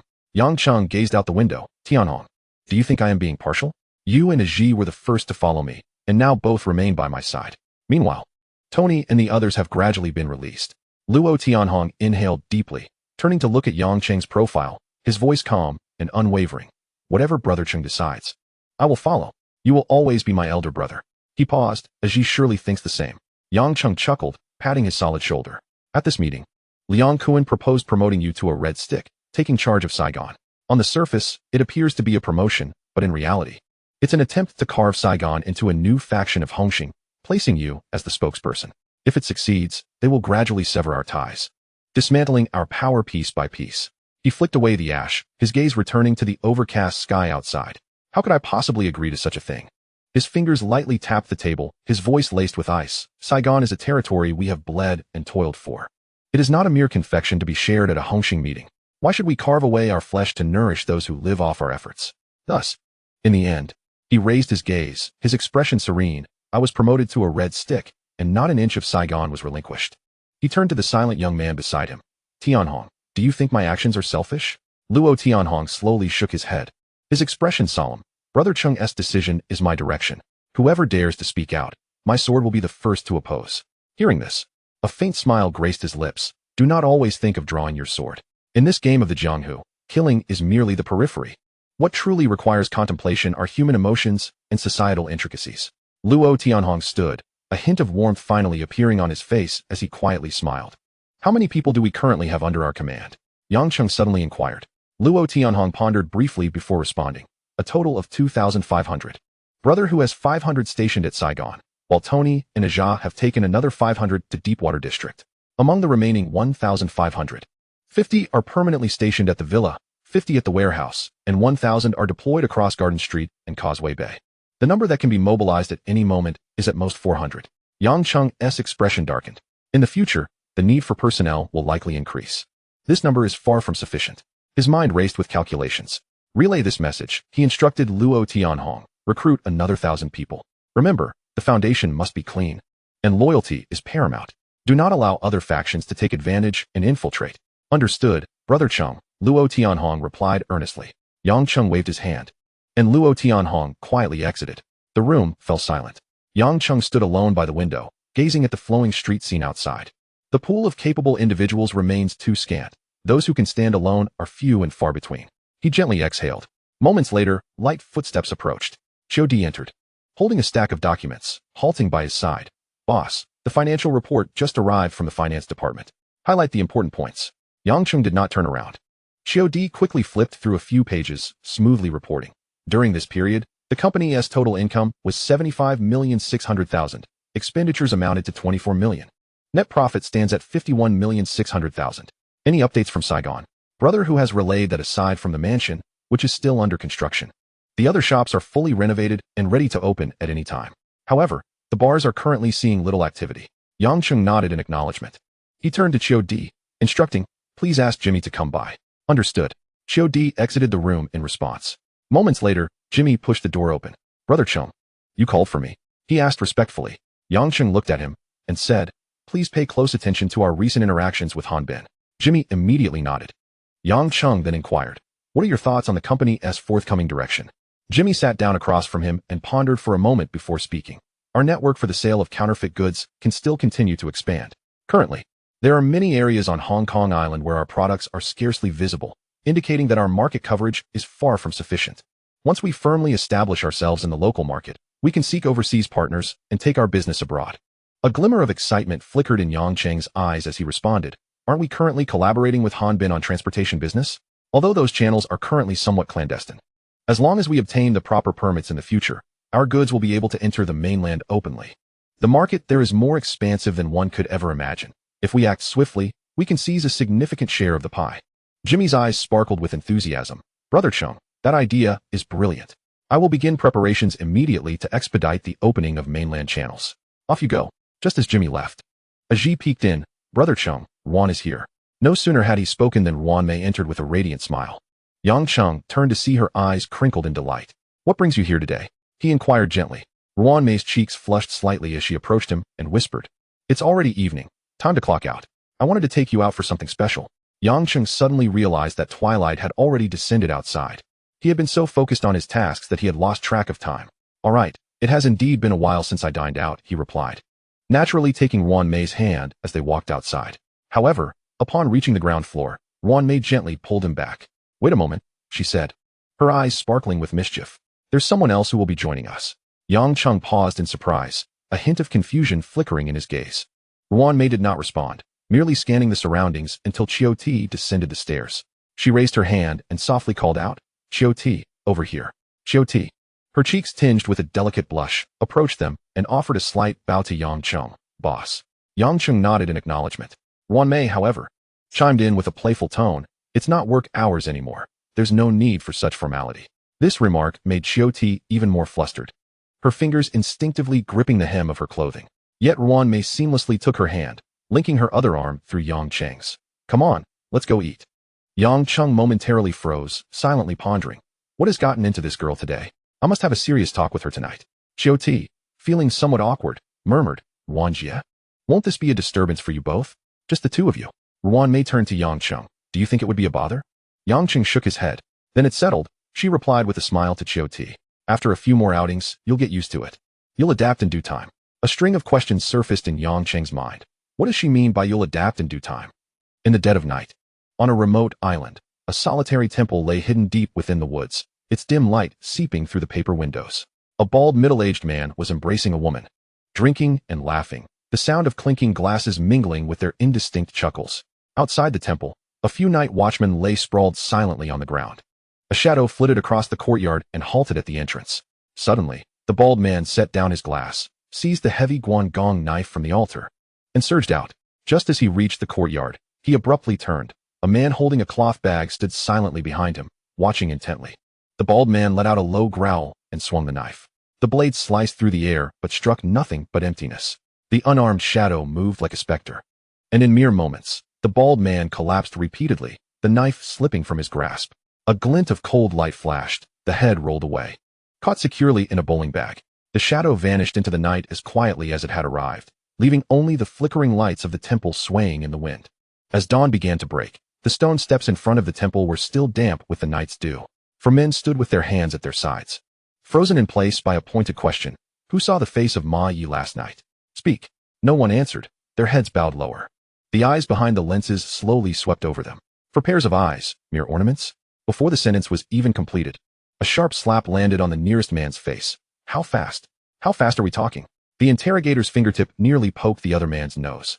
Still hungover, are we? Another man timidly managed to squeeze out half a sentence. He was carrying a cloth bag. A bag? What kind of bag? The questioning tone suddenly tightened. Color? Shape? Be specific. Deep within the temple hall, the scent of sandalwood intertwined eerily with the metallic tang of blood. A towering man stood beside the headless corpse, clutching a phone, its cold light illuminating half his face. He pressed the dial button.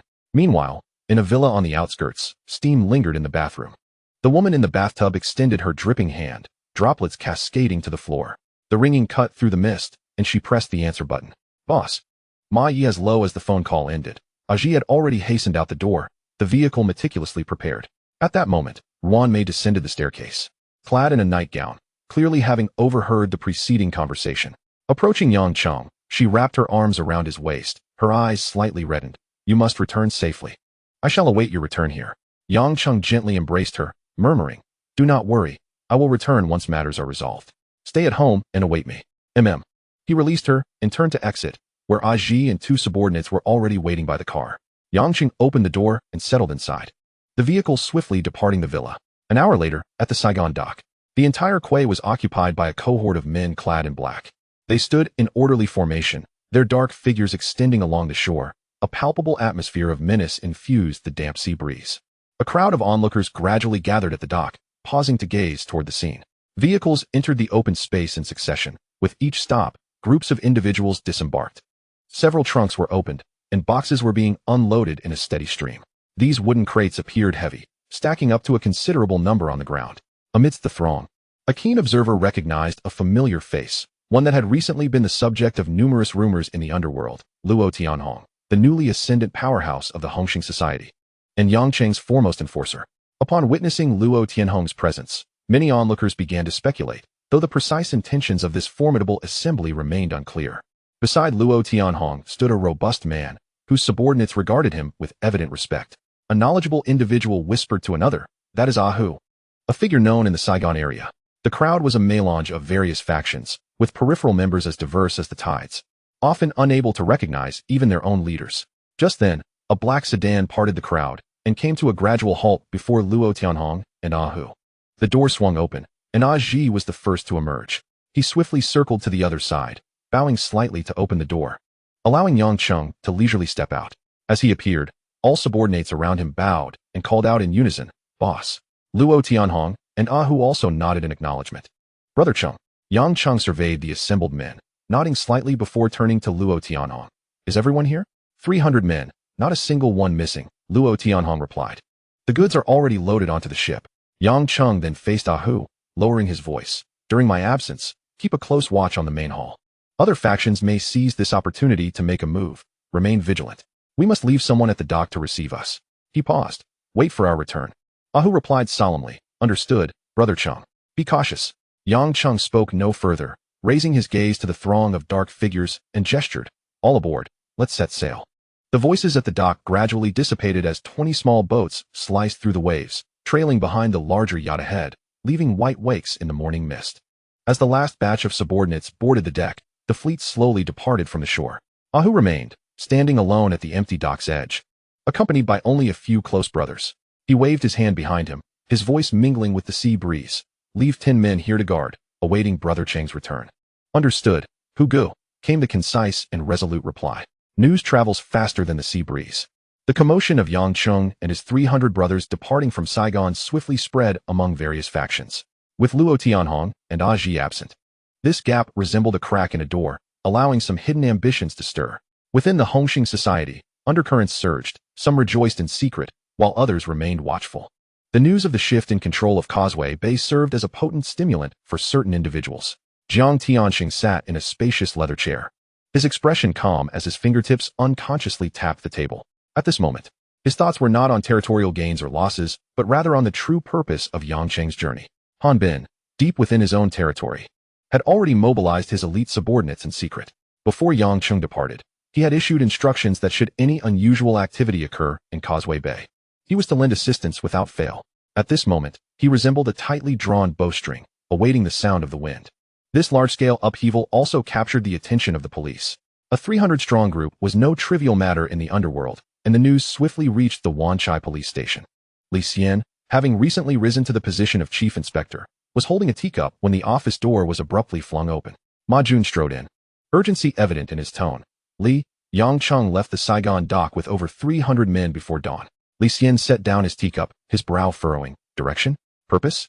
"We're unclear, which is why I came to report," Ma Jun replied, his expression tense. Li Xian leaned against the back of his chair, his gaze drifting to the overcast sky outside the window, a faint, bittersweet smile playing at the corners of his mouth. "So, does Yang Cheng require me, as a mere officer, to draft a travel itinerary before embarking?" Ma Jun paced anxiously within the room, lifting his gaze to his superior. "Chief, I request to lead a team to follow them. I want to personally ascertain what he intends to do." Li Xian's expression grew grave as he scrutinized Ma Jun. According to his personal judgment, he did not wish for Ma Jun to partake in this operation, given the substantial risks and uncertainties involved. Nevertheless, as the deputy commander of the Wanchai police station, he had to weigh the broader implications. After a moment of silence, Li Xian finally nodded. "Very well. Organize your personnel immediately. I will lead the team myself." With that, he turned and exited the office. As he passed through the corridor, Li Xian signaled for Ma Jun to proceed with personnel arrangements, while he himself headed towards the restroom. Inside the conference room of the East Star headquarters, the atmosphere was solemn. Camel had summoned several core members to the long table. Situ Haonan, Lei Yaoyong, the Smiling Tiger, and the Golden Hair Tiger took their seats in succession. Camel first glanced at the Smiling Tiger. "What is the status of the crow?" "He is recovering well. The doctor says he can be discharged in a couple of days," the Smiling Tiger replied. Camel nodded slightly, shifting his gaze to Situ Haonan. Situ Haonan understood, laying out the intelligence before them. "This morning, we received news that Yang Cheng departed from the Saigon dock with 300 men, accompanied by Luo Tianhong and Ah Ji. His forces are primarily distributed across 3 areas: Causeway Bay, the strongest with around 1,000 men, and both Saigon and Shamshui-Pe, each with approximately 500. Lei Yaoyong lifted his eyes. "Who is guarding each stronghold?" "Causeway Bay is under Aja's command. Shamshui-Pe is Tony's responsibility, and Saigon is overseen by Ah Hu. I have heard that these 3 have only recently aligned with Yang Cheng and are brothers," Situ Haonan added. The smiling tiger looked towards Camel. Boss, please give the order. We are all at your command. The last time East Star faced defeat in a conflict, 3 of the 5 tigers were grievously injured, leading to substantial losses and a tarnished reputation. This opportunity was one that no one wished to miss again. The camel surveyed the crowd, his voice low and resolute. Last time we suffered defeat, but this time Yang Cheng has taken away Luo Tianhong. This is our opportunity. We must not lose this battle. He paused, his fingertip lightly tracing the surface of the table. I intend to have the Emperor and Abao lead the assault on Causeway Bay. Xiaomino, you and Cheng are responsible for Sham Shui Pa. They have just arrived there. Their foundations are unstable, and we must secure a decisive victory. The operation in Causeway Bay is primarily to distract them. His gaze swept across each face. Gentlemen, do you possess the confidence? Cheng grinned, a fierce light flashing in his eyes. Boss, rest assured, I will surely secure Sham Shui Pa for you. I've heard that there are many beautiful girls in Liang Kuan's film company. Laughter erupted like a tide in the room. The camel's expression turned serious as he tapped the table with his fingertip. Cheng, do not emulate Haonan, who spends all day preoccupied with women. Cheng merely chuckled, nonchalantly shrugging his shoulders. Boss, which man in this world does not love to indulge in the tender embrace of beauty? In Kowloon, at the Zhongxin Yitong Hall, Lian Haodong turned to his elder brother seated at the head. Elder brother, Yang Cheng's forces have already withdrawn from Saigon. It seems there is some movement on the East Star side. Should we? In the corner, AFA sat silently. Ever since he last saw Yang Cheng return, his heart had been in a state of unrest, as if suspended by invisible strings, swaying precariously in the air. Susu's gaze fell upon him several times, filled with subtle inquiry. She had already sensed that since that day he returned, he seemed to have lost his soul, wearing a stern expression and remaining silent. Lian Haolong's voice was deep and steady, suppressing the faint murmurs in the hall. Currently, the police are watching us as keenly as if they have caught the scent of meat. The moment our brothers move, their eyes will be upon us. He paused, lightly tapping his fingers on the armrest. A Wu's injury has yet to heal properly, and though a Hung can move, it is still too early for him to shoulder the burden alone. For now, we shall remain still and observe what play is unfolding on the East Star side. After the gathering dispersed, AFA cast his eyes downward as he walked outside. Passing the restroom around the corner of the corridor, he was suddenly pulled into the adjacent small cleaning room by a force. He stumbled and steadied himself, raising his eyes to see Susu leaning against the door. Her lips curved yet lacking in genuine mirth. What's wrong? Her voice was low, almost a whisper. Ever since you arrived, you seem distracted. Have you encountered trouble? AFA stared at her, his throat tightening. Hesitation coiled around his tongue like vines, but the silence lasted only a moment. He stepped forward, wrapping his arm around her waist and drawing her close, feeling the slight tremor against the fabric of her back. There is something, he began, his breath brushing against her ear. Listen, do not panic. Susu furrowed her brow slightly. What could possibly frighten you so? You are the brain of Zhongxini. AFA leaned in closer, his voice barely above a whisper. Yang Cheng may have already learned of our affair. The moment those words fell, Susu recoiled as if pricked by an invisible needle, her back colliding with the cold porcelain wall. She widened her eyes, her pupils seeming to freeze in shock. After a long pause, she finally regained her voice, tense and strained. How could he possibly know? Lian Haolong has never suspected anything. AFA shook his head, a look of blank confusion on his face. He too stood there, as if the answer had dissipated like mist into an unreachable darkness. AFA spoke solemnly. I am uncertain how he became aware. Just before I was about to leave, he leaned in and asked, to what stage have we progressed between us? Susu's gaze locked onto AFA. Did anyone else hear this? No. AFA shook his head, his voice lowered to a near whisper. Others cannot possibly know. Susu fell silent for a moment, a deep contemplation forming in her expression. When Yang Cheng returns, I will speak with him. In the hillside villa, Chen Yao encountered Jiang Tianxing. Mr. Jiang, Chen Yao began, Yang Cheng has not been gone long, and rumors suggest East Star might take action. Jiang Tianxing leaned back on the sofa, a composed smile gracing his features. There is no need for alarm. A Cheng always leaves room for maneuver. He paused, lightly tapping his fingers on the armrest. Yet we cannot remain entirely passive. If East Star truly advances on Causeway Bay, we shall send someone to keep watch, merely observing without interference. Chen Yao nodded in agreement, though a shadow of disappointment flickered in his eyes. He had initially hoped for a complete clash between Jiang Tianxing and Yang Cheng, believing it would provide him an opportunity to shine. Now it seemed that this scheme might come to naught. Beyond the island, the sea was drenched in night, several boats cutting through the waves towards the silhouette of the island. On the deck of a yacht stood 3 figures. A Chi moved closer to Yang Cheng, speaking in hushed tones. Brother Cheng, the police have also arrived. Yang Cheng faced the vast horizon where the sea met the sky, his expression calm as still water. He spoke slowly. Are all the procedures in order? All is in order. Everything is legal, Achi replied. Yangcheng nodded slightly. With those documents in hand. Even carrying weapons would not necessitate undue concern over police interference within lawful boundaries. After all, it was all above board. Achi's tone turned serious. Moreover, news has come that East Star may take advantage of our absence to seize territory. East Star, Yangcheng uttered the name with an unwavering tone. He gazed at the approaching island silhouette, continuing, it matters not. As long as our foundation remains intact, what is lost can eventually be reclaimed by our own hands. Suddenly, Luo Tianhong interjected. Brother Cheng, should I return first? Yangcheng's demeanor remained composed, yet his tone carried an air of undeniable certainty. Tony and the others can handle it. On the island, the entire land seemed shrouded in an invisible net. The minions of the gang were conducting a meticulous search, combing through the streets and alleys like a comb, yet they could never grasp that elusive shadow. By the shore, an old boat tied to a makeshift wooden post swayed gently with the tide. At the bow sat a young man, his gaze fixed longingly towards the direction of the port island, as if waiting for some predetermined signal in the still air. After a while, he withdrew his gaze, nimbly leaping off the boat, his figure quickly disappearing into the intricate inner streets of the island. Shortly after his departure, a group of men in black arrived at the shore like hounds catching a scent. Their sharp eyes scanned every inch of sand and rock, leaving no floating debris on the water unchecked. After finding nothing, the leader signaled, and the group swiftly retreated like a receding tide. Not far behind a palm tree, the young man slowly withdrew his watchful gaze. Once he confirmed that the men in black had moved away, he quietly slipped away from his hiding spot. This stretch of beach had been exposed. Meanwhile, on the opposite side of the island, another team was on the move. They wore ordinary clothing, blending inconspicuously into the crowd. Yet their searching posture was equally professional. In the team, a short-haired woman stood out with her particularly vigilant gaze. Time passed quietly. At a secluded cape on the island, 20 inconspicuous fishing boats slowly approached the shore. The vessels sat low in the water, clearly bearing a significant load. A group of young men, dressed in dark casual attire, nimbly leaped from the boats, their movements synchronized and precise. They unloaded several heavy, sealed metal boxes from the vessels, which thudded heavily upon hitting the ground.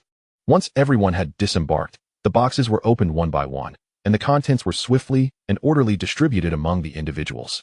The empty boxes were promptly returned to the hold of the boats. Each person was equipped with a compact black star, chosen for its ease of concealment, which offered a distinct advantage in confined environments or unexpected encounters. Additionally, some were issued submachine guns, which they adeptly secured within specially designed underarm or vest pockets, ensuring both discretion and stability during the operation. The core of this team was Yangcheng, who stood at the forefront, gazing intently at the densely built-up area deep within the island, his expression as tranquil as water. Luo Tianhong approached, carrying the iconic octagonal Han sword, and whispered, Brother Cheng, everything is arranged. Yangcheng nodded slightly. Leave a few brothers to monitor the retreat. The rest, follow me. With that, he stepped forward, and Aji immediately fell in step behind him. Luo Tianhong turned back and succinctly ordered the group behind him. As planned, 5 will remain, the rest move out. The teams swiftly divided, leaving a small contingent to guard the shore while the others, following Yangcheng and Luo Tianhong, flowed silently into the depths of the island like a stream merging into the dark night. When Li Xian arrived at the dock with a dozen uniformed officers and 2 plainclothes companions, he found only a few young men standing silently in place. As the boat came to a halt, Li Xian stepped forward, his gaze sweeping over the expressionless faces. Where is your leader? No one responded. The young men stood like wooden stakes, their eyes fixed on the distant water, as if the presence of the uniformed individuals was non-existent. The standoff lasted only a moment. Li Xian ceased his inquiries and gestured for his team to turn back. The weather shifted dramatically. The previously calm sky darkened abruptly. Winds surged from the water, pushing layers of ominous clouds downward, the shadows moving swiftly as if the entire sky were descending. Aji looked up, then turned to Yangcheng, whispering, Brother Cheng, rain is imminent. We need to find shelter. Yangcheng also glanced at the horizon. The dark clouds had gathered thickly, and without uttering a word, he raised his hand to signal. About 300 individuals followed him towards an unfinished concrete building not far away. The structure, 4 stories tall with a crude frame, offered ample space to accommodate everyone. The crowd swiftly melted into the gray pillars, akin to droplets of water seeping into sand. Upon entering, the subordinates dispersed silently, each taking positions to guard the doors, windows, and stairways. Luo Tianhong sat alone on the threshold, the octagonal Han, sword resting across his knees. His back was straight, his face devoid of expression, yet he emanated an aura that discouraged approach. At that moment, thunder rumbled ominously. The sound reverberated, causing the concrete floor to tremble slightly. Soon after, raindrops began to fall, initially sparse but quickly merging into a dense curtain. The wind whistled through the open framework, producing a haunting and sharp wail that blended with the sound of rain, enveloping the dilapidated building in nature's cacophony. Amidst the downpour, 5 figures approached from a distance. 3 men and 2 women, dressed ordinarily yet walking with synchronized precision, their spines erect. As they passed in front of the building, they slowed slightly, their eyes scanning the dimly lit interior, catching glimpses of vague silhouettes and the silent youth sitting with his sword at the entrance. No one lingered, and they quickly resumed their stride, disappearing into the gray mist of rain. The sky had grown ominously dark, the heavy clouds pressing down, the wind carrying a damp, earthy scent, signaling an impending downpour. A few individuals rushed towards the long-abandoned building, seeking shelter from the rain. However, as they approached, they were taken aback to find the area in front of the building densely populated with men in suits.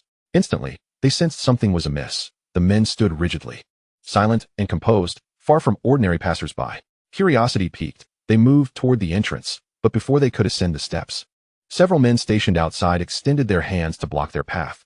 Among the group, 3 men instinctively stepped forward, shielding their 2 female companions behind them, entering a silent standoff with the obstructors. One of the women, unable to contain herself, raised her voice. "Who are you? It's about to rain. What right do you have to deny us shelter?" Another woman produced her ID from her pocket, displaying it forward. "West Kowloon Major Crimes Unit, here on official business." As rain began to pour, she added, "We need to come inside to take cover." The guard glanced at the ID, his expression unreadable, before tersely instructing, "Wait here. I'll ask the boss," and turned to enter the building.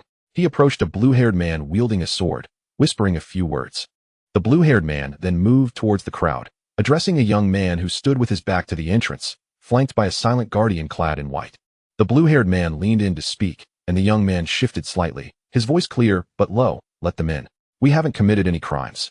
What is there to fear?" The signal to allow entry soon followed. The Major Crimes Unit members stepped inside, their eyes quickly scanning the surroundings. The ground floor was packed with no fewer than several hundred individuals, nearly filling every available space. With only a few corners and areas near the staircase remaining vacant, it appeared many were stationed on the upper levels as well. Among the crowd, 3 individuals commanded particular attention.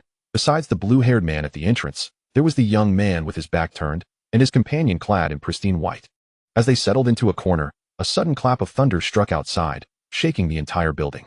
For a moment, everyone fell silent, and just then, the rain began to pour in earnest. The woman retrieved her ID and began to step toward Yang Cheng, but the bald man beside her grasped her wrist firmly. "Xiaoro, what do you think you're doing?"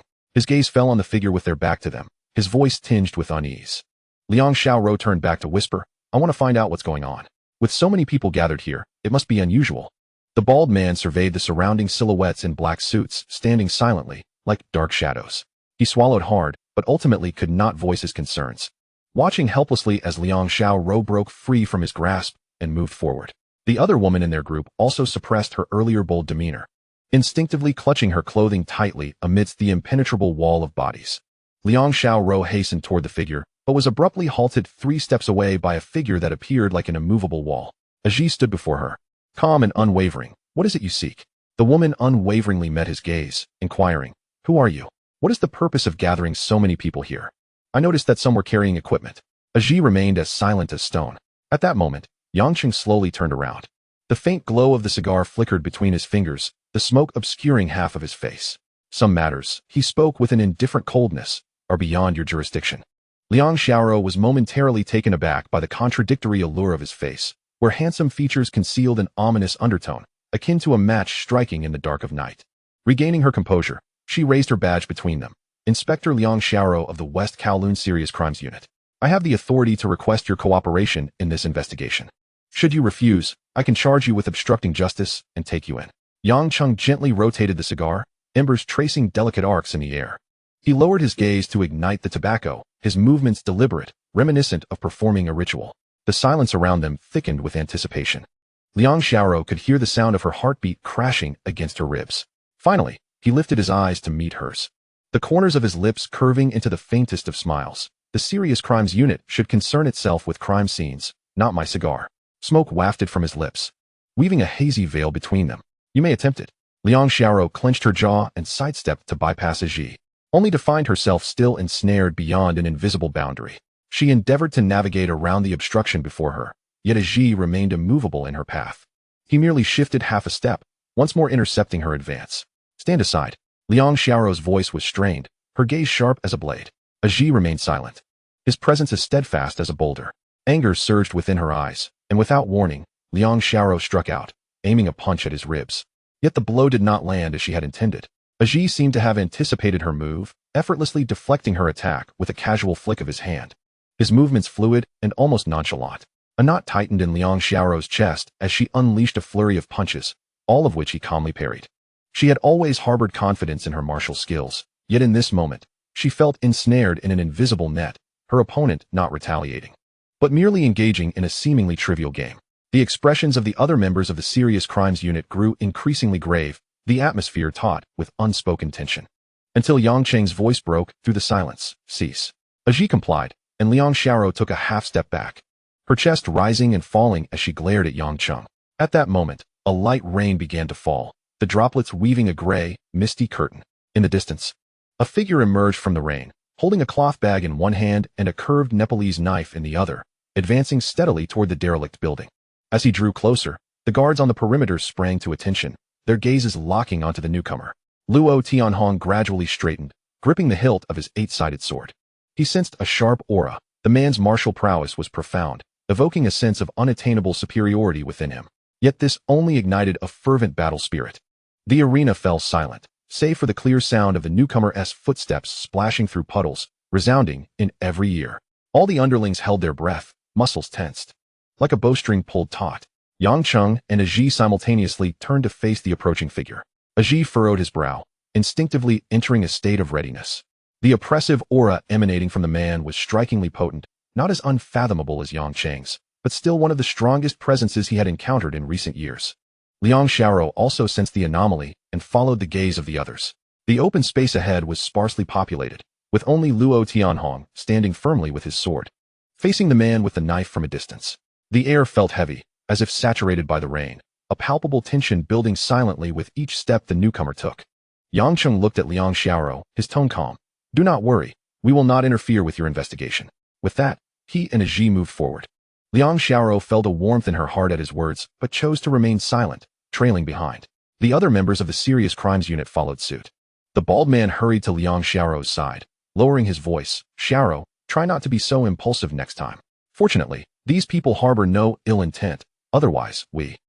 Liang Xiaoro felt a wave of disappointment wash over her. In her memory, this person had never been so timid or hesitant. She responded with a gentle shake of her head, continuing onward. They halted at the entrance of a dilapidated building. Yang Cheng regarded the approaching individuals with a subtle smile, yet remained rooted in place. Suddenly, Luo Tianhong spoke up. Everyone step back, you cannot stop him. The surrounding subordinates retreated to the sides, clearing a space. Luo Tianhong fixed his gaze on the man, asking in a low voice, who are you? Why do you and Aji resemble each other so closely? The other man displayed a look of confusion, shaking his head. I cannot say, but I can sense the killing intent and battle spirit within you. Luo Tianhong's expression turned serious. You are formidable. Among the masters I have encountered, you rank second. The man raised an eyebrow. Then who is the strongest?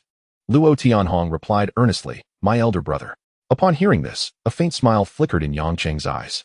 At that moment, Liang Xiaoro, who had just reached Yang Cheng's side, turned to look at him sharply. Seeing his calm demeanor, yet sensing a latent sharpness, she suddenly understood that this person's strength was likely far more profound than that of the swordsman. Her curiosity deepened, initially perplexed by Yang Cheng's presence here. His evidently extraordinary identity became clearer to her. Now, recognizing his unparalleled martial skills, her desire to uncover the truth blossomed like creeping vines. Meanwhile, Aji, standing beside Yang Cheng, tightened his expression, his gaze intense, a mix of gravity and yearning within. The nature of a warrior is to pursue strength. When a true master appears before them, the primal urge for combat surges uncontrollably. In this world, finding someone who could decisively surpass oneself is exceedingly rare. Though Yang Cheng stood beside him, readily available for sparring, Aji hesitated to challenge him. Had it been in the past, Yang Cheng would not have been his match. Yet, something had transpired over the past month, and Yang Cheng's progress had been astonishing. There had been an occasion when Yang Cheng invited him and Tianhong to spar together, only for the two of them to falter within moments before Yang Cheng's prowess. Since then, neither he nor Tianhong had dared to mention the word competition, for it was not a contest, but rather a one-sided obliteration, leaving no room for retaliation. The entire hall was so quiet that one could hear a pin drop. As everyone held their breath, watching the standoff between Luo Tianhong and the unfamiliar man, many secretly hoped for a confrontation, eager to see who would prevail. The younger members of the Serious Crimes Unit were particularly excited. They usually dealt only with case files, rarely witnessing true masters in action. The hidden talents of Hong Kong Island are well known to them, yet such a spectacle is a sight they encounter for the very first time. Luo Tianhong's gaze, sharp as a blade, pierced directly toward his opponent. Let us engage in combat. Before his words had fully escaped his lips, he had already drawn his sword from its sheath, the Han sword glinting with a cold light as he surged forward like the wind. The man, unfazed, gently placed his bag on the ground, and with a flick of his wrist, the Nepalese curved knife was raised to meet the breeze, poised to welcome the challenger. The sword's edge was the first to strike upward, but the man deftly sidestepped, the hem of his garment untouched. Luo Tianhong's change of tactics was swift. He turned his wrist to slash downwards to the right. The man twisted his body, horizontally blocking with his knife, producing a sharp clang as blade met blade. Both combatants retreating several steps. Luo Tianhong stumbled back 2 paces, feeling a numbness in his tiger's mouth. His opponent had only shifted half a step, his breath remaining steady. Gripping the hilt of his sword, a solemn expression adorned his face. That previous strike had been with all his might. Yet it had only forced the man back a mere half-step. The unknown warrior flicked his wrist, a glimmer of appreciation crossing his eyes. Your sword is keen. And you are not without merit. Unfortunately, you cannot defeat me. A slight smirk tugged at Luo Tianhong's lips, his pride ignited by those words. And he once more swung his sword in attack. The shadows of swords and knives intertwined, the clash of metal resonating continuously. Luo Tianhong poured forth all his strength, yet found himself engaged in a stalemate with the man, each move teetering on the brink of victory or defeat. As the blades clashed in over 10 exchanges, Luo Tianhong's offensive began to falter, beads of sweat forming at his temple. Each strike he delivered was with utmost effort, and now his breath had grown ragged. In contrast, the nameless man maintained his composure, appearing as if he had yet to truly exert himself. Yang Cheng, observing this, understood the outcome was already determined. Should the battle continue, it might lead to an unwatchable fate. He raised his hand to halt the duel. Enough, both of you stand down. Upon hearing his voice, the 2 combatants ceased their actions simultaneously. Luo Tianhong turned to him, confusion lingering in his eyes. The onlooker, Achi, was also left in a state of astonishment. Liang Xiaoro had initially thought Yang Cheng would personally intervene, yet she heard him laugh heartily. Abu, the reputation of the Wolf Fong is indeed well-deserved. Even if Tianhong and Achi were to join forces, they would struggle to best you by even a fraction. The moment those words were uttered, the crowd was taken aback. No one had anticipated that this mysterious master was acquainted with Yang Cheng. Luo Tianhong and Achi exchanged glances. Both astonished yet secretly pleased to have such a formidable ally on their side. Certainly a stroke of good fortune. The man referred to as Abu now broke into a smile. Bowing slightly to Yang Cheng, Brother Cheng, I apologize for my tardiness.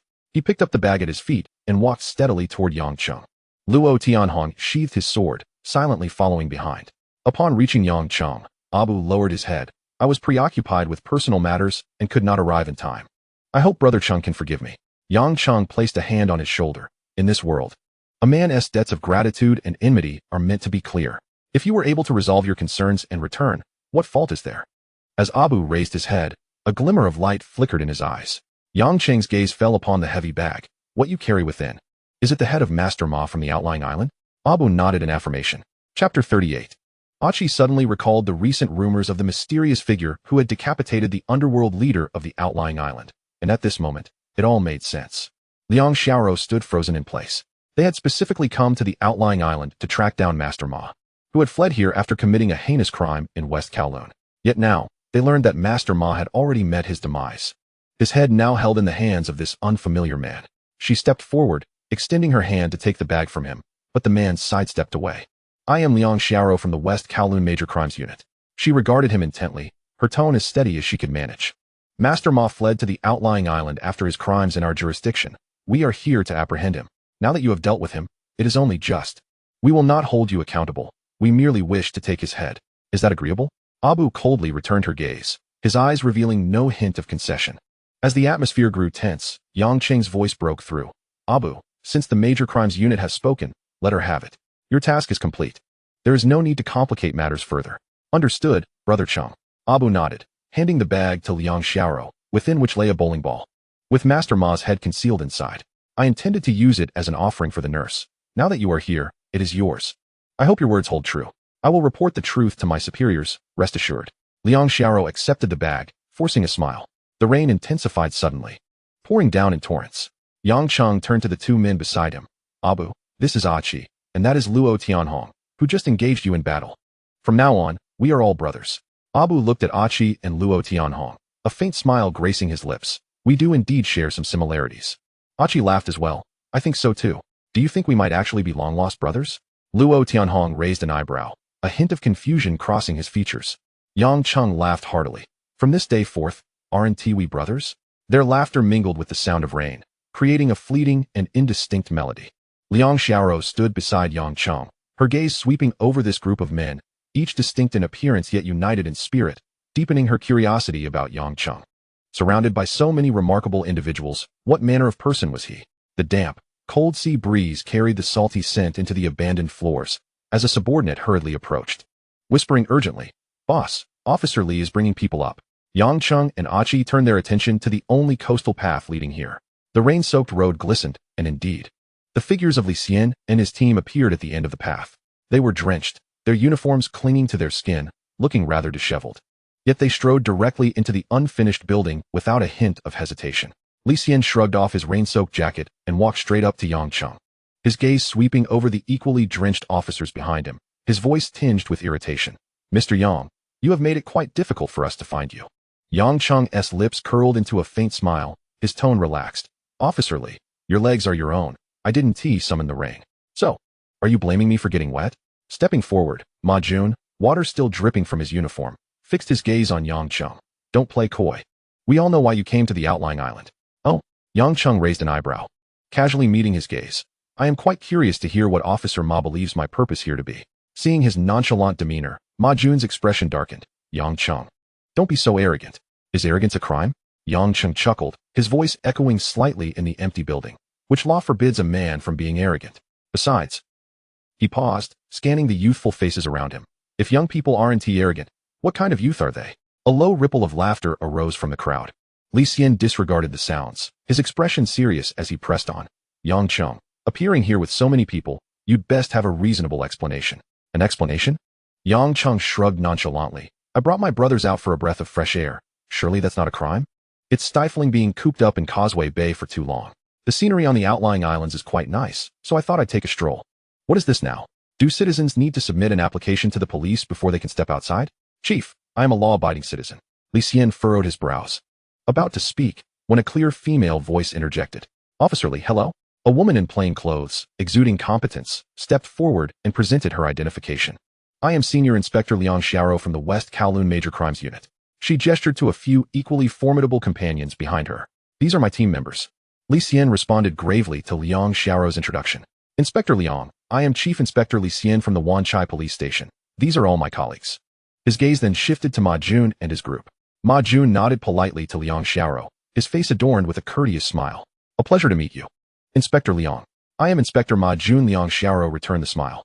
Hello, Inspector Ma. Nearby, Yang Cheng teased lightly.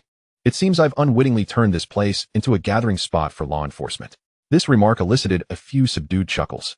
Liang Xiaoro then turned her serious attention to Yang Cheng, her expression stern. Yang Cheng, you what about me? Yang Cheng interrupted, his tone flat, yet imbued with a challenging undertone. Am I wrong, Inspector Liang? The sky gradually darkened, and Yang Cheng glanced at his watch. The hour hand had passed 5 in the evening. The rain outside showed no signs of abating, intensifying instead. The assembled crowd was unprepared for the downpour, forced to remain in this space, awaiting the rain's cessation. At that moment, shadows of numerous figures clad in black began to materialize outside the building, converging from 2 directions towards the abandoned structure, roughly hundreds at a glance. Each held an umbrella in their left hand and makeshift weapons in their right. Leading them was a young woman in a crimson outfit, appearing to be in her 30s, with a radiant complexion. This group advanced steadily, ultimately halting in the open space before the dilapidated building. Yang Cheng's followers immediately became alert, gathering together to form a standoff with the newcomers. The 2 factions were roughly equal in number, their presence imposing and silent, creating a palpable tension. Yet, Yang Cheng's side stood drenched in the rain. The front row already soaked, droplets cascading from their hair. The 2 groups were separated by a distance of over 10 meters, with neither side daring to cross the line. Yang Cheng and a few others stared intently at the opposite side. Li Xian's group also sensed the shift. The newcomers not only outnumbered them, but were armed. Clearly not an ordinary gathering. He signaled for Liang Xiaoro and the others to step aside a few paces. Liang Xiaoro looked puzzled and whispered, "Chief Inspector Li, what is this?" "Inter-gang matters," Li Xian replied in a hushed tone, his gaze fixed ahead. "We are merely a third party. For now, we shall observe." Liang Xiaoro frowned deeply. "Are we just going to watch? If we don't intervene, it could lead to fatalities." Li Xian lightly tapped the edge of the car window, a knowing smile gracing his lips. "You've been in the major crimes unit too long, accustomed to crime scenes, not the rules of the underworld. Gang disputes over territory ebb and flow like the tide. They fight their battles while we handle our affairs, mutually understood. The lives of those scoundrels are not worth our brothers getting mired in." He paused, glancing at the figures gathering in the distance. "With the police present, a fight cannot break out. No one wants to act in front of us." His words stirred a ripple of realization in Liang Xiaoro. Previously, she had dealt with bloodshed and evidence. Now, she glimpsed an alternate set of rules operating outside the confines of order. Ma Jun remained silent, his gaze fixed like a pin on the upright figure in the crowd, as if attempting to penetrate the night and discern each of Yang Cheng's movements. Suddenly, a gap opened in the opposing formation. 3 individuals stepped forward, 2 rotund men flanking a woman in red, like twin mountains guarding a flickering flame. The crowd murmured "Boss" in a rising tide before receding. The shorter, stockier man inclined towards the woman. "Boss, it seems the matter regarding Ma Yi is likely connected to this group." The woman nodded, the hem of her red garment fluttering in the night breeze. The stocky man then took a few steps forward, clasping his hands to the opposing group. "Brothers, which faction do you belong to? Reveal your insignia." The response was the sound of metal scraping against leather. Luo Tianhong, wielding a formidable sword, strode forth, the scabbard glinting with a cold sheen under the streetlights. "Causeway Bay. Qingyang Group." "Qingyang Group?" The stocky man pondered this unfamiliar name, shaking his head with a chuckle. "Never heard of it. You will soon remember it." Luo Tianhong replied, his tone as calm as if delivering a weather forecast. Yet the woman's gaze abruptly locked onto the sword. The handle, wrapped in rope and worn with the passage of time, caused her pupils to constrict slightly. "Luo Tianhong of Hongxing?" A note of caution tinged her voice. In the underworld, who did not know of this sword that had cleaved through the plaque of the loyal and righteous Hall and sent the Eastern Star's twin flower red sticks flying? The tales of unblemished victories had seeped into the consciousness of every faction amidst the bloodshed. Luo Tianhong turned to the glaring red figure, a sharp smile gracing his lips. "It seems your leader is a discerning individual." The woman replied earnestly, "You were once with Hongxing. How is it you are now part of Qingyang Group?" Luo Tianhong's expression remained unflappable as he replied, "My body may be within Hongxing, yet my heart belongs to Qingyang. The two are not mutually exclusive." The woman's gaze shifted, then she inquired, "Where is your leader, Yang Cheng, known as the God of Death?" Luo Tianhong turned to look, and Yang Cheng stepped forward, offering a slight smile. "I did not expect Madame Ma to be so perceptive. It truly surprises me that you are aware of my humble reputation." Liang Xiaoro let out a low hum, muttering 2 words, "Men." Madame Ma scrutinized Yang Cheng closely, momentarily taken aback. The young man before her, with his handsome features and fair complexion, stood in stark contrast to the fearsome God of Death she had envisioned. When she first heard of Yang Cheng, the tale spoke of him single-handedly defeating over 100 adversaries and then pursuing hundreds more, carving a bloody path with an aura of terror. Regaining her composure, Madame Ma asked, "What brings you and such a large entourage to the outlying islands today, Mr. Yang?" Yang Cheng maintained his smile, responding with composure, "Madame Ma, you are mistaken. Firstly, the outlying islands are not private property. They belong to the entirety of Hong Kong. Secondly, I, Yang Cheng, act solely according to my conscience and have little tolerance for others questioning or coercing me." Madame Ma replied with calmness, "Your subordinates have injured my people. This matter surely requires resolution." Yang Cheng raised an eyebrow, smiling as he retorted, "Oh, what sort of resolution does Madame Ma seek from me?" His tone suddenly turned light, laced with a hint of mockery. "Shall I submit myself to you?" At this, Yang Cheng's followers erupted into laughter. Madame Ma's expression darkened, a flicker of anger flashing in her eyes, yet accompanied by an elusive glimmer of intrigue. Her subordinates behind her, sensing the shift, promptly raised their weapons, pointing them directly at Yang Cheng and his associates. Almost in unison, Yang Cheng's group reached into their garments, revealing gleaming long knives, their blades held upright, cold gazes locking in a silent standoff. It was only then that Li Xian, Liang Xiaoro, and the others realized that Yang Cheng's men had concealed weapons all along, a fact they had utterly overlooked until now. Liang Xiaoro, in particular, was taken aback, despite having spent considerable time with them. She had never discerned the weapons hidden beneath their attire. Madame Ma, noticing that every member of Yang Cheng's entourage was armed, suddenly adopted a stern demeanor. causing her subordinates to tense up in response. The two factions stood silently opposed, the air thick with tension. A bespectacled, rotund man suddenly noticed the hint of police uniforms among the opposing group and leaned closer to Madame Ma to whisper, "Boss, there are police over there." At this, Madame Ma's expression soured. Her greatest aversion was to be entangled with the police, and at that moment, a wave of agitation surged within her. She cast a cold glance at Yang Cheng, her tone laced with mockery. "Mr. Yang, you truly have broadened my horizons, associating with the police like this." Unfazed, Yang Cheng's gaze brushed past Li Xian before he calmly replied to Madame Ma, "I am a legitimate businessman, abiding by the law, naturally. I should maintain a cordial relationship with the police. Otherwise, should I inadvertently find myself summoned for questioning one day, it would be quite troublesome." He turned slightly to Li Xian, offering a subtle smile. "Isn't that right, Officer Li?" Li Xian took a measured step forward, responding calmly. "As long as everyone acts within the bounds of the law, there will be no trouble." Madame Ma's icy glare remained fixed on Yang Cheng, her eyes glinting with malice. Suddenly, she stepped forward, striding directly towards Yang Cheng. Her subordinates watched her intently, yet they still parted to clear a path. Just as she was about to approach Yang Cheng, a Chi interposed himself. Yang Cheng softly instructed, "A Chi, allow Madame Ma to come closer." A Chi silently retreated half a step. Madame Ma moved directly in front of Yang Cheng, the distance between them shrinking, their breaths nearly mingling. "Mr. Yang, I am here tonight," she whispered in a lowered voice close to his ear, her other hand brushing lightly over his garment. After speaking, she took a half step back, a knowing smile curving her lips before she turned and departed with grace. Rejoining her own group, she called out, "Let us go." Her entourage hurriedly followed her, their footsteps quickly fading into the corridor's depths. Once they were out of sight, Yang Cheng commanded with gravity, "Put everything away. Officer Li is here." What would it look like to have these out? Liang Xiaoro, having witnessed Madame Ma's intimate whisper to Yang Cheng and the fleeting touch of her hand on his clothing, felt an inexplicable wave of turmoil surge within her. She averted her gaze, unwilling to glance in that direction again. Li Xian's expression darkened as he shot a glance at Yang Cheng. "Put everything away. I don't want to have to invite each of you to the station for tea." He then turned to Yang Cheng, his tone stern and businesslike. "Mr. Yang, I have no objections to you taking your brothers out for some fresh air. But what else with bringing these weapons along? Aren't you just asking for trouble?" Yang Cheng smirked slightly, though his demeanor remained earnest. "Officer Li, one must always be cautious when out and about, especially since this isn't Causeway Bay. My brothers feel uneasy otherwise." "That's the end of it," Li Xian insisted, his tone unwavering. "Of course, we will heed the officer's words." Meanwhile, Ma Jun's gaze remained fixed on Yang Cheng. He took 2 slow steps forward, preparing to approach. But a silent figure had already positioned themselves in front of him. Abu, without uttering a word, merely watched him intently. Ma Jun had, unbeknownst to him, acquired a short stick, his eyes cold as ice.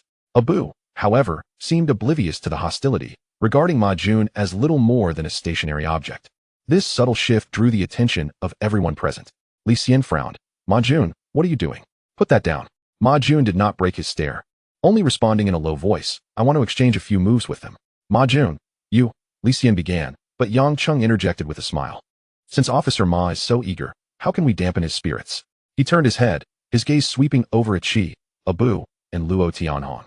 "Who among you will spar with Officer Ma?" But Chi was about to step forward when Abu already moved ahead. "Let me take this round." His voice was calm, as he had not engaged in a fight since returning. Chi stepped back.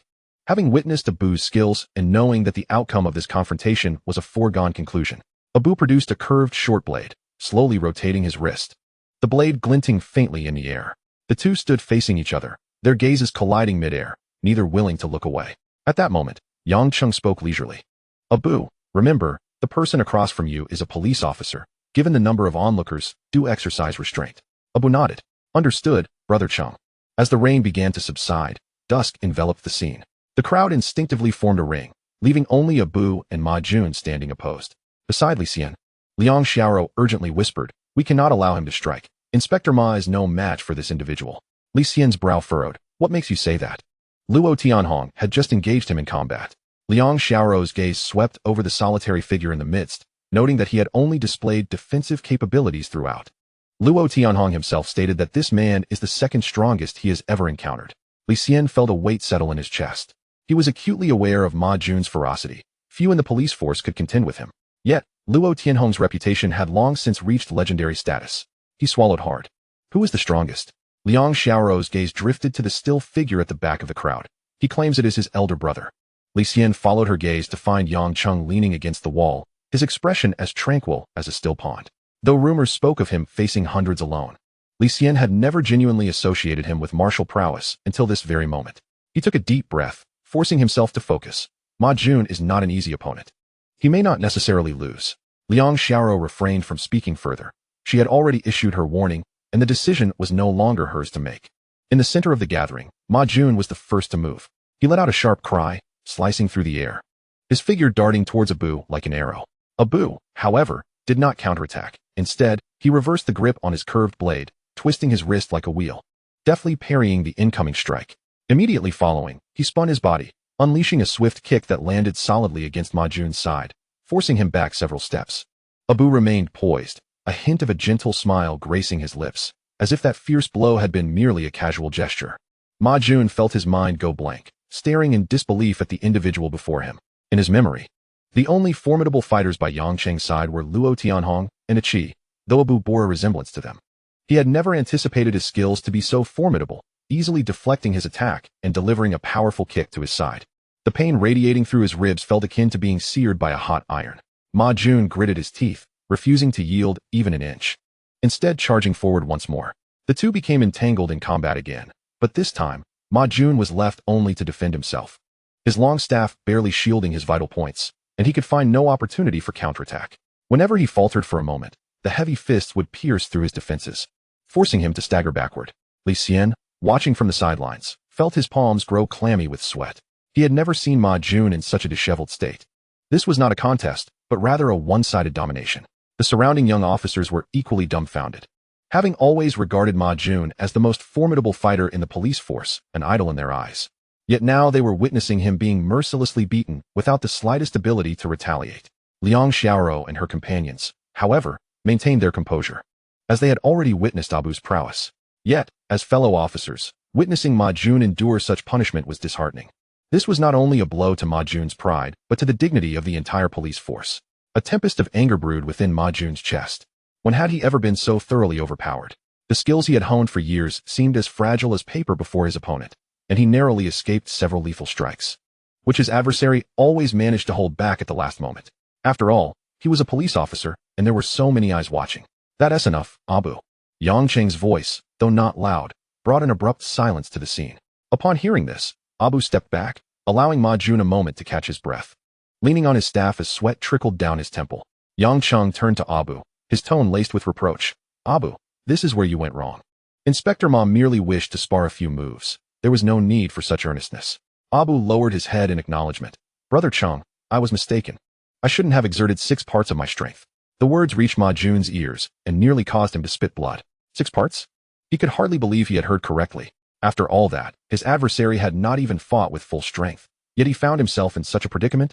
Yang Cheng was equally taken aback by this candid admission, struggling to maintain his composure as he gently admonished Abu.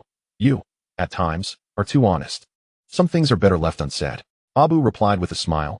Understood, Brother Cheng. A hint of helplessness crossed Li Xian's face, yet he had no words to express. How could he intervene in the remarks of others? The outcome was already determined. Further words would serve no purpose. One of the officers reached out to support Ma Jun, who then staggered to Li Xian's side, head bowed. Li Xian inquired softly, Are you seriously injured? Ma Jun took a deep breath, his voice hoarse. I can still hold on. I'm tough.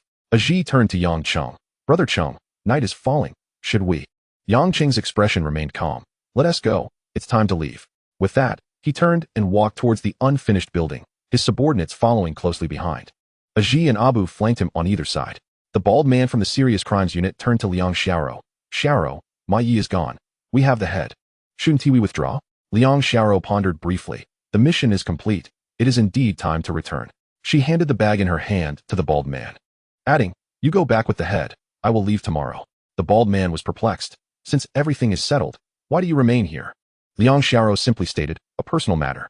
After saying this, she quickly left the abandoned building, pursuing the direction in which Yang Cheng and his group had departed. Li Xian also quietly left with Ma Jun and the others. Inside the building, only a few members of the serious crimes unit remained. A female officer said to the bald man, Bogu, let us head back to Kowloon. Since the mission is complete, Sister Xiaoro has her own plans. She will return on her own. The other 2 male colleagues nodded in agreement, indicating that there was no need to linger further. The bald man contemplated for a moment before finally leading the team away. On the way, Yang Cheng and his group walked leisurely when suddenly a voice called out from behind. Yang Cheng, wait. The group turned around to find Liang Xiaoro hastening towards them. She approached swiftly, and Yang Cheng looked at her with slight confusion. Isn't your serious crimes unit's mission already over? Why aren't you returning to Kowloon? Why follow us? As night deepened, the neon lights flickered along the streets. Liang Xiaoro tightened her expression, her voice tinged with deliberate aloofness. Just traveling the same path. Don't read too much into it. Before she finished speaking, she had already briskly passed Yang Cheng. Her gaze fixed straight ahead, as if he were merely an inconsequential sight by the roadside. Yang Cheng merely smiled lightly, offering no rebuttal, and continued to lead his companions onward. In the post-nightfall Causeway Bay, the lights shone brightly. Within the bar, the music blared, and Aja swayed to the rhythm in the dance floor. One of his subordinates hurriedly pushed through the crowd and leaned close to his ear, speaking urgently. Jagu. The Dongxing people are coming this way. Aja paused his movements, his demeanor shifting from carefree to serious in an instant. How many are there? Who's leading them? Approximately 400 to 500, led by the Emperor and Leopard Gu, his subordinate replied. Aja quickly mentally reviewed these two names, but found no significant impression. He immediately commanded, gather the brothers, we need to intercept them. Sister is still in the shop, we cannot allow them to come even a step closer. The subordinate complied and left. Aja turned to the bar where Xiao Xiao was, his tone earnest. Sister, stay in the shop, do not go outside. He then pointed to several younger brothers around. You all guard this place well. If sister loses a single hair, when brother Cheng returns, you will handle it yourselves. Despite having decided to confront the incoming threat, he remained wary of any potential flanking maneuvers from the enemy and had to take precautions. Once he had given his instructions, Aja strode out of the bar. The streets were already filled with vehicles, and people were jumping out, weapons glinting coldly under the streetlights. Chapter 40. The crowd swiftly coalesced into a silent tide of black, blocking half of the roadway. Aja raised his hand, his voice booming in the night. Brothers. Brother Cheng entrusted the territory to us, and now the Dongxing people are encroaching. What do you say? Shall we let them pass? No way. The roar echoed in unison. What are we waiting for? Aja pointed his blade forward. Follow me. As the group rounded two street corners, blinding headlights suddenly illuminated the area. For trucks screeched to a halt in unison, their cargo doors flung open, and a torrent of figures surged out like a dam breaking. Weapons gleaming ominously as they charged directly at Aja and his men. Aja spat in frustration, gripping the hilt of his knife, and instead of retreating, he led the charge forward. The night was thick as ink, the air heavy with the scent of rust and earth. The Dongxing crowd surged like a tide, their long shadows stretching under the dim streetlights. The Emperor and Abao emerged from the alleyway. Abao immediately spotted Aja, who was recklessly swinging his blade amidst the chaos, causing their own brothers to fall in his wake. A surge of bloodlust filled Abao's head. He charged forward with his knife, his roar cutting through the clamor. Leave none alive. Before his words could fully escape his lips, he had already penetrated the crowd like a cheetah. Wherever his blade struck, adversaries fell like wheat before the scythe. In just 2 steps, he felled one opponent after another, carving a bloody path directly toward Aja. Aja, towering like a mountain, wielded each strike with the force of 1,000 pounds, unadorned yet devastating. The encroaching members of the East Star Gang were scattered like chaff, their ranks shattered, none able to impede his relentless advance for even a moment. In the blink of an eye, the two figures collided. The clash of blades resonated sharply, sending a jarring sound through the air. Aja narrowed his fierce eyes and inquired in a low voice, "State your name." Dongxing Bao, the opponent gritted through clenched teeth, maintaining his assault. "So it is you." Aja snorted coldly, augmenting his strength by 1/3. As their blades intertwined, sparks flew, the sound of metal clashing ringing out like a torrential downpour. Initially, they appeared evenly matched, but after a mere 10 exchanges, Bao began to show signs of fatigue. A momentary lapse in defense resulted in an excruciating pain in his left arm, the fabric of his sleeve tearing, blood gushing forth. Yet, Aja grew more ferocious with each passing moment, his strength rising like an unyielding tide, seemingly inexhaustible. Meanwhile, the Emperor, engaged in fending off several attackers, caught a glimpse of Bao staggering back, his left arm now drenched in crimson. A sense of urgency gripped his heart, and he instantly maneuvered to intercept Aja's descending blade with his own. Seizing the opportunity, Bao retreated several paces, his wound bleeding profusely, his entire arm trembling. However, the Emperor was no match for Aja either. In just a few exchanges, the blade sliced through his side, ripping both fabric and flesh. The Emperor inhaled sharply, retreating several steps, wary of engaging him further. His status had changed drastically, and with his flourishing business, he could not afford to fall here. The street was strewn with over 100 fallen bodies, cries of despair mingling with labored breaths. The East Star suffered heavy casualties, their formation disintegrating. Witnessing the Emperor wounded and retreating, Bao, too, swayed precariously, and the last remnants of their fighting spirit evaporated in an instant. It was unclear who turned first. But suddenly, the crowd scattered like a disturbed nest of bees, fleeing in all directions. Aja did not command a pursuit. Sheathing his blade, he surveyed the scene. His brows furrowed. Carry the injured brothers and leave quickly. The group hurriedly lifted their fallen comrades, vanishing swiftly into the labyrinthine alleys. The scent of blood lingered in the night breeze, yet the cacophony of hurried footsteps gradually faded. Moments later, a piercing siren approached, drawing near. Several vehicles, adorned in black and white, pierced the night, screeching to a halt in the street's center. The doors flung open, and figures clad in tactical gear streamed out. Shields and firearms glinting coldly under the streetlights. Yet, the long street lay empty, a testament to the recent deluge of violence. Only the fallen members of the East Star remained, sprawled on the ground. Calling out for help as their lifeblood seeped away, delay in treatment could very well cost them their lives. In another location, in Shamshui Pa, within a certain bar, Tony was deep in discussion with his subordinates when a horde of armed assailants burst in, shouting for the East Star to purge the Hung Hing. Tony and his men swiftly grabbed nearby weapons, and those in the back also surged forward, turning the bar into a battlefield in an instant. Tony's murderous intent surged. The task assigned by Yang Cheng remained unfinished, and now the East Star had audaciously attacked this place, fueling the flames of his fury. At that moment, Tony resembled an avenging spirit, slashing at anyone from the East Star.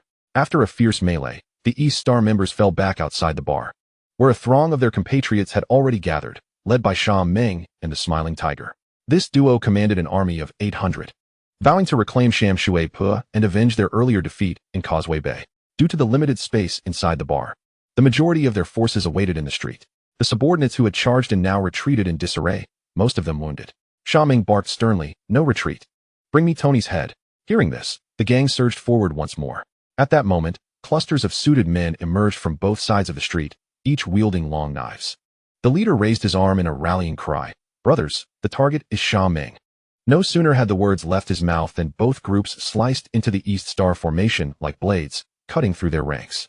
Realizing his side was surrounded, Sha Meng roared defiantly, "Fight to the death," and charged into the fray. A chaotic battle erupted along the lengthy street, the asphalt soaked in blood, flowing like a river, dark red staining the ground. As blades rose and fell, many became numb to the violence. Tony collided head-on with Sha Meng, without a word. They swung their blades at each other. Meanwhile, the Smiling Tiger also spotted Tony, and in an instant, the three became entangled in combat.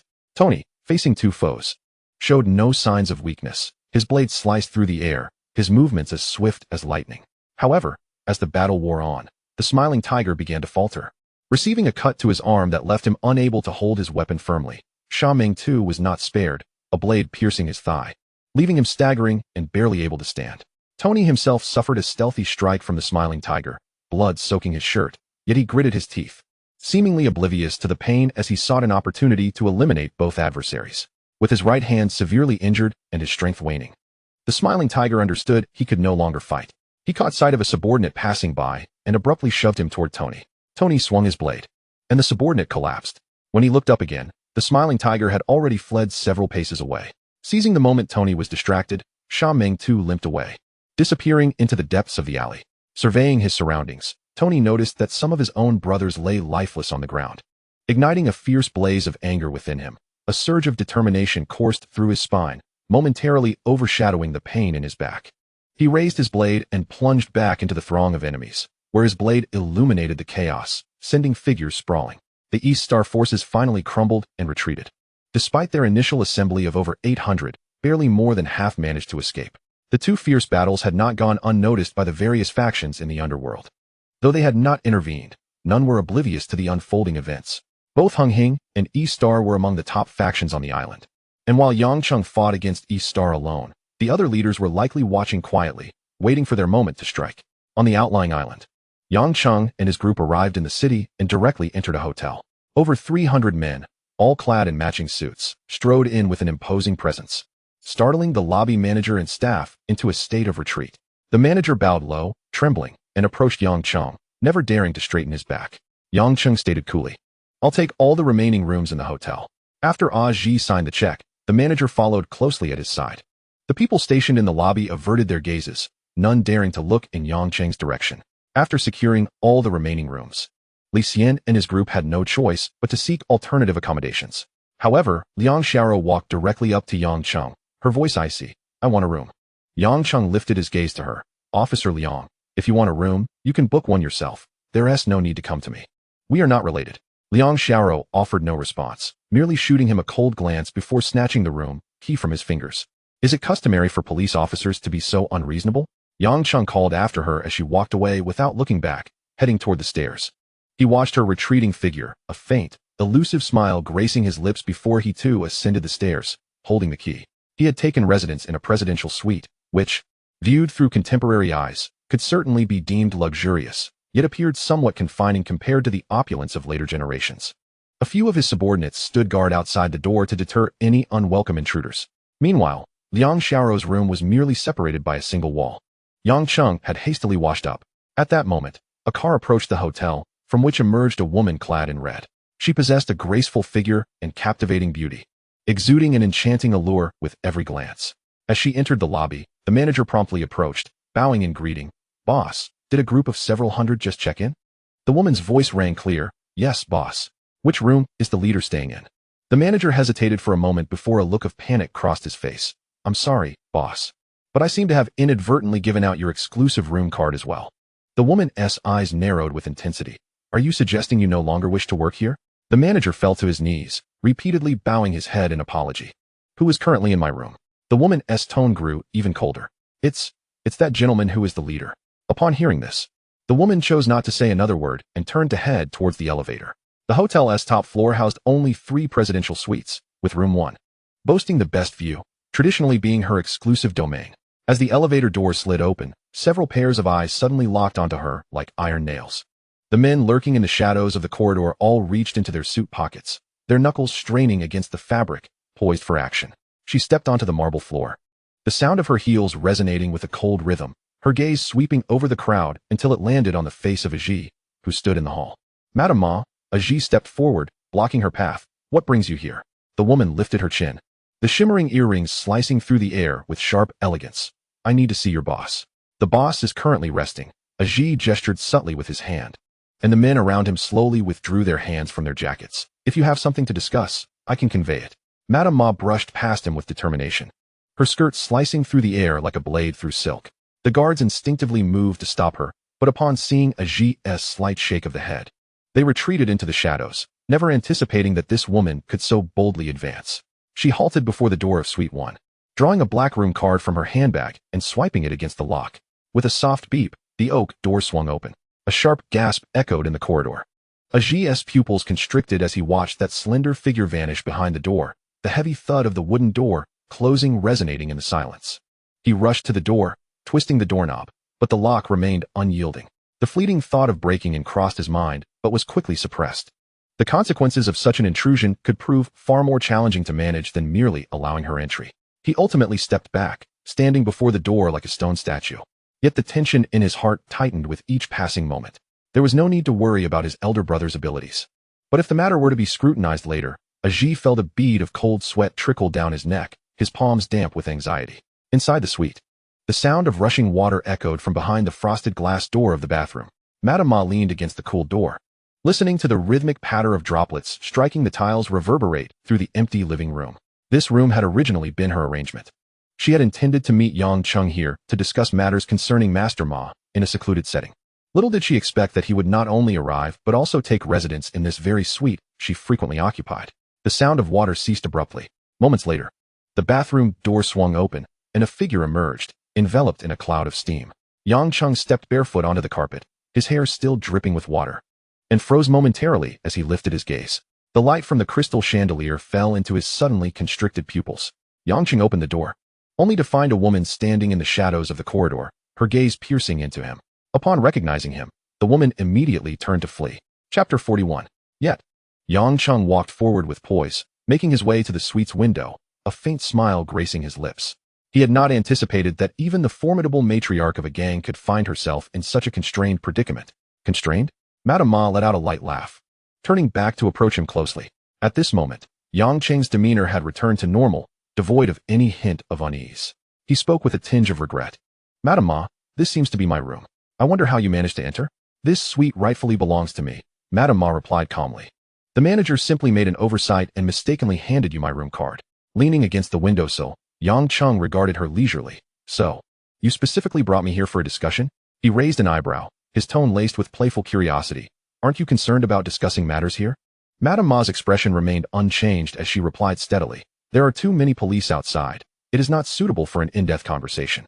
Now, I only have one question. Who was responsible for the assault on Master Ma? As she spoke, she took a seat on the sofa beside Yang Cheng. He stretched his arms, responding nonchalantly. It was one of my subordinates. Madame Ma's gaze sharpened abruptly. Hand him over to me. It would be best for both of us.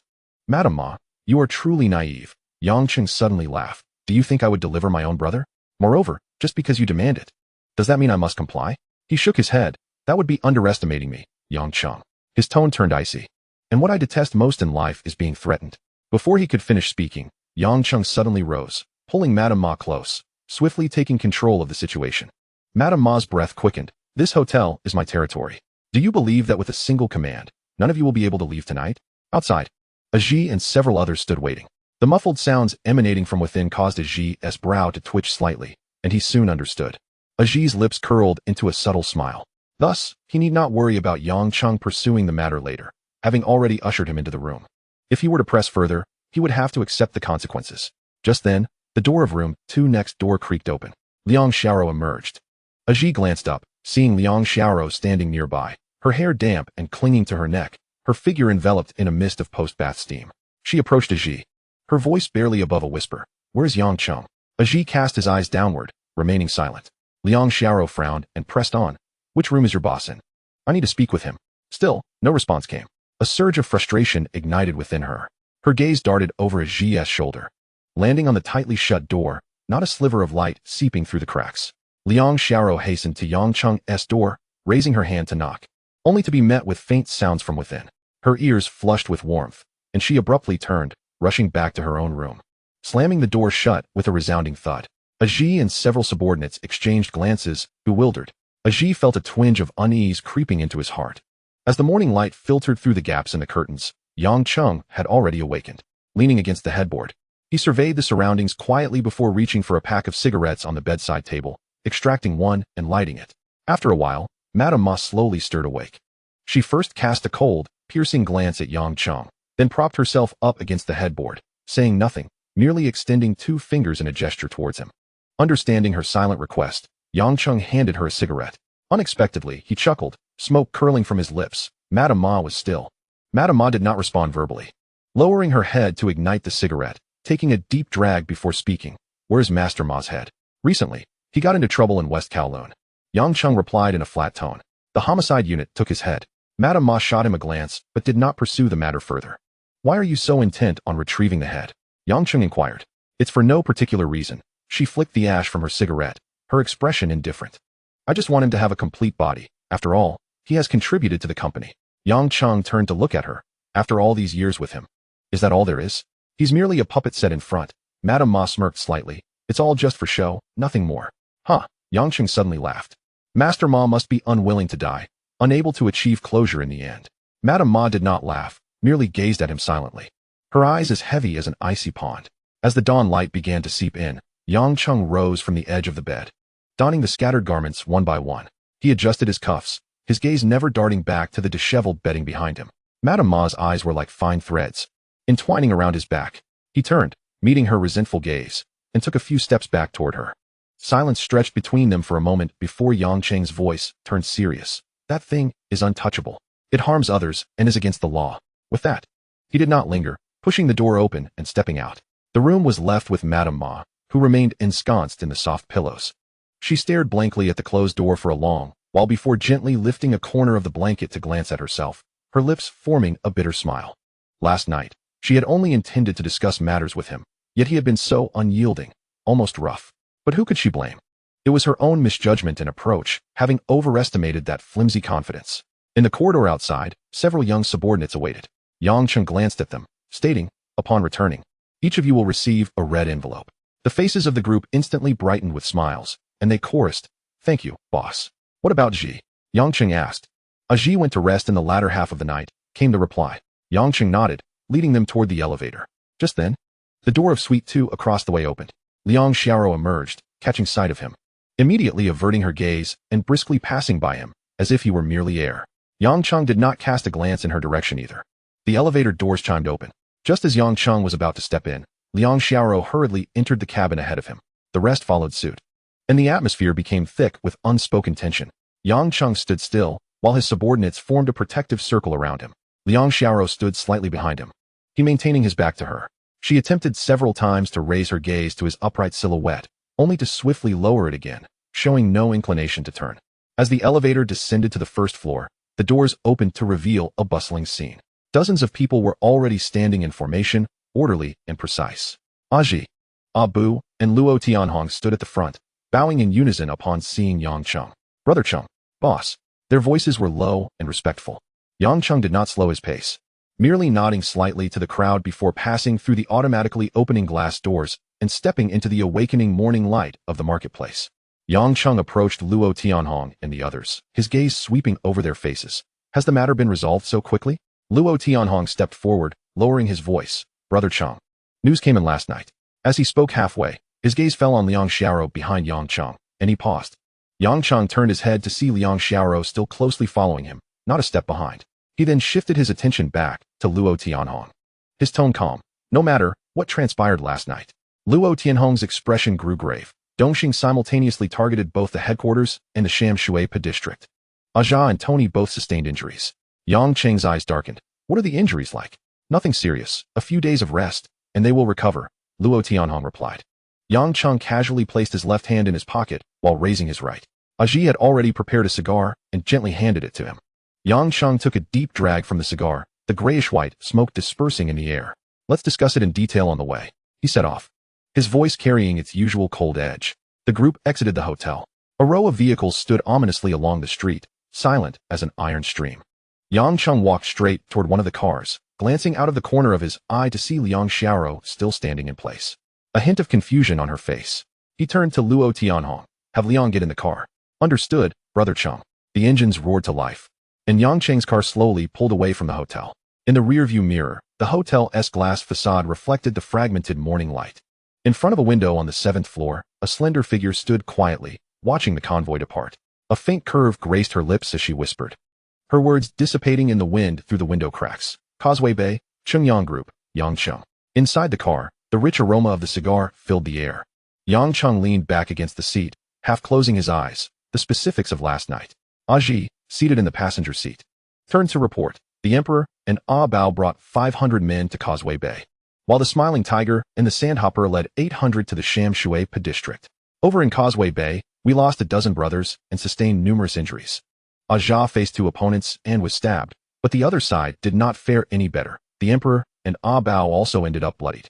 Yang Cheng listened quietly, the ash from the cigar falling from his fingers. The street scenery outside flowed past like a river, the city's outlines gradually becoming clearer in the morning mist. The initial conflict in the Shamshui district seemed to be in their favor, with the enemy once breaching the bar's interior. However, Tony had previously set up ambushes on both sides of the street, ultimately turning the tide. Unfortunately, Tony himself also sustained injuries amidst the chaos, and many of his men were lost. Yang Cheng, maintaining a calm demeanor, inquired about the movements on the other side.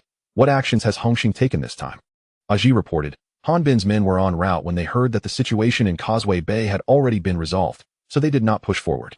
The other leaders did not send anyone either. Chen Yao conveyed that it was Jiang Tianqing's intention for everyone to hold back for now. However, we also caught wind that a team had been lying in wait nearby, yet they never showed themselves. Yang Cheng's tone darkened. Upon our return, we must not let Dongxing off easily. They have trampled on our territory twice. It is only fitting that we should pay them a visit. Understood, Brother Cheng. When the group arrived at the seaside, several yachts were already moored at the dock, with a few underlings standing silently in wait. The team swiftly boarded the vessels, and within moments, everyone was in position. Throughout the journey, Yang Cheng did not engage in conversation with Liang Xiaoro, who also maintained her silence. She had chosen to stay behind last night out of curiosity and a faint affection for Yang Cheng, hoping to seize an opportunity to converse meaningfully. Yet she had not anticipated such a scenario. At the Saikung Pier, Hu and a group of men had already surrounded the area, forming a tight perimeter. On the water, yachts approached one after another. Hu and his men held their breath, watching intently as the vessels gradually docked. Once the yachts were secured, a group of men clad in suits began to disembark. Yang Cheng walked at the forefront, his stride steady. Ahu stepped forward, Brother Cheng. The underlings lined up behind him bowed in unison, Boss. Yang Cheng approached Ahu and inquired, what is the current situation? Ahu, his expression grave, replied in a hushed tone, at present, the sea is calm. There has been no movement from Dongxing, as if they have no intention of striking us. Yang Cheng gently placed a hand on his shoulder. He turned to Luo Tianhong. Take the brothers back to rest and be on standby. Luo Tianhong responded promptly, understood. Brother Cheng. He then led the group away from the scene. Several vehicles awaited by the roadside, and the group quickly boarded the cars to depart. Yang Cheng led a Qi, a Bu, and another subordinate towards a black Land Rover. Just as he was about to touch the car door, he suddenly paused. Turning to glance back at Liang Xiaoro, who was no longer in sight. Yang Cheng looked to a Qi. Where is she? A Qi replied. Liang just left on her own. Yang Cheng entered the vehicle. After a moment of contemplation, he spoke again. Why is she unusually quiet today? A Qi's lips curled into a slight smile. Brother Cheng, about last night. Chapter 42. Yang Cheng's gaze sharpened. What happened last night? Be clear. A Qi lowered his voice. Shortly after Madame Ma entered your room last night, Liang followed suit. She overheard the sounds from outside the door. Yang Cheng immediately understood that her sudden change in demeanor today was due to what she had heard last night. He couldn't help but smile faintly. In the East Star headquarters, several leaders gathered in the hall, the atmosphere heavy with tension. Incompetent fools. How could you lose, even when outnumbering them? The furious roars of the camel echoed throughout the chamber. Situ Haonan and Lei Yaoyang lowered their heads, no one daring to interject. Last night, the two groups had split their forces only to fail miserably, resulting in a complete loss of face. The camel continued to berate them. 2 teams, for leaders sent out. And yet you couldn't secure a single location. Now the entire underworld thinks of us East Star as a paper tiger, eager to trample us. A subordinate hurriedly approached Situ Haonan, whispering a few words before retreating. Situ Haonan turned to the camel, his expression solemn. Boss, Yang Cheng has already returned to Causeway Bay. The camel scoffed. Let him return. What does it matter to me? Am I to stop him from setting foot in Causeway Bay? Observing the camel's rising anger, Situ Haonan remained silent. After a moment, the camel's breathing calmed slightly, and he spoke again. What movements are happening on Yang Cheng's side? Situ Haonan replied. According to our scouts, there is currently no activity. He just returned from the outlying islands this morning. He should have arrived in Causeway Bay not long ago. The camel fell silent for a while, scanning the faces of those present. What do you all think? Should we continue this fight, or should we cease hostilities? Lei Yaoyang stepped forward. Boss, I believe we should halt the fighting. The camel raised an eyebrow. Oh? Elaborate. Lei Yaoyang spoke earnestly. Though we are currently clashing with Hongxing, in reality, our adversary is only Yang Cheng, and we have already suffered considerable losses. The smiling tiger, the mountain tiger, and the golden hair tiger have all sustained injuries and withdrawn. The emperor, a Bao, and Hiyong are also recuperating. The East Star leadership has numerous injured, while the other side, although they lost to Jia and Tony, now Yang Cheng has returned with the Qi and Luo Tianhong intact, putting us at a disadvantage. He paused briefly before continuing.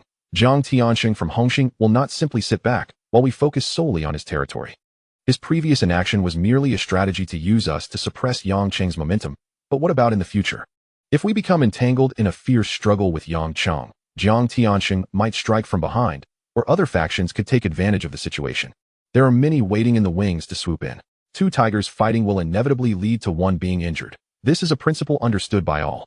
Situ Haonan, upon hearing this, nodded in agreement. He turned to the camel, speaking earnestly. Boss, what Yaoyang says is reasonable. Rather than clash head-on, it would be wiser to avoid confrontation for now, to conserve our strength for unforeseen changes. Loyalty and trust have yet to act, merely waiting for us to exhaust ourselves before reaping the benefits. Additionally, our brothers have suffered numerous casualties lately and urgently need to recuperate. We cannot afford any more battles. Upon hearing the words of both men, the camel felt a weight in his heart, realizing that the situation was more complex than he had anticipated. After pondering for a moment, he stated, let us pause the conflict with Yang Cheng for now. However, Situ Haonan's expression grew grave as he looked at him. Boss, we may wish to halt, but Yang Cheng may not be willing to back down. This time we took advantage of his absence to seize his stronghold. How could he easily swallow this humiliation? The camel replied solemnly, I will contact Mr. Jiang from Hongxing and request his mediation. No matter how arrogant Yang Cheng may be, he must give some face to his own leader, and it should not come to a complete rupture. The two exchanged glances, both agreeing that this might be the most prudent course of action at present. The camel then inquired, my birthday is approaching. How are the preparations coming along? Situ Haonan responded, it has been the smiling tiger organizing everything. It should be nearly ready. The camel nodded and fell silent. In the garden of the hillside villa, Jiang Tiansheng lounged in a wicker chair, basking in the sun while perusing the morning paper. The front page prominently featured an article about the East Star's raid on Hongqing's Causeway Bay and Shamshui the previous night, detailing how Yangcheng's security personnel had acted in self-defense and successfully repelled the attackers. Jiang Tiansheng set down the newspaper, his expression growing pensive as he murmured, "Security personnel Yangcheng, your game is quite far-reaching. From the very beginning, you sought to cleanse your name. Perhaps you never intended to get your hands dirty at all." At that moment, Chen Yao approached quietly, reporting in a low voice, "Mr. Jiang, Cheng has returned to Causeway Bay." Jiang Tiansheng raised his eyes. "Do you know where he went recently?" Chen Yao replied, "I heard he went to the outlying islands. Upon his return, he had someone with him who bears a striking resemblance to Luo Tianhong." Qi Jiang Tiansheng's brows flicked slightly. "Oh, is that so?" Fang Ting walked out from the house, softly saying, "Brother Sheng, there is a call for you." Jiang Tiansheng replied nonchalantly, "Bring it over." Fang Ting handed him the cordless phone. Jiang Tiansheng answered, and a familiar voice filled the line. "Sheng, it's me, the camel." A warm smile graced Jiang Tiansheng's face as he spoke into the phone. "Mr. Camel, what prompted you to call?" The camel's voice came through the receiver, laced with a hint of feigned nonchalance. "It's nothing significant. Just that a few of my underlings were rather indiscreet last night and made quite a ruckus on your Hongqing turf without prior notice. It so happens that I made a special call to discuss how to address the situation." Jiang Tiansheng maintained a gentle smile, his tone steady. "Mr. Luo, what would you like to discuss?" "First and foremost, I must apologize for the indiscretions of my associates who acted without authorization." Luo Tuo paused momentarily and continued. "Our two families have always maintained cordial relations. There is no need for any public uproar. Therefore, I would like to request your assistance in mediating this matter. We will acknowledge our mistakes and ensure that appropriate compensations are made. In the business realm, harmony is paramount, wouldn't you agree?" Jiang Tiansheng listened, his smile unwavering. "Very well. I shall speak with Cheng. However, I cannot guarantee the outcome. This incident has indeed caused quite a stir, even making it into the newspapers." Luo Tuo quickly responded. "I appreciate your help, Cheng. I will be hosting a birthday banquet in a few days, and you must come to support me." "Certainly, certainly." Jiang Tiansheng replied with a smile, before hanging up the phone. Chen Yao, who had been waiting nearby, stepped forward as he placed the receiver down. "Mr. Jiang, what did Luo Tuo want?" Jiang Tiansheng turned around, his tone calm. "He wishes for me to persuade Yangcheng to cease hostilities, as Dongxing is willing to compensate for the losses." Chen Yao's brow furrowed, his voice growing grave. "Mr. Jiang, this matter cannot simply be overlooked. They wish to strike when they please and halt at their convenience. What do they take us, Hongqing, for?" Jiang Tiansheng nodded lightly, seemingly in agreement. Yet a complex smile flickered across his face. "Whether we fight or not is no longer for us to decide. The crux lies in Yangcheng's perspective." He moved to the window, gazing outside. "Last time they encountered trouble, we did not intervene. This time, we merely watched from afar. It has happened twice now. Cheng cannot possibly feel untroubled. He may not trust my words anymore." Chen Yao's gaze was resolute as he lowered his voice. "In my opinion, Cheng is not one to easily let things go." Jiang Tiansheng remained silent for a moment before finally picking up the phone and dialing out. The phone rang just twice before being answered. A calm, even voice came through. "Who is this?" On the other end, Jiang Tiansheng responded, "Cheng, I heard you have returned to Hong Kong." Recognizing the voice, Yang Cheng's face broke into a strained smile. "Just landed, Mr. Jiang. You must have heard about last night's incident." Jiang Tiansheng's tone delicately balanced between seriousness and gentleness. "It is not that I am unwilling to send support. There are some unavoidable reasons. I hope you can understand. It is merely a minor issue," Yang Cheng replied flatly. "Mr. Jiang, as a leader of the society, I understand that your affairs are complex." This remark left Jiang Tiansheng silent for a moment. With Chen Yao present, certain topics were better left unspoken, leading him to say, "It is good that you understand. I will be hosting a banquet at Fu Man Lu tonight. Let us discuss it in person." "I will certainly attend," Yang Cheng replied. The call ended. He placed the receiver down, a fleeting, elusive emotion crossing his face. As He and Abu entered, they found him standing by the window. "Brother Cheng, is there something?" "Jiang Tiansheng has asked to meet me tonight at Fu Man Lu," Yang Cheng replied. He frowned. "Are you going?" "Yes," Yang Cheng said, turning away as the twilight began to seep into the sky. It was a courtesy extended to the dragon head. His tone suddenly turned serious. "It is merely a discussion regarding Dongxing. However, this time, I will not relent easily." After a brief pause, he inquired, "Where are Asia and Tony?" "Asia is at the no-return bar," He answered. "Tony is still in Shamshui and has not returned." "What is the progress in Shamshui?" "Tony has already secured over half of Liang Quan's territory," Yang Cheng approached the table, his fingertips lightly tapping the surface. For the brothers who have been injured and suffered losses, we shall increase the compensation by 50%. We cannot allow our brothers to bleed and sweat in vain. Understood. His gaze turned to the ever-silent Abu. From today onward, you will join He in the supervisory board, responsible for monitoring the company's personnel. Abu nodded yes. As dusk deepened, the private room on the third floor of Fu Man Lu was illuminated with warm yellow light. Inside, only a man and a woman sat in silence, awaiting something. The dishes had yet to be served, and the air was thick with unspoken anticipation. At that moment, the door was pushed open, and a young man entered. Mr. Jiang, I was just handling some business matters and was delayed. I sincerely apologize. Upon entering, he addressed the man seated at the table. Jiang Tianxing smiled and waved his hand dismissively. No matter, the important matters take precedence. It is good that you are here. The man then took a seat beside Jiang Tianxing, who was flanked by Fong Ting. The newcomer was none other than Yang Cheng. Fong Ting's gaze fell upon him, her eyes shimmering with an inscrutable meaning that rendered the atmosphere somewhat uncomfortable. Yang Cheng noticed, but chose to act as if he had not. He turned to Jiang Tianxing. Mr. Jiang, you summoned me today for a significant matter?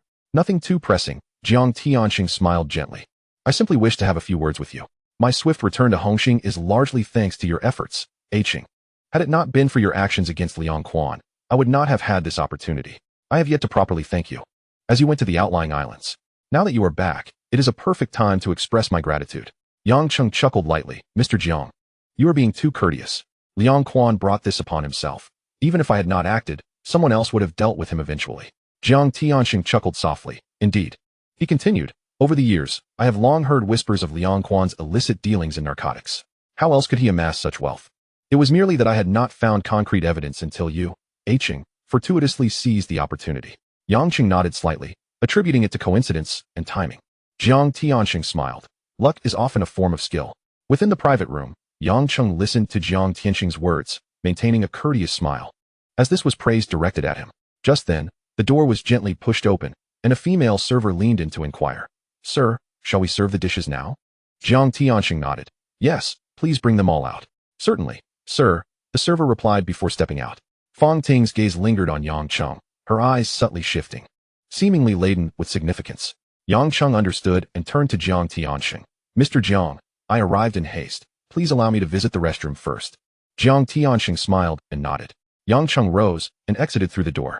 Moments later, Fong Ting gently caressed her abdomen and softly said to Jiang Tianxing, Brother Sheng, I am feeling a bit unwell. I will step out for a moment. She leaned in and placed a gentle kiss on his cheek before gracefully leaving the table. Jiang Tianxing watched her depart, his expression still warm. At the end of the corridor, in the restroom, Fong Ting had just arrived and found Yang Cheng waiting around the corner. She glanced around to ensure no one was watching before slipping into his stall. As the door closed, she spoke in a hushed tone. Brother Cheng, Jiang Tianxing called you today regarding the Dongxing matter.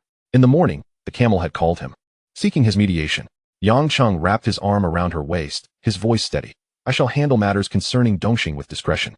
Now, let us discuss our own affairs. As he spoke, the atmosphere within the compartment grew increasingly charged. The two figures drew closer, entwined like creeping vines, creating an air of clandestine warmth in the confined space. Inside the private room, Jiang Tianxing sat alone. Time slipped by quietly, and as the two were delayed in returning, a hint of concern began to furrow his brow.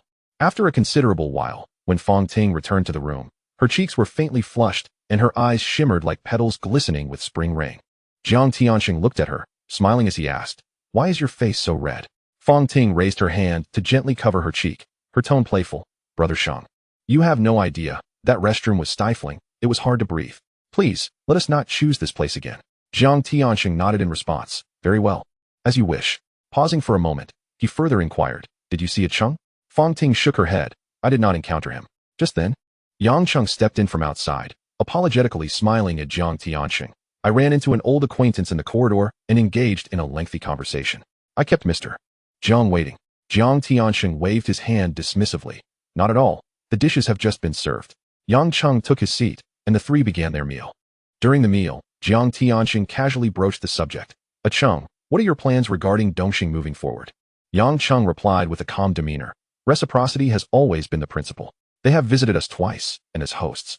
It would be quite unbecoming if we fail to return the courtesy. We cannot disappoint their repeated goodwill. Upon hearing this, Jiang Tianxing's brow furrowed slightly, but after a moment, he smiled and remarked, Cheng, You seem rather eloquent now, quoting the ancients. Yang Cheng laughed heartily, while Fong Ting beside him also smiled softly. Jiang Tiansheng raised his teacup, looking at Yang Cheng with warmth. This morning, Camel called me, asking if I could act as a mediator to resolve the conflict between you and Dongxing. He mentioned that the group of young men from last night acted on their own accord, without his knowledge. Since the fault lies with them, they should make amends and acknowledge their misdeeds. I only hope you can refrain from further action for the time being. Of course, as the leader of Hongxing, I would never allow my people to suffer injustice. However, Camel is ultimately of my father's generation, and we have always maintained a cordial relationship with Dongxing. It would be difficult for me to refuse him. Cheng, I hope you can understand. Yang Cheng, upon hearing this, felt a flicker of displeasure, yet did not let it show, merely slowing the rhythm of his eating. Jiang Tiansheng and Fong Ting observed him quietly, noting the subtle changes in his demeanor. After a while, Yang Cheng set down his chopsticks and looked earnestly at Jiang Tiansheng. Mr. Jiang, it is not that I am unwilling to give you face. My brothers have been severely injured. Aja and Tony are still unable to move. Since they have followed me, as their elder brother, I must protect them. Now that they have been so grievously harmed, if I remain silent, how can I lead them in the future? Jiang Tianxing fell silent for a moment. Being a leader himself, he understood that if one could not stand up for their brothers when they were wronged, loyalty would soon dissipate. He pondered for a moment, then, with a smile, advised, Cheng, I understand your feelings. When brothers are harmed, if the elder brother does not take a stand, who would still wish to follow you? But this time, let it serve as a favor to me, Jiang Tiansheng. Let us leave it at that, shall we? Yang Cheng, having heard this, felt a surge of anger rise within him. Fong Ting, sitting beside Jiang Tiansheng, furrowed her brow slightly, feeling a twinge of dissatisfaction. She had always harbored a favorable impression of Yang Cheng, and naturally inclined to consider his perspective at this moment. Jiang Tiansheng continued, however, I believe that Camel will not be stingy with the compensation owed. You can rest assured on that front. As the leader of the organization, I will also set aside a sum to compensate you and the injured brothers. Yang Cheng picked up a piece of food, chewing thoughtfully before stating earnestly, Mr. Jiang, my men have been gravely injured. Nevertheless, I, Yang Cheng, will give you this favor and refrain from further action for now. Hearing this, Jiang Tianxing's expression visibly softened. Yet, he added, however, the compensation from Dongxing cannot be too little. Otherwise, even I may find it difficult to quell the anger of my brothers. Jiang Tianxing nodded with a smile. Of course, I will ensure that Camel increases the compensation amount. Additionally, I will personally provide you with 10 million. In a few days, it happens to be Camel's birthday banquet. You should accompany me, which will also allow for a meeting with Dongxing. Yang Cheng accepted this with solemnity. He then stood up. Mr. Jiang, I shall take my leave now. I need to return and inform my brothers to prevent any rash actions tonight. Jiang Tianxing smiled in response. Very well. The 10 million will be sent to your company tomorrow. He added one more remark. Yang Cheng nodded, turning to exit the private room. After the door closed, Jiang Tianxing's smile gradually faded, his expression growing serious. He picked up his phone and dialed Camel's number. Once connected, Jiang Tianxing got straight to the point. Mr. Camel, I have reached an agreement with Yang Cheng. He is demanding 30 million in compensation, to be settled by tomorrow. There was a moment of silence on the other end, before Camel replied in a low voice. 30 million it shall be. Thank you for your assistance, Shang. You must certainly attend the birthday banquet in a few days. Jiang Tianxing maintained a calm tone. I will be there. After hanging up, Camel immediately called Situ Haonan. Haonan, contact Sha Meng and Xiao Mianhu to gather 30 million. It needs to be delivered to Causeway Bay tomorrow. Having given these instructions, he promptly ended the call. Situ Haonan held the receiver with a solemn expression. At the West Kowloon police station, Liang Xiao returned and headed straight for her office. As she entered the police station, whispers about last night's incident in Sham Shui filled the air. A few clerks in the corridor clustered together, exchanging news. And she caught snippets about heavy casualties and the street being filled with people. She made her way to the Serious Crimes Unit office. And as she pushed open the door, the conversation inside abruptly ceased. Several pairs of eyes turned towards her. And one colleague with a shaved head was the first to rise, striding towards her with a furrowed brow. I couldn't reach you all night. You didn't run into any trouble, did you? What trouble could I have? Liang Xiao placed her handbag on the corner of her desk. Scanning the others, what were you discussing? The atmosphere seems rather heavy. A short-haired female officer sitting by the window lowered her voice to respond. Sister Xiao, you're not aware? Sham Shui was like a battlefield last night. 2 gangs clashed in the streets, and ambulances made dozens of trips. As she spoke, she typed a few lines on the keyboard, pulling up several scattered reports from the scene. I heard it was a raid on Chengyang's security venue, with the assailants being unidentified. Together, there may have been over 1,000 people involved. Liang Xiao's breath caught slightly. The name pierced her thoughts like a fine needle. This morning, as Yang Cheng departed from the hotel, the man in black beside him hastily mentioned an ambush and the need to clear the scene. She instinctively tightened her grip on the notepad in her hand. Had the other party investigated the background? For now, all she knew was that it was an old local gang, but the leader was unfamiliar. The female officer turned slightly, curiosity gleaming in her eyes. Why was Liang Xiaoro suddenly so sensitive about Yang Cheng? Do you recognize their boss?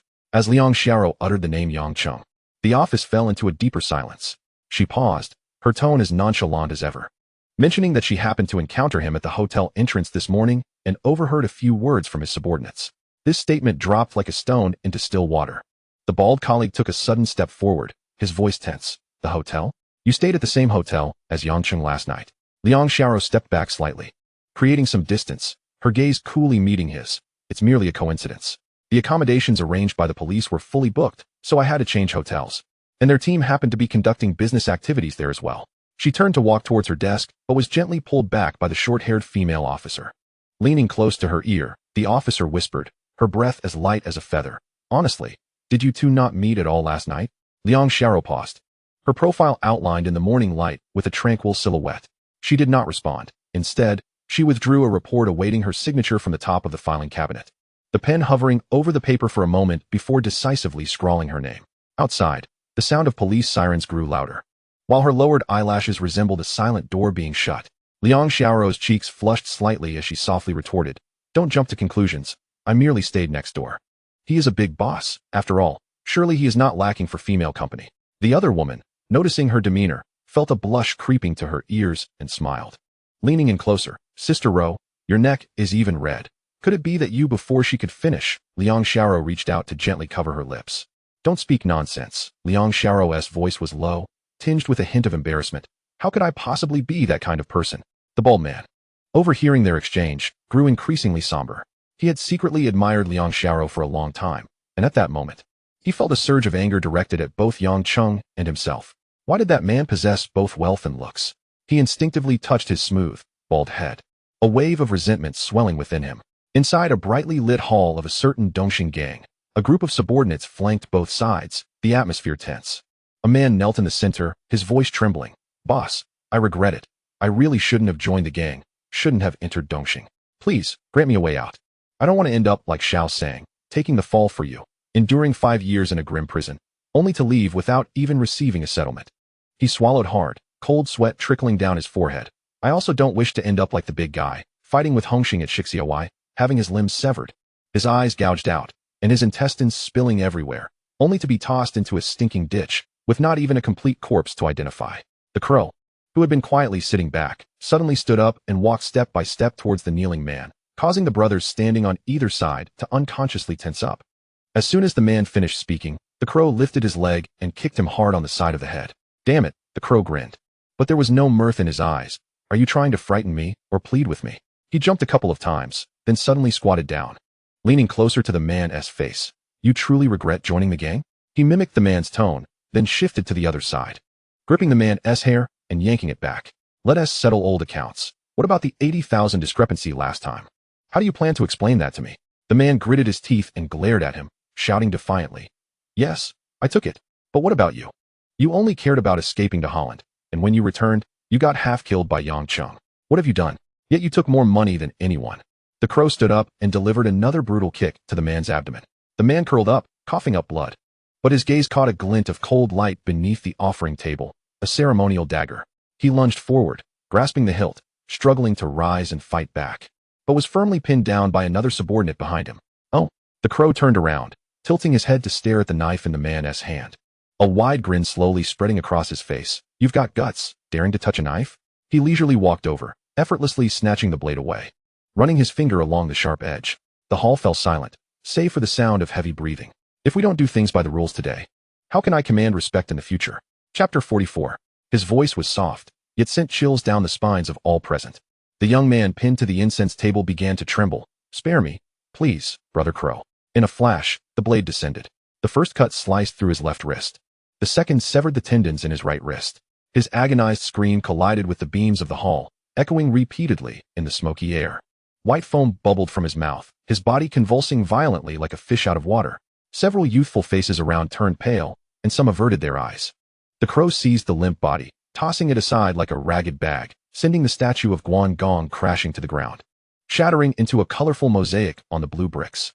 He stepped over the fragments, crouching down to prod the shattered visage of the deity with the tip of his knife. Guanair, he scoffed, what use are you? You can't even manage a single subordinate. The blade clinked against the ceramic shards, producing a crisp sound. In this day and age, you don't even need to pick a date to stab the boss. He straightened, surveying the silent crowd. Brotherhood? That old relic should have been buried long ago. Dismissed. He flicked off the blood from his hands, ready to eat and drink. The crowd parted silently to create a path. As the crow stepped over the threshold, the setting sun stretched his shadow long, resembling a streak of ink spilled upon the ground. Days later, the clearing in front of the village ancestral hall was filled with the ashes of paper money. Hundreds of people gathered around the incense burner, a significant majority being young men, with a few women lowering their heads, lips pressed tight. Luatu stood at the forefront, holding 3 sticks of incense high above his head. The crow stood half a step to his left, his gaze drifting towards a flock of startled sparrows rising from the ridge. As the ceremony concluded, Luatu inserted the incense into a copper burner taller than himself. Turning to pat the crow on the shoulder, we villagers adhere to the old customs. Especially for those walking this path, loyalty is the backbone. He raised his voice. Gravelly yet powerful. Listen well, retract your claws towards outsiders, and respect your elders within. This is our foundation. The crow lowered his head to adjust his cuffs, a smirk lingering at the corners of his lips. Brother, he looked up with a sincere expression, I've always taken your words to heart. Luatu studied him deeply. In the past, perhaps. What about moving forward? Before he could finish, the smiling tiger rushed into the crowd, leaning in to whisper urgently in Luatu's ear. Luatu raised an eyebrow. Mr. Jiang from Hongxing? He straightened his attire, a hint of complex light glimmering in the wrinkles of his face. The smiling tiger, with a face adorned with a courteous smile, leaned in closer and said, Elder brother, your esteemed reputation on the path is known far and wide. In today's gathering, those members of the Legislative Council and the parliamentarians would surely vie to extend their congratulations and pay their respects to you. The camel turned its head to regard him, a slight smile curving the corners of its mouth as it leisurely raised a thumb. When it comes to the art of flattery and sycophancy, if you claim the second place, no one here would dare to claim the first. The crow immediately chimed in with its usual sarcasm. Isn't that obvious? He is indeed a smiling tiger, relying solely on that very smile. Ah, a smiling tiger, the camel repeated softly, a hint of amusement in its tone. Laughter erupted around them, a shared understanding among those present.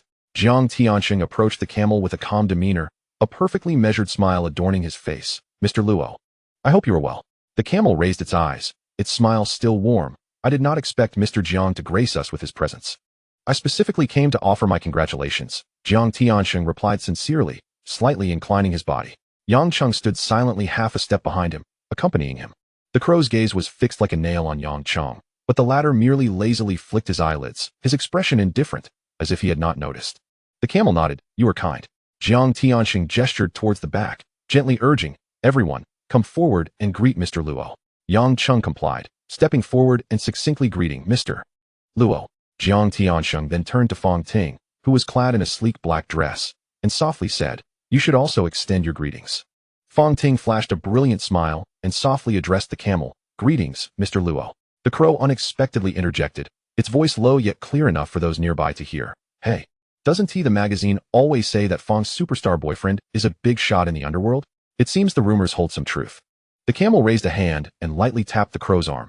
You certainly have a lot to say. The smiling tiger, grinning widely, scrutinized Fong Ting and praised. You are indeed even more radiant than on screen. At that moment, the crow fixated its gaze on Yang Cheng, whispering to the camel, Boss, that's him, Yang Cheng.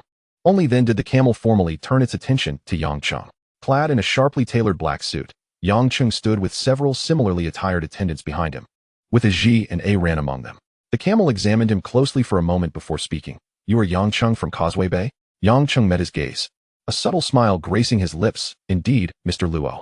The camel chuckled lightly, his tone inscrutable. The youth is formidable. Indeed, the youth is formidable. Yang Cheng nodded with composure. You flatter me, Mr. Luo. Unbeknownst to all, beneath the smiling visage of the camel lay a reservoir of unquantifiable resentment towards the young man before him. Several confrontations had cost Dongxing its face, and such grievances could not be dismissed with mere pleasantries.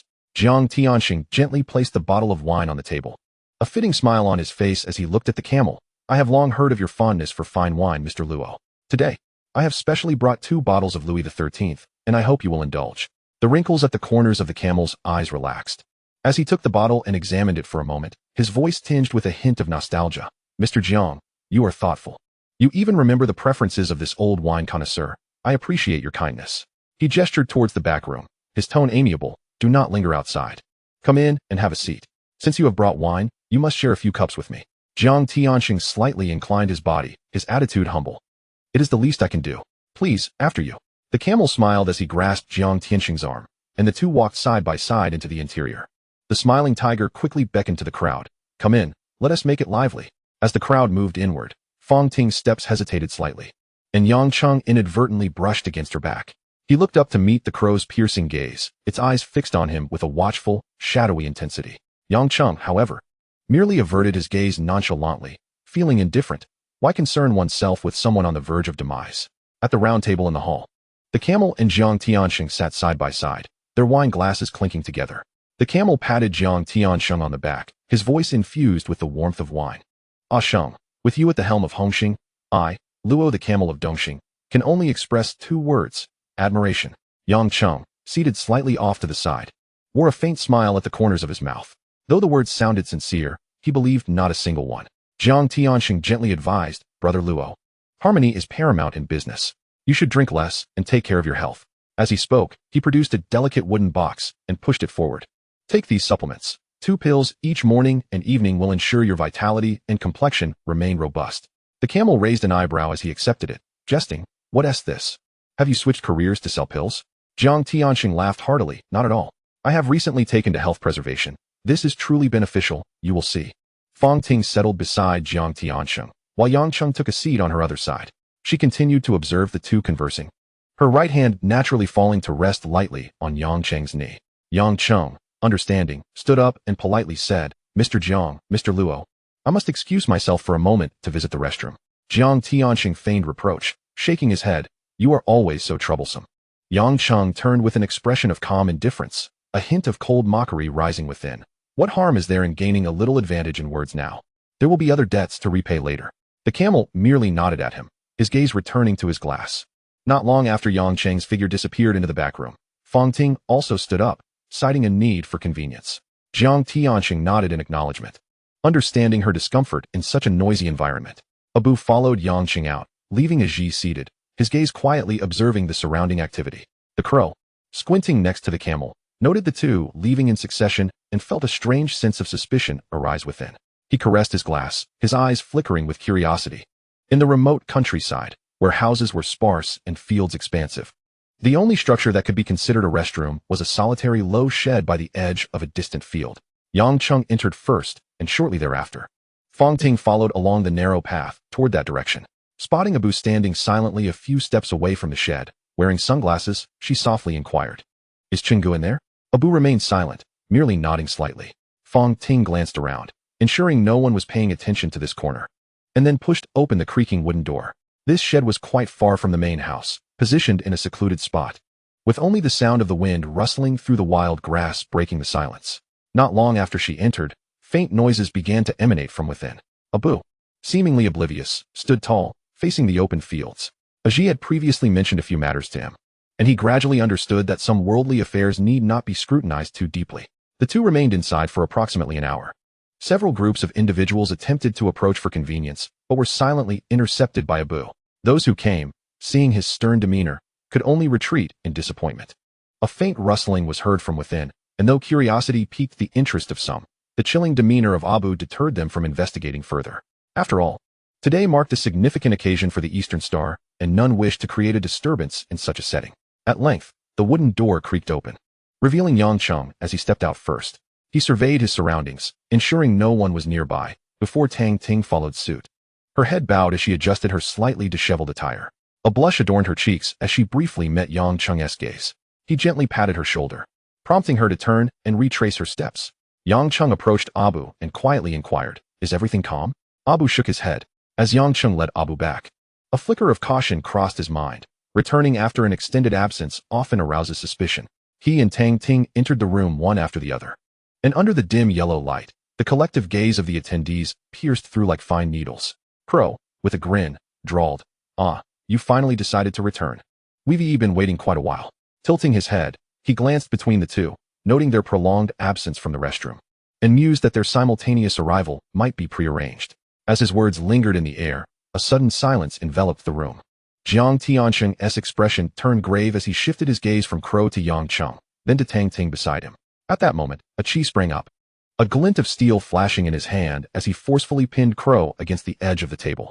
A dagger was lodged hard against the wooden surface before Crow's eyes, the blade quivering slightly. A chi's voice dropped to a near whisper. Crow, it would be wise to think before you speak. Otherwise, Yang Cheng interjected, his tone as calm as discussing the weather. Let go of Crow. This is someone else's domain. Let the host say what he wishes. Tang Ting hurried to Jiang Tiansheng's side, her eyes glistening with unshed tears, her voice tinged with lingering fright. Brother Shang. Outside are all Eastern Star members with hungry, fierce gazes fixed upon me. The restroom is far and secluded. I was truly frightened. Upon seeing Yang Cheng return, I called out for him to wait so we could walk back together for safety. After hearing her, Jiang Tiansheng felt a significant portion of his doubts dissipate. Tang Ting's concerns were valid. The crowd outside consisted solely of Eastern Star henchmen, a group of rough men accustomed to the underbelly of society. Unable to look away from a beautiful woman, her fear was entirely reasonable. His expression softened as he gently patted her hand. It's all right. Chapter 45. Camel glared at Crow, reproach evident in his tone. If you can't speak appropriately, then keep your mouth shut. Don't ruin the atmosphere with your words. Crow shrugged lazily in response. Understood, boss. Yang Cheng took his seat, demeanor composed. Camel turned to him, raising his glass. Yang Cheng, we have not handled matters well in the past. Camel, toast to you, and let bygones be bygones. I believe Mr. Jiang would prefer we avoid further disputes to prevent outsiders from mocking us. Wouldn't you agree? Yang Cheng stood and raised his glass respectfully. Mr. Camel, as a senior, it is improper for me to allow you to toast me. That would be akin to shortening my own life. He downed the contents of his glass and continued. There is no need to revisit past grievances. I do wonder, however, if the esteemed brothers of Eastern Star share this sentiment? Upon finishing his statement, Yang Cheng's gaze shifted to Crow. Camel drained his glass, a smile gracing his lips. I, Camel, am a man of my word. He then turned to Crow. Crow, why don't you stand and toast Yang Cheng as well? Reluctantly, Crow rose, lifting his glass and murmuring, I toast to you. With that, he downed his drink and heavily resumed his seat. Yang Cheng was not taken aback by this attitude. He understood that Crow was inherently rebellious, never truly bowing to anyone. The suddenness with which a chi had subdued him, catching even Crow off guard, surely left him in a state of shock. At that moment, the smiling tiger approached leisurely, first bowing slightly to Jiang Tiansheng. Mr. Jiang, I apologize for the earlier disturbance. He then leaned in to whisper to Camel. Big brother, the investigator has specially returned from the Bay Island to see you. Upon hearing this, Camel rose and gestured to the guests.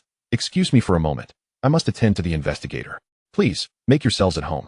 As he departed, Camel took Crow along with him. With Yang Cheng and the others left at the table, they casually indulged in food and exchanged idle chatter. Suddenly, several women approached, surrounding Tang Ting as they softly asked, Tang, we are all your admirers. May we take a photo together? Of course, Tang Ting replied with a smile as she stood. Yang Cheng and Jiang Tiansheng simultaneously looked up.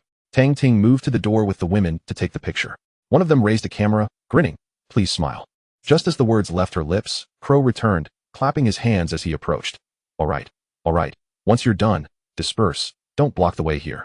Hurry up and leave. Thank you, Tang. After the group dispersed, Crow sauntered over to Tang Ting, lowering his voice to ask, might I inquire if the films you starred in were genuinely real? What nonsense are you spouting? Tang Ting's face flushed with anger. Brother Shang, she turned and leaned into Jiang Tiansheng's embrace. Jiang Tiansheng gently stroked her shoulder, smiling softly. They simply do not understand the industry. You should tell them that filming is always fake. Otherwise, how will you handle the journalists' inquiries in the future? Crow wore a playful smile, his gaze fixed on Jiang Tiansheng. Mr. Jiang, your words are sweeter than honey. No wonder you can charm so many women. He ambled leisurely to stand behind Yang Cheng. Just then, Yang Cheng stood up, inadvertently colliding with Crow's chin. Crow let out a muffled grunt and staggered backward. Yang Cheng's expression remained calm as he stepped forward to confront the still unsteady Crow, his voice low yet distinctly clear. Crow, did none of my men remind you? Before speaking, you ought to let your thoughts pass through your mind 3 times. No sooner had he finished speaking than Chi and Abu had already left their seats. Several brothers rising in unison, the atmosphere tightening abruptly. Crow steadied himself, his expression darkening. Yang Cheng, the title of the Copper Drum Bay leader does not intimidate me. Eastern Star Crow. Yang Cheng merely smiled, though the mirth did not reach his eyes. Is that so? That reminds me of the last time someone led 100 men into an ambush, only to end up taking a knife themselves, losing over 100 of their own men. A laugh erupted among the Hongxing brothers present. Crow's facial muscles twitched twice before he forced a smile. Just joking. Merely joking. Jiang Tianxing timely raised his hand, speaking gently. All right, we're all on the same side. Let us sit down and chat. He turned to Yang Cheng, his tone softening. Cheng, please take a seat. Yang Cheng turned and returned to his chair, his gaze inadvertently meeting Tang Ting's before he sat down. Tang Ting kept her eyes lowered, her nails digging into her palms, the resentment towards Jiang Tianxing churning within her. How could he maintain such a friendly demeanor while others made a mockery of her? Crow's eyes were fixed on Yang Cheng's profile, his gaze sharp and predatory as if laced with venom. What are the two of you whispering about so intimately? The camel interjected with a smile. The crow was quick to respond. Nothing, just catching up with an old friend. The camel then turned to Jiang Tianxing, raising a hand to introduce the person beside him. Shang, do you still remember this former investigator? Of course I remember. Jiang Tianxing replied as he rose to greet the camel and the former investigator with handshakes and pleasantries. It has been many years, but you still exude the same charm. Meanwhile, Yang Cheng sat calmly at the table, across from him. The crow and Chi were locked in a silent gaze, sparks igniting between their eyes. At the bar of the unreturned, as night deepened, Yang Cheng returned alone to this place that belonged to him. Ajah hurriedly approached, bowing slightly and calling out. Brother Cheng. Yang Cheng patted Ajah's shoulder twice, a smile in his eyes. You performed well today. Single-handedly, you managed to drive off the two from Dongxing. Ajah grinned widely, revealing a set of white teeth. Brother Cheng, it's just that the Dongxing fellows can't take a hit. I barely swung my knife a few times before they fled. If they weren't spared, it would be due to their ancestors' good fortune. Laughter erupted around them. Ajah then composed himself, asking earnestly, Brother Cheng, I heard recently that Dongxing wishes to negotiate peace. Could it be that? You think that's possible? Yang Cheng's smile remained, but his gaze turned cold. If they say to stand down, must we obediently sheath our blades? That would be splendid. Ajah exhaled in relief, rubbing his fists together. I'm still brimming with energy. Last time, they had 2 against 1. Next time, I'll bring Tianhong along and see who Dongxing dares to send out. Laughter bubbled up once more, with Luo Tianhong beside them also smiling. The approval of his brothers brought him more joy than anything else. Yang Cheng then turned to the ever-silent Abu, introducing him to the group. This is Abu. In terms of skill, he surpasses Tianhong by a notch. Upon hearing this, Ajah scrutinized Abu carefully, his gaze wandering over the face strikingly similar to that of Tianhong and Chi. Before nodding in realization, he looks just like Tianhong and Chi. Could he not be formidable? This remark prompted even louder laughter, as no one expected the usually boisterous and dance enthusiast Ajah to deliver such humor. However, Ajah soon sobered and looked seriously at Luo Tianhong. Brother Hong, is Abu truly stronger than you? Luo Tianhong's expression hardened, his gaze sharp as a blade. Would you like to test that? Ajah immediately recoiled, realizing the folly of such a challenge. Testing it personally? That was clearly inviting trouble. He quietly assessed the group, concluding that aside from Jimmy, he was the weakest among them. In Kowloon, within a certain residence, Wu pushed open the door, noting that the lights on the first floor were extinguished, surmising that his wife had long since retired for the night. During his days of recuperation, he had contemplated that matter repeatedly. After much hesitation, he finally made a decision. In the dimly lit living room, Wu fumbled for a moment before picking up an object and quietly ascended the stairs. As he reached the second floor, faint sounds from the bedroom caught his attention. The noise dispelled his last trace of hesitation, igniting a surge of fury within him. The commotion in the room masked the sound of his footsteps outside. Wu gripped the object tightly and suddenly kicked open the door. The 2 figures on the bed froze in shock. Upon seeing Wu, the man turned pale, scrambling to escape, but as he stood, a knife struck him in the back. He collapsed, blood oozing from his mouth as his body convulsed slightly. The woman, wrapped tightly in the blanket, cried out, Please don't kill me. It was him who forced me. Wu seemed not to hear, stepping over to the man. The latter was dragging himself forward, leaving dark red trails in the pool of blood. Wu looked down at him, his voice hoarse. Go Zicheng. You really have some skill, managing to keep me in the dark for so long. Go Zicheng struggled to turn over, his face pleading, Wu Gu, spare me this once. I'll give you lots of money. Wu paused for a moment, shaking his head. I've thought long and hard about this downstairs. The blade then fell. After everything stilled, Wu turned to his wife, who was cowering in the corner of the bed. She stared at him intently, voice trembling as she repeated. It was my fault, but he forced me. He said if I didn't comply, he would expose everything. Wu interrupted her, his voice icy. You've worn that green hat for so long. You truly are something else. He paused, suddenly breaking into a cold smile. Since you love playing so much, Let us allow you to play to your heart's content. He pulled out a piece of hemp rope from beside the cabinet, a remnant of their past playfulness. The woman screamed and struggled, but she was no match for his strength. Her hands and feet were soon bound to the bedposts, her body forced into a humiliating position. The pleas and cries continued for a long time. When everything finally ceased, the woman thought the torment had ended. But Awu's gaze fell once more upon the gradually cooling body on the floor. Rage surged anew. He closed his eyes and tightened his grip on the knife.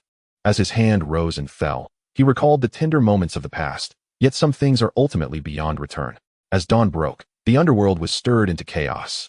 The red stick of the righteous group, Gangster, lay lifeless in the private residence of the loyal and righteous Awu. News spread like wildfire. Before dawn had fully arrived, the brothers of Gangster gathered their forces, heading straight to the loyal and righteous hall to demand an explanation. Awu, undeterred, led his brothers to confront the intruders on the streets of Kowloon. Tensions flared dangerously. Gangster's men caught sight of Awu and, without exchanging words, charged at him with knives drawn. The two factions clashed violently in the broad daylight of Kowloon, the clash of blades and sticks sending shockwaves through the surroundings. The police, alerted, deployed a significant force to the scene. After a brutal fight, both the loyal and the righteous group suffered heavy casualties, many detained by the police. The leaders of both factions were also summoned to the police station, and after prolonged negotiations, a ceasefire agreement was reached. All involved were sentenced to prison, bringing a temporary calm to the underworld. Within the main hall of the Loyal and Righteous Society, Haonan returned from the police station and immediately convened the core members of the gang. He slammed the table, his voice stern as he questioned, Awu, what on earth is going on? Awu's gaze was blazing, gritting his teeth as he responded, that scoundrel Gangster barged into my home, forcing my wife.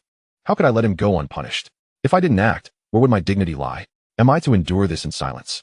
Haonan replied solemnly, even so, you should have reported to the gang first. How could you take matters into your own hands and start a war? Awu straightened his back. I went to reason with them. They struck first. AFA, standing nearby, interjected, Brother Long, we cannot place all the blame on Awu this time. The righteous group has been acting too arrogantly, showing no regard for us. Su gently added, AFA is right. They have been pushing us too far. Hearing their earnest words, Haolong's anger began to subside. He turned to AFA, his tone softening. Let this be a lesson. In the underworld, one misstep could lead to irreparable consequences.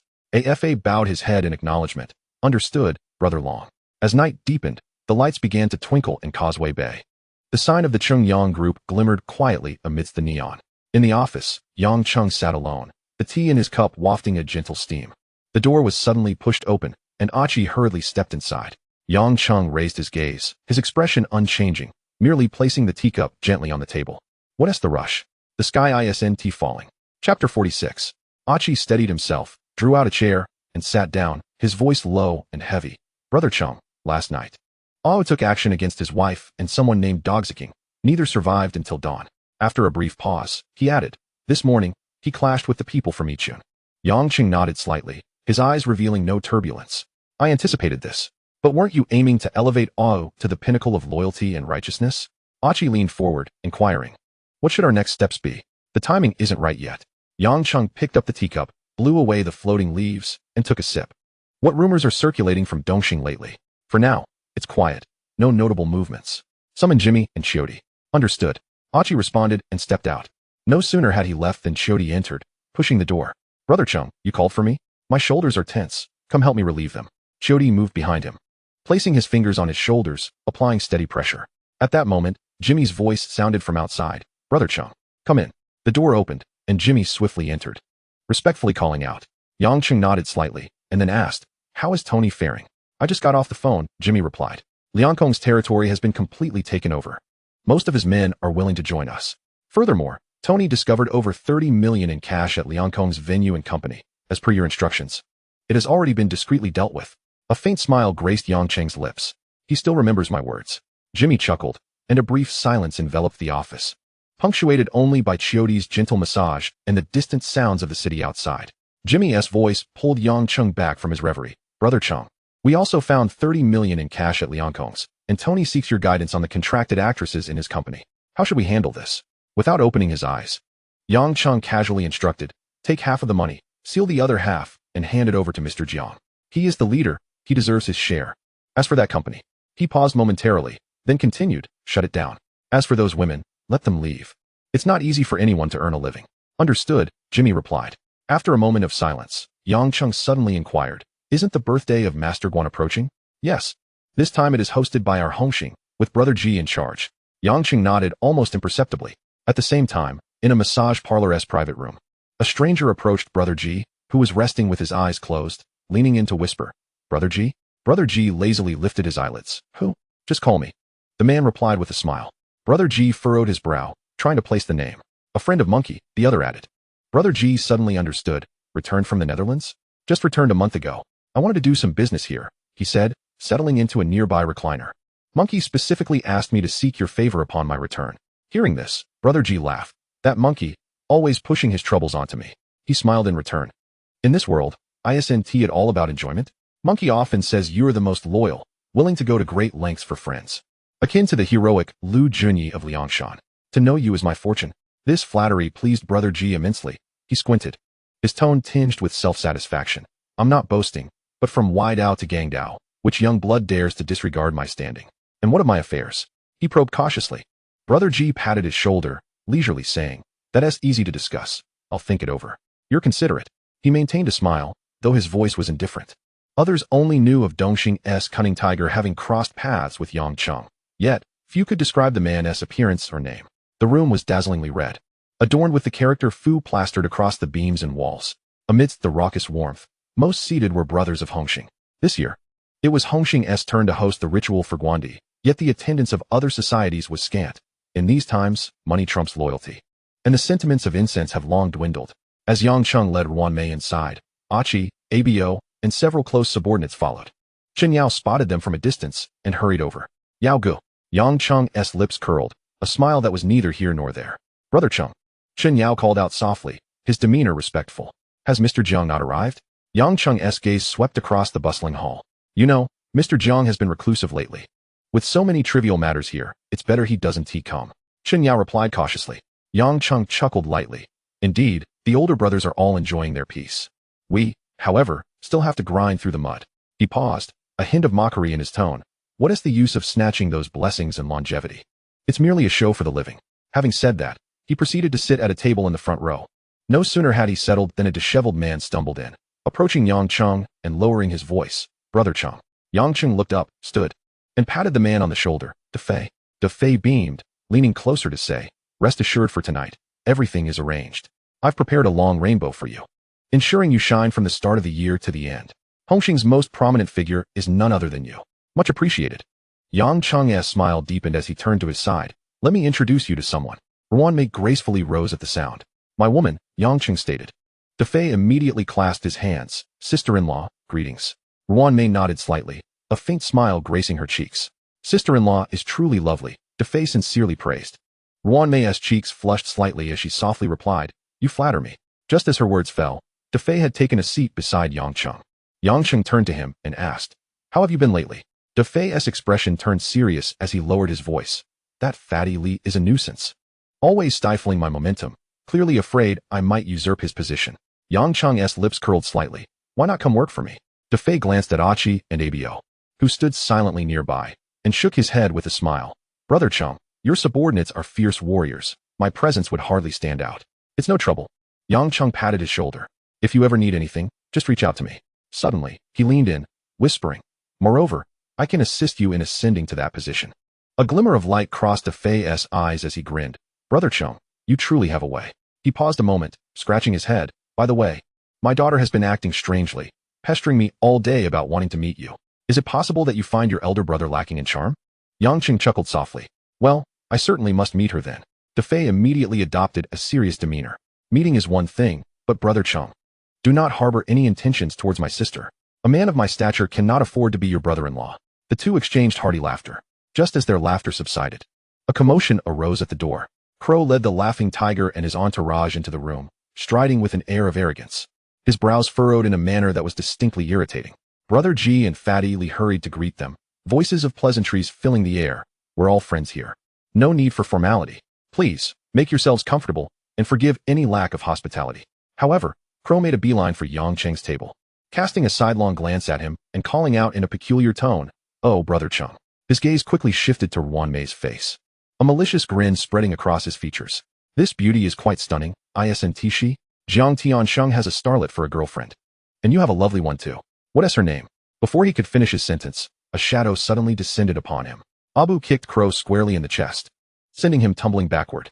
Crow fell to the ground in a crumpled heap, curling up in pain. Almost simultaneously, both side subordinates surged forward, swords drawn and tensions palpable. Abu, like a specter, darted to Crow's side, the cold blade of his Nepalese curved knife pressed against Crow's throat. With a glance at the icy edge of the knife, Crow's muscles froze, and he could scarcely breathe. His voice dry, he managed to squeeze out a few words. Brother Cheng, surely you jest? Brother Ji and Fatty Li quickly stepped forward, attempting to ease the situation. Ah Cheng, today is the birthday of Lord Guan. Let us keep the festivities cheerful. For our sake, can we call a truce? Yang Cheng's gaze passed over the two, landing squarely on Crow's face, his expression calm, yet resolute. Brother Ji, this time you need not intervene. He approached Crow, enunciating each word clearly. There is a limit to jesting. Do not trivialize my name, Yang Cheng. Abu one finger. Before the words had fully left his lips, the glint of the blade flashed, and a finger from Crow's hand tumbled to the ground. A piercing scream shattered the air. Crow's underlings instantly stirred, but Aji had already positioned himself in front, casually rotating his short blade, his gaze sweeping the crowd, dissuading anyone from making a move. No one wished to be the first to fall. Let him go. Abu released his grip, and Crow staggered backward, clutching his bloodied hand tightly. He had come unprepared, never expecting Yang Cheng to be so resolute, lacking even a proper weapon. The veins on Crow's forehead throbbed as he glared fiercely at Yang Cheng. Yang Cheng, you are ruthless. Let us go. He barked through gritted teeth, hastily retreating with his subordinates, needing immediate attention for his severed finger. Hushed whispers and mocking laughter erupted among the Hongxing crowd, surging like a tide toward the retreating figure. De Fei approached Yang Cheng, grinning broadly. Brother Cheng, I pride myself on being tough, but I never anticipated you to be even more resolute. Huh. At that moment, Brother Ji and Fatty Li had returned to the forefront. Brother Ji raised his voice. Esteemed leaders, brothers, thank you for gracing this gathering to celebrate Lord Guan's birthday. We have prepared numerous offerings behind the scenes, which will be auctioned off shortly. We hope everyone will bid generously. Let's not waste time and eat while we bid, shall we? A chorus of approval erupted from the audience, applause resounding like thunder. The auction hall was brightly lit, a low hum of anticipation filling the air. The host stood on the elevated platform, his voice booming. Ladies and gentlemen, do you know what treasure has brought us all together tonight? The audience fell silent for a moment, then a rustle of agreement followed. A middle-aged man clad in a dark long robe stepped steadily onto the stage, offering a slight bow to the four corners before accepting a covered box from the host. Thanks to the generous intentions of Brother 12 Treasures, I shall graciously accept this gift. He spoke with a smile, carefully placing the box on a nearby table. You're too kind. Please, stay for a photo op. The host signaled to the photographer to step forward. The flash went off, and the middle-aged man nodded before stepping back. The host turned his attention back to the crowd, his expression turning solemn, lowering his voice. The next item is truly extraordinary. He paused, scanning the room, urging everyone to listen closely. The sound of a pin dropping could be heard. This item is he elongated the last word, suddenly lifting a deep purple velvet cloth beside him, revealing a long piece of crimson. A roll of bright red satin lay quietly within a glass case, its sheen shimmering as if it possessed a life of its own. Tonight, this long red piece starts at 16,800. The host announced, 16,008. Does any gentleman wish to bid? At the table, Aji glanced at Yang Cheng beside him. Yang Cheng lowered his eyelids slightly, almost imperceptibly nodding. Aji immediately stood up, his voice clear yet authoritative. 20,000. The room erupted in a ripple of commotion. To start with 20,000? How could others possibly bid against that? Who was this person, so unyielding? Not fearing the wrath of the crowd. In the front row, a young man, unfamiliar to the surroundings, could not help but whisper to his neighbor, this brother. With such a bid, could he be new to this realm? The middle-aged man who had spoken earlier gestured for him to look at the silent figure beside Aji. Do you see him? The young man shook his head in confusion. You don't even recognize him? The man's tone carried a hint of incredulity. Is he quite famous? The young man asked, intrigued. The man's expression turned serious as he slowly uttered two words, the god of death. The young man's pupils dilated, and he gasped. Could it be that he is the one? Indeed, it is Yang Cheng. The man lowered his voice. He has many capable subordinates. Have you heard of Luo Tianhong? Recently, he stood firm against Tony and the Aja brothers in the Dongxing territory, all thanks to his men. In his ranks, there are no pushovers. He shifted his gaze to Aji, still standing, clad in a white suit. This one, named Aji, is also a formidable character. Last month, he faced off against the top enforcer of Zhongxin Yi, Ahong, and managed to maintain the upper hand. Rumors say his skills may even rival Luo Tianhong. The young man was left speechless, finally murmuring, "He is truly remarkable?" The man chuckled softly, shaking his head. "What do you think? I once aspired to be his disciple. But alas, I failed the test, otherwise I would be by his side now." After Aj's bid, no one else dared to raise their paddles. All the esteemed leaders remained silent, unwilling to provoke Yangcheng over a roll of crimson silk, each opting to give him face instead. As Crow stepped into his own territory, his expression darkened like clouds before a storm. He hurled his coat onto the sofa, his chest heaving violently. "Damn it! Why must you always cross paths with me? You slipped away last time, but this time, I shall ensure your demise." His curses echoed in the room. Behind him, a group of underlings lowered their heads, barely daring to breathe. "You." Crow raised his hand, pointing at a young man with long hair. "Come here." The young man with long hair cautiously stepped forward, his voice taut. "Brother." The Crow reached out and lightly slapped the other's cheek, neither too hard nor too soft. "Why so tense? Am I truly that fearsome?" The youth forced a smile. "No, not at all. Brother seems quite amiable. Keep a close watch on Yangcheng." The Crow withdrew his hand, his gaze icy. "Next time, I will ensure he leaves horizontally." "Yes, brother." The young man promptly replied and retreated. Inside the villa on the mountainside, the lights shone brightly. As Yangcheng entered the living room, leading a few individuals carrying boxes, Jiang Tiancheng was leisurely lifting weights on the fitness equipment. Upon seeing him, Jiang Tiancheng set down the apparatus, took a towel to wipe his sweat, and smiled warmly. "Ah Cheng, what brings you here today?" "I had some free time and thought I would come to visit Mr. Jiang." Yangcheng responded with a smile, his gaze sweeping over the other's muscular arms, noting that Mr. Jiang had been exercising diligently of late, appearing even more vigorous. Jiang Tiancheng approached with a smile, lowering his voice to whisper in Yangcheng's ear. "Ever since returning from Macau, I felt that I'm not quite in my prime. Although my sister-in-law hasn't said anything, I am aware of it myself. So, I've been focusing on my conditioning, training more, and when my body is robust again, we'll see." Yangcheng nodded, a smile in his eyes. "Your sister-in-law is considerate. Mr. Jiang is indeed fortunate." Sunlight streamed through the floor-to-ceiling windows into the living room. Jiang Tiancheng lifted a teacup, a gentle smile gracing his lips. "She has been frequenting the gym lately, claiming she wants to sculpt her figure." "Indeed, Mr. Jiang is fortunate," Yangcheng replied. Jiang Tiancheng waved his hand, gesturing toward the garden. "Let's sit in the garden for a while. I will practice a few more sets." The afternoon garden was tranquil.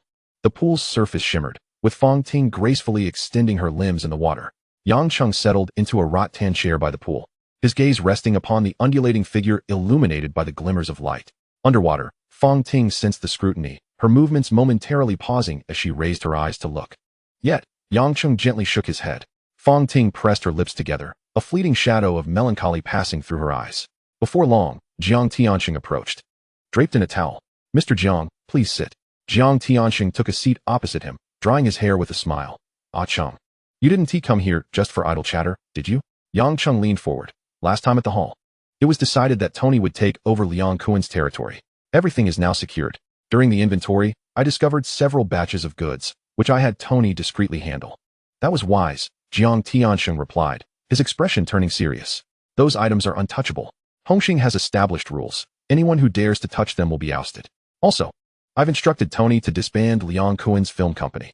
The films are tainted and would tarnish our reputation." Yangcheng paused. "There remains 15 million in the company's account, which I have brought for you." He gestured, and several subordinates entered with 3 aluminum cases. As the lids were lifted, neatly stacked bills filled their view. Jiang Tiancheng's smile gradually faded, his gaze fixed on Yangcheng. "Ah Cheng, what is the meaning of this?" Yangcheng responded with a smile. "Mr. Jiang, you are the leader of the organization. It was your suggestion for Tony to take over Liang Kuan's turf. Thus this money rightfully belongs to you. You are the head. It is only proper that this money is entrusted to you. If I were to secretly keep it, rumors would undoubtedly arise. This matter is known to heaven and earth. You know it, and I know it. It will never leak." Yangcheng's expression remained composed as he regarded Jiang Tiancheng. Upon hearing these words, a smile gradually returned to Jiang Tiancheng's face. He pointed at Yangcheng with a grin. "Ah Cheng, you certainly know how to conduct yourself." "Ha ha," Jiang Tiancheng continued. "Since you've gone so far as to deliver it, I would seem disingenuous to decline. Very well, let us meet tonight at the usual place, the restaurant. I will treat you to a few drinks." "As you wish, Mr. Jiang," Yangcheng replied with a smile. As night fell, a restaurant in Wanchai was ablaze with light. Yangcheng entered the hall alongside Jiang Tiancheng and his girlfriend Fong Ting. They had visited this establishment last month to discuss matters concerning Dongxing, during which Yangcheng had excused himself midway. as the three approached the entrance. A long-haired youth in the distance fixed his gaze upon their retreating figures. Noticing Yang Cheng alone, without any subordinates, he swiftly pulled out his phone and dialed. "Boss, I've spotted Yang Cheng." The raspy voice of the crow crackled from the other end. "Where? How many people does he have with him?" "Just him, Jiang Tianxing from Hongxing. And Jiang Tianxing's woman. 3 in total, no lackeys." The crow's breathing grew noticeably heavier. He had waited far too long for this opportunity. Ever since leading over 300 men to ambush Yang Cheng, only to suffer a crushing defeat, each day of his recovery had been spent plotting vengeance. A few days prior, at the banquet celebrating the birth of Guangong, his finger had been severed by Yang Cheng's subordinate, the wound still searing. "Understood."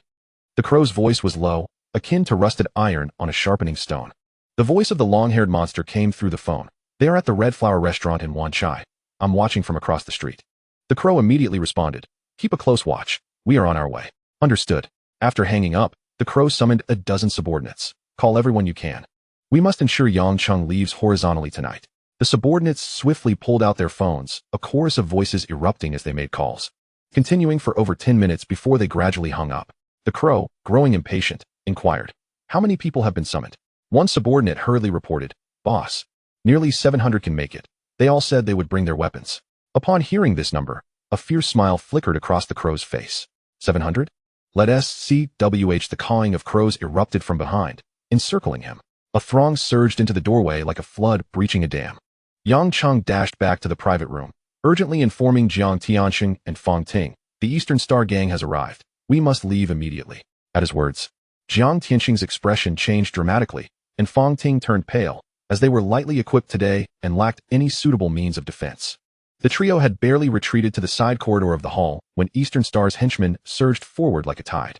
Yang Cheng seized a nearby wooden stool and hurled it at them, while Jiang Tianxing grabbed a heavy brass spittoon from the wall and struck fiercely.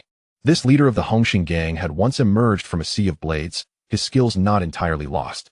Though he had not engaged in direct combat for many years since ascending to power, Fong Ting crouched in the shadows behind a column, her hands tightly covering her mouth, tears streaming uncontrollably down her cheeks.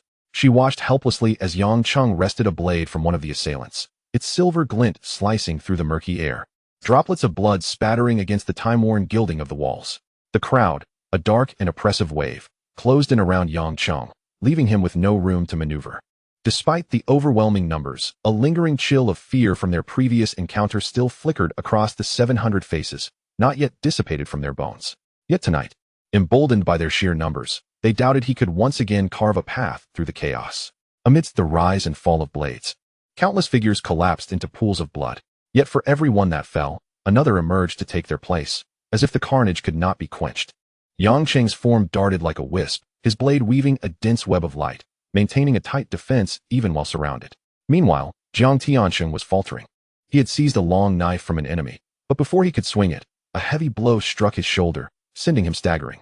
Just as he attempted to regain his footing, a second strike came crashing down, and he finally succumbed, collapsing onto the icy floor.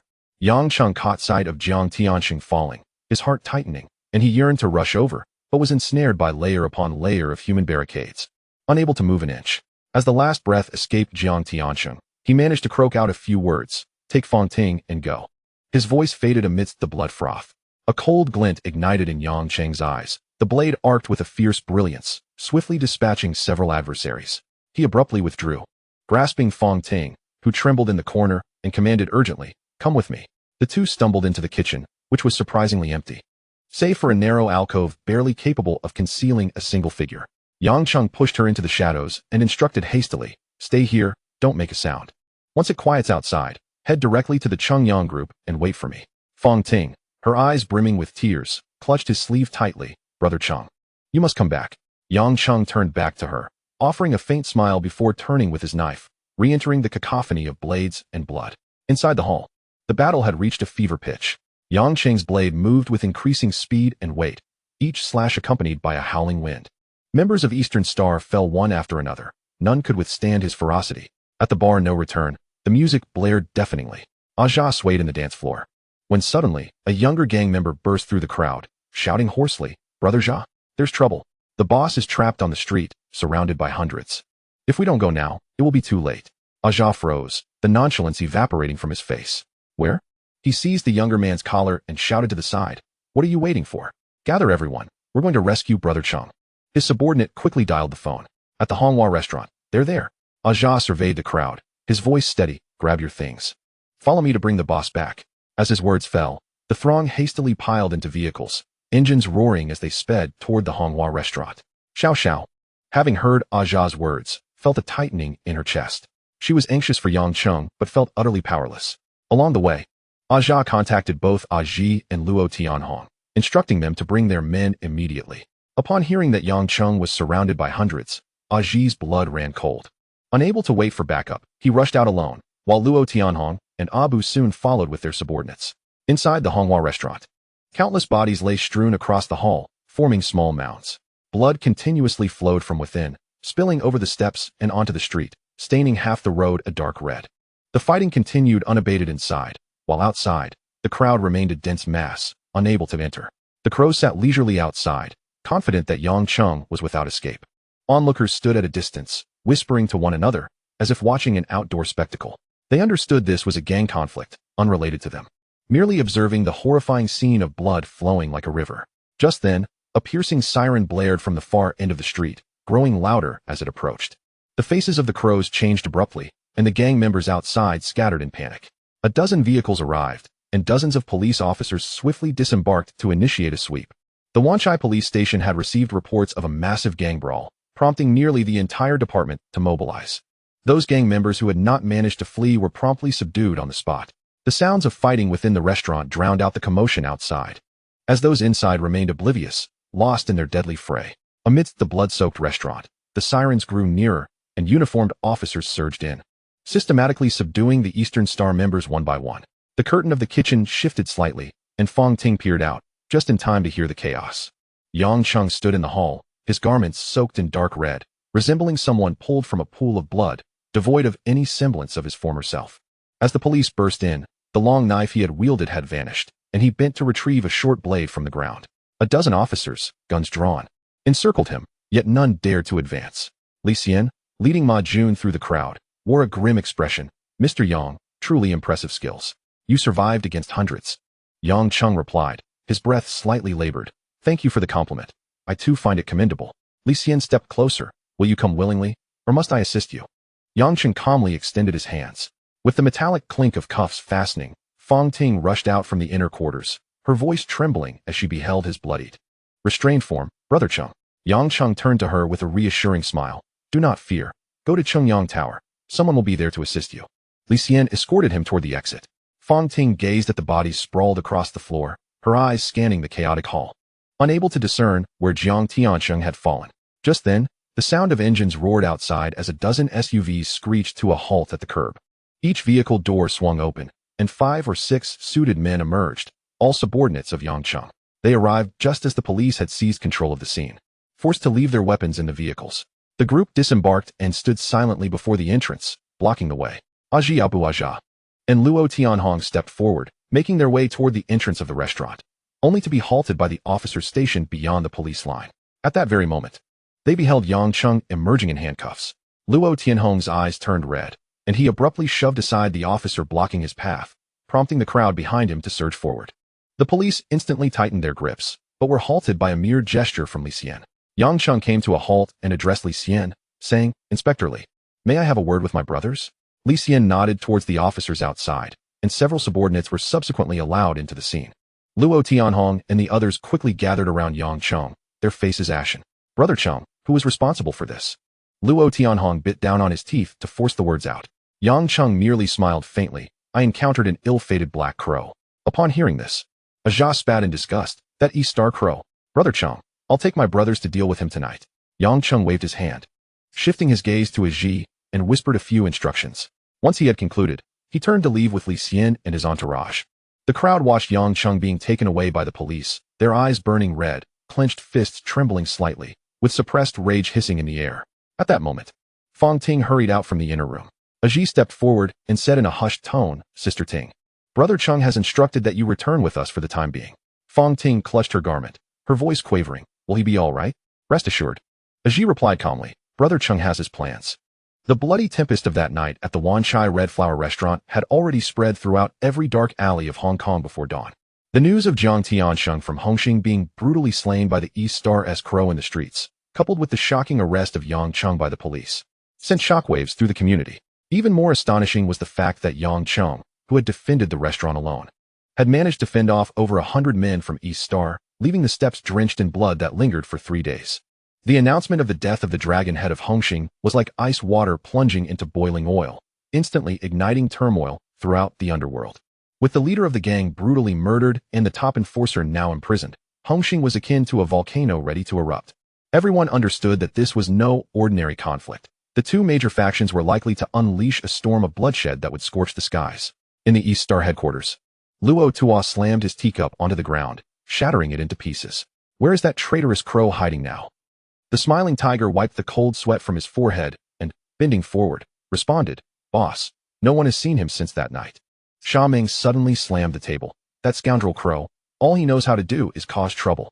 He brought 700 men to besiege Yang Cheng, and now, look where it got him. Yang Cheng is in jail, and he has vanished without a trace, leaving us to take the fall.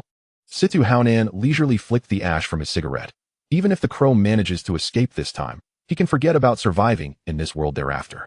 Hongxing will not let this slide easily. Lei Yaoyang suddenly raised his gaze. Do you think there's any chance Yang Cheng will get out this time? Get out. Sha Ming scoffed. Does he even know how much blood is on his hands? I'd say he's in for a rough ride. Nearby, Da Dong stepped forward. So how do we respond to this situation? Respond? Sha Ming shot him a glare. The mess the crow made. Do you expect us to clean it up for him? He dared to act against Jiang Tiansheng in front of so many witnesses. He should have anticipated this day. Now he has escaped unscathed, leaving us with the headache. Da Dong fell silent for a moment, retreating to his seat without another word.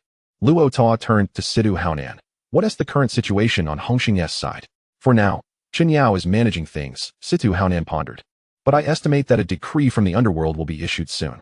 By then, the crow will have to face more than just Hongxing. Luo Tua rubbed his throbbing temples. Even now, he felt a chill run down his spine. That madman crow truly dared to strike Jiang Tiansheng with deadly intent. Send someone to find the crow, he ordered in a low voice. We must locate him before Hongxing does and arrange for his safe departure. Understood. Luo Tua then looked at Situ Haonan. Keep a close watch on Yang Cheng's men during this time.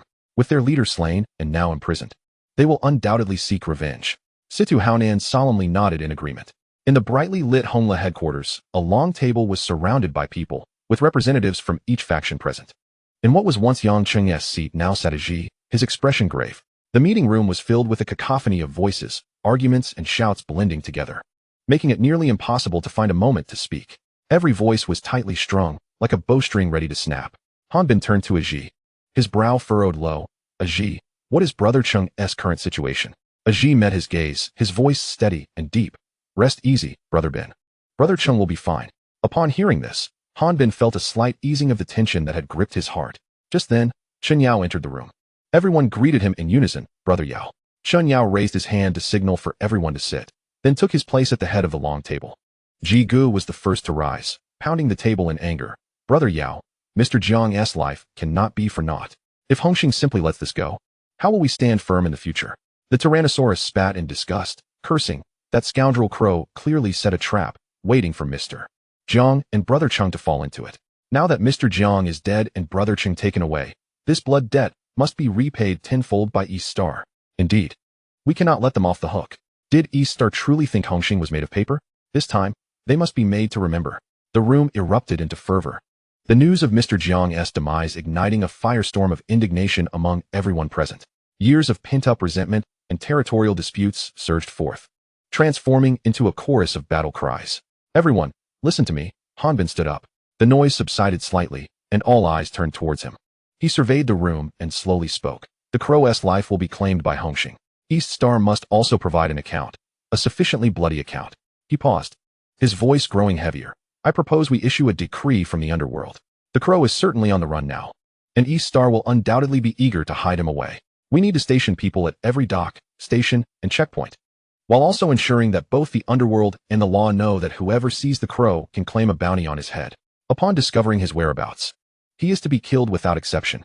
As his words echoed, the room fell into a solemn silence. The crowd exchanged glances, fierce determination gleaming in their eyes. With the dragon head slain, if they could still endure, then the name Hongxing would no longer resonate in the Underworld. Let it be so. Someone gritted their teeth in agreement. Let that dead crow find no way to escape. See where he can hide. Chen Yao scanned the room, slowly rising from his seat. His voice grave. Since everyone is in agreement, Hongxing shall today issue a bounty for the capture of the crow, regardless of origin or background. Anyone who brings down the crow shall be rewarded with 10 million.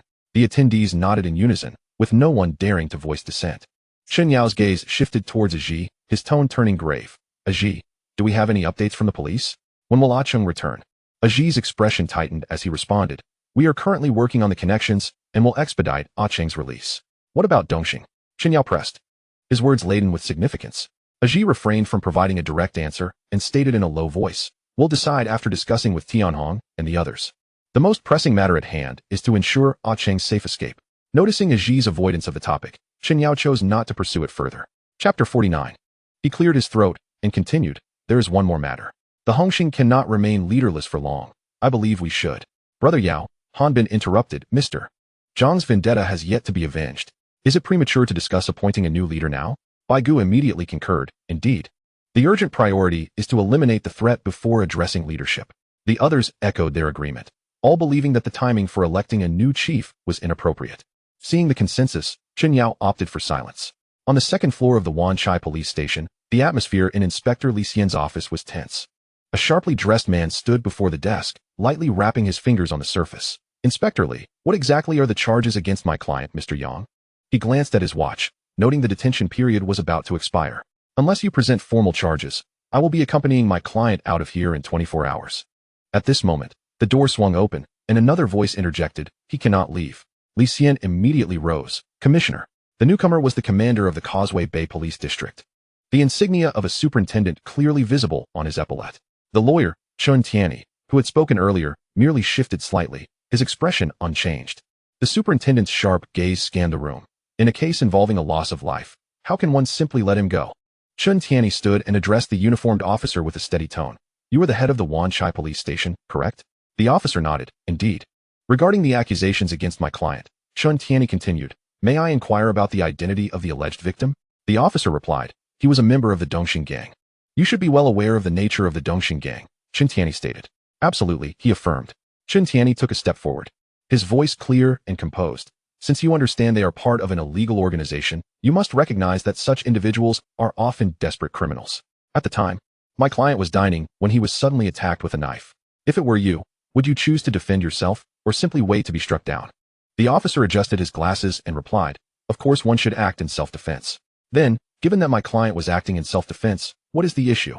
The officer's demeanor grew serious. Self-defense in itself is not the problem, but he caused the death of the assailant. Chun Tianyi locked eyes with him, his speech quickening. When faced with a group of armed assailants intent on taking a life, where lies the boundary of self-defense? Should one consider the safety of the assailants at a moment of life and death, allowing oneself to fall victim to their blades? Officer, do you find such logic reasonable? After a brief silence, the officer spoke again. However, I have heard that your client is also involved in the Underworld. If he is a member of a gang, this is no mere act of self-defense. It could involve gang-related murder. Chun Tianyi retrieved a stack of documents from his briefcase, placing them gently on the table. My client is not a gang member. He is the founder and chairman of Chengyang Group, a law-abiding businessman. He paused, tapping the pages with his fingertip. This is his public information, all verifiable. The officer exchanged glances with Li Xian and began to examine the documents.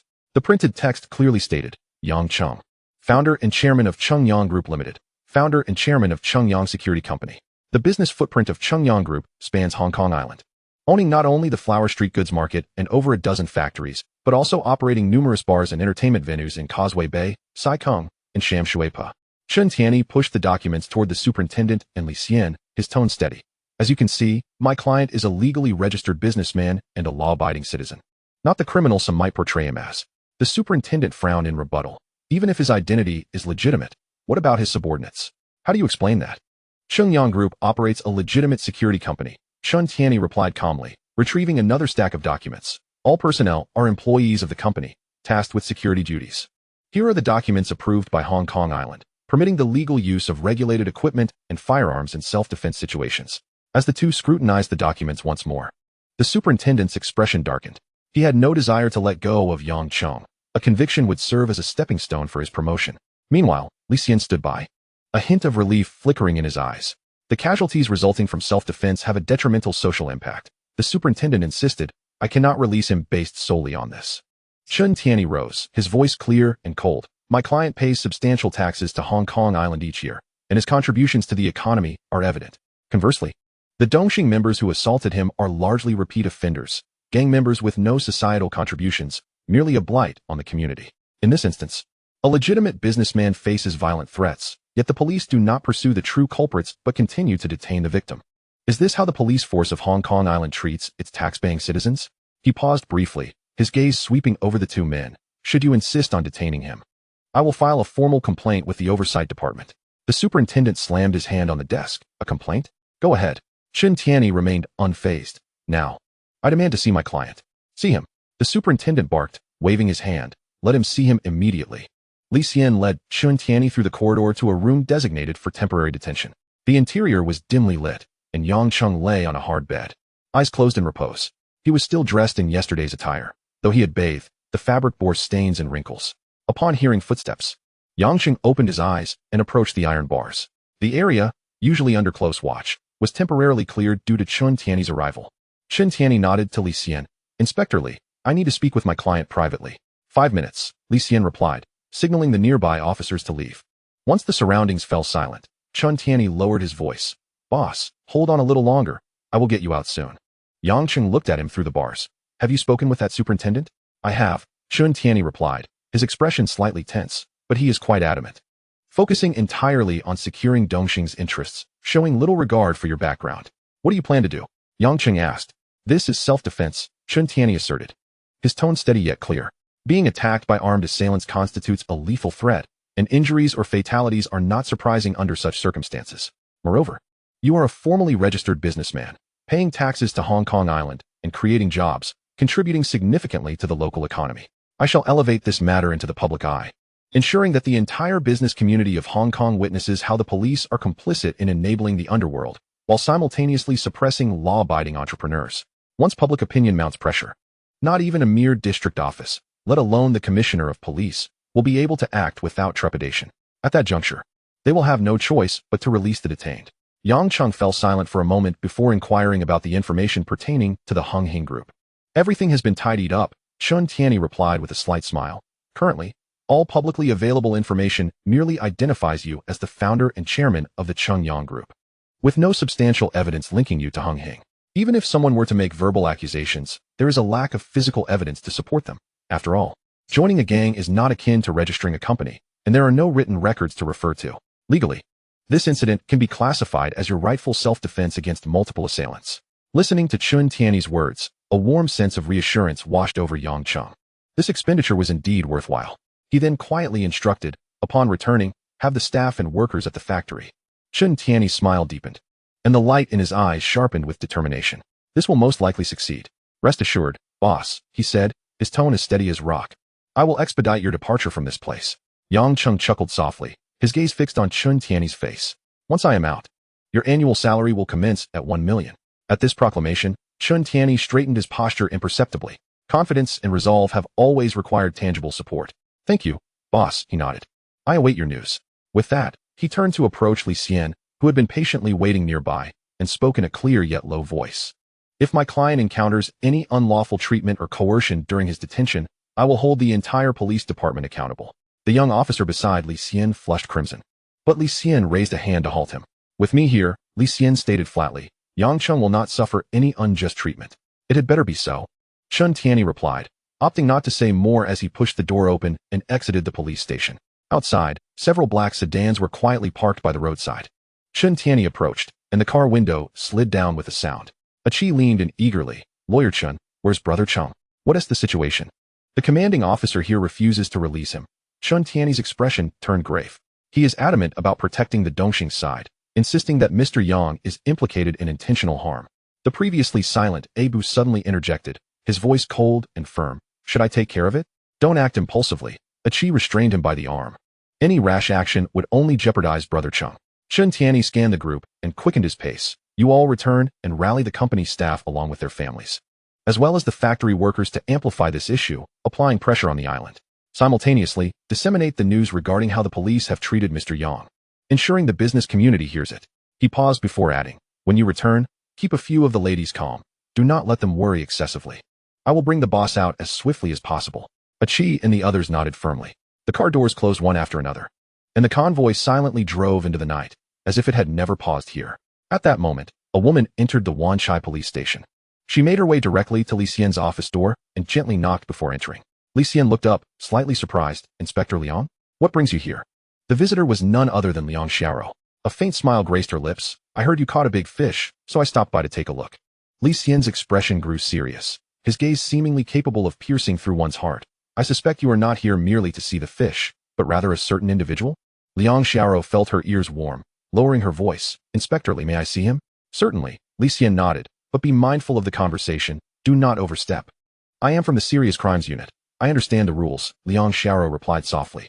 Li Xian then led her to the detention room. After Chun Tianyi had departed, Yang Cheng had returned to lying on the hard bed, leisurely whistling a fragmented tune. Hearing footsteps, he did not lift his head. Inspector Li, why have you returned so soon? It is not I who has returned. Li Xian stepped aside to allow entry. Inspector Liang is here to see you. Yang Cheng turned his gaze to see Liang Xiaoro approaching slowly, raising an eyebrow with a smile. Inspector Liang, what brings you here today? Liang Xiaoro adopted a serious expression. Why should I not come? Do not forget, I am now a police officer, and you are the detained suspect. Our statuses are no longer the same. She paused, a hint of unnoticeable stubbornness lacing her voice. This time, my rank is higher than yours. Yang Cheng chuckled, playfully elongating his tone. Yes, Inspector Liang. Li Xian quietly withdrew outside, leaving just the two of them in the room. Liang Xiaoro's cheeks flushed slightly as she beckoned him closer. Come here. For what purpose? Let me take a closer look at you. What is there to see? I am still the same. I heard you were surrounded and attacked by hundreds of people. Her voice softened, revealing concern. I need to confirm that you are not injured. Yang Cheng shrugged nonchalantly. Look at me. I am perfectly fine. What could possibly be wrong? No sooner had he spoken than he suddenly rolled off the bed, curling up on the floor and letting out a suppressed groan of pain as he clutched his back. Liang Xiaoro rushed to the bars, her voice tense. And you claim you are uninjured? Yang Cheng straightened up, responding calmly. It is merely a superficial wound. Chapter 50. Liang Xiaoro raised her voice, urging, come here. Hearing the insistence in her tone, Yang Cheng halted before the iron door. A cold barrier separated them. Liang Xiaoro extended her hand, gently lifting the hem of his shirt. Turn around. Let me see your back. Yang Cheng complied, presenting his back towards the iron door. Beneath the fabric lay a shallow wound exposed to the air. The edges of the injury were slightly inflamed, tinged with a faint pus color, evidently untreated. Bear with it. I will apply some medication, Liang Xiaoro said, twisting open a bottle of ointment, her voice dropping a notch. You let it go untreated even in this state. Are you not afraid of infection? Yang Cheng forced a smile. Officer Liang, this is a police station. Where would I find medication? Whom are you calling officer? Liang Xiaoro paused her movements, her tone deliberately cooling. If you keep calling me that, I may not assist you with the medication. All right, Xiaoro. Yang Cheng softened his tone. I will heed your wishes. That address warmed Liang Xiaoro's heart gently. She lowered her gaze, carefully applying the ointment around the wound with a cotton swab, her voice barely audible. Who was responsible for this? I heard the other party was numerous. It was the Dongxing people. Why did they come after you? Liang Xiaoro continued to inquire. Aren't you a legitimate businessman? Why would they target you? And what about those around you? Aren't they usually with a large entourage? Yang Cheng slightly tugged at the corner of his mouth. Conflicts are inevitable in the business realm. Besides, I cannot bring hundreds of people onto the streets every day. I am not Li Ka-shing. Liang Xiaoro fell silent for a moment, her touch becoming gentler. Try to keep your distance from those individuals in the future. Otherwise, She abruptly fell silent. Otherwise, how would you? Yang Cheng turned his head. Liang Xiaoro swiftly concealed the medicine bottle, her ears slightly flushed. It's nothing. The medicine is placed here. I must take my leave. She set the bottle on the ground by the door and hurriedly turned away. I will find a way to ensure your early release. Before her words could fully resonate, she had already hastened towards the far end of the corridor. Yang Cheng gazed at her silhouette vanishing around the corner, gently shaking his head, a barely perceptible smile gracing his lips. The following morning, the entire Hong Kong island seemed to ripple like a stone cast into a lake, waves of unrest surging forth. The business community was particularly shaken. Countless individuals were filled with trepidation at the sight of a law-abiding businessman brutally assaulted in broad daylight by gangsters, only to be subsequently detained by the police. If basic safety cannot be assured, what place remains for the dignity of the law? The police's continued protection of gang influences, coupled with their insistence on attributing blame to the actions of the defiant businessman, inevitably incited outrage and profound discontent among various sectors, especially within the business realm. These entrepreneurs operated legally on Hong Kong Island, injecting vitality into the city's growth and providing robust support for its economic operations. In stark contrast, gang members spent their days fomenting chaos, reveling in societal discord, even secretly engaging in dealings that jeopardized the health of citizens. When hundreds wielding weapons besiege a law-abiding businessman, yet the police lay charges against the victim, does that imply that in future encounters with such violence, businessmen can only await their demise? If they dare to defend themselves, the blame will revert to them, while the assailants roam free. Such a situation truly chills the collective heart of society. Presently, crowds were converging across Hong Kong Island. Factory workers ceasing operations in solidarity, and representatives from business associations openly expressing their vehement dissatisfaction, demanding a reasonable explanation from the police. Yang Cheng, having retaliated during an assault by the Dongxing gang resulting in a fatality, was detained by the police on charges of intentional homicide, while the fact that Dongxing had orchestrated a violent attack was downplayed. This incident continued to escalate, with growing public pressure, prompting high-level intervention. The police commissioner was summoned to urgently quell the situation. At the Wan Chai police station, a throng of citizens and workers gathered outside, all awaiting the police's response. The police chief paced back and forth in his office, grappling with a difficult decision. If he were to release Yang Cheng now, the promotion he had awaited for years would likely slip away. At over 50 years of age, missing this opportunity would make the future seem bleak. Conversely, if he chose not to release him, the crowd outside would not disperse, obstructing police operations, compounded by the tidal wave of public opinion that he could scarcely withstand alone, leaving him to rely on a change in his superior's stance. Just as he was in a state of anxiety, the phone on his desk rang sharply. The police chief answered. "This is." A stern voice on the other end reprimanded him. "What is going on?" "The governor is personally inquiring and demands immediate action from the police. Release him at once." The moment he recognized the voice, the police chief's complexion paled. It belonged to the top brass. Sweat beaded at his brow as he spoke into the receiver. "Commissioner, Yang Cheng is involved in a homicide. Releasing him now may not align with protocol." A derisive snort echoed from the other end. "Protocol? Are you in the position of commissioner, or am I?" The police chief's throat tightened. "Naturally, it is you." "Then release him immediately," the commissioner's voice, laced with suppressed anger, commanded. "In your jurisdiction, gangsters wielding weapons are creating chaos in the streets, yet you wish to detain a man acting in self-defense? If you have no intention of wearing that uniform any longer, feel free to continue obstructing." The line went dead. The police chief's fingers stiffened around the receiver, realizing that his future hinged on this directive. The Dongxing gang had instigated violence first. If they were to forcibly detain Yang Cheng under such glaring scrutiny, it would appear to be a deliberate setup. To his astonishment, the matter had escalated to the highest levels. Even the governor's office was involved, revealing a depth he had not anticipated. He summoned Li Xian. Li Xian entered, standing at attention. "Commissioner, how may I assist?" "Process the paperwork and release Yang Cheng." The police chief paused, his tone growing somber. "Continue the investigation, but focus on the illegal assembly and armed assault by Dongxing. They dared to cause such a ruckus, effectively slapping the entire police force in the face." A flicker of confusion crossed Li Xian's eyes, yet he replied, "Understood, Commissioner." As he turned to leave, he caught a glimpse of the police chief lighting a cigarette, the lighter flickering twice before catching fire. In the corridor, Ma Jun leaned against the wall, waiting. "Are we truly going to release him?" He approached, his voice barely above a whisper. Li Xian adjusted his cuffs, gazing toward the end of the corridor. "What choice do we have, with dozens of eyes upon us?" Was it he who charged into the Dongxing stronghold alone, or were hundreds surrounding him? He paused. No matter how meticulously the law is written, it cannot conceal the scales of justice in people's hearts. Ma Jun pondered for a moment before asserting, "His actions have surpassed the limits of justifiable self-defense." Li Xian scoffed. "If hundreds armed with knives were to surround you intent on your life, could you maintain control while desperately fighting back? Unless you wish for your own demise." This retort left Ma Jun momentarily speechless. Yet, he remained unwilling. "If we let him go now, such an opportunity may never arise again, Commissioner." Li Xian's expression turned grave as he lowered his voice. "The uproar this incident has caused is too significant. You've heard the winds of change. The business community is applying collective pressure. Even the commissioner may face repercussions." He glanced around to ensure no one was listening. Leaning closer to Ma Jun, "I just overheard the commissioner personally ordering Yang Cheng's release. Even the governor's office has been stirred into action." Ma Jun's pupils dilated in shock. Never having anticipated the situation would escalate to such an extent, he fell silent, following Li Xian quietly. They arrived at the detention room's iron bars, only to find Yang Cheng lying on the narrow bed with closed eyes, his breathing steady. Li Xian rapped on the bars. "Yang Cheng, you are free to go." Yang Cheng slowly opened his eyes, his tone calm. "Officer Li, since you have determined that I committed murder, I must remain here to await judgment. Moreover, he closed his eyes again. This place provides food and shelter. I find it quite comfortable. Both Li Xian and Ma Jun were momentarily taken aback. They had never encountered anyone who could find comfort in a police detention room, let alone someone unwilling to leave such a confined space. Ma Jun's anger flared, while Li Xian felt a wave of frustration. If Yang Cheng truly refused to leave, the external pressure would only intensify. Don't be ungrateful. Ma Jun slammed his hand against the iron bars.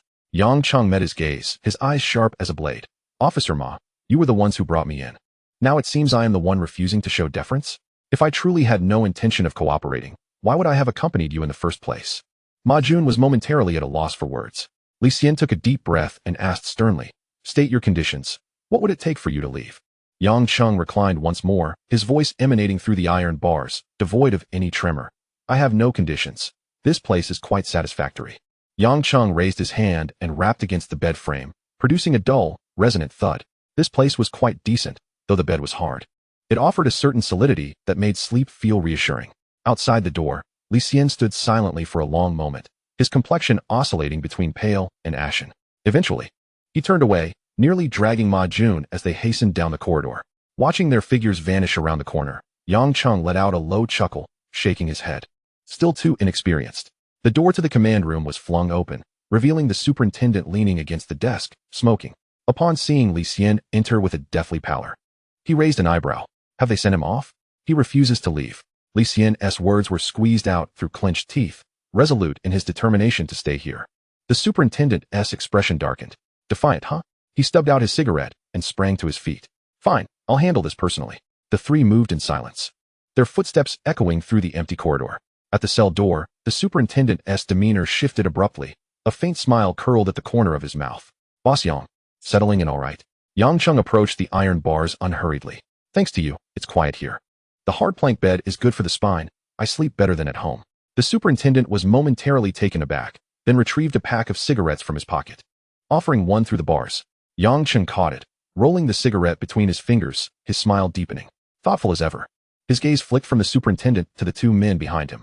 Take notes. A vein twitched on Ma Jun's temple. Yang Cheng placed the cigarette between his lips, but made no move to light it. Only then did the superintendent realize and nodded toward Ma Jun.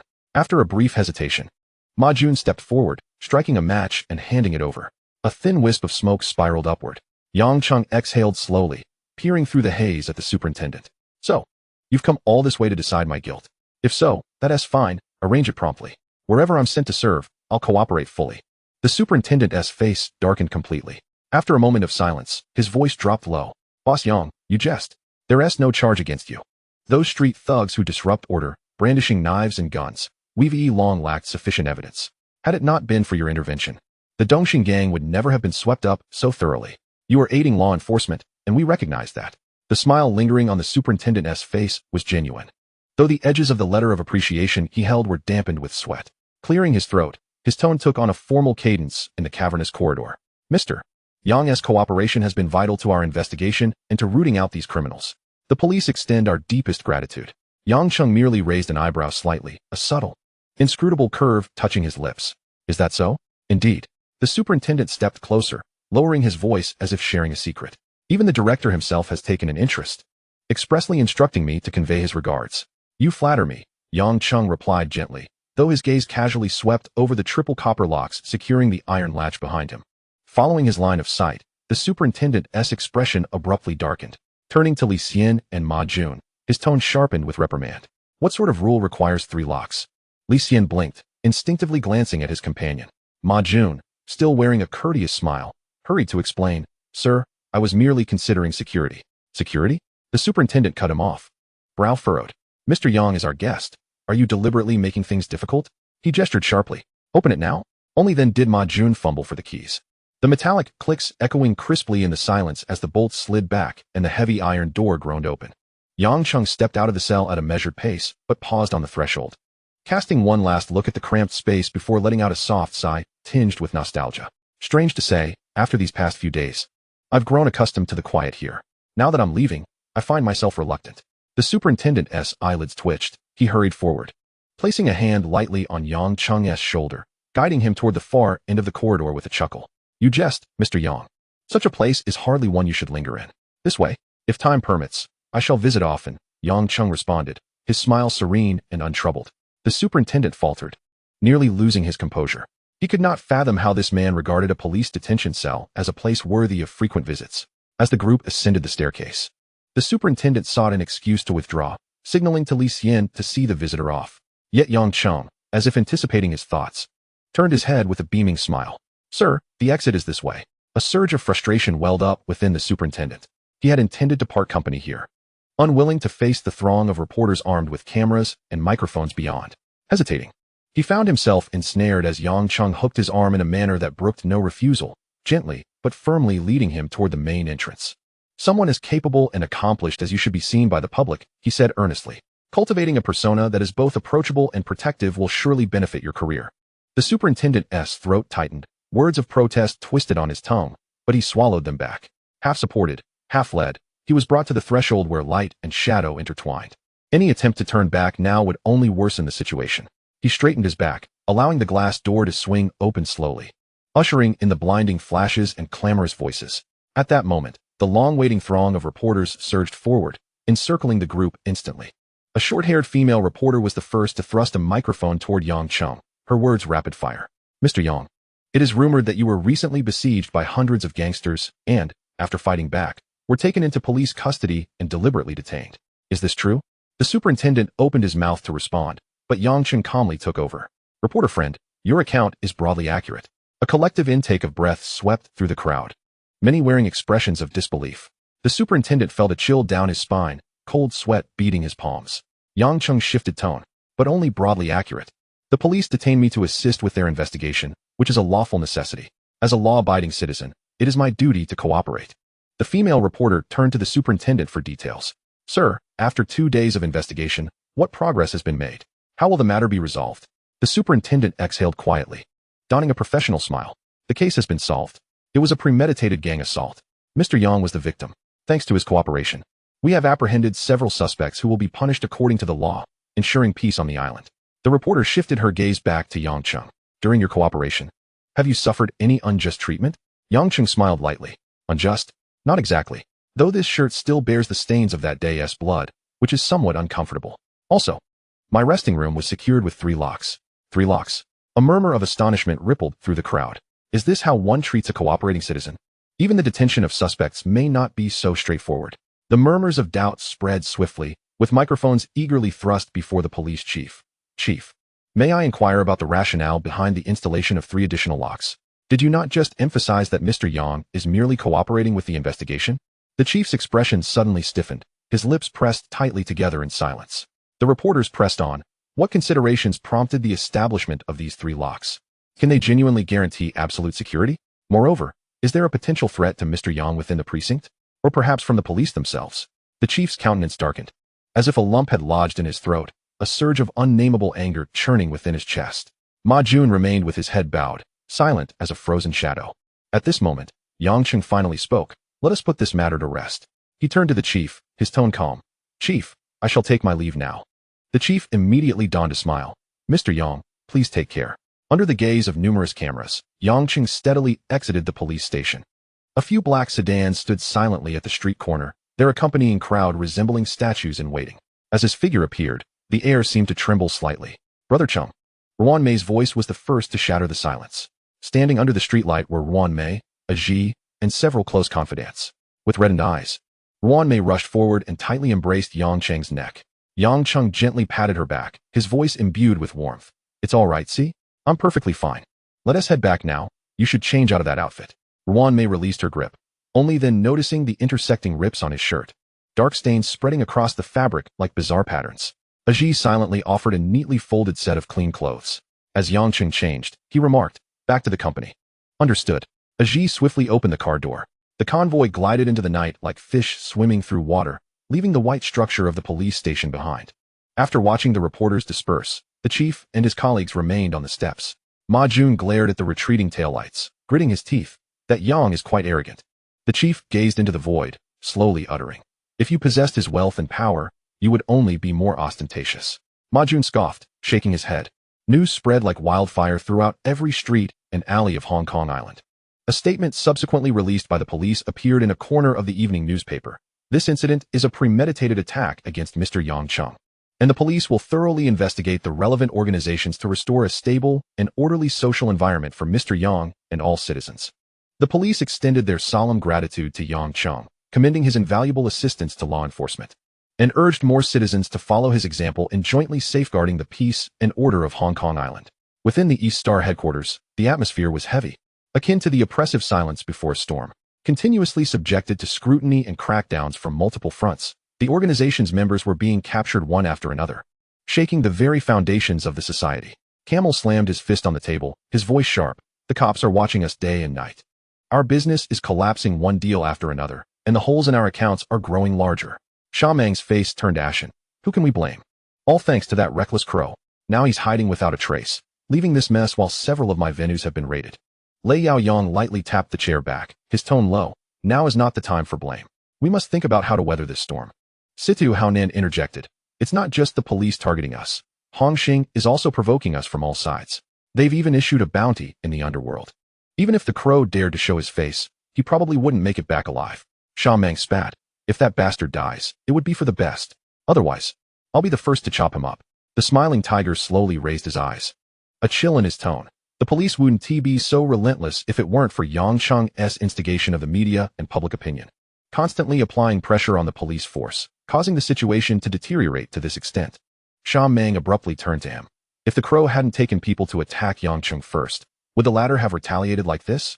The root of the trouble lies with that crow, who is more of a liability than an asset. At that moment, a subordinate quietly entered, whispering a few words into Situ Haonan's ear before hurriedly departing.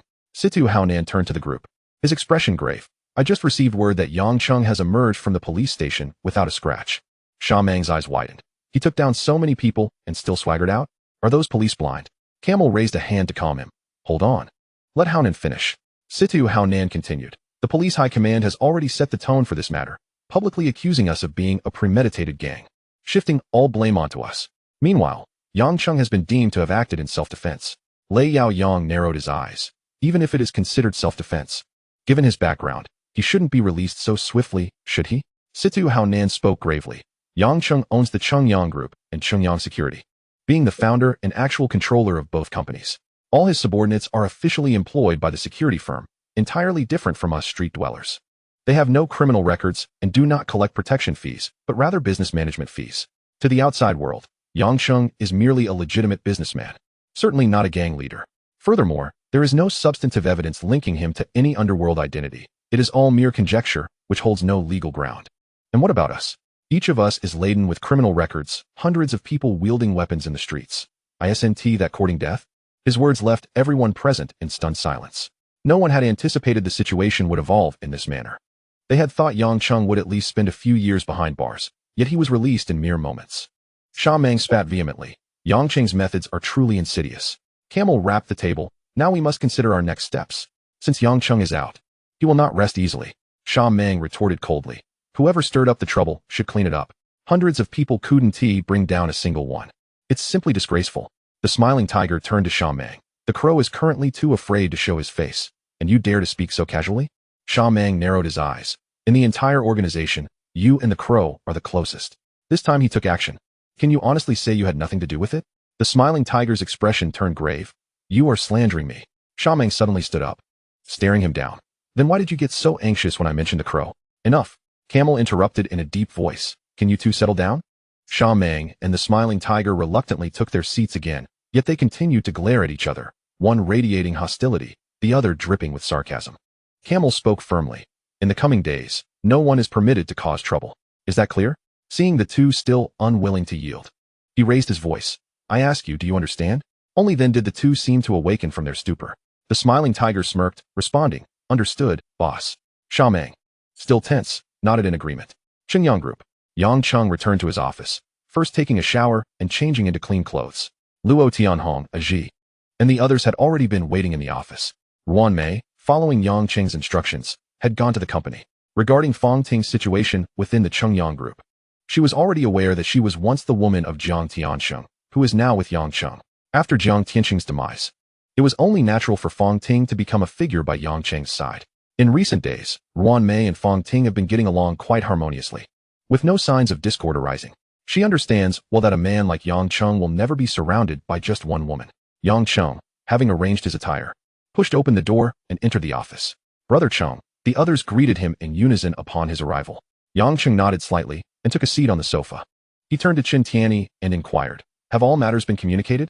With a smile, Chen Tianyi replied, "Everything has been arranged, and the brothers have returned to their respective posts." Yang Cheng smiled faintly. "You have done remarkably well this time. You deserve a reward.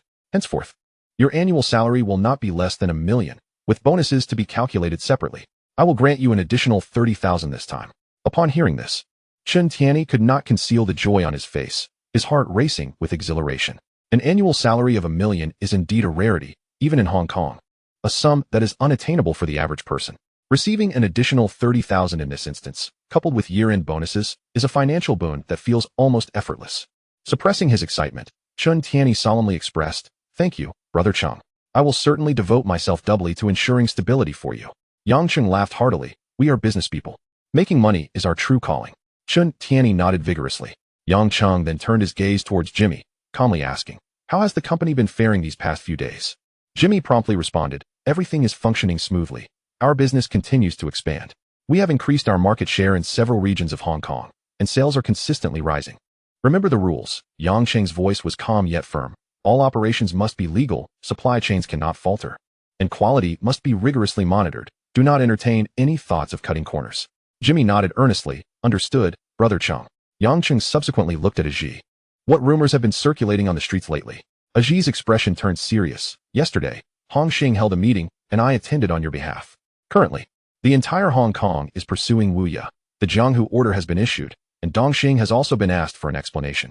He paused before continuing. "Last night, several venues belonging to Dong Xing were raided. It was not only Hong Xing that acted, but the police also seized the opportunity to conduct a sweep." Yang Cheng's gaze darkened at the mention of Wu Ya. He murmured the name, then asked, "Where is he now?" Aji shook his head. "Since the night before last, he has vanished. Both the Underworld and the law enforcement are searching for him, and Dong Xing is also conducting its own search. I suspect he will try to leave Hong Kong." After a moment of silence, Yang Cheng turned to Abu. "Abu, find Wu Ya. Remember, I want him alive." Abu nodded expressionlessly. "Leave it to me." Yang Cheng then looked at Luo Tianhong. "In recent days, have any other gangs encroached upon our territory?" Luo Tianhong replied, "None. The police are keeping a close watch, and no one dares to act recklessly. Any gang that provokes trouble now will end up like Dong Xing." Yang Cheng nodded slightly. At that moment, Aji suddenly spoke up. "Brother Cheng, during yesterday's meeting, Chen Yao mentioned the selection of a new chairman." Yang Cheng raised his eyes, his tone nonchalant. "Let them do as they please. As long as it does not interfere with us, anyone can take the position. We will not vie for that seat." Luo Tianhong frowned. "Why not? Given our current influence, are we not qualified?" Chen Tianyi slowly interjected, "Tianhong, in the eyes of the public, Brother Cheng is already the chairman of the Cheng Yang Group, a compliant businessman, no longer the person he once was in the Underworld. If Brother Cheng were to assume the leadership position in Hong Xing, it would hinder his future. In that scenario, the police would have reason to keep a close watch on him. At present, Brother Cheng should focus on expanding the business and establishing an image, gradually cleansing the remnants of his past. Those who tread that path will ultimately be unable to step into the light, forever lurking in the shadows." Yang Cheng nodded with a smile. "Tianyi speaks wisely. Those who traverse that road are merely the brash men of their time, eternally trapped in the lower echelons of society. Only by thoroughly cleansing ourselves can we secure a long-term future. Hence, from the very beginning, I established the company to bring all brothers into the fold of our security enterprise. This way, we have fundamentally distinguished ourselves from those who roam the streets." Listening to their conversation, Luo Tianhong's eyes gradually brightened. He smiled at Yang Cheng. Brother Cheng is indeed far-sighted, having chosen the path to ascend from the outset. Chen Tianyi also smiled. "Indeed, Brother Cheng's strategies are always a step ahead. From the very day you embarked on this journey, you have ceased to be one of those ensnared in the old Jianghu." Thank you, Brother Cheng." The group bowed in unison to Yang Cheng. He waved his hand, his expression gentle. "We are all brothers. There is no need for such formality. Since I am your elder brother, it is only natural that I lead everyone towards a legitimate path. The police have intensified their crackdowns over the years. Associations in Hong Kong are ultimately not a long-term strategy and will inevitably be reckoned with by the tides of time." As a lawyer, Chen Tianyi, an outsider to such situations, viewed them with exceptional clarity. However, he never anticipated that Yang Cheng, once a figure from the Jianghu, had foresightly discerned the winds of change from the very beginning. Since meeting Yang Cheng, He had come to realize that this elder brother possessed vision far beyond the ordinary, harboring aspirations for a broader horizon, and had long since devised plans for the future. Yang Cheng rose and instructed, "That will be all for today. Please attend to the matters assigned to you, ensuring meticulousness and thoroughness to avoid any oversights." "Understood, Brother Cheng." The group acknowledged and gradually exited the office. Yang Cheng leaned back alone on the sofa, closing his eyes in contemplation. When the door to the office was knocked upon, Yang Cheng was reclining on the rigid sofa. The board was too hard for restful sleep, so he had opted to rest his eyes here. "Brother Cheng, are you there?" A woman's voice came from outside the door. "Come in," Yang Cheng replied. Fong Ting entered, walking lightly to his side. Noticing his eyes still closed, she quietly sat at the edge of the sofa, her gaze fixed upon his face. "Have you adapted well here these past few days?" Yang Cheng inquired, keeping his eyes shut. "Quite well," Fong Ting smiled. "Especially with Wan Mei. She has been very considerate towards me. It seems she is aware of our past, and I can tell she is your woman." Yang Cheng's lips curled slightly. "Do you wish to return to the mid-levels villa, or would you prefer to stay here with me?" Fong Ting's expression grew earnest.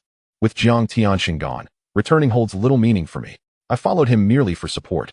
All he sought was my presence." She paused, gently resting her hand on Yang Cheng's shoulder, pressing lightly. "But I was once with Jiang Tianxin. If I truly follow you, will there be?" "You merely followed him. You were not married to him," Yang Cheng interrupted, his tone flat. "He is dead now. Can you not seek a new path?" This statement brought a sigh of relief from Fong Ting.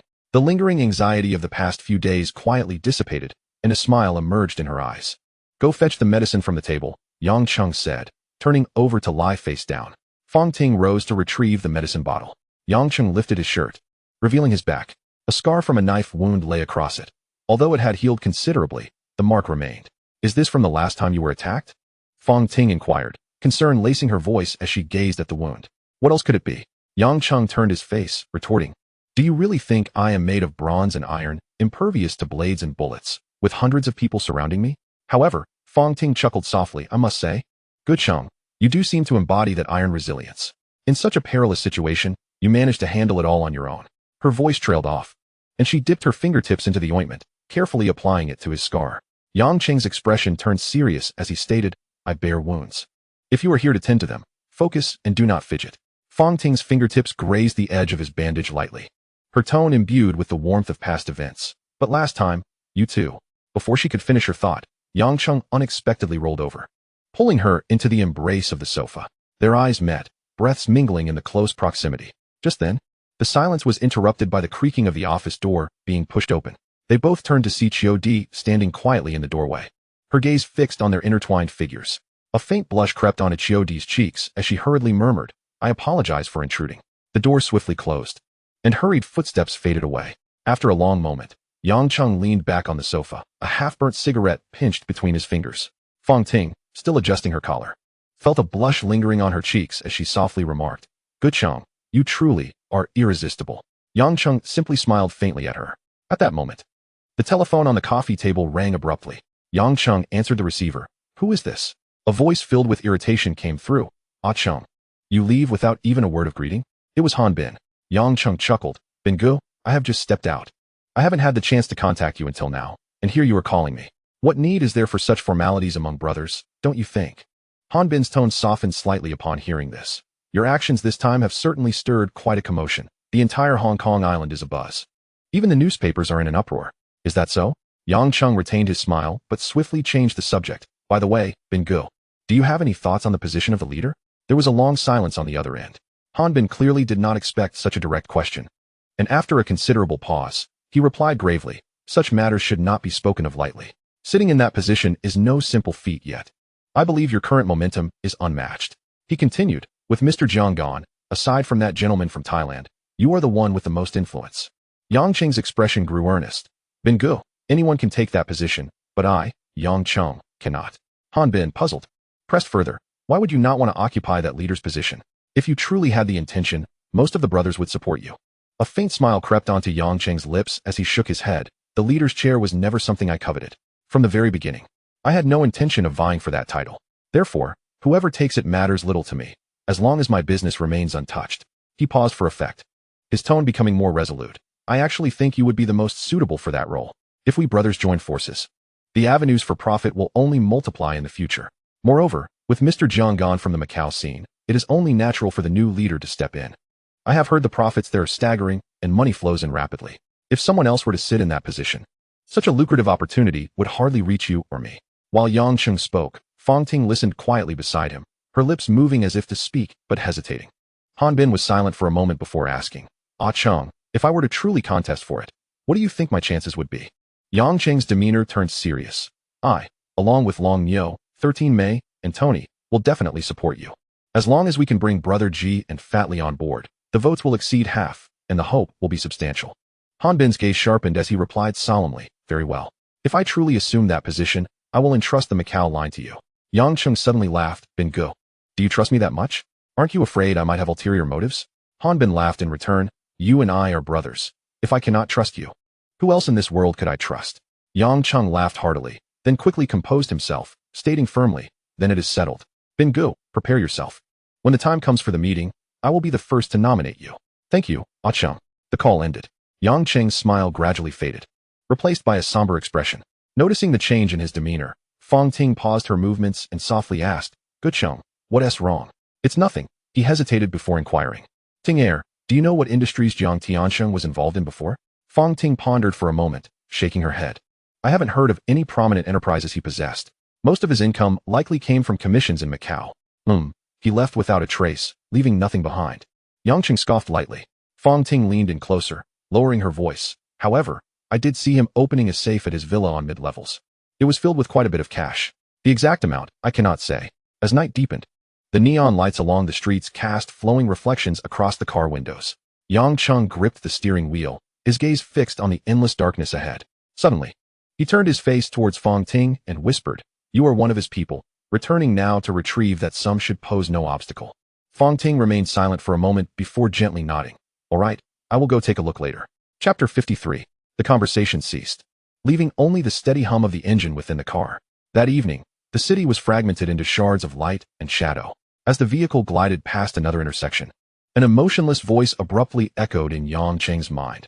"Hidden mission completed. Successfully extricate from the police station. Would you like to claim your reward?" At that moment, Yang Cheng was driving Ruan Mei towards the villa, while Aji had taken another vehicle to return Fong Ting to mid-levels. He remained unperturbed, responding internally, "Claim. Reward confirmed.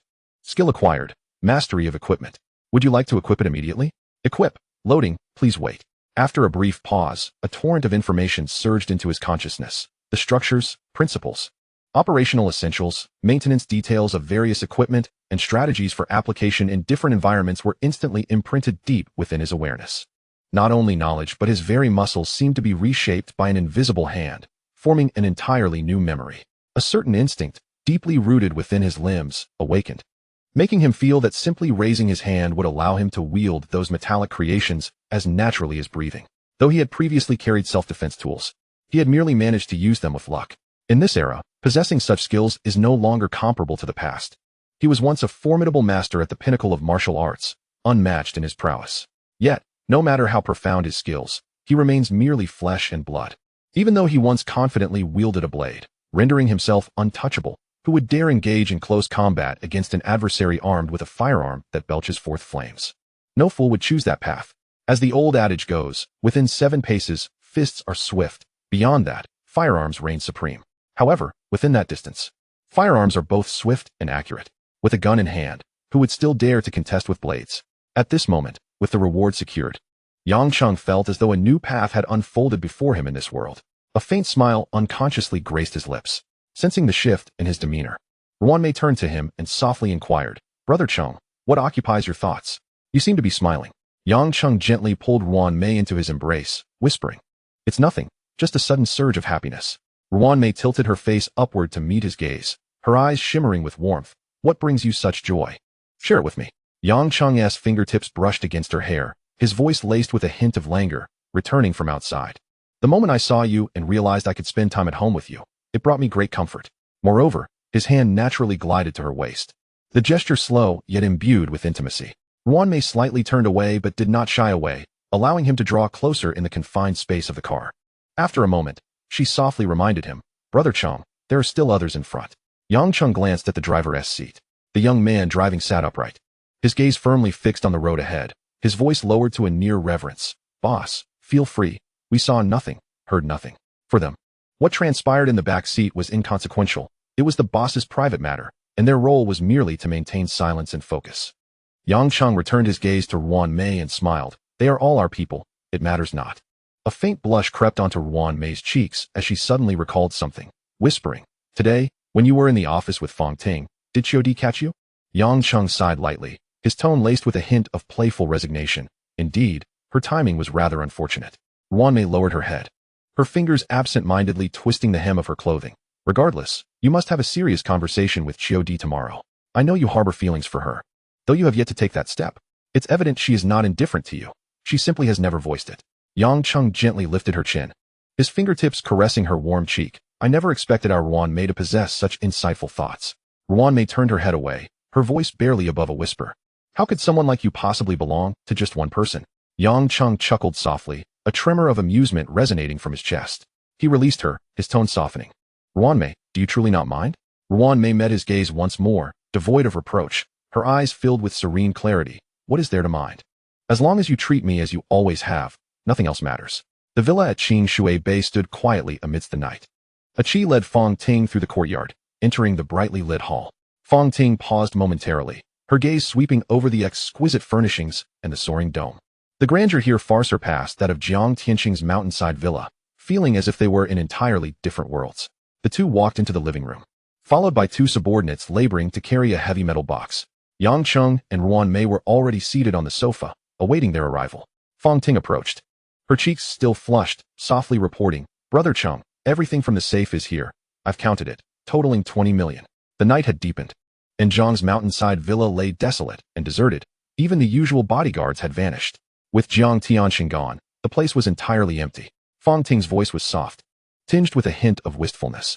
Yang Cheng looked at her. "You weren't noticed on the way here, were you?" "Rest assured," Fong Ting replied with a slight smile. "Even if I were seen, what of it? After all, I was once the mistress of this place. Returning to retrieve some old belongings is entirely reasonable." "That's good to hear," Yang Cheng nodded, then instructed, "You all stay here. I have some matters to attend to." He rose, and a Qi followed closely. "Brother Cheng, where are we headed at this late hour?" A Qi inquired, gazing out at the dark night through the car window. "To the not returning people bar," Yang Cheng replied, his eyes fixed on the distant flickering lights. It was time to bring Xiao Xiao back. He felt a sense of guilt for having left her alone there for so long. Now that Fong Ting was by his side, it was truly unreasonable to leave Xiao Xiao outside. The wheels rolled over the damp streets, heading towards the depths of the neon-lit night. Meanwhile, at Camel's residence, the lights blazed brightly. Situ Haonan stood in the study, gazing at Camel, who sat ensconced in shadow. "Boss, you summoned me in the dead of night. Is there something urgent?" Camel exhaled a slow plume of smoke, his expression grave. "The crows have stirred too much this time. Yang Cheng will not let this go without a response. The authorities are keeping a close watch. Confronting them head-on would be unwise. I believe it is time to have a discussion." Situ Haonan understood. "Are you planning to initiate contact?" "We were in the wrong first." Camel extinguished his cigarette, contemplating. To provoke the dragon and then eliminate the negotiator is too extreme. Yang Cheng's current strength is no less than ours at East Star. He may not have as many men, but each of his subordinates is formidable. Should a full-scale conflict erupt, unless we mobilize all our forces, we might only be able to suppress him temporarily. However, such an action would inevitably attract the authorities' attention, and other factions would seize the opportunity to sever our escape routes. At that point, the situation would become unmanageable. Situ Haonan was acutely aware of Camel's concerns. Should a confrontation occur, they might not emerge victorious. Ever since He Yang's defeat, he had been cautious to avoid direct confrontation with Yang Cheng, as the disparity in strength loomed like an invisible wall. "I understand," Situ Haonan replied solemnly. "I will contact Yang Cheng promptly to arrange a meeting." Camel shook his head gravely. "This time, I will handle the negotiations personally. You all just need to follow my lead." "Understood." The noise at the not returning people bar was nearly deafening. Dazzling lights sliced through the throng, while the pulsating beat made the floor tremble slightly. Yang Cheng navigated through the smoke-laden edges of the dance floor, making his way to the bar. Xiao Xiao was intently fiddling with a shaker, her silhouette appearing slender and forlorn under the dim blue lights. Xiao Xiao. At the sound of her name, she looked up, her eyes suddenly reflecting his outline. Almost instinctively, she darted around the bar and into his embrace, her arms tightly encircling his back, burying her face into his shoulder. "Come home with me," Yang Cheng's voice whispered in her ear. She did not respond verbally, merely nodding vigorously, until their figures vanished into the night outside. Ajah finally squeezed out from the dance floor, breathless as he clung to the edge of the bar. "Did Brother Cheng just come by?"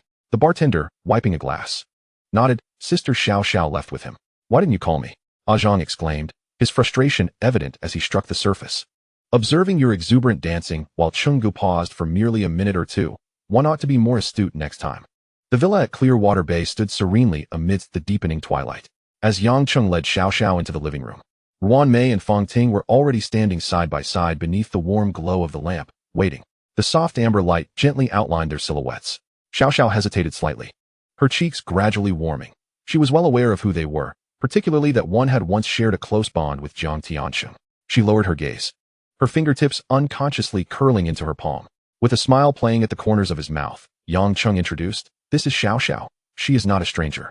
Ruan Mei's gaze flickered past Yang Cheng as she approached Xiao Xiao, taking her hand in hers. "Sister Xiao Xiao, let us go inside and ignore that frivolous fellow," she remarked. Casting a pointed glance at Yang Cheng, Fong Ting followed suit with a smile, and together they ushered Xiao Xiao into the house. It was only then that Yang Cheng grasped the situation, raising an eyebrow and teasingly inquiring, "Oh, so you two have conspired against me?" Ruan Mei's ears flushed slightly, yet she upheld her chin defiantly. "Did I speak incorrectly? You simply lack decorum." Yang Cheng merely chuckled as he watched the three of them retreating. As the morning light streamed through the gauzy curtains, Yang Cheng awoke from his slumber. He rose quietly, leaving the bedroom, initially feeling a touch of discomfort, but soon shook his head with a sense of ease. Descending the stairs after a shower, he found breakfast already prepared in the dining room. Two housekeepers awaited nearby. Exchanging astonished glances as they noted Yang Cheng's untroubled demeanor, it seemed he was entirely unscathed, appearing even more spirited than the day before. The nourishing ingredients they had prepared now seemed superfluous. Those were, after all, recipes suited for men, and it would be inappropriate for women to partake, thus wasting such fine ingredients. While Yang Cheng enjoyed his breakfast, footsteps could be heard outside. It was Azai. "Come, sit and have a bite." Yang Cheng gestured with a nod. Azai never engaged in pleasantries with him. Their bond forged through years of trials had long since dispensed with such formalities. He naturally took a seat, retrieving a steaming bowl of porridge. "Came over this early for a reason?" Yang Cheng inquired as he picked up a piece of dim sum. Azai glanced at his watch, chuckling. "Chenggu, it's already 10 o'clock, it's hardly early." Yang Cheng followed his gaze to the clock on the wall, suddenly realizing. Perhaps it was due to the late conclusion of last night's card game that he had overslept by an additional half hour. He shook his head with a smile. "I lost track of time while playing cards last night, and indulged in a bit of extra sleep this morning." As the morning light gently illuminated the window frames, Azai lowered his voice, tinged with urgency. "Chenggu, the Hongxing headquarters has sent word that there will be a meeting this afternoon." Yang Cheng, leisurely stirring his porridge, paused momentarily at the mention. "So soon?" There was not a whisper of this yesterday.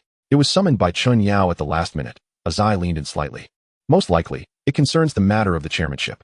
Yang Cheng set down his bowl, a low snicker escaping his throat. That old fox Chun Yao, not even allowing one to finish a peaceful breakfast. Azai hesitated for a moment before adding, "There's one more thing. This morning, a messenger from Dongxing's Situ Haonan came by, stating that their head, Camel, wishes to speak with you." "Speak." Yang Cheng's lips curled into a sardonic smile, his eyes devoid of warmth. "It was merely a matter of keeping an eye on the situation, fearing they might strike while we are vulnerable, with our territory compromised. Just seeking a moment to breathe." Azai awaited his signal. Yang Cheng, unhurried, swallowed half a glass of milk before responding nonchalantly, "Since Camel has extended the invitation, we must grant him this courtesy. If negotiations are to take place, the terms must be satisfactory to us. Otherwise,